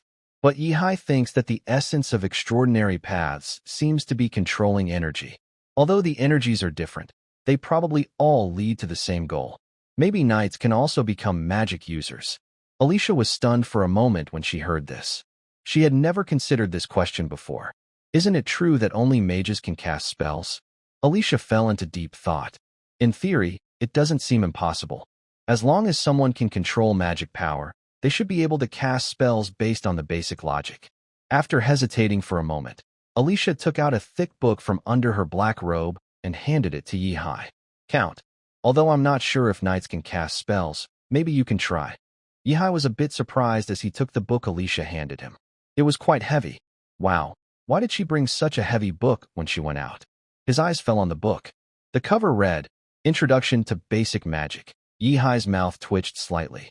Seeing this title and the heavy book, he suddenly had a bad feeling.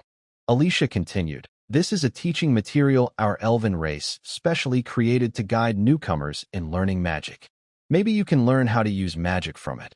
Alicia had been told that as long as Yihai needed anything, they should do their best to help. So Alicia naturally couldn't hide things from Yihai. Besides, when they were on the Augustus continent, their Elven race often used magic to trade with humans. So this isn't really a secret of the elves. Is the beginner's guide really that thick? Yihai felt a bit overwhelmed. Luckily, he didn't start learning magic from scratch. Otherwise, he would be exhausted. He opened the book, and the table of contents appeared. Yihai hadn't flipped through many pages before he felt dizzy. What is this? They said it was about magic, but it was full of formulas. Is this a magic book or a math book? Cough, cough, cough. This really is a good book. I'll study it carefully when I get back. Yihai cleared his throat and said, This is indeed a good book. The paper is made of thick cardboard, and it won't get wet even in the rain.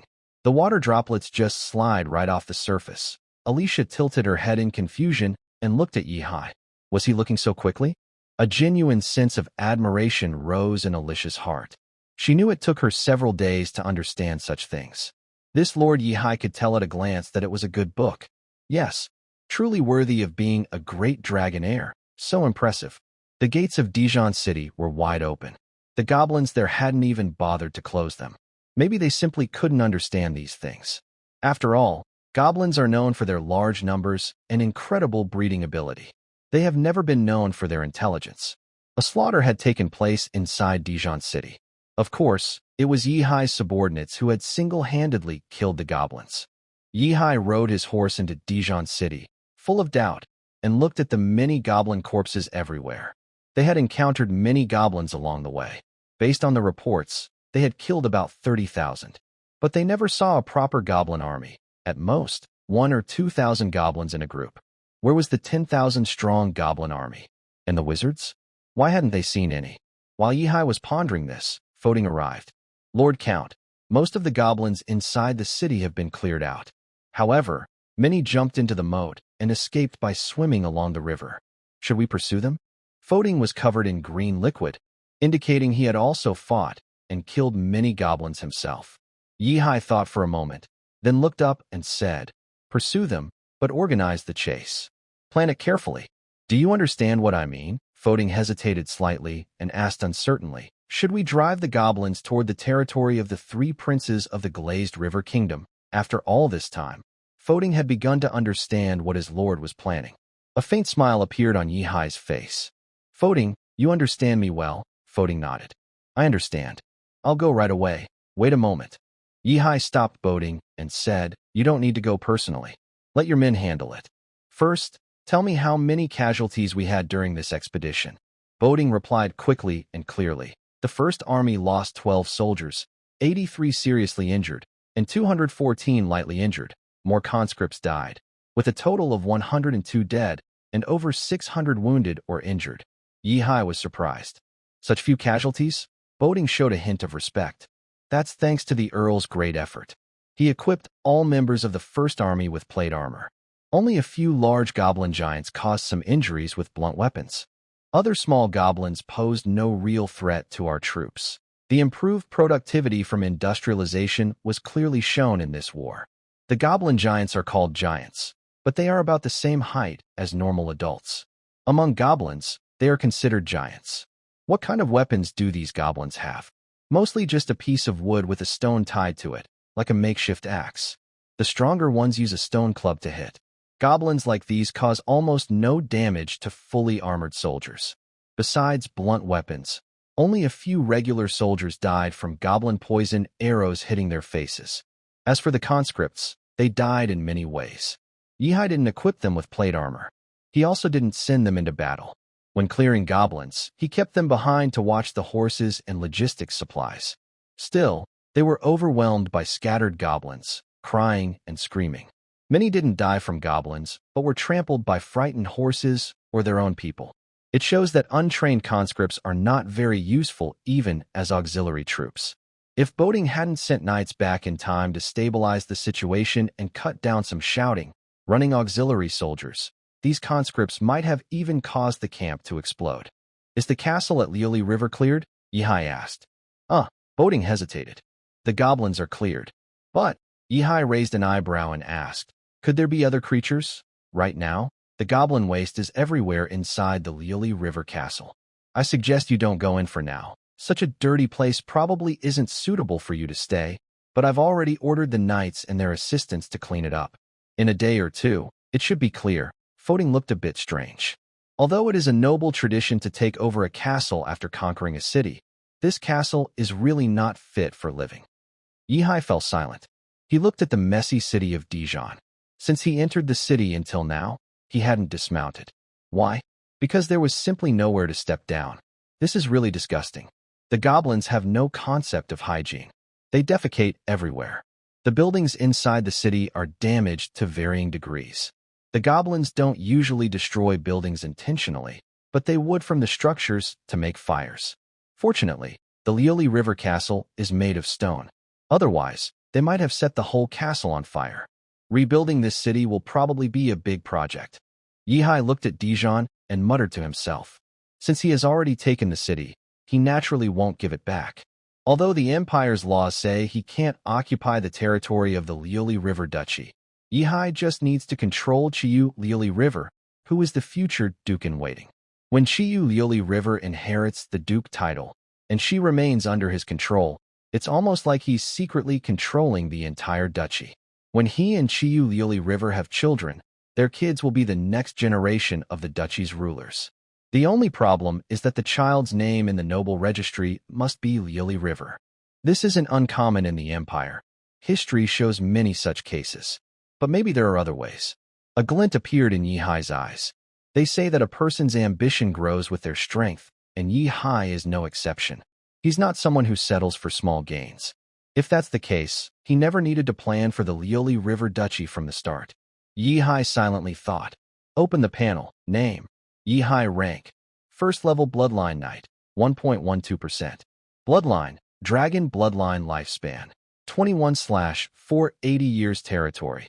Maple Leaf Territory, 5,076 square kilometers.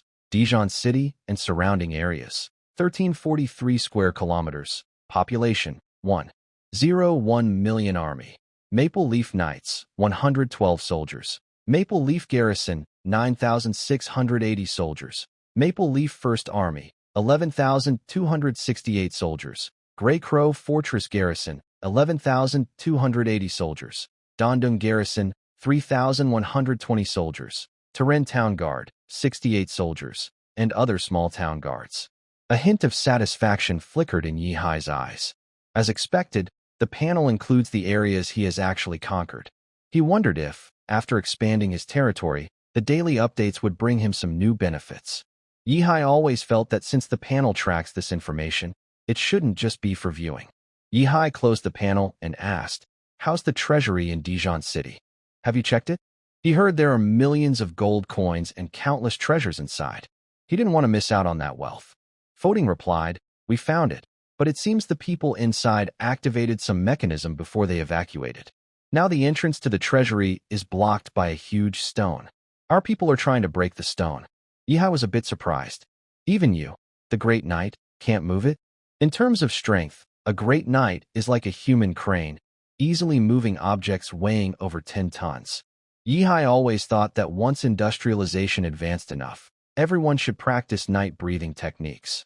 A knight working as a laborer versus an ordinary person working as a laborer. Whose work creates more value? That's obvious. Foting showed a bitter smile. My lord Count, I'm helpless. The stone is over 20 meters high, and I really can't move it. The treasury was built by hollowing out a small mountain.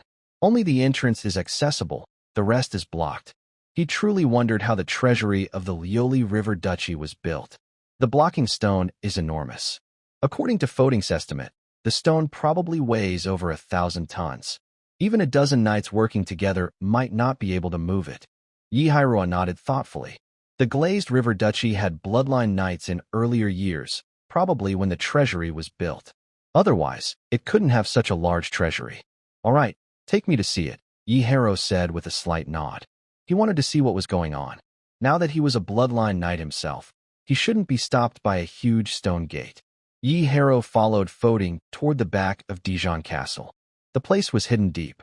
After passing a few winding stone steps, they saw a small hill. The treasury entrance was at the foot of the hill. In front of it, a group of soldiers was gathered, holding hammers and chisels, busy working. Count, you're here. The soldiers greeted quickly when they saw Yihiro, stopping their work and saluting while wiping sweat.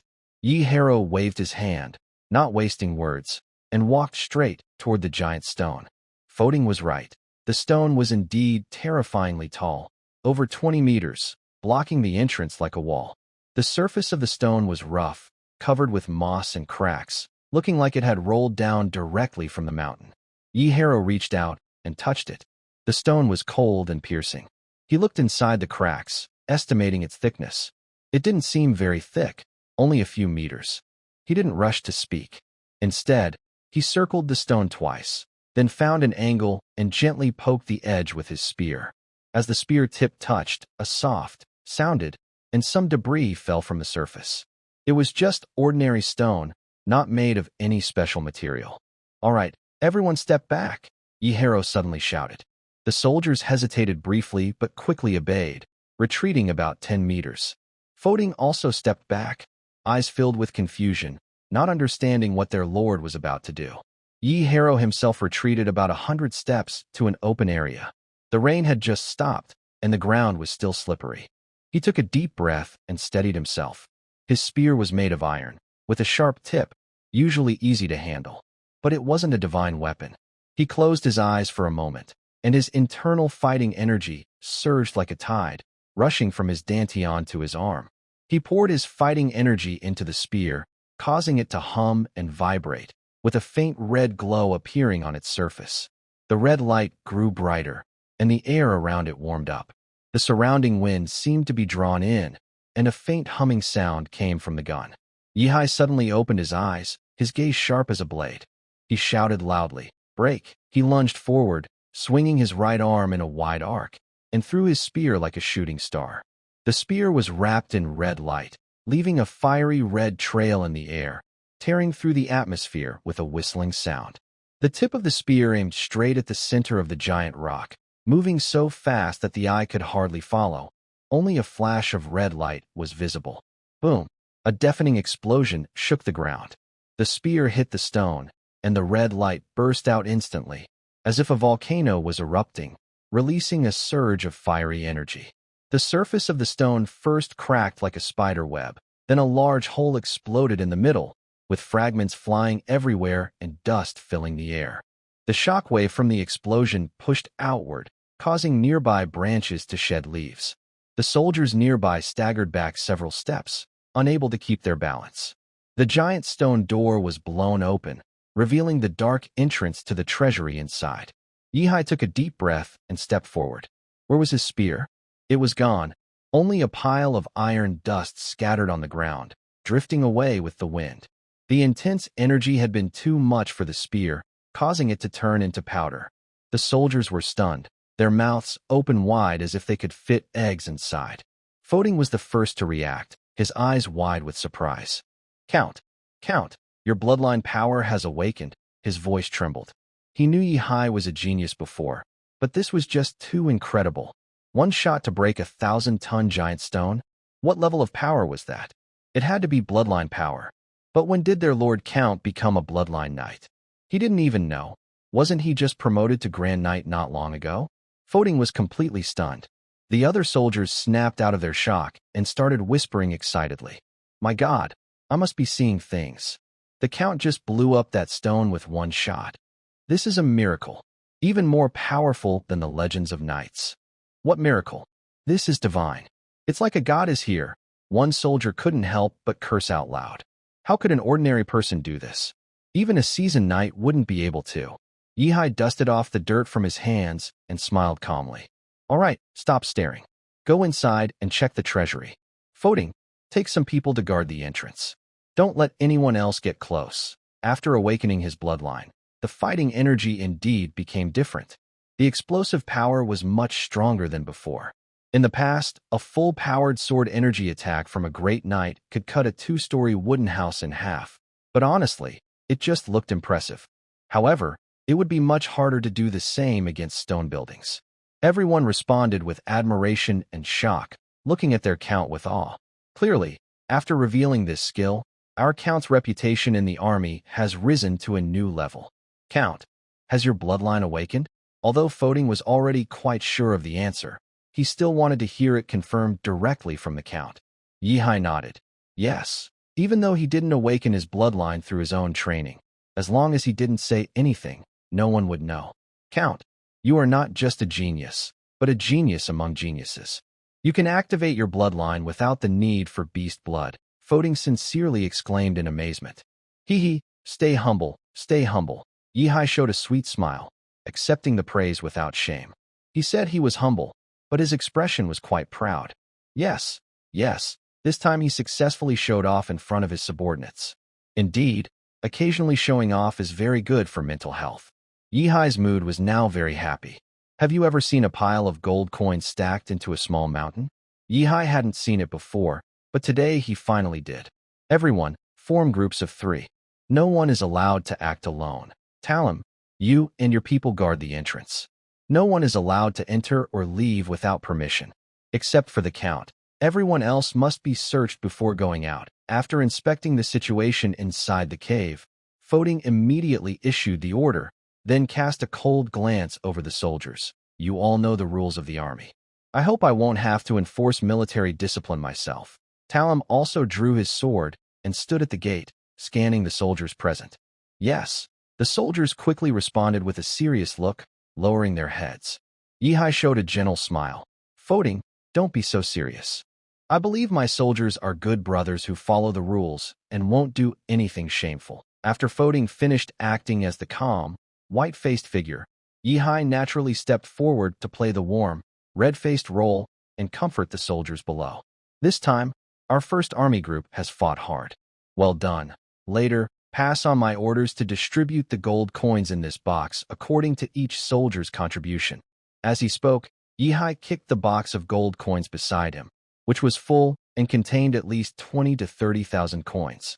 Foting immediately bowed and said, My Lord Count, it is our honor and duty to serve you. We usually receive your military pay and do not produce anything ourselves. During wartime, doing our best is what we should do. We do not expect rewards. Yihai frowned and scolded. What are you talking about? Soldiers risk their lives for me.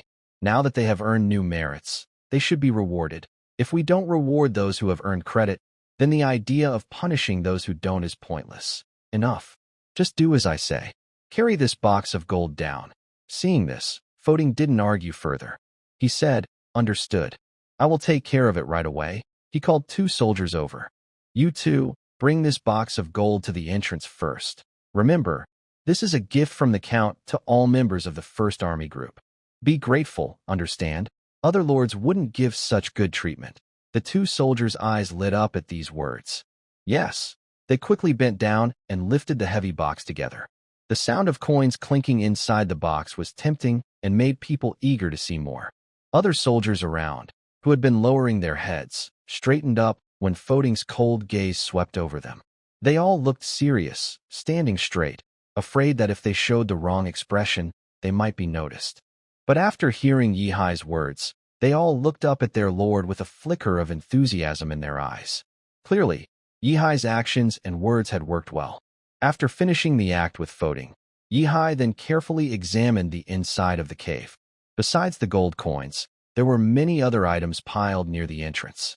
Yihai casually looked through them and found that there were quite a few noble women's clothes among the items. Is this Chiyo's stuff? He guessed after flipping through a few items. From what I saw inside, there were clothes and jewelry belonging to a noble girl. It seems that when Lu Lichuan Qian was fleeing, she couldn't take these items with her, so she left them in the treasury, locking them inside. At that moment, Yihai suddenly noticed a shiny object. It was a scepter embedded with a large red gemstone. Yihai held the scepter in one hand and stroked his chin with the other. Is this the scepter of the previous dukes of Lu Lichuan? The scepter of the Lu Lichuan duke was well known throughout the empire. It was said that the gemstone on top was a gift from an ancient deity. But that's just a legend, because on the Minsk continent, no gods have appeared for thousands of years. Otherwise, the church's power wouldn't be so weak. Take the monastery in Maple Leaf City, for example. It only has one old, weak novice knight. The rest are ordinary people. Even though the legend isn't very reliable, the scepter still holds symbolic value for the Duke of Lu Lichuan. Yihai spun the scepter in his hand. Whether it's useful or not, he thought, he might as well take everything from the Lu Lichuan treasury. The knights nearby had already started counting and recording the items in the treasury. Yihai approached Foding and said, recently, arrange for the cavalry to patrol near Dijon City more often and try to clear out the goblins nearby. Pay special attention to the towns and villages. Only when these places are stable will the people who fled return. The next step is to quickly rebuild Dijon City's population. Foding nodded understandingly. Got it. Yihai didn't want an empty territory. What he really needed now was more people. In this era, where there are no mechanical engineering, manpower is productivity. The big projects Yihai plans to carry out also require many workers. Although the people near Dijon City have already fled, their land remains. As long as the goblin threat is eliminated, many people are likely to come back. Even if they have fled to other big cities, it's hard for them to settle there permanently. Just as Yihai was thinking about how to quickly fill the empty Dijon City, Elixia hurried in with her people. As she had been specifically instructed by Yihai, they did not stop when they suddenly entered, and Talum did not block them. Count, the seriously injured have mostly been treated with our healing magic and are no longer in danger. Elikia's clear voice rang out inside the cave. Although she had said this many times before, Yihai still thought her voice was very pleasant. It had a natural, pure feeling. Very good, Yihai said with a satisfied smile. In the past, serious injuries often meant death. In this era with very limited medical technology, survival depended entirely on whether their bodies were strong enough and whether they could endure. But you seem in a hurry. You're probably not just here to report this, right? Yihai asked, based on his observations over the past few days. These elves were usually calm and not usually in such a rush. That's right. We did find something unexpected, Elikia said with a hint of surprise, which sounded like good news. She looked around at the busy soldiers, then stepped closer and whispered into Yihai's ear. I found out that there might be a magic stone mine underground in Dijon City. As she spoke, her warm breath brushed Yihai's ear, making him feel a little ticklish. It's been almost a month since they set out.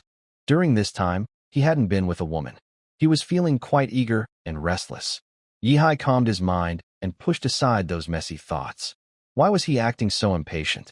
He wasn't always like this before. Why did he feel uncomfortable when a woman got close to him now? He used to ignore the flirtations of maids every day with strong willpower. Why had he become so weak now? But now wasn't the time to worry about that. There was a more important question. What's a magic stone mine? Yihai blinked, looking confused. Elikia didn't expect Yihai to not know what a magic stone mine was, so she patiently explained. A magic stone mine is a very rare mineral deposit that produces magic stones. And magic stones contain a lot of magical energy. If we have the magic stone to help, even in the poor magic environment of the ancient continent, we can unleash full-strength magic. When Elikia said this, her calm tone became a little shaky. Clearly, she cared a lot about the magic stone. Where did you find it? Yihai asked again. Although it seemed useless to him, it sounded very powerful. When I first entered the city, I noticed that the magic concentration in Zhurong City was a bit higher than outside. After treating the seriously injured, I paid special attention and finally sensed that the magic stone mine was right beneath this small hill. Alikia pointed underground. Obviously, her unique elven perception played a role. Right here? Yihai looked surprised at the ordinary ground and then asked, "How deep?" Alikia closed her eyes to sense for a moment, then opened them and said, "About 90 meters. That's pretty deep." Yihai stroked his chin and thought. Mining technology was very backward these days, mostly open-pit mines. For minerals buried underground like this, not only is mining difficult, but the cost is also very high. Even for gold mines, the labor costs might not be covered. It seems I need to figure out how to make a drilling machine. I wonder if the steel strength now is enough to make the drill bits. Yihai muttered unconsciously. Alikia heard him and said, "Lord Count, if you want to mine, our elves can help." "You? How can you help?" Yihai instinctively looked at Alikia. She was thin-armed and thin-legged, not someone who looked like they could do mining. Alikia's lips curled into a faint smile under her hood. "Lord Count, don't forget that we can use magic. Many of us elves have learned swamp magic, which can turn hard rock into soft mud. Then, we just need someone to dig out all the mud, and then use swamp magic on the hard rock below. Repeat this process, and the mine will be opened." Yihai's eyes lit up, and he clapped his hands. "Yes. How did I forget about magic? Indeed, I still let the habits of my past life influence me too much. In this extraordinary world, improving productivity isn't only about tinkering with industrial equipment. There is also magic. Such a useful thing. How could I forget it? All right, I'll discuss with Ailu. We'll work together to develop this magic stone mine and share the profits with your elves." Yihai waved his hand confidently, looking very generous. Alicia nodded. "Thank you, Count." While they discussed, they never thought that, in theory, this magic stone mine should belong to the Lu Lichuan family. Poor Chio Lu Lichuan had no idea that her family's assets were being divided. Of course, even if she knew, there was nothing she could do. At this moment, Chio Lu Lichuan was training her 2 night attendants with Tiffany. Chio wiped the sweat from her forehead and looked away from the 2 girls practicing swordsmanship on the lawn. Cecilia and Lena, 13 and 14 years old, were small and thin, holding wooden swords that wobbled a bit when they swung. But they were serious about learning. Chio had just taught them some basic sword techniques, expecting it would take half a day to learn. Surprisingly, the 2 girls picked it up quickly. They mastered the basics in no time. Chio turned her head toward the swing. Tiffany was lying on it like a boneless fish, arms and legs hanging loosely, swinging casually. The swing creaked as it moved, and sometimes Tiffany nudged the ground with her toes to make it sway. Her light blonde hair was messy on her shoulders, and her purple gemstone-like eyes half closed, staring at the ground absent-mindedly. Fortunately, her short legs were enough. If it had been Chio Lu Lichuan, her legs might have scraped the ground. Chio sighed and walked over, stopping in front of the swing. She crossed her arms and said, "This is supposed to be your night attendant, but in the end, I'm the one training her? You little girl, all you do is slack off." Without Yihai's control, and because Tiffany was close to Chio Lu Lichuan, Chio had regained some of her noble lady demeanor these days. Tiffany heard this, raised her head, pouted her lips, and softly said with a hint of sadness, "I haven't seen my brother for a month. I'm unhappy." Lu Lichuan Chio listened and felt a little softer inside. She knew how much Tiffany depended on Yihai, but as for herself, she really hoped Yihai wouldn't come back. Outside the city of Daong, in a forest far from the village, a smell of rotting sweetness filled the air. The birds and animals in the woods had long since fled in fear, leaving only the sound of the wind rustling through the treetops. In a magic circle, a corpse lay still. After a month of transformation, Sirius's 5th corpse puppet was about to be born. The corpse moved. First, its fingers twitched slightly, then its arms. Veins bulged under the puppet's pale skin, turning from white to a strange gray-green. Its eyes suddenly opened, but the pupils lost all life, leaving only a swirl of dark chaos. The Grand Duke. No, now it should be called a puppet. The puppet slowly sat up, joints making a sound. Sirius grinned and said, "What a wonderful piece of art. With these puppets, even if Sirius returned to the Black Forest Wizard Academy, he would definitely be among the top apprentices." Sirius, who had been a senior wizard apprentice for over 10 years, still hadn't managed to build a mental magic circle in his mind. This made Sirius realize that with his own talent alone, he couldn't build a mental magic circle. He had to rely on external help. But everything that could help a wizard apprentice build a mental magic circle was extremely expensive. He couldn't earn enough magic stones on his own. So, he had to find a way to become stronger. Crafting puppet soldiers was his chosen method. Every great knight had incredible fighting power. In a direct fight, even a senior wizard apprentice like him might not stand a chance. But they were foolish and straightforward. To Sirius, this was a waste. It was better to turn into puppets and use them as stepping stones on his path forward. Just as Sirius was feeling proud inside, the sound of hooves came from outside the woods. Such noise, Sirius muttered in a dark tone.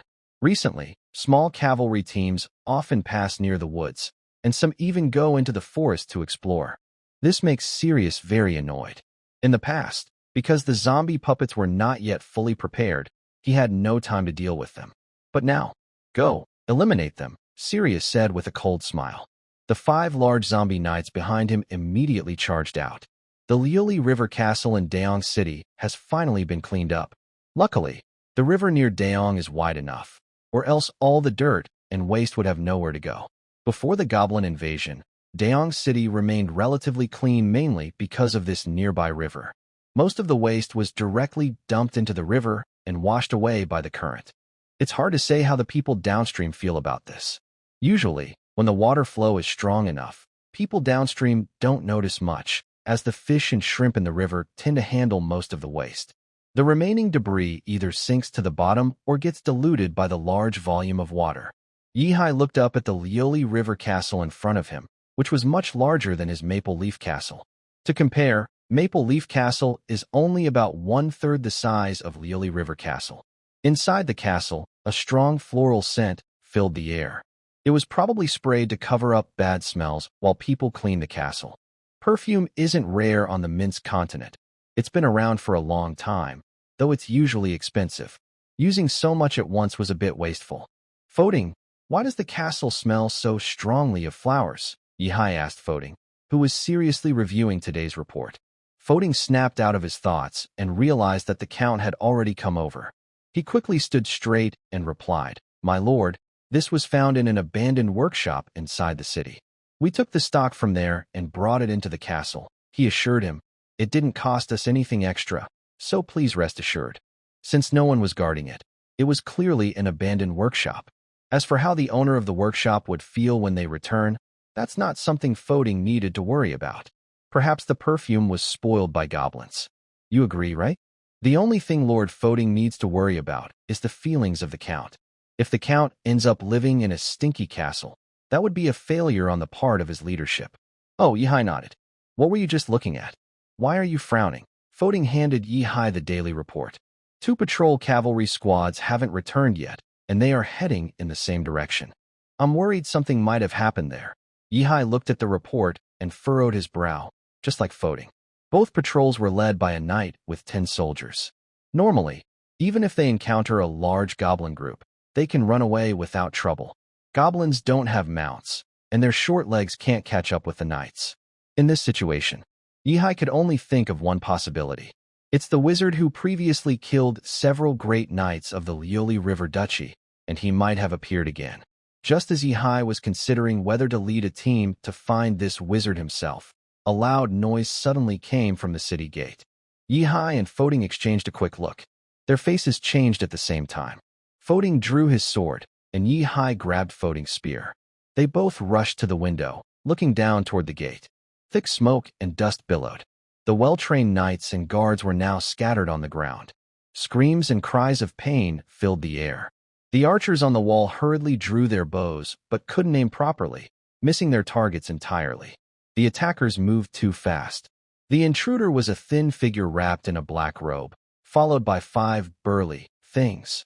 They wore tattered knight armor, moved stiffly but with incredible speed, and their eyes were hollow, lacking any life or light, like dead ashes. It's the wizard. This strange aura was unmistakable. Foding's hand clenched his sword tightly, veins bulging. He turned to Yihai. "Count, you should retreat to the castle. I'll lead the knights to fight them.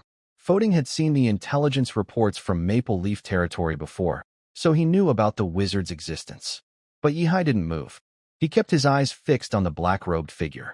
This was the first time he had seen a wizard in his life, though he had only heard of them before. Foding, have you forgotten that my strength is now greater than yours? If Yihai had encountered a wizard before breaking through as a bloodline knight, he might have been a little afraid. But now, he has become more confident. The powerful energy inside him gives him a lot of confidence. Moreover, Count, please allow us to fight. Alicia has quickly arrived with the Elven guards beside Yihai. She looks at the black-robed man in the distance with a hint of hatred in her eyes. She can sense the wizard's presence. The Elven mother tree was destroyed by the wizard, and the elves were forced to flee. Now, all the elves hate every wizard equally. Please let us take action, Alicia pleads. Yihai glances at Alicia. He trusts the strength of the elves. If they fight, they can definitely deal with the enemy. But letting the elves reveal themselves to the wizard now might be too soon. If the enemy is connected to the wizard who destroyed the mother tree, Yihai worries it could cause trouble. Alicia doesn't understand Yihai's concerns. She continues to beg, Count. Yihai sighs and decides, all right, come with me. But try not to reveal yourselves. As long as they eliminate the enemy, the news won't get out. After speaking, Yihai is the first to rush toward the city gate. Who are you? How dare you break into Zhurong City? At the city gate, seeing his subordinates attacked and sent flying, the senior knight on duty is furious. He swings his sword, sending out a sword energy toward the stiff zombie puppets, but they easily block it. At the same time, the zombie puppet retaliates with a dark, huge sword energy, hitting the guard and knocking him away. His armor is shattered instantly. After crashing through several buildings, the guard falls to the ground, buried under the rubble. Zhurong City's buildings are similar to those in Maple Leaf City, made of wood and stone, not very strong. But even so, the situation for this senior knight is probably not good. Cyrus sneers repeatedly. These fools from the ancient continent still think they can stop me? The Great Knight was already very powerful, and after becoming a zombie puppet, he lost all sense of pain and his body became even harder. In a way, they became stronger. If before, Sirius was hesitant and cautious, hiding in the shadows when dealing with these zombie puppets, now, with 5 Great Knight zombie puppets, he felt more confident. At least in the territory of the Lioli River Kingdom, Sirius believed no one could stop him anymore. He originally planned to go to Lion City to find the last Great Knight, but when he used mental influence to learn from the cavalry squad that there was a Great Knight inside Dijon City, Sirius changed his mind. Since there was an easy target, why bother going far away? He decided to directly turn the new Great Knight in Dijon City into a zombie puppet. Go, do it to that guy, Sirius ordered the zombie puppet. Although he couldn't see, Sirius's sensing ability was still strong. He could feel the faint life energy beneath the ruins. For someone daring enough to attack him with a sword, Sirius would never let them live. Just as the zombie puppet was about to strike down with its sword in front of the ruins, a streak of red light shot like a meteor. A spear wrapped in fighting energy pierced through the zombie puppet instantly, and the huge force carried the puppet several dozen meters away, finally pinning it against the city wall. Sirius's eyes widened in shock at the scene. The 4 Great Knight zombie puppets beside him immediately moved under his control, surrounding him and protecting him tightly. Just as Sirius focused all his attention on Yihai, he suddenly felt movement beneath his feet. Several thick vines burst out of the ground, trying to trap Sirius. His face changed drastically, hide in the shadows. In an instant, Sirius's figure turned into a shadow and merged with the shadows of the zombie puppets, then quickly retreated. From a distance, Alicia, who had just finished casting her spell, looked on with a trace of hatred in her eyes. Another instant spell. The sorcerer who appeared earlier had used this trick to launch a surprise attack on their Elven tribe. Elven magic requires gradually building magic nodes to channel magic power, but these sorcerers seemed to cast spells without any warning. But that's okay. She wasn't the only one acting. The 4 large knight statues' corpses suddenly caused the once solid stone pavement beneath them to turn into a muddy swamp, causing their already stiff bodies to sink in. Wind Blade Storm. A slightly shorter elf clasped his hands together, squinting his eyes and shouting. With a whooshing sound, the air seemed to tear apart, and invisible wind blades swept from all directions, circling and cutting around the corpse puppets. The armor of the corpse puppets clanged as sparks flew, and flesh was torn apart. One of the corpse puppets had half its head cut off by the wind blades, green-black brain matter splattering everywhere. The body wobbled twice before sinking into the swamp and remaining still. What kind of strange creature is this? Where do they get so many wizards from? Why are they attacking me? Cyrus cursed silently in the shadows, quickly shifting to hide under another corpse puppet's shadow. He still didn't know what he was facing. Unfortunately, before Cyrus could figure it out, magic attacks kept coming at him one after another. Frost net. A blue light spread out in the air like a large net, covering the remaining 3 corpse puppets. As soon as the net fell, it instantly froze, turning the corpse puppets into ice blocks. The swamp's surface also froze solid. This tightly trapped the corpse puppets in the swamp. The corpse puppets tried to move, but their joints creaked loudly. One of them, using too much force, broke its own leg and fell with a splash. Cyrus panicked. As a wizard apprentice, he hadn't engraved many mental magic arrays in his mind, so his methods were very limited. Wait. There might be some misunderstanding between us. Cyrus never expected that after all his careful planning to create 5 corpse puppets, he thought he could use them to live a good life in the future. But he encountered a crushing defeat in the first battle. You're full of nonsense. Yihai picked up an iron spear and threw it directly, glowing red, aiming straight at Cyrus's chest. However, the spear passed right through the shadow Cyrus had turned into, causing no harm. Yihai raised an eyebrow, surprised. Ignoring physical damage? No wonder the great knights of the Luli River Kingdom all fell. This kind of magic was indeed too much when used against knights like them. Alicia squinted, watching the strange shadow move beneath the corpse puppet, but she saw some signs. This guy's tricks rely entirely on hiding in shadows. If there were no shadows, how could he hide? Girls, she shouted loudly, her voice echoing across the battlefield. Quick, use the light burst. Spread out everywhere, no blind spots, so he has nowhere to run. Several members of the elf guard immediately acted. Light bloom, one of them whispered, a glowing ball of light flying from her hand and hanging in the air, instantly illuminating the entire gate. The bright light was dazzling, making the dark battlefield look like daytime. Mud on the ground reflected white light. She drew a circle in the air and muttered, "Eternal light." A gentle but lasting glow spread from her fingertips, covering the remaining corpse puppets. The last move was even more incredible. She threw out a blue-white arc of light, frost shine. This light was not only bright, but also cold, freezing the moisture in the air and creating a crystal-clear reflective surface, causing the light to scatter everywhere. In an instant, the whole battlefield was brightly lit, with no shadows left.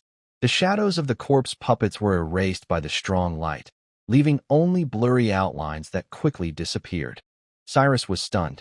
His body, which had turned into a shadow, had wanted to hide under the last corpse puppet's leg, but now, the shadow was gone. He felt like he had been stripped of his clothes and thrown onto the street, feeling very uncomfortable. In panic, he was forced to reveal his true form, falling out of the air with a plop. I shouldn't have acted during the day. Cyrus regretted it. If it had been night, he would have slipped away in the darkness of nature long ago. He wouldn't be here getting beaten. He hurriedly tried to summon a black mist to block himself, Shadow Shield. But it was useless. As soon as the black mist appeared, it was swallowed by the surrounding light magic, like snow meeting fire, instantly evaporating. Cyrus's heart sank. He knew he was finished. Yihai sneered, not giving him a chance to breathe. He picked up a broken sword from the ground, wrapped his aura around it, and a red glow appeared again, swinging straight at Cyrus's face. Go to you. Cyrus wanted to dodge, but as soon as he moved, several vines suddenly sprouted beneath his feet. Alicia quickly struck him down, tripping him over. The broken sword pierced into his shoulder with a splat sound, causing him to scream in pain as blood spurted out. Yihai forcefully slid downward, cutting Cyrus's body into 2 parts. There was no resistance at all.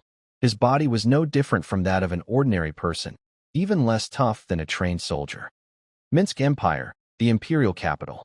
Lionel entered a luxurious mansion. The servant at the door saw him and not only did not stop him, but also bowed respectfully. A few years ago, a wealthy merchant bought this building, but few people had seen the merchant himself. "Teacher, I'm back." Lionel stood respectfully at the door of the study, waiting for someone inside to call him. "Come in." The door to the study opened automatically. A middle-aged man's voice came from inside, sounding very noble. "Lionel, Sirius's mental imprint has disintegrated." As soon as Lionel stepped into the study, he heard this shocking news.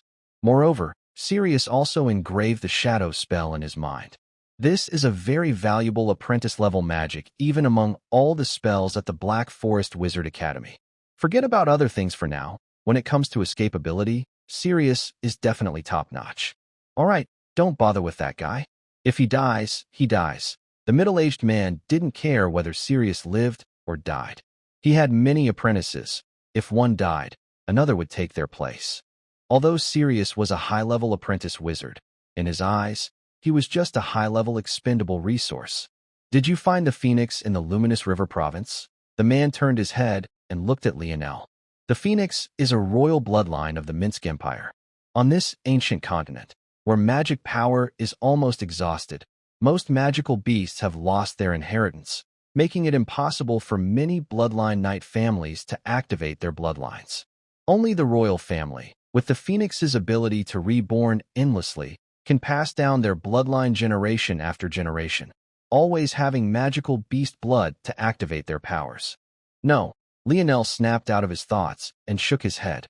He went to the Luminous River province not just to earn Sirius's 10 magic stones, but mainly for his teacher, the Black Crow Wizard's mission. Black Crow is his teacher's title. Every official wizard has a unique title. His teacher, the Black Crow, is not only an official wizard but also a second-ring wizard. The imperial princess who married the Grand Duke of Luminous River hasn't arrived in the province yet, and the Grand Duke was secretly killed by Sirius. Later, I secretly followed that imperial princess named Luna, but I didn't gain anything.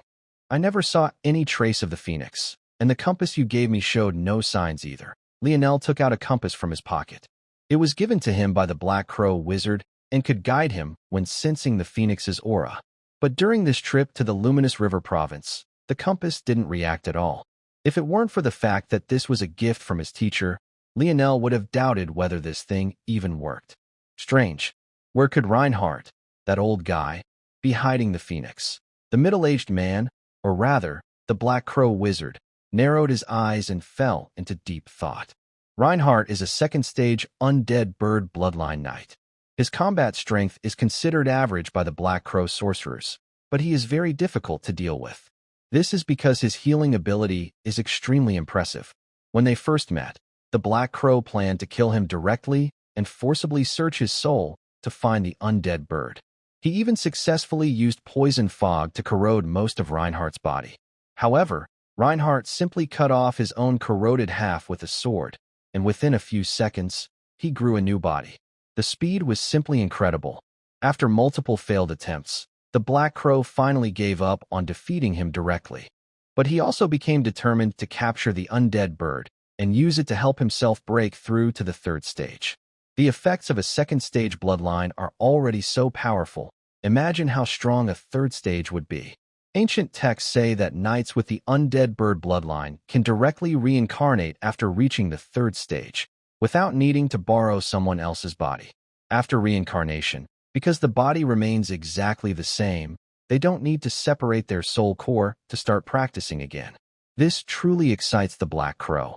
With a third-stage soul core combined with the undead bird's reincarnation, it would be like being able to revive endlessly in the same place. A flicker of passion appeared in the Black Crow's eyes. He thought his plan was perfect. Lionel hesitated and said, "Teacher, maybe we should find the secret seeker to help us. He can communicate with beings from the spiritual realm and probably has a way to quickly find the undead bird." They had been on the Minsk continent for several years, but still couldn't find the undead bird. Staying on this magic-deprived ancient continent, Lionel felt his cultivation speed had slowed down a lot. He was still far from breaking through to become a first-stage sorcerer. Marking a magic array in the mind, requires magic power. If there isn't enough magic power during the initial setup, the virtual array formed by mental strength will collapse. The Secret Seeker is a third-stage sorcerer from their Black Forest Sorcerer Academy. It is said he practices a magic called the Eye of Secrets, which allows him to see and communicate with spiritual beings. This way, he can gain a lot of knowledge and information, even recovering many lost traditions that had already disappeared in the real world through spiritual beings. The spirit realm is a mysterious existence, one of the most core and secret foundational dimensions of the entire worldview. Everything that happens in the real world is projected into the spirit realm and recorded there. It keeps track of everything from ancient times to the present, but most of the information is messy and hard to understand. Only those who have condensed their soul core or practice special techniques can see or even enter the spirit realm. Most divination methods in the world actually work by obtaining information from the spirit realm, though they use different methods. The Black Crow Wizard looked at Lionel thoughtfully.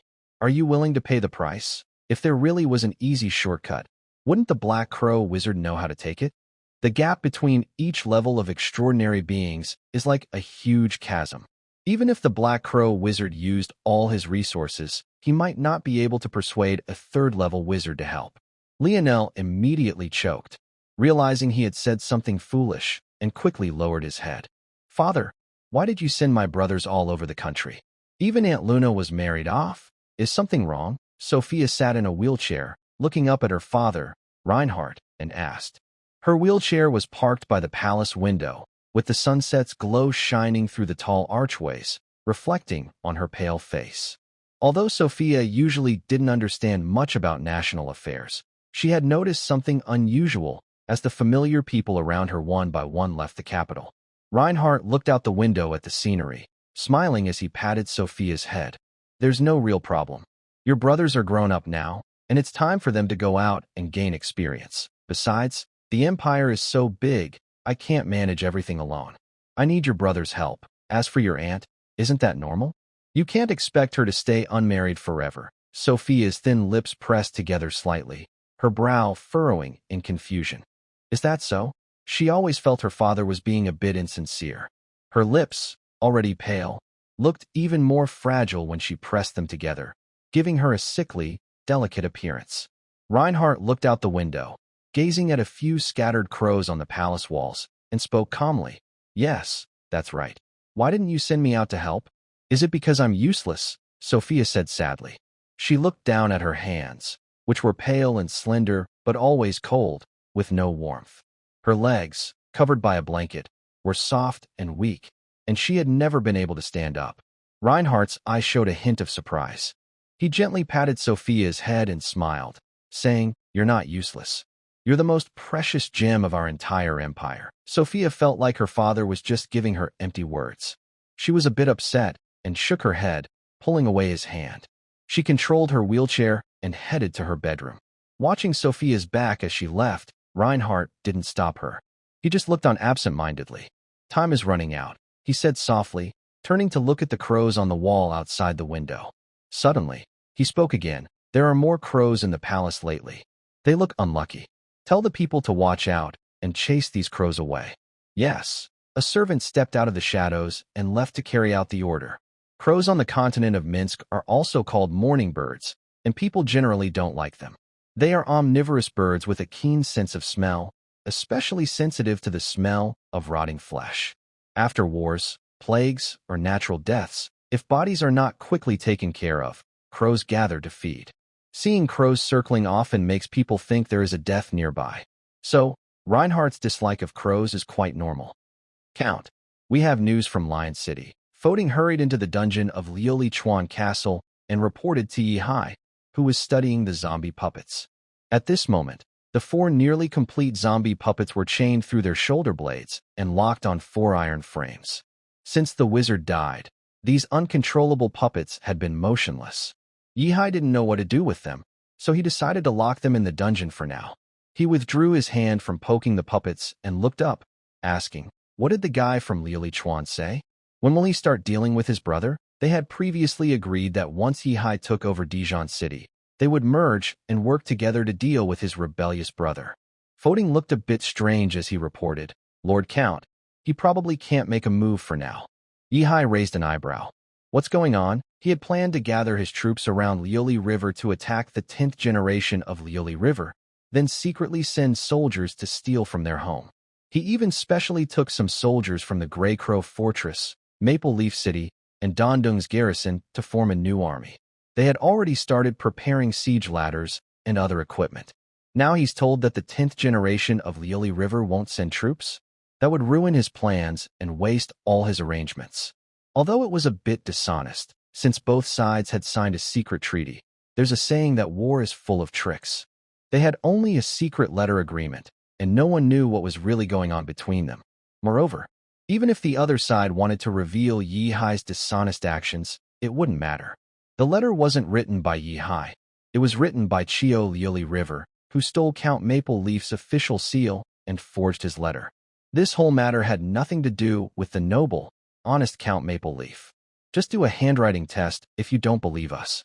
Valentine Knight returned and reported that the eldest son of Duke Liuli River, Liuli River I, had fainted. Foding told Yihai this surprising news. How could a knight suddenly faint without reason? There must be a cause. Tell me more, Yihai asked eagerly. Knights are usually strong and healthy, rarely getting headaches or fevers. For him to faint suddenly, something must be wrong. This is what I need to report to you, Lord Count. Foding nodded and said. It said that Liuli River I was poisoned through his food.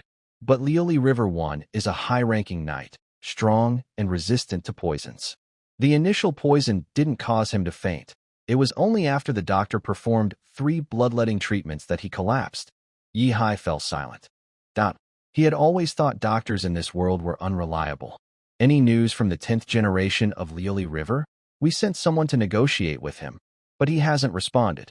Yihai rubbed his temples, feeling quite overwhelmed by this news. His original plans were completely disrupted. Under the current situation, the army in Lion City definitely won't move. So he can't just blindly send troops to attack the city, as that would cause too many losses. Like before, they haven't responded to any of our letters. Actually, Yihai secretly sent people to negotiate with Lu Lichuan's 10th generation, hoping to team up against Lu Lichuan's 1st generation.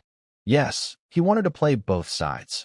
One to team up with the 10th generation to eliminate his younger brother, and the other to cooperate with his younger brother to take down his older brother. The words were the same. I support you to become the Duke of Lu Lichuan, to be the voice of Lu Lichuan. All it took was a small price from them. Unfortunately, Lu Lichuan's 10th generation seems to be a smart person and ignores Yihai completely. From what we see now, he just wants to focus on killing his older brother first and then inherit the dukedom. And he plans to do this using underhanded, dark methods. Yihai is sure that the poisoning this time was definitely done by Lu Lichuan's 10th generation. Isabella's life has been very regular lately. While Yihai was away, she only had one task each day, to take care of the armor and sword left by Count Maple in the castle. These tasks were originally done by the maids, but since Isabella arrived, she took over them. It's not a complicated job, especially for someone trained as a knight like Isabella, who handles it easily. After meeting her son Gavin and confirming he was safe, Isabella felt reassured and accepted her daily routine. She wasn't very busy. Actually, she felt quite relaxed. Her life was comfortable too. The food in Maple Castle was even better than what she had as a noble lady before. Some dishes she had never tasted before. This made Isabella question her life. Was the difference between a baron and a count really that big? It's been over 2 months, and the Count of Maple still hasn't returned. This means Isabella doesn't have to think about how to face the Count for a while. Of course, she also has her worries. Like now, Isabella was wiping the armor hanging on the rack with a cloth, but her expression looked uneasy. Finally, she couldn't hold back anymore. She turned around and slightly bowed to Tiffany, saying, "Miss Tiffany, is there something you need?" TSK, Tiffany didn't speak. She just stared at Isabella's chest, which was gently moving as she bowed. Yes, exactly like that. Recently, Tiffany had been making Isabella feel very uncomfortable with her constant staring. Since they crossed paths inside the castle a few weeks ago, Tiffany seemed to have taken a special interest in Isabella. Every time Isabella was working, Tiffany would suddenly appear out of nowhere and stare at her chest. Whenever Isabella asked if Tiffany needed something, she wouldn't say a word. This made Isabella feel very nervous and uneasy. Fortunately, this time, Tiffany finally spoke. "Why are yours so big?" Tiffany gestured to Isabella's chest, comparing it to a big watermelon, then cupped her own chest, but there was nothing there. She looked very disappointed. Isabella's cheeks turned slightly red. She instinctively raised her hand to cover her chest, trying to make her proud curves less noticeable. But when she pressed her hand down, it made her soft curves stand out even more. Isabella awkwardly smiled. She had seen girls envy her before, but Tiffany's straightforwardness was rare. As a woman who had been married and had children, she knew this was probably natural. But how could she explain this to a young girl? She cleared her throat softly and said gently, "Miss Tiffany, this is probably hereditary. My mother is the same. There's no secret. When you grow older, it will naturally change. There's no such thing as heredity. I'm completely different from my mom." Tiffany pouted, a little unhappy. Her mother's chest was actually not small at all, but Tiffany's own was almost like a dove's, almost non-existent. Anyway, once she put on clothes, it was hardly noticeable, relying only on underwear to create a slight curve. Tiffany is not foolish. She is very sharp. She notices that Yi-Hai's gaze always lingers on her mother's chest for a long time. However, when it comes to her own chest, he simply skips over it, as if he didn't see anything. It's too unfair. Isabella doesn't care much about large and even wishes hers were smaller. "Miss Tiffany, aren't you a knight?"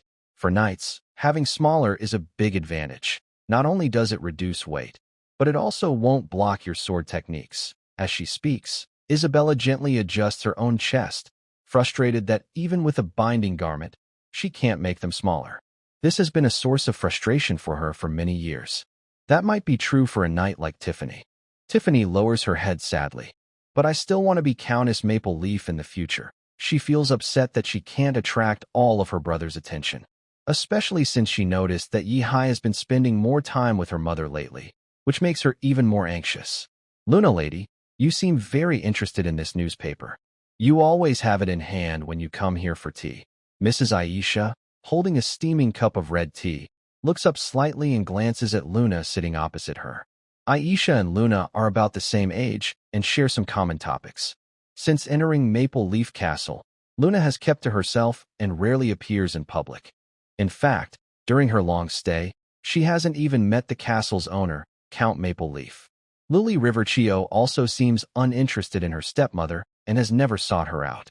Only Mrs. Aisha, responsible for the castle's internal affairs, has met her a few times.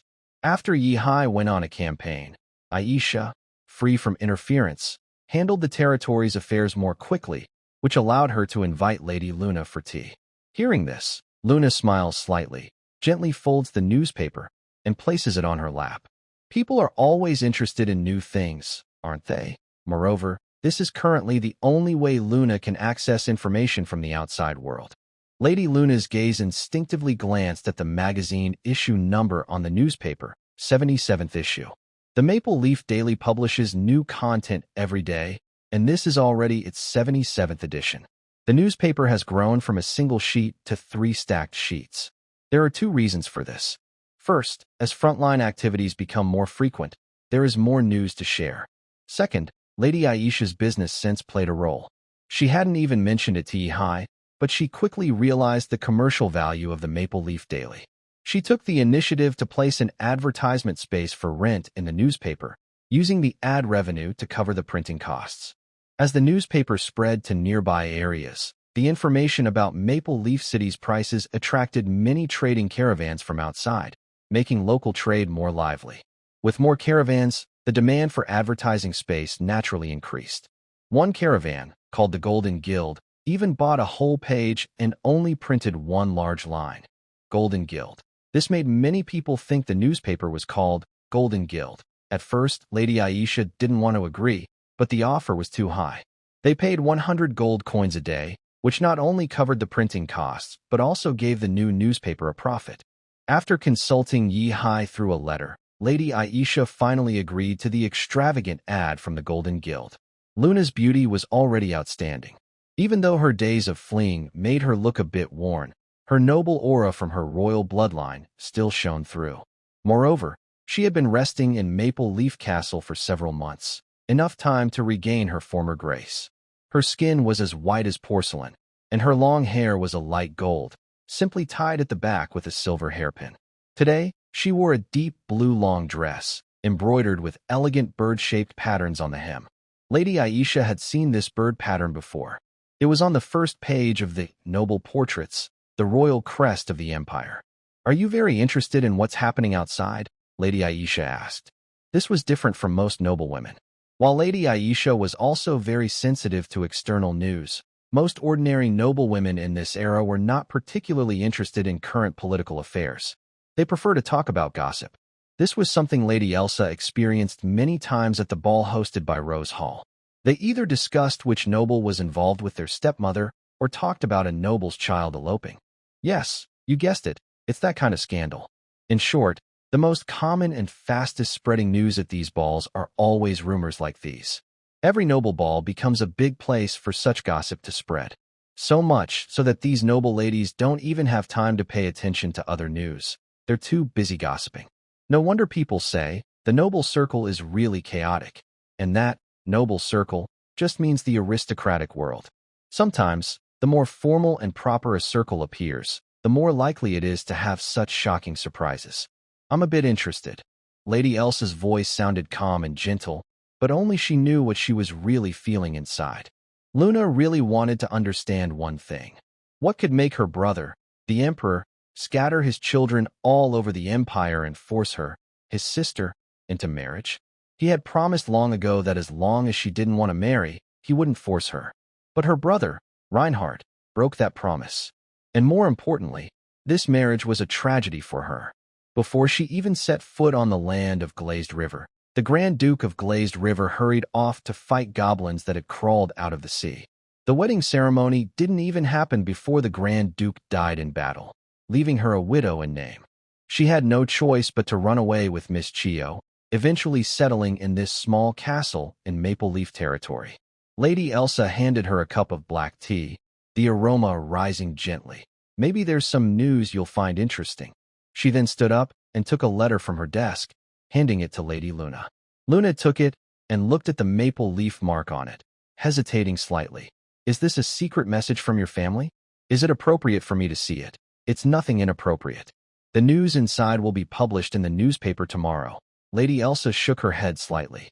Hearing this, Luna took out the letter from the envelope and began to read.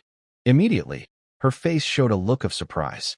It was the news that her nominal stepson, Ruri River, had fallen into a coma due to poisoning. Next, there was some information collected by Yi Hai. After Ruri River fell into a coma, Sir Grace the Great Knight conducted a thorough search of Lion Castle. They finally identified the person who had poisoned Ruri River. After a harsh interrogation, the person confessed that Chio Ruri had ordered her to poison him. Then she bit through the poison hidden in her teeth and took her own life. "This doesn't seem right," Lady Luna frowned. If she truly wanted to die, why did she confess first and then commit suicide? If she was afraid of dying, she should have begged Sir Grace for forgiveness after confessing. If she wasn't afraid, she could have just killed herself without revealing anything. Why sell out the people behind her first? This looks like a clear attempt to frame others. But all investigations ended with her suicide. No one could prove she was telling the truth, but no one could prove she was lying either. Lady Aisha nodded slightly. "I think the same. But how we handle this next depends on Count Maple's return." Lady Luna was surprised. "Count Maple is coming back?" "Yes, probably in the next couple of days," Lady Aisha replied. It seemed better for me to stay away from Lady Aisha for now. Lady Luna looked at her with a meaningful expression. One thing was certain. Most people are very interested in gossip. Luna felt the same. When she moved in, she brought 2 maids with her, so she naturally knew what was happening in the castle. "Oh, come on, Thomas, be gentle." Jack was groaning in pain on the pack horse, while Thomas was leading the horse ahead. Count Maple had generously allowed all injured soldiers to return early to Maple territory. Jack was one of them, and Thomas was helping to bring him back. They had gathered a lot of things from Dijon City this time, so they needed many people to help carry everything. Seeing Jack looking like he was about to die, Thomas scratched his head and said, "It's the pack horse moving, not me." How can I be gentle? He not only had to hold Jack's pack horse, which was lying down, but also had to drive the other pack horses carrying supplies in front. He couldn't focus all his attention on Jack. Jack immediately grimaced and cursed. It's all the witch's fault. They said my injury was minor and didn't need treatment. Come on, I got hit with a goblin's poison arrow on my backside. What if I get poisoned to death? Because the elven guards were few in number, Yihai only asked them to treat the seriously injured to avoid tiring them out. As for those with minor injuries, they wouldn't die soon anyway, so there was no rush, just a quick bandage was enough. Thomas quickly covered Jack's mouth and warned him, they're not witches. If the seriously injured hear you say that, they might get angry and fight you. For those seriously hurt, the person who saved their lives couldn't be a witch, she's more like an angel. Jack realized he had spoken out of turn and looked around nervously. Seeing no one paying attention, he muttered softly, they all wear black robes and won't show their faces. If they're not witches, then what are they? The elves of the Elven Guard wore black robes every day, and the soldiers could only tell their gender by their voices. Plus, with those magical spells, in the eyes of ordinary people, they perfectly fit the image of witches from the bard's stories. The only difference was, the witches in the bard's tales were usually old hags. But the witches around the count seemed quite young, at least judging by their voices. Mr. Thomas, because you killed a goblin in this battle, according to the reward rules set by the count, each soldier who kills a goblin will receive a sum of money equivalent to 1 month's salary as a bonus. Although you are a conscript and technically have no salary, the kind count has approved that you receive the same reward as regular soldiers. This is 6 silver coins for you. I hope you'll do even better in your next service. Inside the military camp in Maple City, a knight sat behind a table, took 6 silver coins from a pouch, and pushed them in front of Thomas. This reward only applied to soldiers. Knights wouldn't get extra pay just for killing a goblin, because this was really too easy for them. Thank you, Sir Knight. Thank you, Lord Count. Thomas happily took the silver coin, carefully putting it into his money pouch. It was truly an unexpected surprise. He had never heard of rewards before. For us common folk in service, going to fight was just a way to lose less money. Luckily, that was considered good, and making money was even less likely. 6 silver coins was a lot for Thomas. Most people in this time didn't have steady income. Most struggled just to meet basic needs. Only a few had stable jobs and regular pay. What about me? What about me? Next to him, Jack hurried over and showed the knight his bandaged backside. I bled for the Lord Count. Shouldn't I get some reward too? As Jack's backside got closer, a strong smell of alcohol and herbs hit the air. The knight leaned back and waved his hand in front of his nose, looking annoyed. Move your backside away. The Lord Count ordered the use of strong alcohol to disinfect minor wounds. The knights didn't fully understand what disinfecting with alcohol meant, but they still followed the order. It was a bit painful for the person being disinfected as they shouted out. After Jack moved his backside away, the knight said impatiently, how can you ask for a reward? Under what circumstances do you get shot in the backside? Don't you know yourself? A brave soldier's wounds are usually on the front, not the backside. Jack was a little annoyed and argued. If I hadn't distracted that goblin, how could Thomas have had the chance to cut off its head with a hatchet? I think I deserve some credit. Thomas, what do you say? Is that true? Next to him, Thomas scratched his head. Well? The knight glared at Jack impatiently. Stop causing trouble. Do you believe I'll kick your backside? I've been nice to you, but you're really pushing your luck. There are others waiting in line behind us. Stop wasting time here and move aside. At this moment, the people in line behind also started to cheer. That's right, Jack, everyone knows you. You're quick on your feet, especially when goblins rush at us. Exactly, if his horse hadn't twisted its ankle, this guy might have learned to ride a horse just to escape. Haha. Suddenly, a burst of happy laughter filled the tent. Even Jack, with his thick skin, couldn't help but feel a little embarrassed by the teasing. He blushed and retorted, what are you laughing at? As if you guys weren't running just as fast back then. For most conscripted soldiers like Jack, their first instinct when facing an enemy rushing toward them was to retreat and run away, not to fight. Only a few, like Thomas, dared to draw their swords. So, Jack's words weren't wrong. Everyone was about the same, and no one should mock others. All right, let's go quickly. Seeing Jack about to start another argument, Thomas hurriedly pulled him toward the outside of the tent. If they kept arguing, the Knight Master might come and kick them out. On the battlefield, they had seen how fierce the knights could be. They were ruthless not only when fighting goblins, but also when dealing with deserters. After leaving the camp, Jack changed his tone and winked at Thomas, saying, "Thomas, you received a big sum of money. Don't you think you should invite your buddy to the Oak Barrel Tavern for a drink? We've fought and survived together, after all." He patted Thomas on the shoulder, acting like good friends. "Huh." Thomas looked a bit hesitant. "But I never drink alcohol." "Oh, come on. If you don't drink, I will. Don't worry, I promise your drink won't go to waste," Jack assured him confidently. Thomas felt something was off, but couldn't quite say what. He was too slow to respond, so he just followed Jack toward the Oak Barrel Tavern. But today, Jack probably wouldn't get a chance to sit down and enjoy a drink at the tavern, because the Oak Barrel Tavern was full. Oh my goodness! Jack looked blankly at the lively, crowded Oak Tavern, then looked up at the still-setting sun. Usually, even at the busiest time at night, it wouldn't be this crowded. Why are there suddenly so many people in town? Thomas, standing nearby, didn't feel anything special. He didn't come to town often, and when he did, it was only to sell wood. He usually came in the morning, so he thought the tavern would be this lively in the afternoon too. "Hey," Jack pushed Thomas and squeezed to the bar, slamming his hand on the table. "Miller, what's going on? Why is the tavern so busy today?" Jack's loud banging didn't get Miller's attention because Miller was busy serving drinks, holding several bubbling mugs handing them to different customers. He didn't hear Jack calling.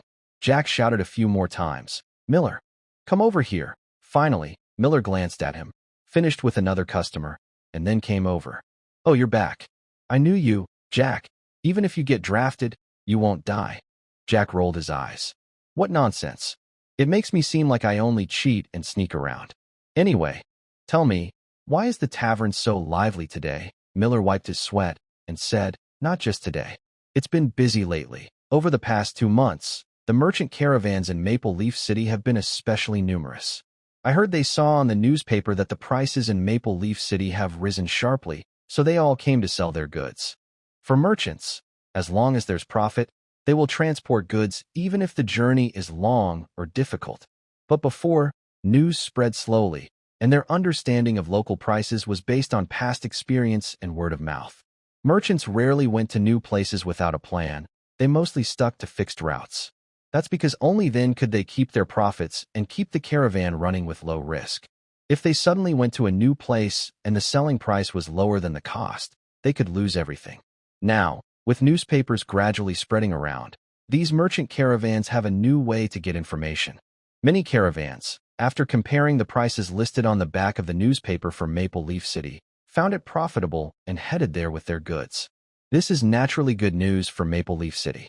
On one hand, it stabilizes the prices that had been fluctuating greatly due to early industrialization.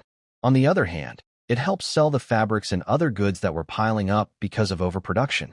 When these trading caravans leave, they don't go back empty. They naturally bring goods for the return trip. That can't be that many, right? Jack still finds it hard to believe. The difference from before is too big.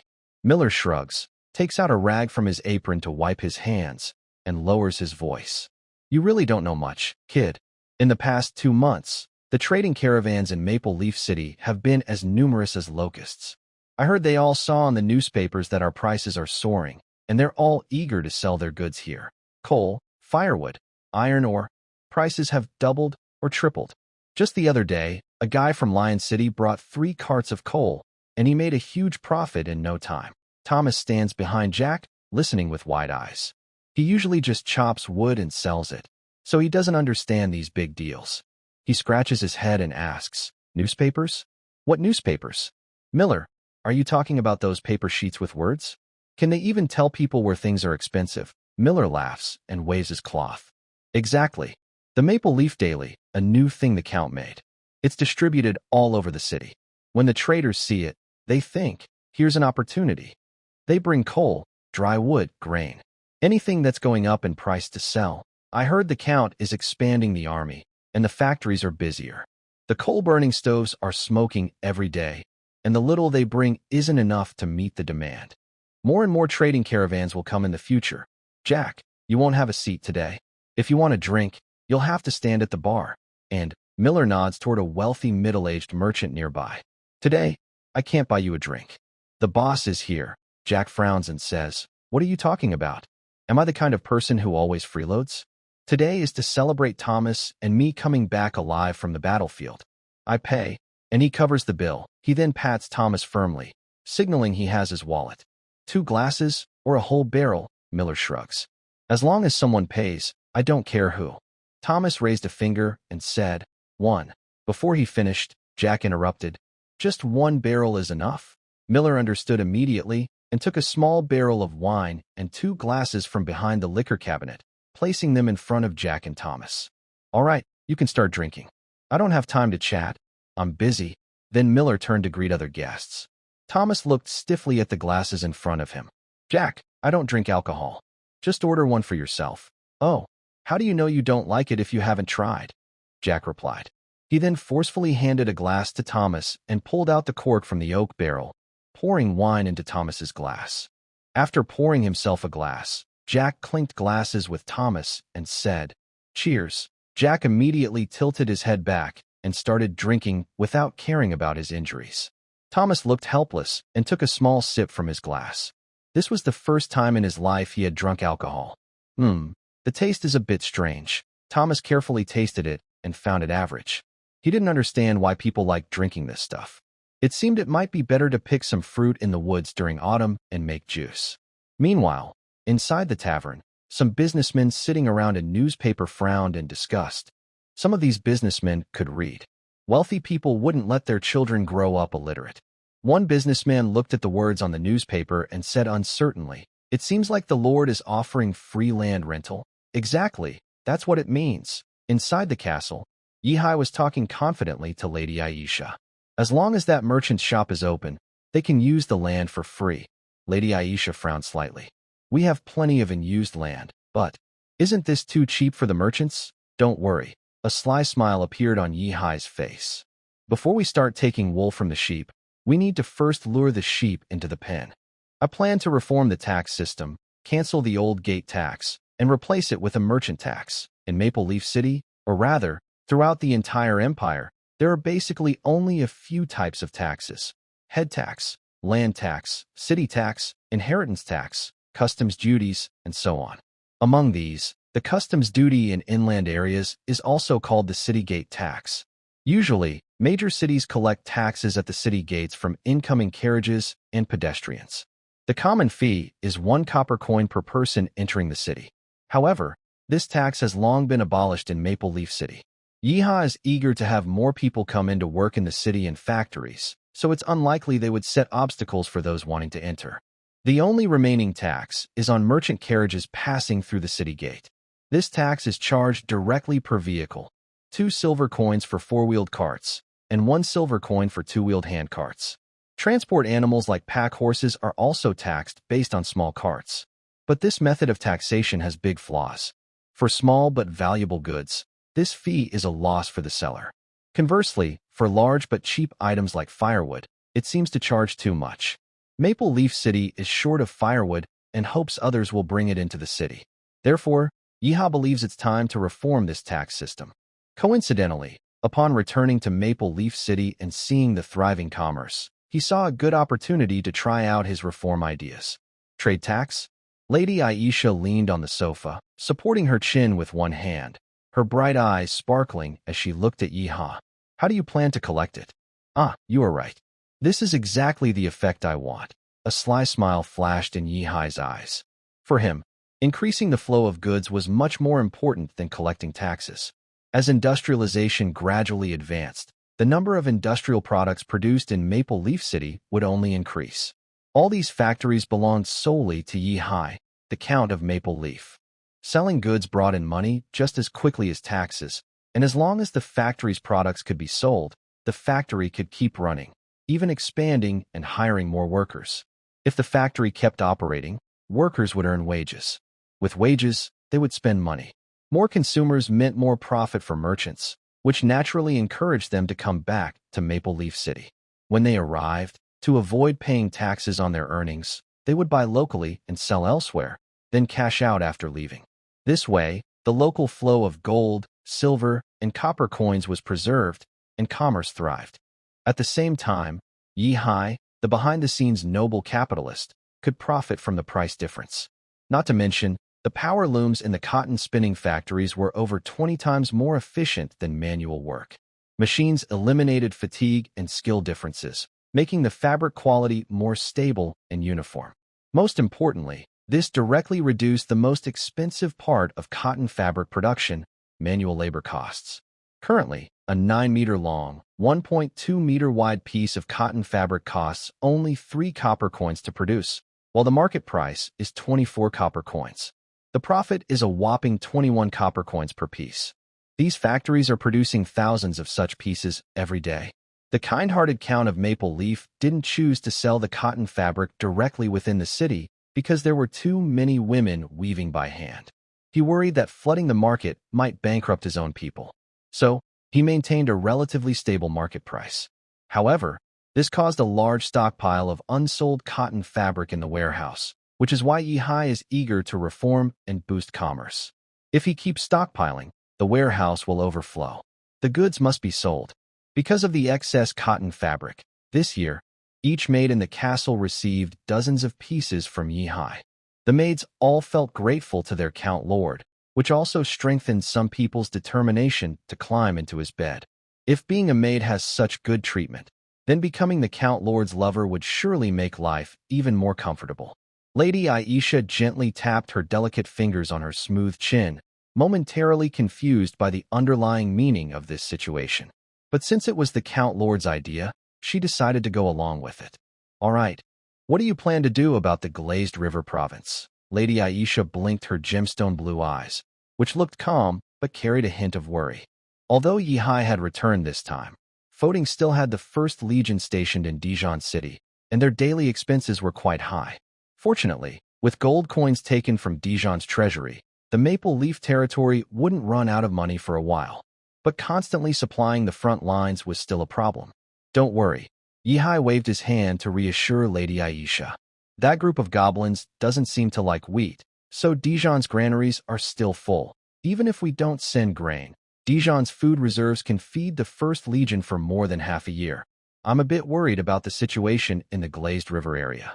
Knight Grace refused our proposal to continue attacking the Glazed River 10th generation. He said everything should wait until the Glazed River 10th generation wakes up. In this situation, we can only hold our position for now. If we attack alone, no matter which side we target, the cost will be high.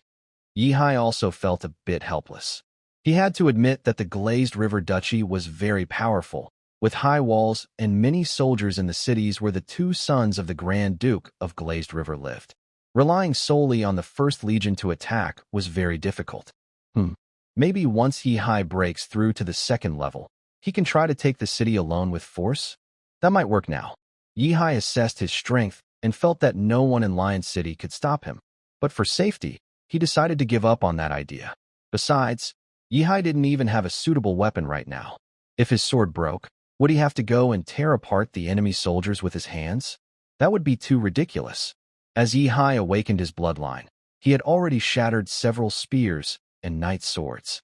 Weapons made of ordinary steel could not withstand his infused fighting spirit. Lady Isaf asked softly, "Will the young master from Liuli River wake up again?"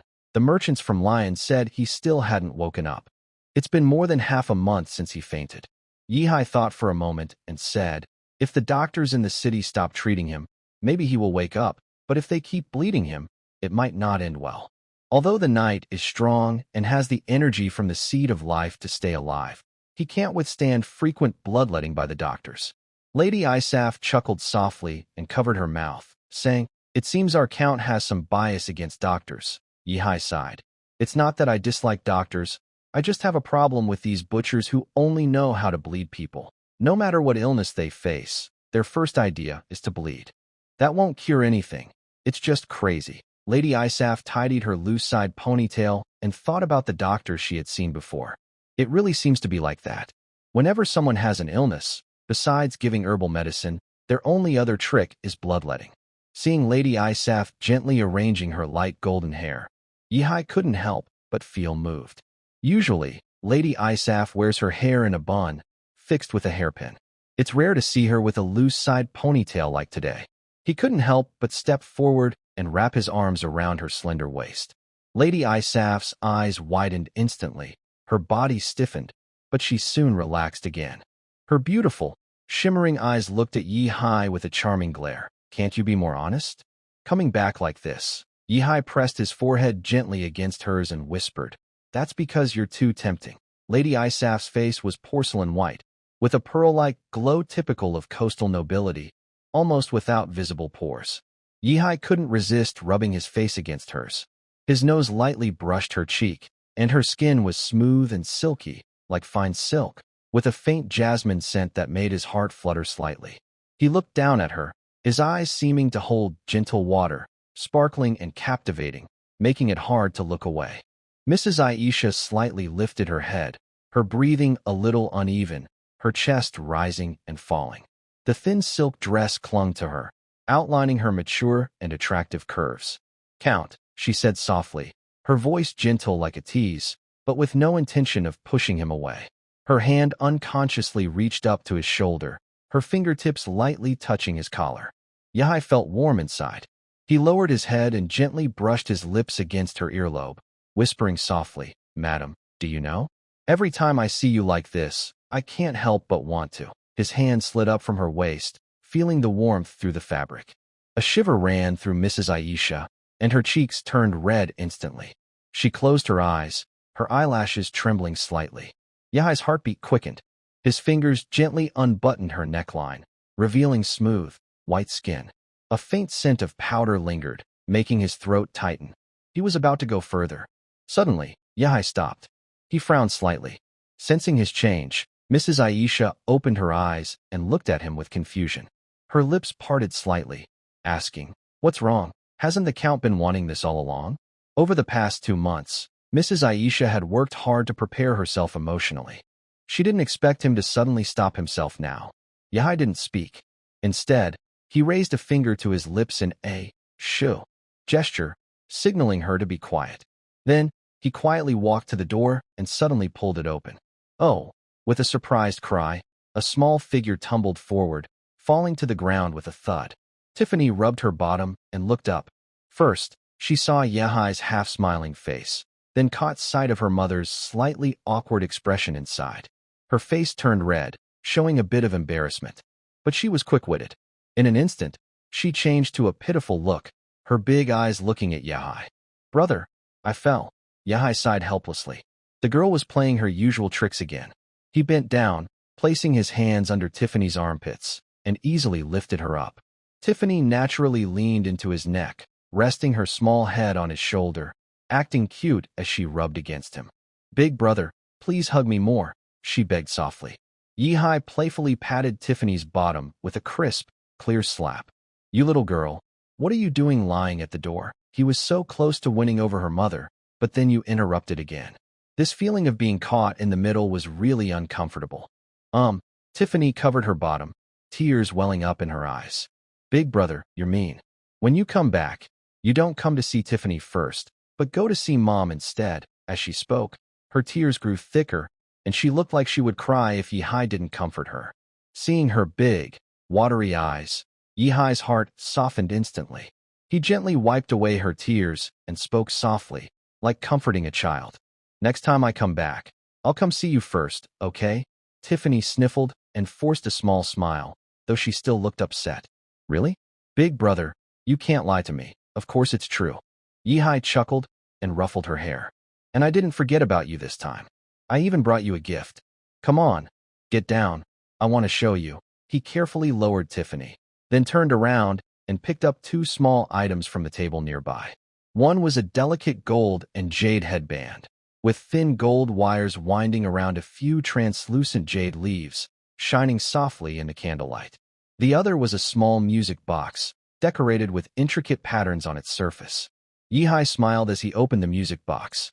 With a gentle turn, a clear, pleasant melody played, like a stream bubbling. Holding the headband in one hand and the music box in the other, he grinned mischievously. Tiffany, I have 2 gifts for you, but you can only choose one. Which one do you want? Actually, since he had prepared both, Yi-Hai planned to give her both gifts. but he didn't mind teasing Tiffany first. Tiffany's little eyes looked left and right. She was first attracted by the shining headband, then enchanted by the music from the music box. She bit her lip, hesitating for a long time, and pouted her lips in a stubborn pout. Unexpectedly, Tiffany suddenly shook her head and became serious. She quickly ran up, tightly hugged Yihai's waist, and buried her small face in his arms, softly saying, "I don't want a gift. I only want my brother." Since childhood, Yihai has always played with Tiffany, teaching her to ride horses, read books, and go on picnics outside the city. He has never been away for so long. Only Tiffany herself knows how much she has missed Yihai over the past 2 months. Yihai was stunned, his eyes widening instantly. His heart trembled. He hugged Tiffany, placed a headband on her head, and put a music box in her hand. "There's nothing more to say now. It's all yours." In that moment, Yihai even felt like he could give his life for her. Mrs. Elsa, standing nearby, had already tidied up her slightly messy clothes. She looked at her daughter thoughtfully. She hadn't taught Tiffany these things. How could she be so skilled at handling men? Could it really be some kind of special talent? Based on Tiffany's current behavior, Mrs. Elsa felt she wouldn't have to worry about Tiffany losing Yihai in the future. It was a complete, effortless dominance. "Cough. Tiffany, don't keep pestering the Count.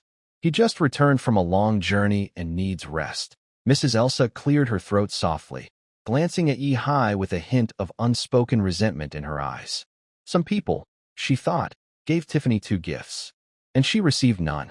Although Tiffany was her daughter, Mrs. Elsa couldn't help feeling a bit jealous. A flicker of amusement appeared in Yihai's eyes. He understood Mrs. Elsa's feelings. For Yihai, her jealousy over these things showed that their relationship had already grown closer. That was a good sign. "Humph," Tiffany huffed playfully, puffing out her chest proudly. "Let him rest now, since he just got back." Even so, Tiffany obediently jumped out of Yihai's arms, as if she was really worried about tiring him. But in reality, Tiffany's light weight was no burden at all for Yihai. Honestly, Yihai could lift Tiffany with just one finger. "Aisha, I also have something to give you," Yihai said calmly. Madame Aisha glanced at him without speaking. "Oh, now you remember me?" Seeing she remained silent, Yihai didn't rush. He just stood there, adjusting his sleeve. Tiffany looked around, blinking her big eyes with a hint of mischief. I bet Mom will be impatient soon." Sure enough, after a moment of silence, Madame Aisha spoke first. She rolled her eyes at Yihai and said, "Just tell me what it is." Yihai's face showed a little pride. "You have to ask me. If you beg, I'll tell you." Madame Aisha got angry. She turned to leave, even though this was clearly her room. "Oops, sorry. I'll give it to you now." Yihai hurriedly grabbed her small, delicate hand. He really messed up. He went too far. "Let go." "Tiffany is still here," she said softly, her face slightly red, as if afraid Tiffany might hear. "If you don't let go, I won't either," Yihai said quickly. Fine, I won't go. Just let go already," she said, struggling shyly. She still couldn't accept being so close to Yihai with someone else around, especially since that someone was her daughter. Seeing she agreed, Yihai released her hand. Madame Aisha didn't leave. She stood there, rubbing her wrist. She had never trained as a knight, so her strength was small. Even though Yihai tried to control his grip, it was still too strong for her. Yihai took out a book titled Basic Magic Introduction from his pocket and handed it to her. Madame Aisha looked confused as she took the book. "What's this?" She touched the cover, hard as metal. She looked at Yihai with strange eyes. "You keep a hard book like this in your clothes? Doesn't it hurt?" Yihai shrugged helplessly. "No choice. This thing is too precious. I don't trust leaving it anywhere else." He didn't have a storage space like in those cultivation novels, so he had to carry such valuable items with him. Yihai continued to explain. "This is a magic textbook for the elf race. I don't understand much of it, so I thought I'd give it to you to see if you can learn from it." Lady Isaf was flipping through the book and said in surprise, "There are still things in this world you can't understand." Honestly, although Lady Isaf is known as the smartest woman in Maple Leaf City, she always thought that Lord Yihai, the Count, was much smarter than her. At least, she couldn't think of any strange but powerful alchemical products. Yihai awkwardly scratched his head. "No choice, some knowledge I already returned to my teacher." After reading the Introduction to Basic Magic a few times, he realized it was basically a math book. Although he was an engineering major in his previous life, he had long forgotten most of that math knowledge, and looking at it gave him a headache. So, he decided not to bother with magic and focus on his night training. But to prevent this magic knowledge from being wasted, Yihai decided to give the book to Lady Isaf. She's so smart, maybe she can learn it. Do you have a teacher? Lady Isaf looked at Yihai with a hint of doubt in her beautiful eyes. When she arrived at Maple Leaf Territory, Yihai was only about 10 years old, and she had never heard of him having a teacher. Could it be something from before he was 10? Cough, cough. Yihai cleared his throat twice. How could he explain the things from his past life? Seeing that Yihai was unwilling to say more, Lady Isaf didn't press further. She looked at the contents of the book with a slight frown. Are you planning for me to learn this? I have a lot of things to do normally, so I might not have the time. For Lady Isaf, she wasn't really interested in practicing magic. Although the magic described in the book was very amazing, it wasn't something she needed right now. She preferred managing her territory's affairs, especially seeing the data in the territory steadily improve, which always gave her a special sense of achievement. It was like raising Yihai herself, a kind of nurturing pleasure. Seeing that Lady Isaf wasn't very interested in magic, Yihai tried to tempt her. Really not interested? I heard from the elves that once you successfully gather the magic source within your body, not only will your lifespan greatly increase, but you can also stay young forever. People who have gathered the magic source will only age rapidly at the moment of death, when the magic source collapses. Before this, a magician's skin could stay forever young like a girl's. Hearing Yihai, Lady Aisha's beautiful eyes flickered slightly. Then she quickly hugged the basic magic introduction with both hands. She walked behind her desk, placed the book into her safe, and said, "Since you were so sincere about giving me a gift, I suppose I should accept it. To consider our Count's feelings, I will take it." Yihai's lips twitched slightly. Indeed, Lady Aisha and Tiffany are mother and daughter, both a little proud deep down. Lady Aisha noticed Yihai's gaze and felt a bit embarrassed. But for her own reasons, she forced herself to accept the gift, hiding her shyness. Other things could be refused, but not this promise of eternal youth. She had once kept her distance from Yihai when she noticed his youthful energy, mainly because she felt their age difference was too big. Lady Aisha knew well how lonely and cold it could be for women to grow old and lose their charm. So, rather than being disliked in old age for losing her beauty, it was better to keep her distance from the start. Unfortunately, Lady Aisha couldn't resist Yihai's advances and kept retreating step by step. She kept compromising, until she finally gave up and decided to go with the flow. Whatever happens, happens. If aging means being disliked, then so be it. Just then, Yihai unexpectedly offered Lady Aisha a temptation to stay forever young, making it impossible for her to refuse. All right, I have things to do now. Both of you, leave first." Perhaps overwhelmed by embarrassment, Lady Aisha blushed and directly pushed Yihai and Tiffany out of her study. Mom, you're so mean," Tiffany muttered, but she couldn't change the fact that she and Yihai were being sent out of the room. With a loud bang, the door closed, leaving only Yihai and Tiffany looking at each other outside. A few seconds later, the door opened again. Lady Aisha reached out and handed Tiffany a music box she had left in the room, then quickly closed the door with a bang. Tiffany wore a golden crown with leaves and held a music box, blinking with a confused look. Why is Mom still upset with her now? Yihai looked up at the sky outside the corridor balcony. It was getting dark, so he said to Tiffany, "Let's go. I'll take you back to your room to rest." "No." Tiffany reached out and hugged Yihai's waist, resting her chin on his stomach, her big eyes looking at him with innocence. "I want to sleep with my brother tonight. If I don't watch over my brother, he will definitely sleep with that big-breasted woman." Yihai looked down, a bit confused at Tiffany. "Big-breasted woman? Who are you talking about?" Luli Chuan Chioko's chest isn't very big either, just average. Yihai recalled and thought. As for the elf princess Alice, she seems to have a similar chest size to Chiyoko, both being C-cups. Yihai was confident in his judgment. He believed his sense of touch was accurate and wouldn't be wrong. "That's your night servant. You must like that woman's big watermelon chest, or why else would you make her your night servant?" Tiffany looked unhappy, resting her head in Yihai's arms and muttering softly. "When did I have a night servant? I don't know anything about that." Yihai looked confused. When did he have a night servant? Really? You don't know? Tiffany hugged Yihai tightly, lifting her head to read his expression. I swear, I really don't know. Yihai raised one hand. Tiffany tilted her head. It seemed her brother really didn't know. Then why did that big-breasted woman become his night servant? Could it be arranged by Mom? That didn't make sense. Mom wouldn't want her to have another rival. She was such a petty person. Her real wife was already jealous of her. Why would she deliberately arrange for another woman to get close to her brother? Tiffany secretly thought to herself.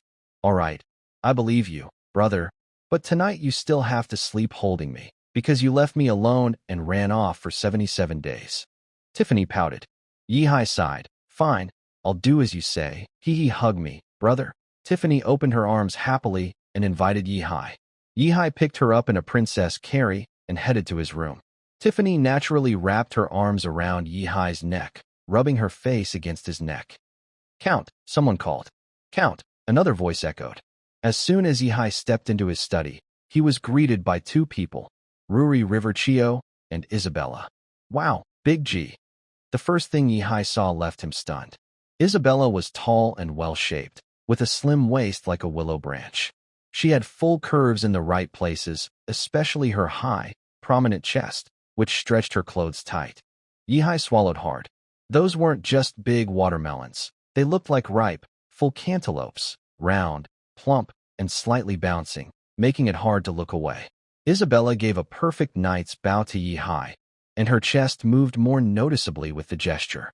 Count, following Lady Elsa's orders, I will serve as your knightly attendant. Okay? Yihai nodded, forcing himself to look away. If he didn't, Tiffany, who was jealous in his arms, might hit him with her head. He looked at Chio Ruri, who was dressed in the maid outfit he asked for, but she wasn't wearing velvet stockings, just small white socks. Small white socks with little leather shoes looked pretty good. But, Chio, I haven't been home for a few days. Don't you know how to call me anymore? Yihai looked at Chio with a serious gaze. Chio's face turned slightly red. She lowered her eyes, her long eyelashes fluttering gently. She bit her lip and clenched her hands around her skirt. Her little feet, covered in white socks, nervously shifted on the ground. Master, she finally spoke softly, her voice barely a whisper. Her once proud eyes now shimmered with a thin layer of tears. A maid should act like a maid. Remember your place, Yihai said with a proud smile. Tiffany snorted softly in Yihai's arms and squeezed his collar with her small hand. Big brother, you're being mean again. Tiffany and Chio Ruri are getting along well now, so she can't stand seeing him bully Ruri. Isabella stands quietly nearby without saying a word. Yihai shakes his head, holding Tiffany as he walks to the desk. All right, both of you wait here. I need to handle something first. Chio, go pour me a cup of tea, and remember to add some honey. Chio Ruri responds quickly and rushes off, looking a bit hurried. After reaching the desk, Yihai sits down and leans back, closing his eyes. Tiffany directly sits in Yihai's arms. Is my brother tired? Tiffany looks at Yihai, who is resting with his eyes closed, and thinks. A soft feeling flashes in her eyes. Yes, after being out so long, how could he not be tired? Tiffany carefully leans her head on Yihai's chest, feeling his breathing rise and fall, afraid to disturb his rest. In reality, after closing his eyes, Yihai, open the panel, he silently commands in his mind. Immediately, a bright screen appears, and even with his eyes closed, he can see it clearly. Name, Yihai, rank, First Order Bloodline Knight, 7.82%. Bloodline, Dragon Bloodline, lifespan, 21/480. Territory, Maple Leaf Territory, 5,076 square kilometers. Dijon City and surrounding areas, 1,343 square kilometers. Population, 1.01 million. Territorial Army, Maple Leaf Knights, 112. Maple Leaf Garrison, 9680. Maple Leaf 1st Legion, 11268. Grey Crow Fortress Garrison, 11280. Dondung Garrison, 3120. Tavern Town Guard, 68. And other small town guards omitted, free points. 1343. See the difference? Yes, one more free point. This was gained after the last settlement in Dijon City, and its amount matches the size of Yihai's newly expanded territory. However, Yihai hasn't figured out how to use these free points yet, as there are no hints on the panel.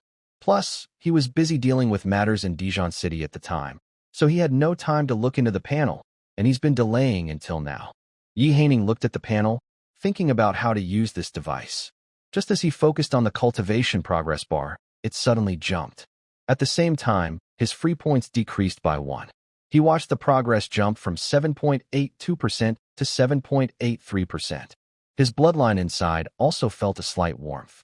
Because the enhancement was very limited, Yi Haining couldn't really notice much difference. He frowned, realizing that each free point only increased his cultivation progress by 0.01%. This effect seemed quite small. According to this rate, he would need to control 10,000 square kilometers of territory to reach the second stage. Now, with just over 1,300 points, he could only increase his progress by 13%. Yi Haining opened his eyes and stroked his chin with his right hand. Free points. There must be other uses besides just increasing cultivation progress, right? It wouldn't be very free if it only served that purpose. There must be other functions he hadn't discovered yet. As Yi Haining was pondering, Ruri River Chio brought a steaming cup of tea to his front, carefully placing it in front of him. "Master, your tea is ready." Chio's movements were a bit stiff. Understandably, since Yi Haining had been away longer than they had been together. And if the training wasn't completed, it could easily be interrupted, undoing all the effort. Yi Haining didn't pay attention to the cup of tea, but quietly rested his hand on Chio's fair thigh. He looked at her and asked with a half-smile, "Why aren't you wearing velvet over the knee stockings? In such cold weather, isn't it cold without something warm on your legs?" In the Maple Leaf Territory, spring is very short. Winter ends, and summer quickly begins. But now, winter hasn't fully ended. Feeling the heat from her leg, Chio's body trembled slightly. Her face turned a little red as she replied, "The fireplace in the castle is very hot, so I'm not cold." "Is that so?" Yi Haining gently pinched Chio's soft thigh, with a meaningful look. It was very soft and elastic. Girls are always like that, smooth skin and full of elasticity, quite different from mature women. The young woman's thighs often feel soft and gentle to the touch. When pinched, the entire hand sinks in. Of course, this isn't necessarily a bad thing. Everyone has their own unique charm. Chio Ruri-chan instinctively let out a soft moan. Realizing how embarrassed she was by her own sound, she quickly blushed and bit her lower lip to stop herself from making any more noise.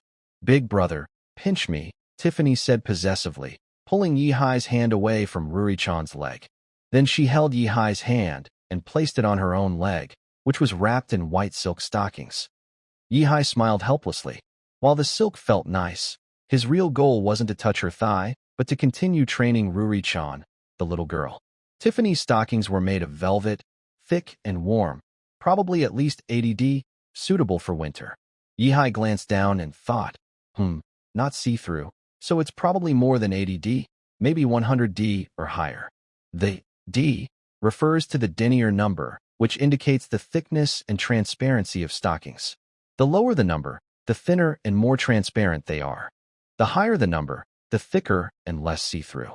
Stockings below 20D are ultra-thin, between 50D and 80D are semi-transparent, and above 100D are opaque. Tiffany's stockings were made from the finest material, with a very smooth texture and even pattern, perfectly blending with her skin. Yihai's hand was just resting on her leg, but as time went on, he unconsciously started to it.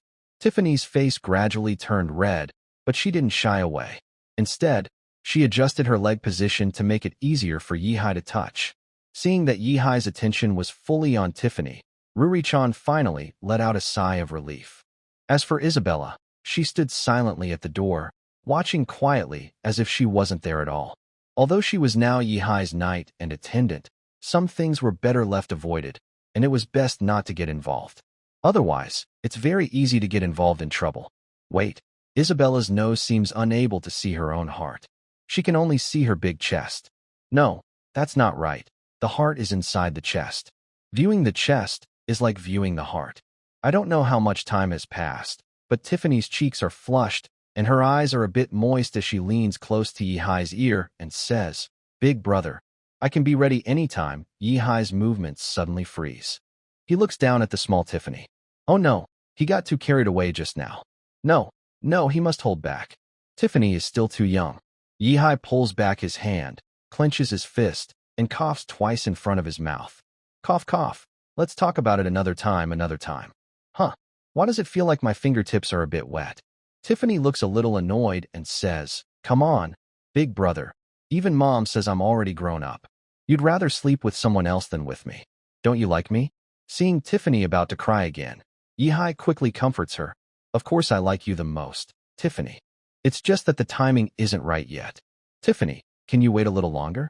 After finally calming Tiffany down, Yihai takes her to his bed and lets her rest first. Since becoming a knight, Tiffany not only attends Lady Aisha's lessons every day, but also has to set aside time for knight training. So she uses a lot of energy every day, and by evening she gets very tired. If Yihai hadn't come back today, she would have gone to sleep already at this time. After placing Tiffany on his bed, Yihai tucks her in and gently brushes her messy hair to the side. Looking at Tiffany's sleeping face, a faint smile appears on Yihai's lips. Tiffany is basically someone he has raised since she was little. Seeing her grow from a tiny child into such a big girl, Yihai feels a sense of achievement. In a way, Yihai and Lady Aisha are a bit alike. Lady Elsa raised Yihai, and then Yihai raised Tiffany. What is this? Cross-shareholding? Yihai straightened up, and through the velvet stockings Tiffany just took off into the laundry basket nearby. They're wet, so why wear them? Wearing wet stockings can cause colds. The laundry basket contains not only the velvet stockings he just threw in, but also the clothes Tiffany just took off, except for her underwear. This reveals a common trait of people in this era. Basically, lower-class people rarely wear underwear, while upper-class nobles do. But they don't wear regular underwear. Instead, they wear something called undershirts. Later, Yihai had the maids make underwear because he couldn't stand not wearing any himself. Others in the castle followed suit. However, they still think that just one piece of underwear is enough. This led to the current situation. People who wear underwear no longer wear these velvet, form-fitting stockings. And if they wear these stockings, they feel like they already have on undershirts, so they don't need to wear additional underwear underneath. Clearly, Tiffany is thinking the same way. Yihai can't interfere too much with this. He can't control how others choose to dress inside their own clothes. Plus, he can't see inside. If he tried to control it, he wouldn't be able to do much. Would he have to lift up each person's clothes to check? That would be too ridiculous. In short, Tiffany is currently sleeping in bed. Fortunately, the bedding in Yihai's bedroom is thick enough that sleeping without clothes won't cause her to catch a cold. Yihai returned to his study, where Ruri Kawachio and Isabella were still standing nearby. One is a night attendant, the other a personal maid. Neither of them can rest before Yihai, their master. The fireplace still burned, providing plenty of warmth in the room. Yihai walked to the balcony window, looking out at the city nightscape, lost in thought. The night firelight has increased a bit compared to before. It seems that busy trade has indeed brought some benefits to Maple Leaf territory. At least the supply of wood and coal has increased quite a bit. Not only have the prices of these energy resources dropped inside the city, but more people can now afford to buy wood and coal. Previously, Yihai was thinking that if the prices of these goods in the city remained so high, he would have to consider selling off his cotton fabric stock. After all, he didn't want his people to freeze to death in winter. In this era, to survive the winter, people need warmth and insulation. If the villagers can't afford heating supplies, Lord Yihai, the Earl of Maple, would naturally consider lowering the prices of warm clothing and cold protection items. At that point, he wouldn't care about the families in his territory who relied on hand-woven textiles to survive. Fortunately, the prices of wood and coal have dropped again. This means Yihai doesn't have to resort to such harsh measures. Oh, Isabella, are you sleeping in my study? Since he first entered, Yihai had noticed a small bed had appeared in his study. From the bedding, which was full of a feminine touch, it was clear it wasn't meant for him. When Yihai called out to her, Isabella stepped forward and bowed to him, saying, "Yes, Lord Earl. As your nightly attendant, I must stay by your side at all times and wait for your orders. As for this small bed, I moved in here myself. If it bothers you, I can move outside the study." Seeing Isabella's slightly bouncing chest as she bowed, Yihai was momentarily distracted. He waved his hand, and said, "Oh, no need. Just leave it as it is." Actually, Yihai always felt he didn't really need a nightly attendant because, usually, the knights in his guard would rush to do any task, so there was no need for a personal attendant. But if it was a knight like Isabella, he suddenly felt it was not unacceptable.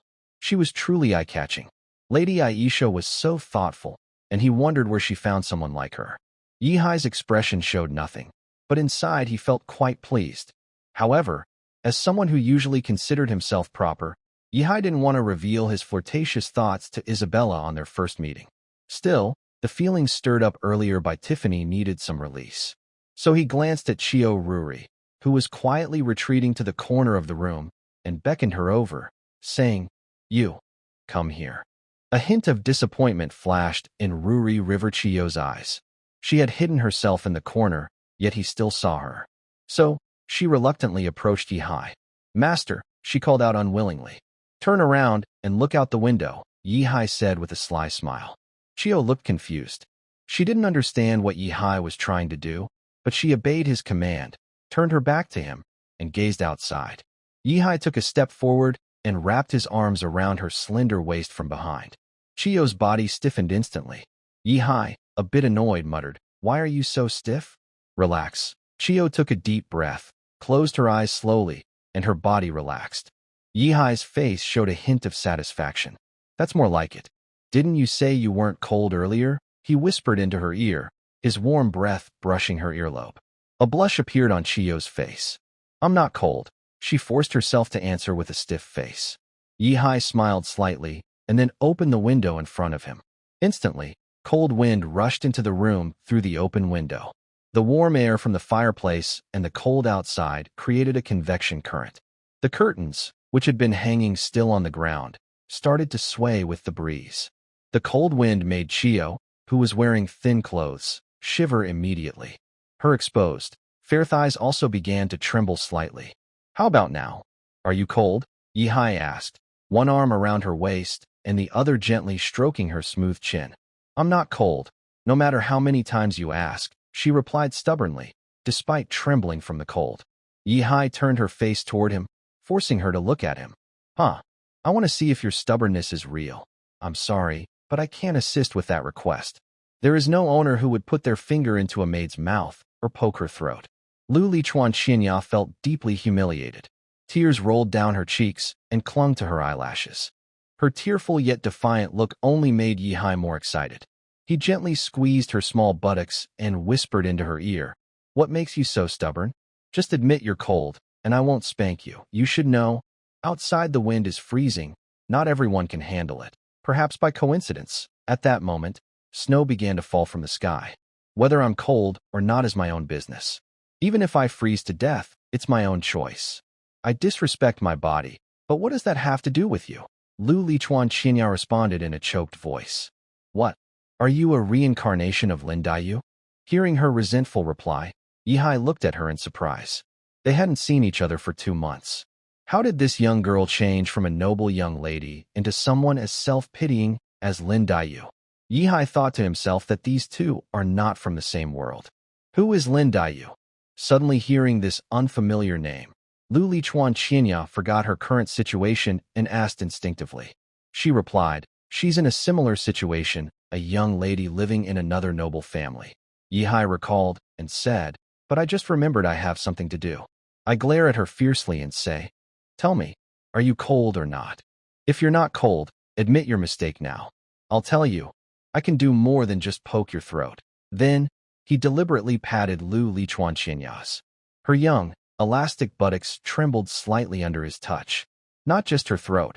What else could he do? Lu Lichuan Xianya's little head turned slightly, and suddenly she remembered something. Her face instantly turned red.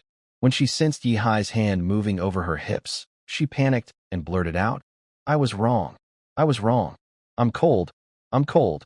A faint smile of pride appeared on Yihai's face. Now she finally admits it? "I'm sorry, but I can't assist with that request."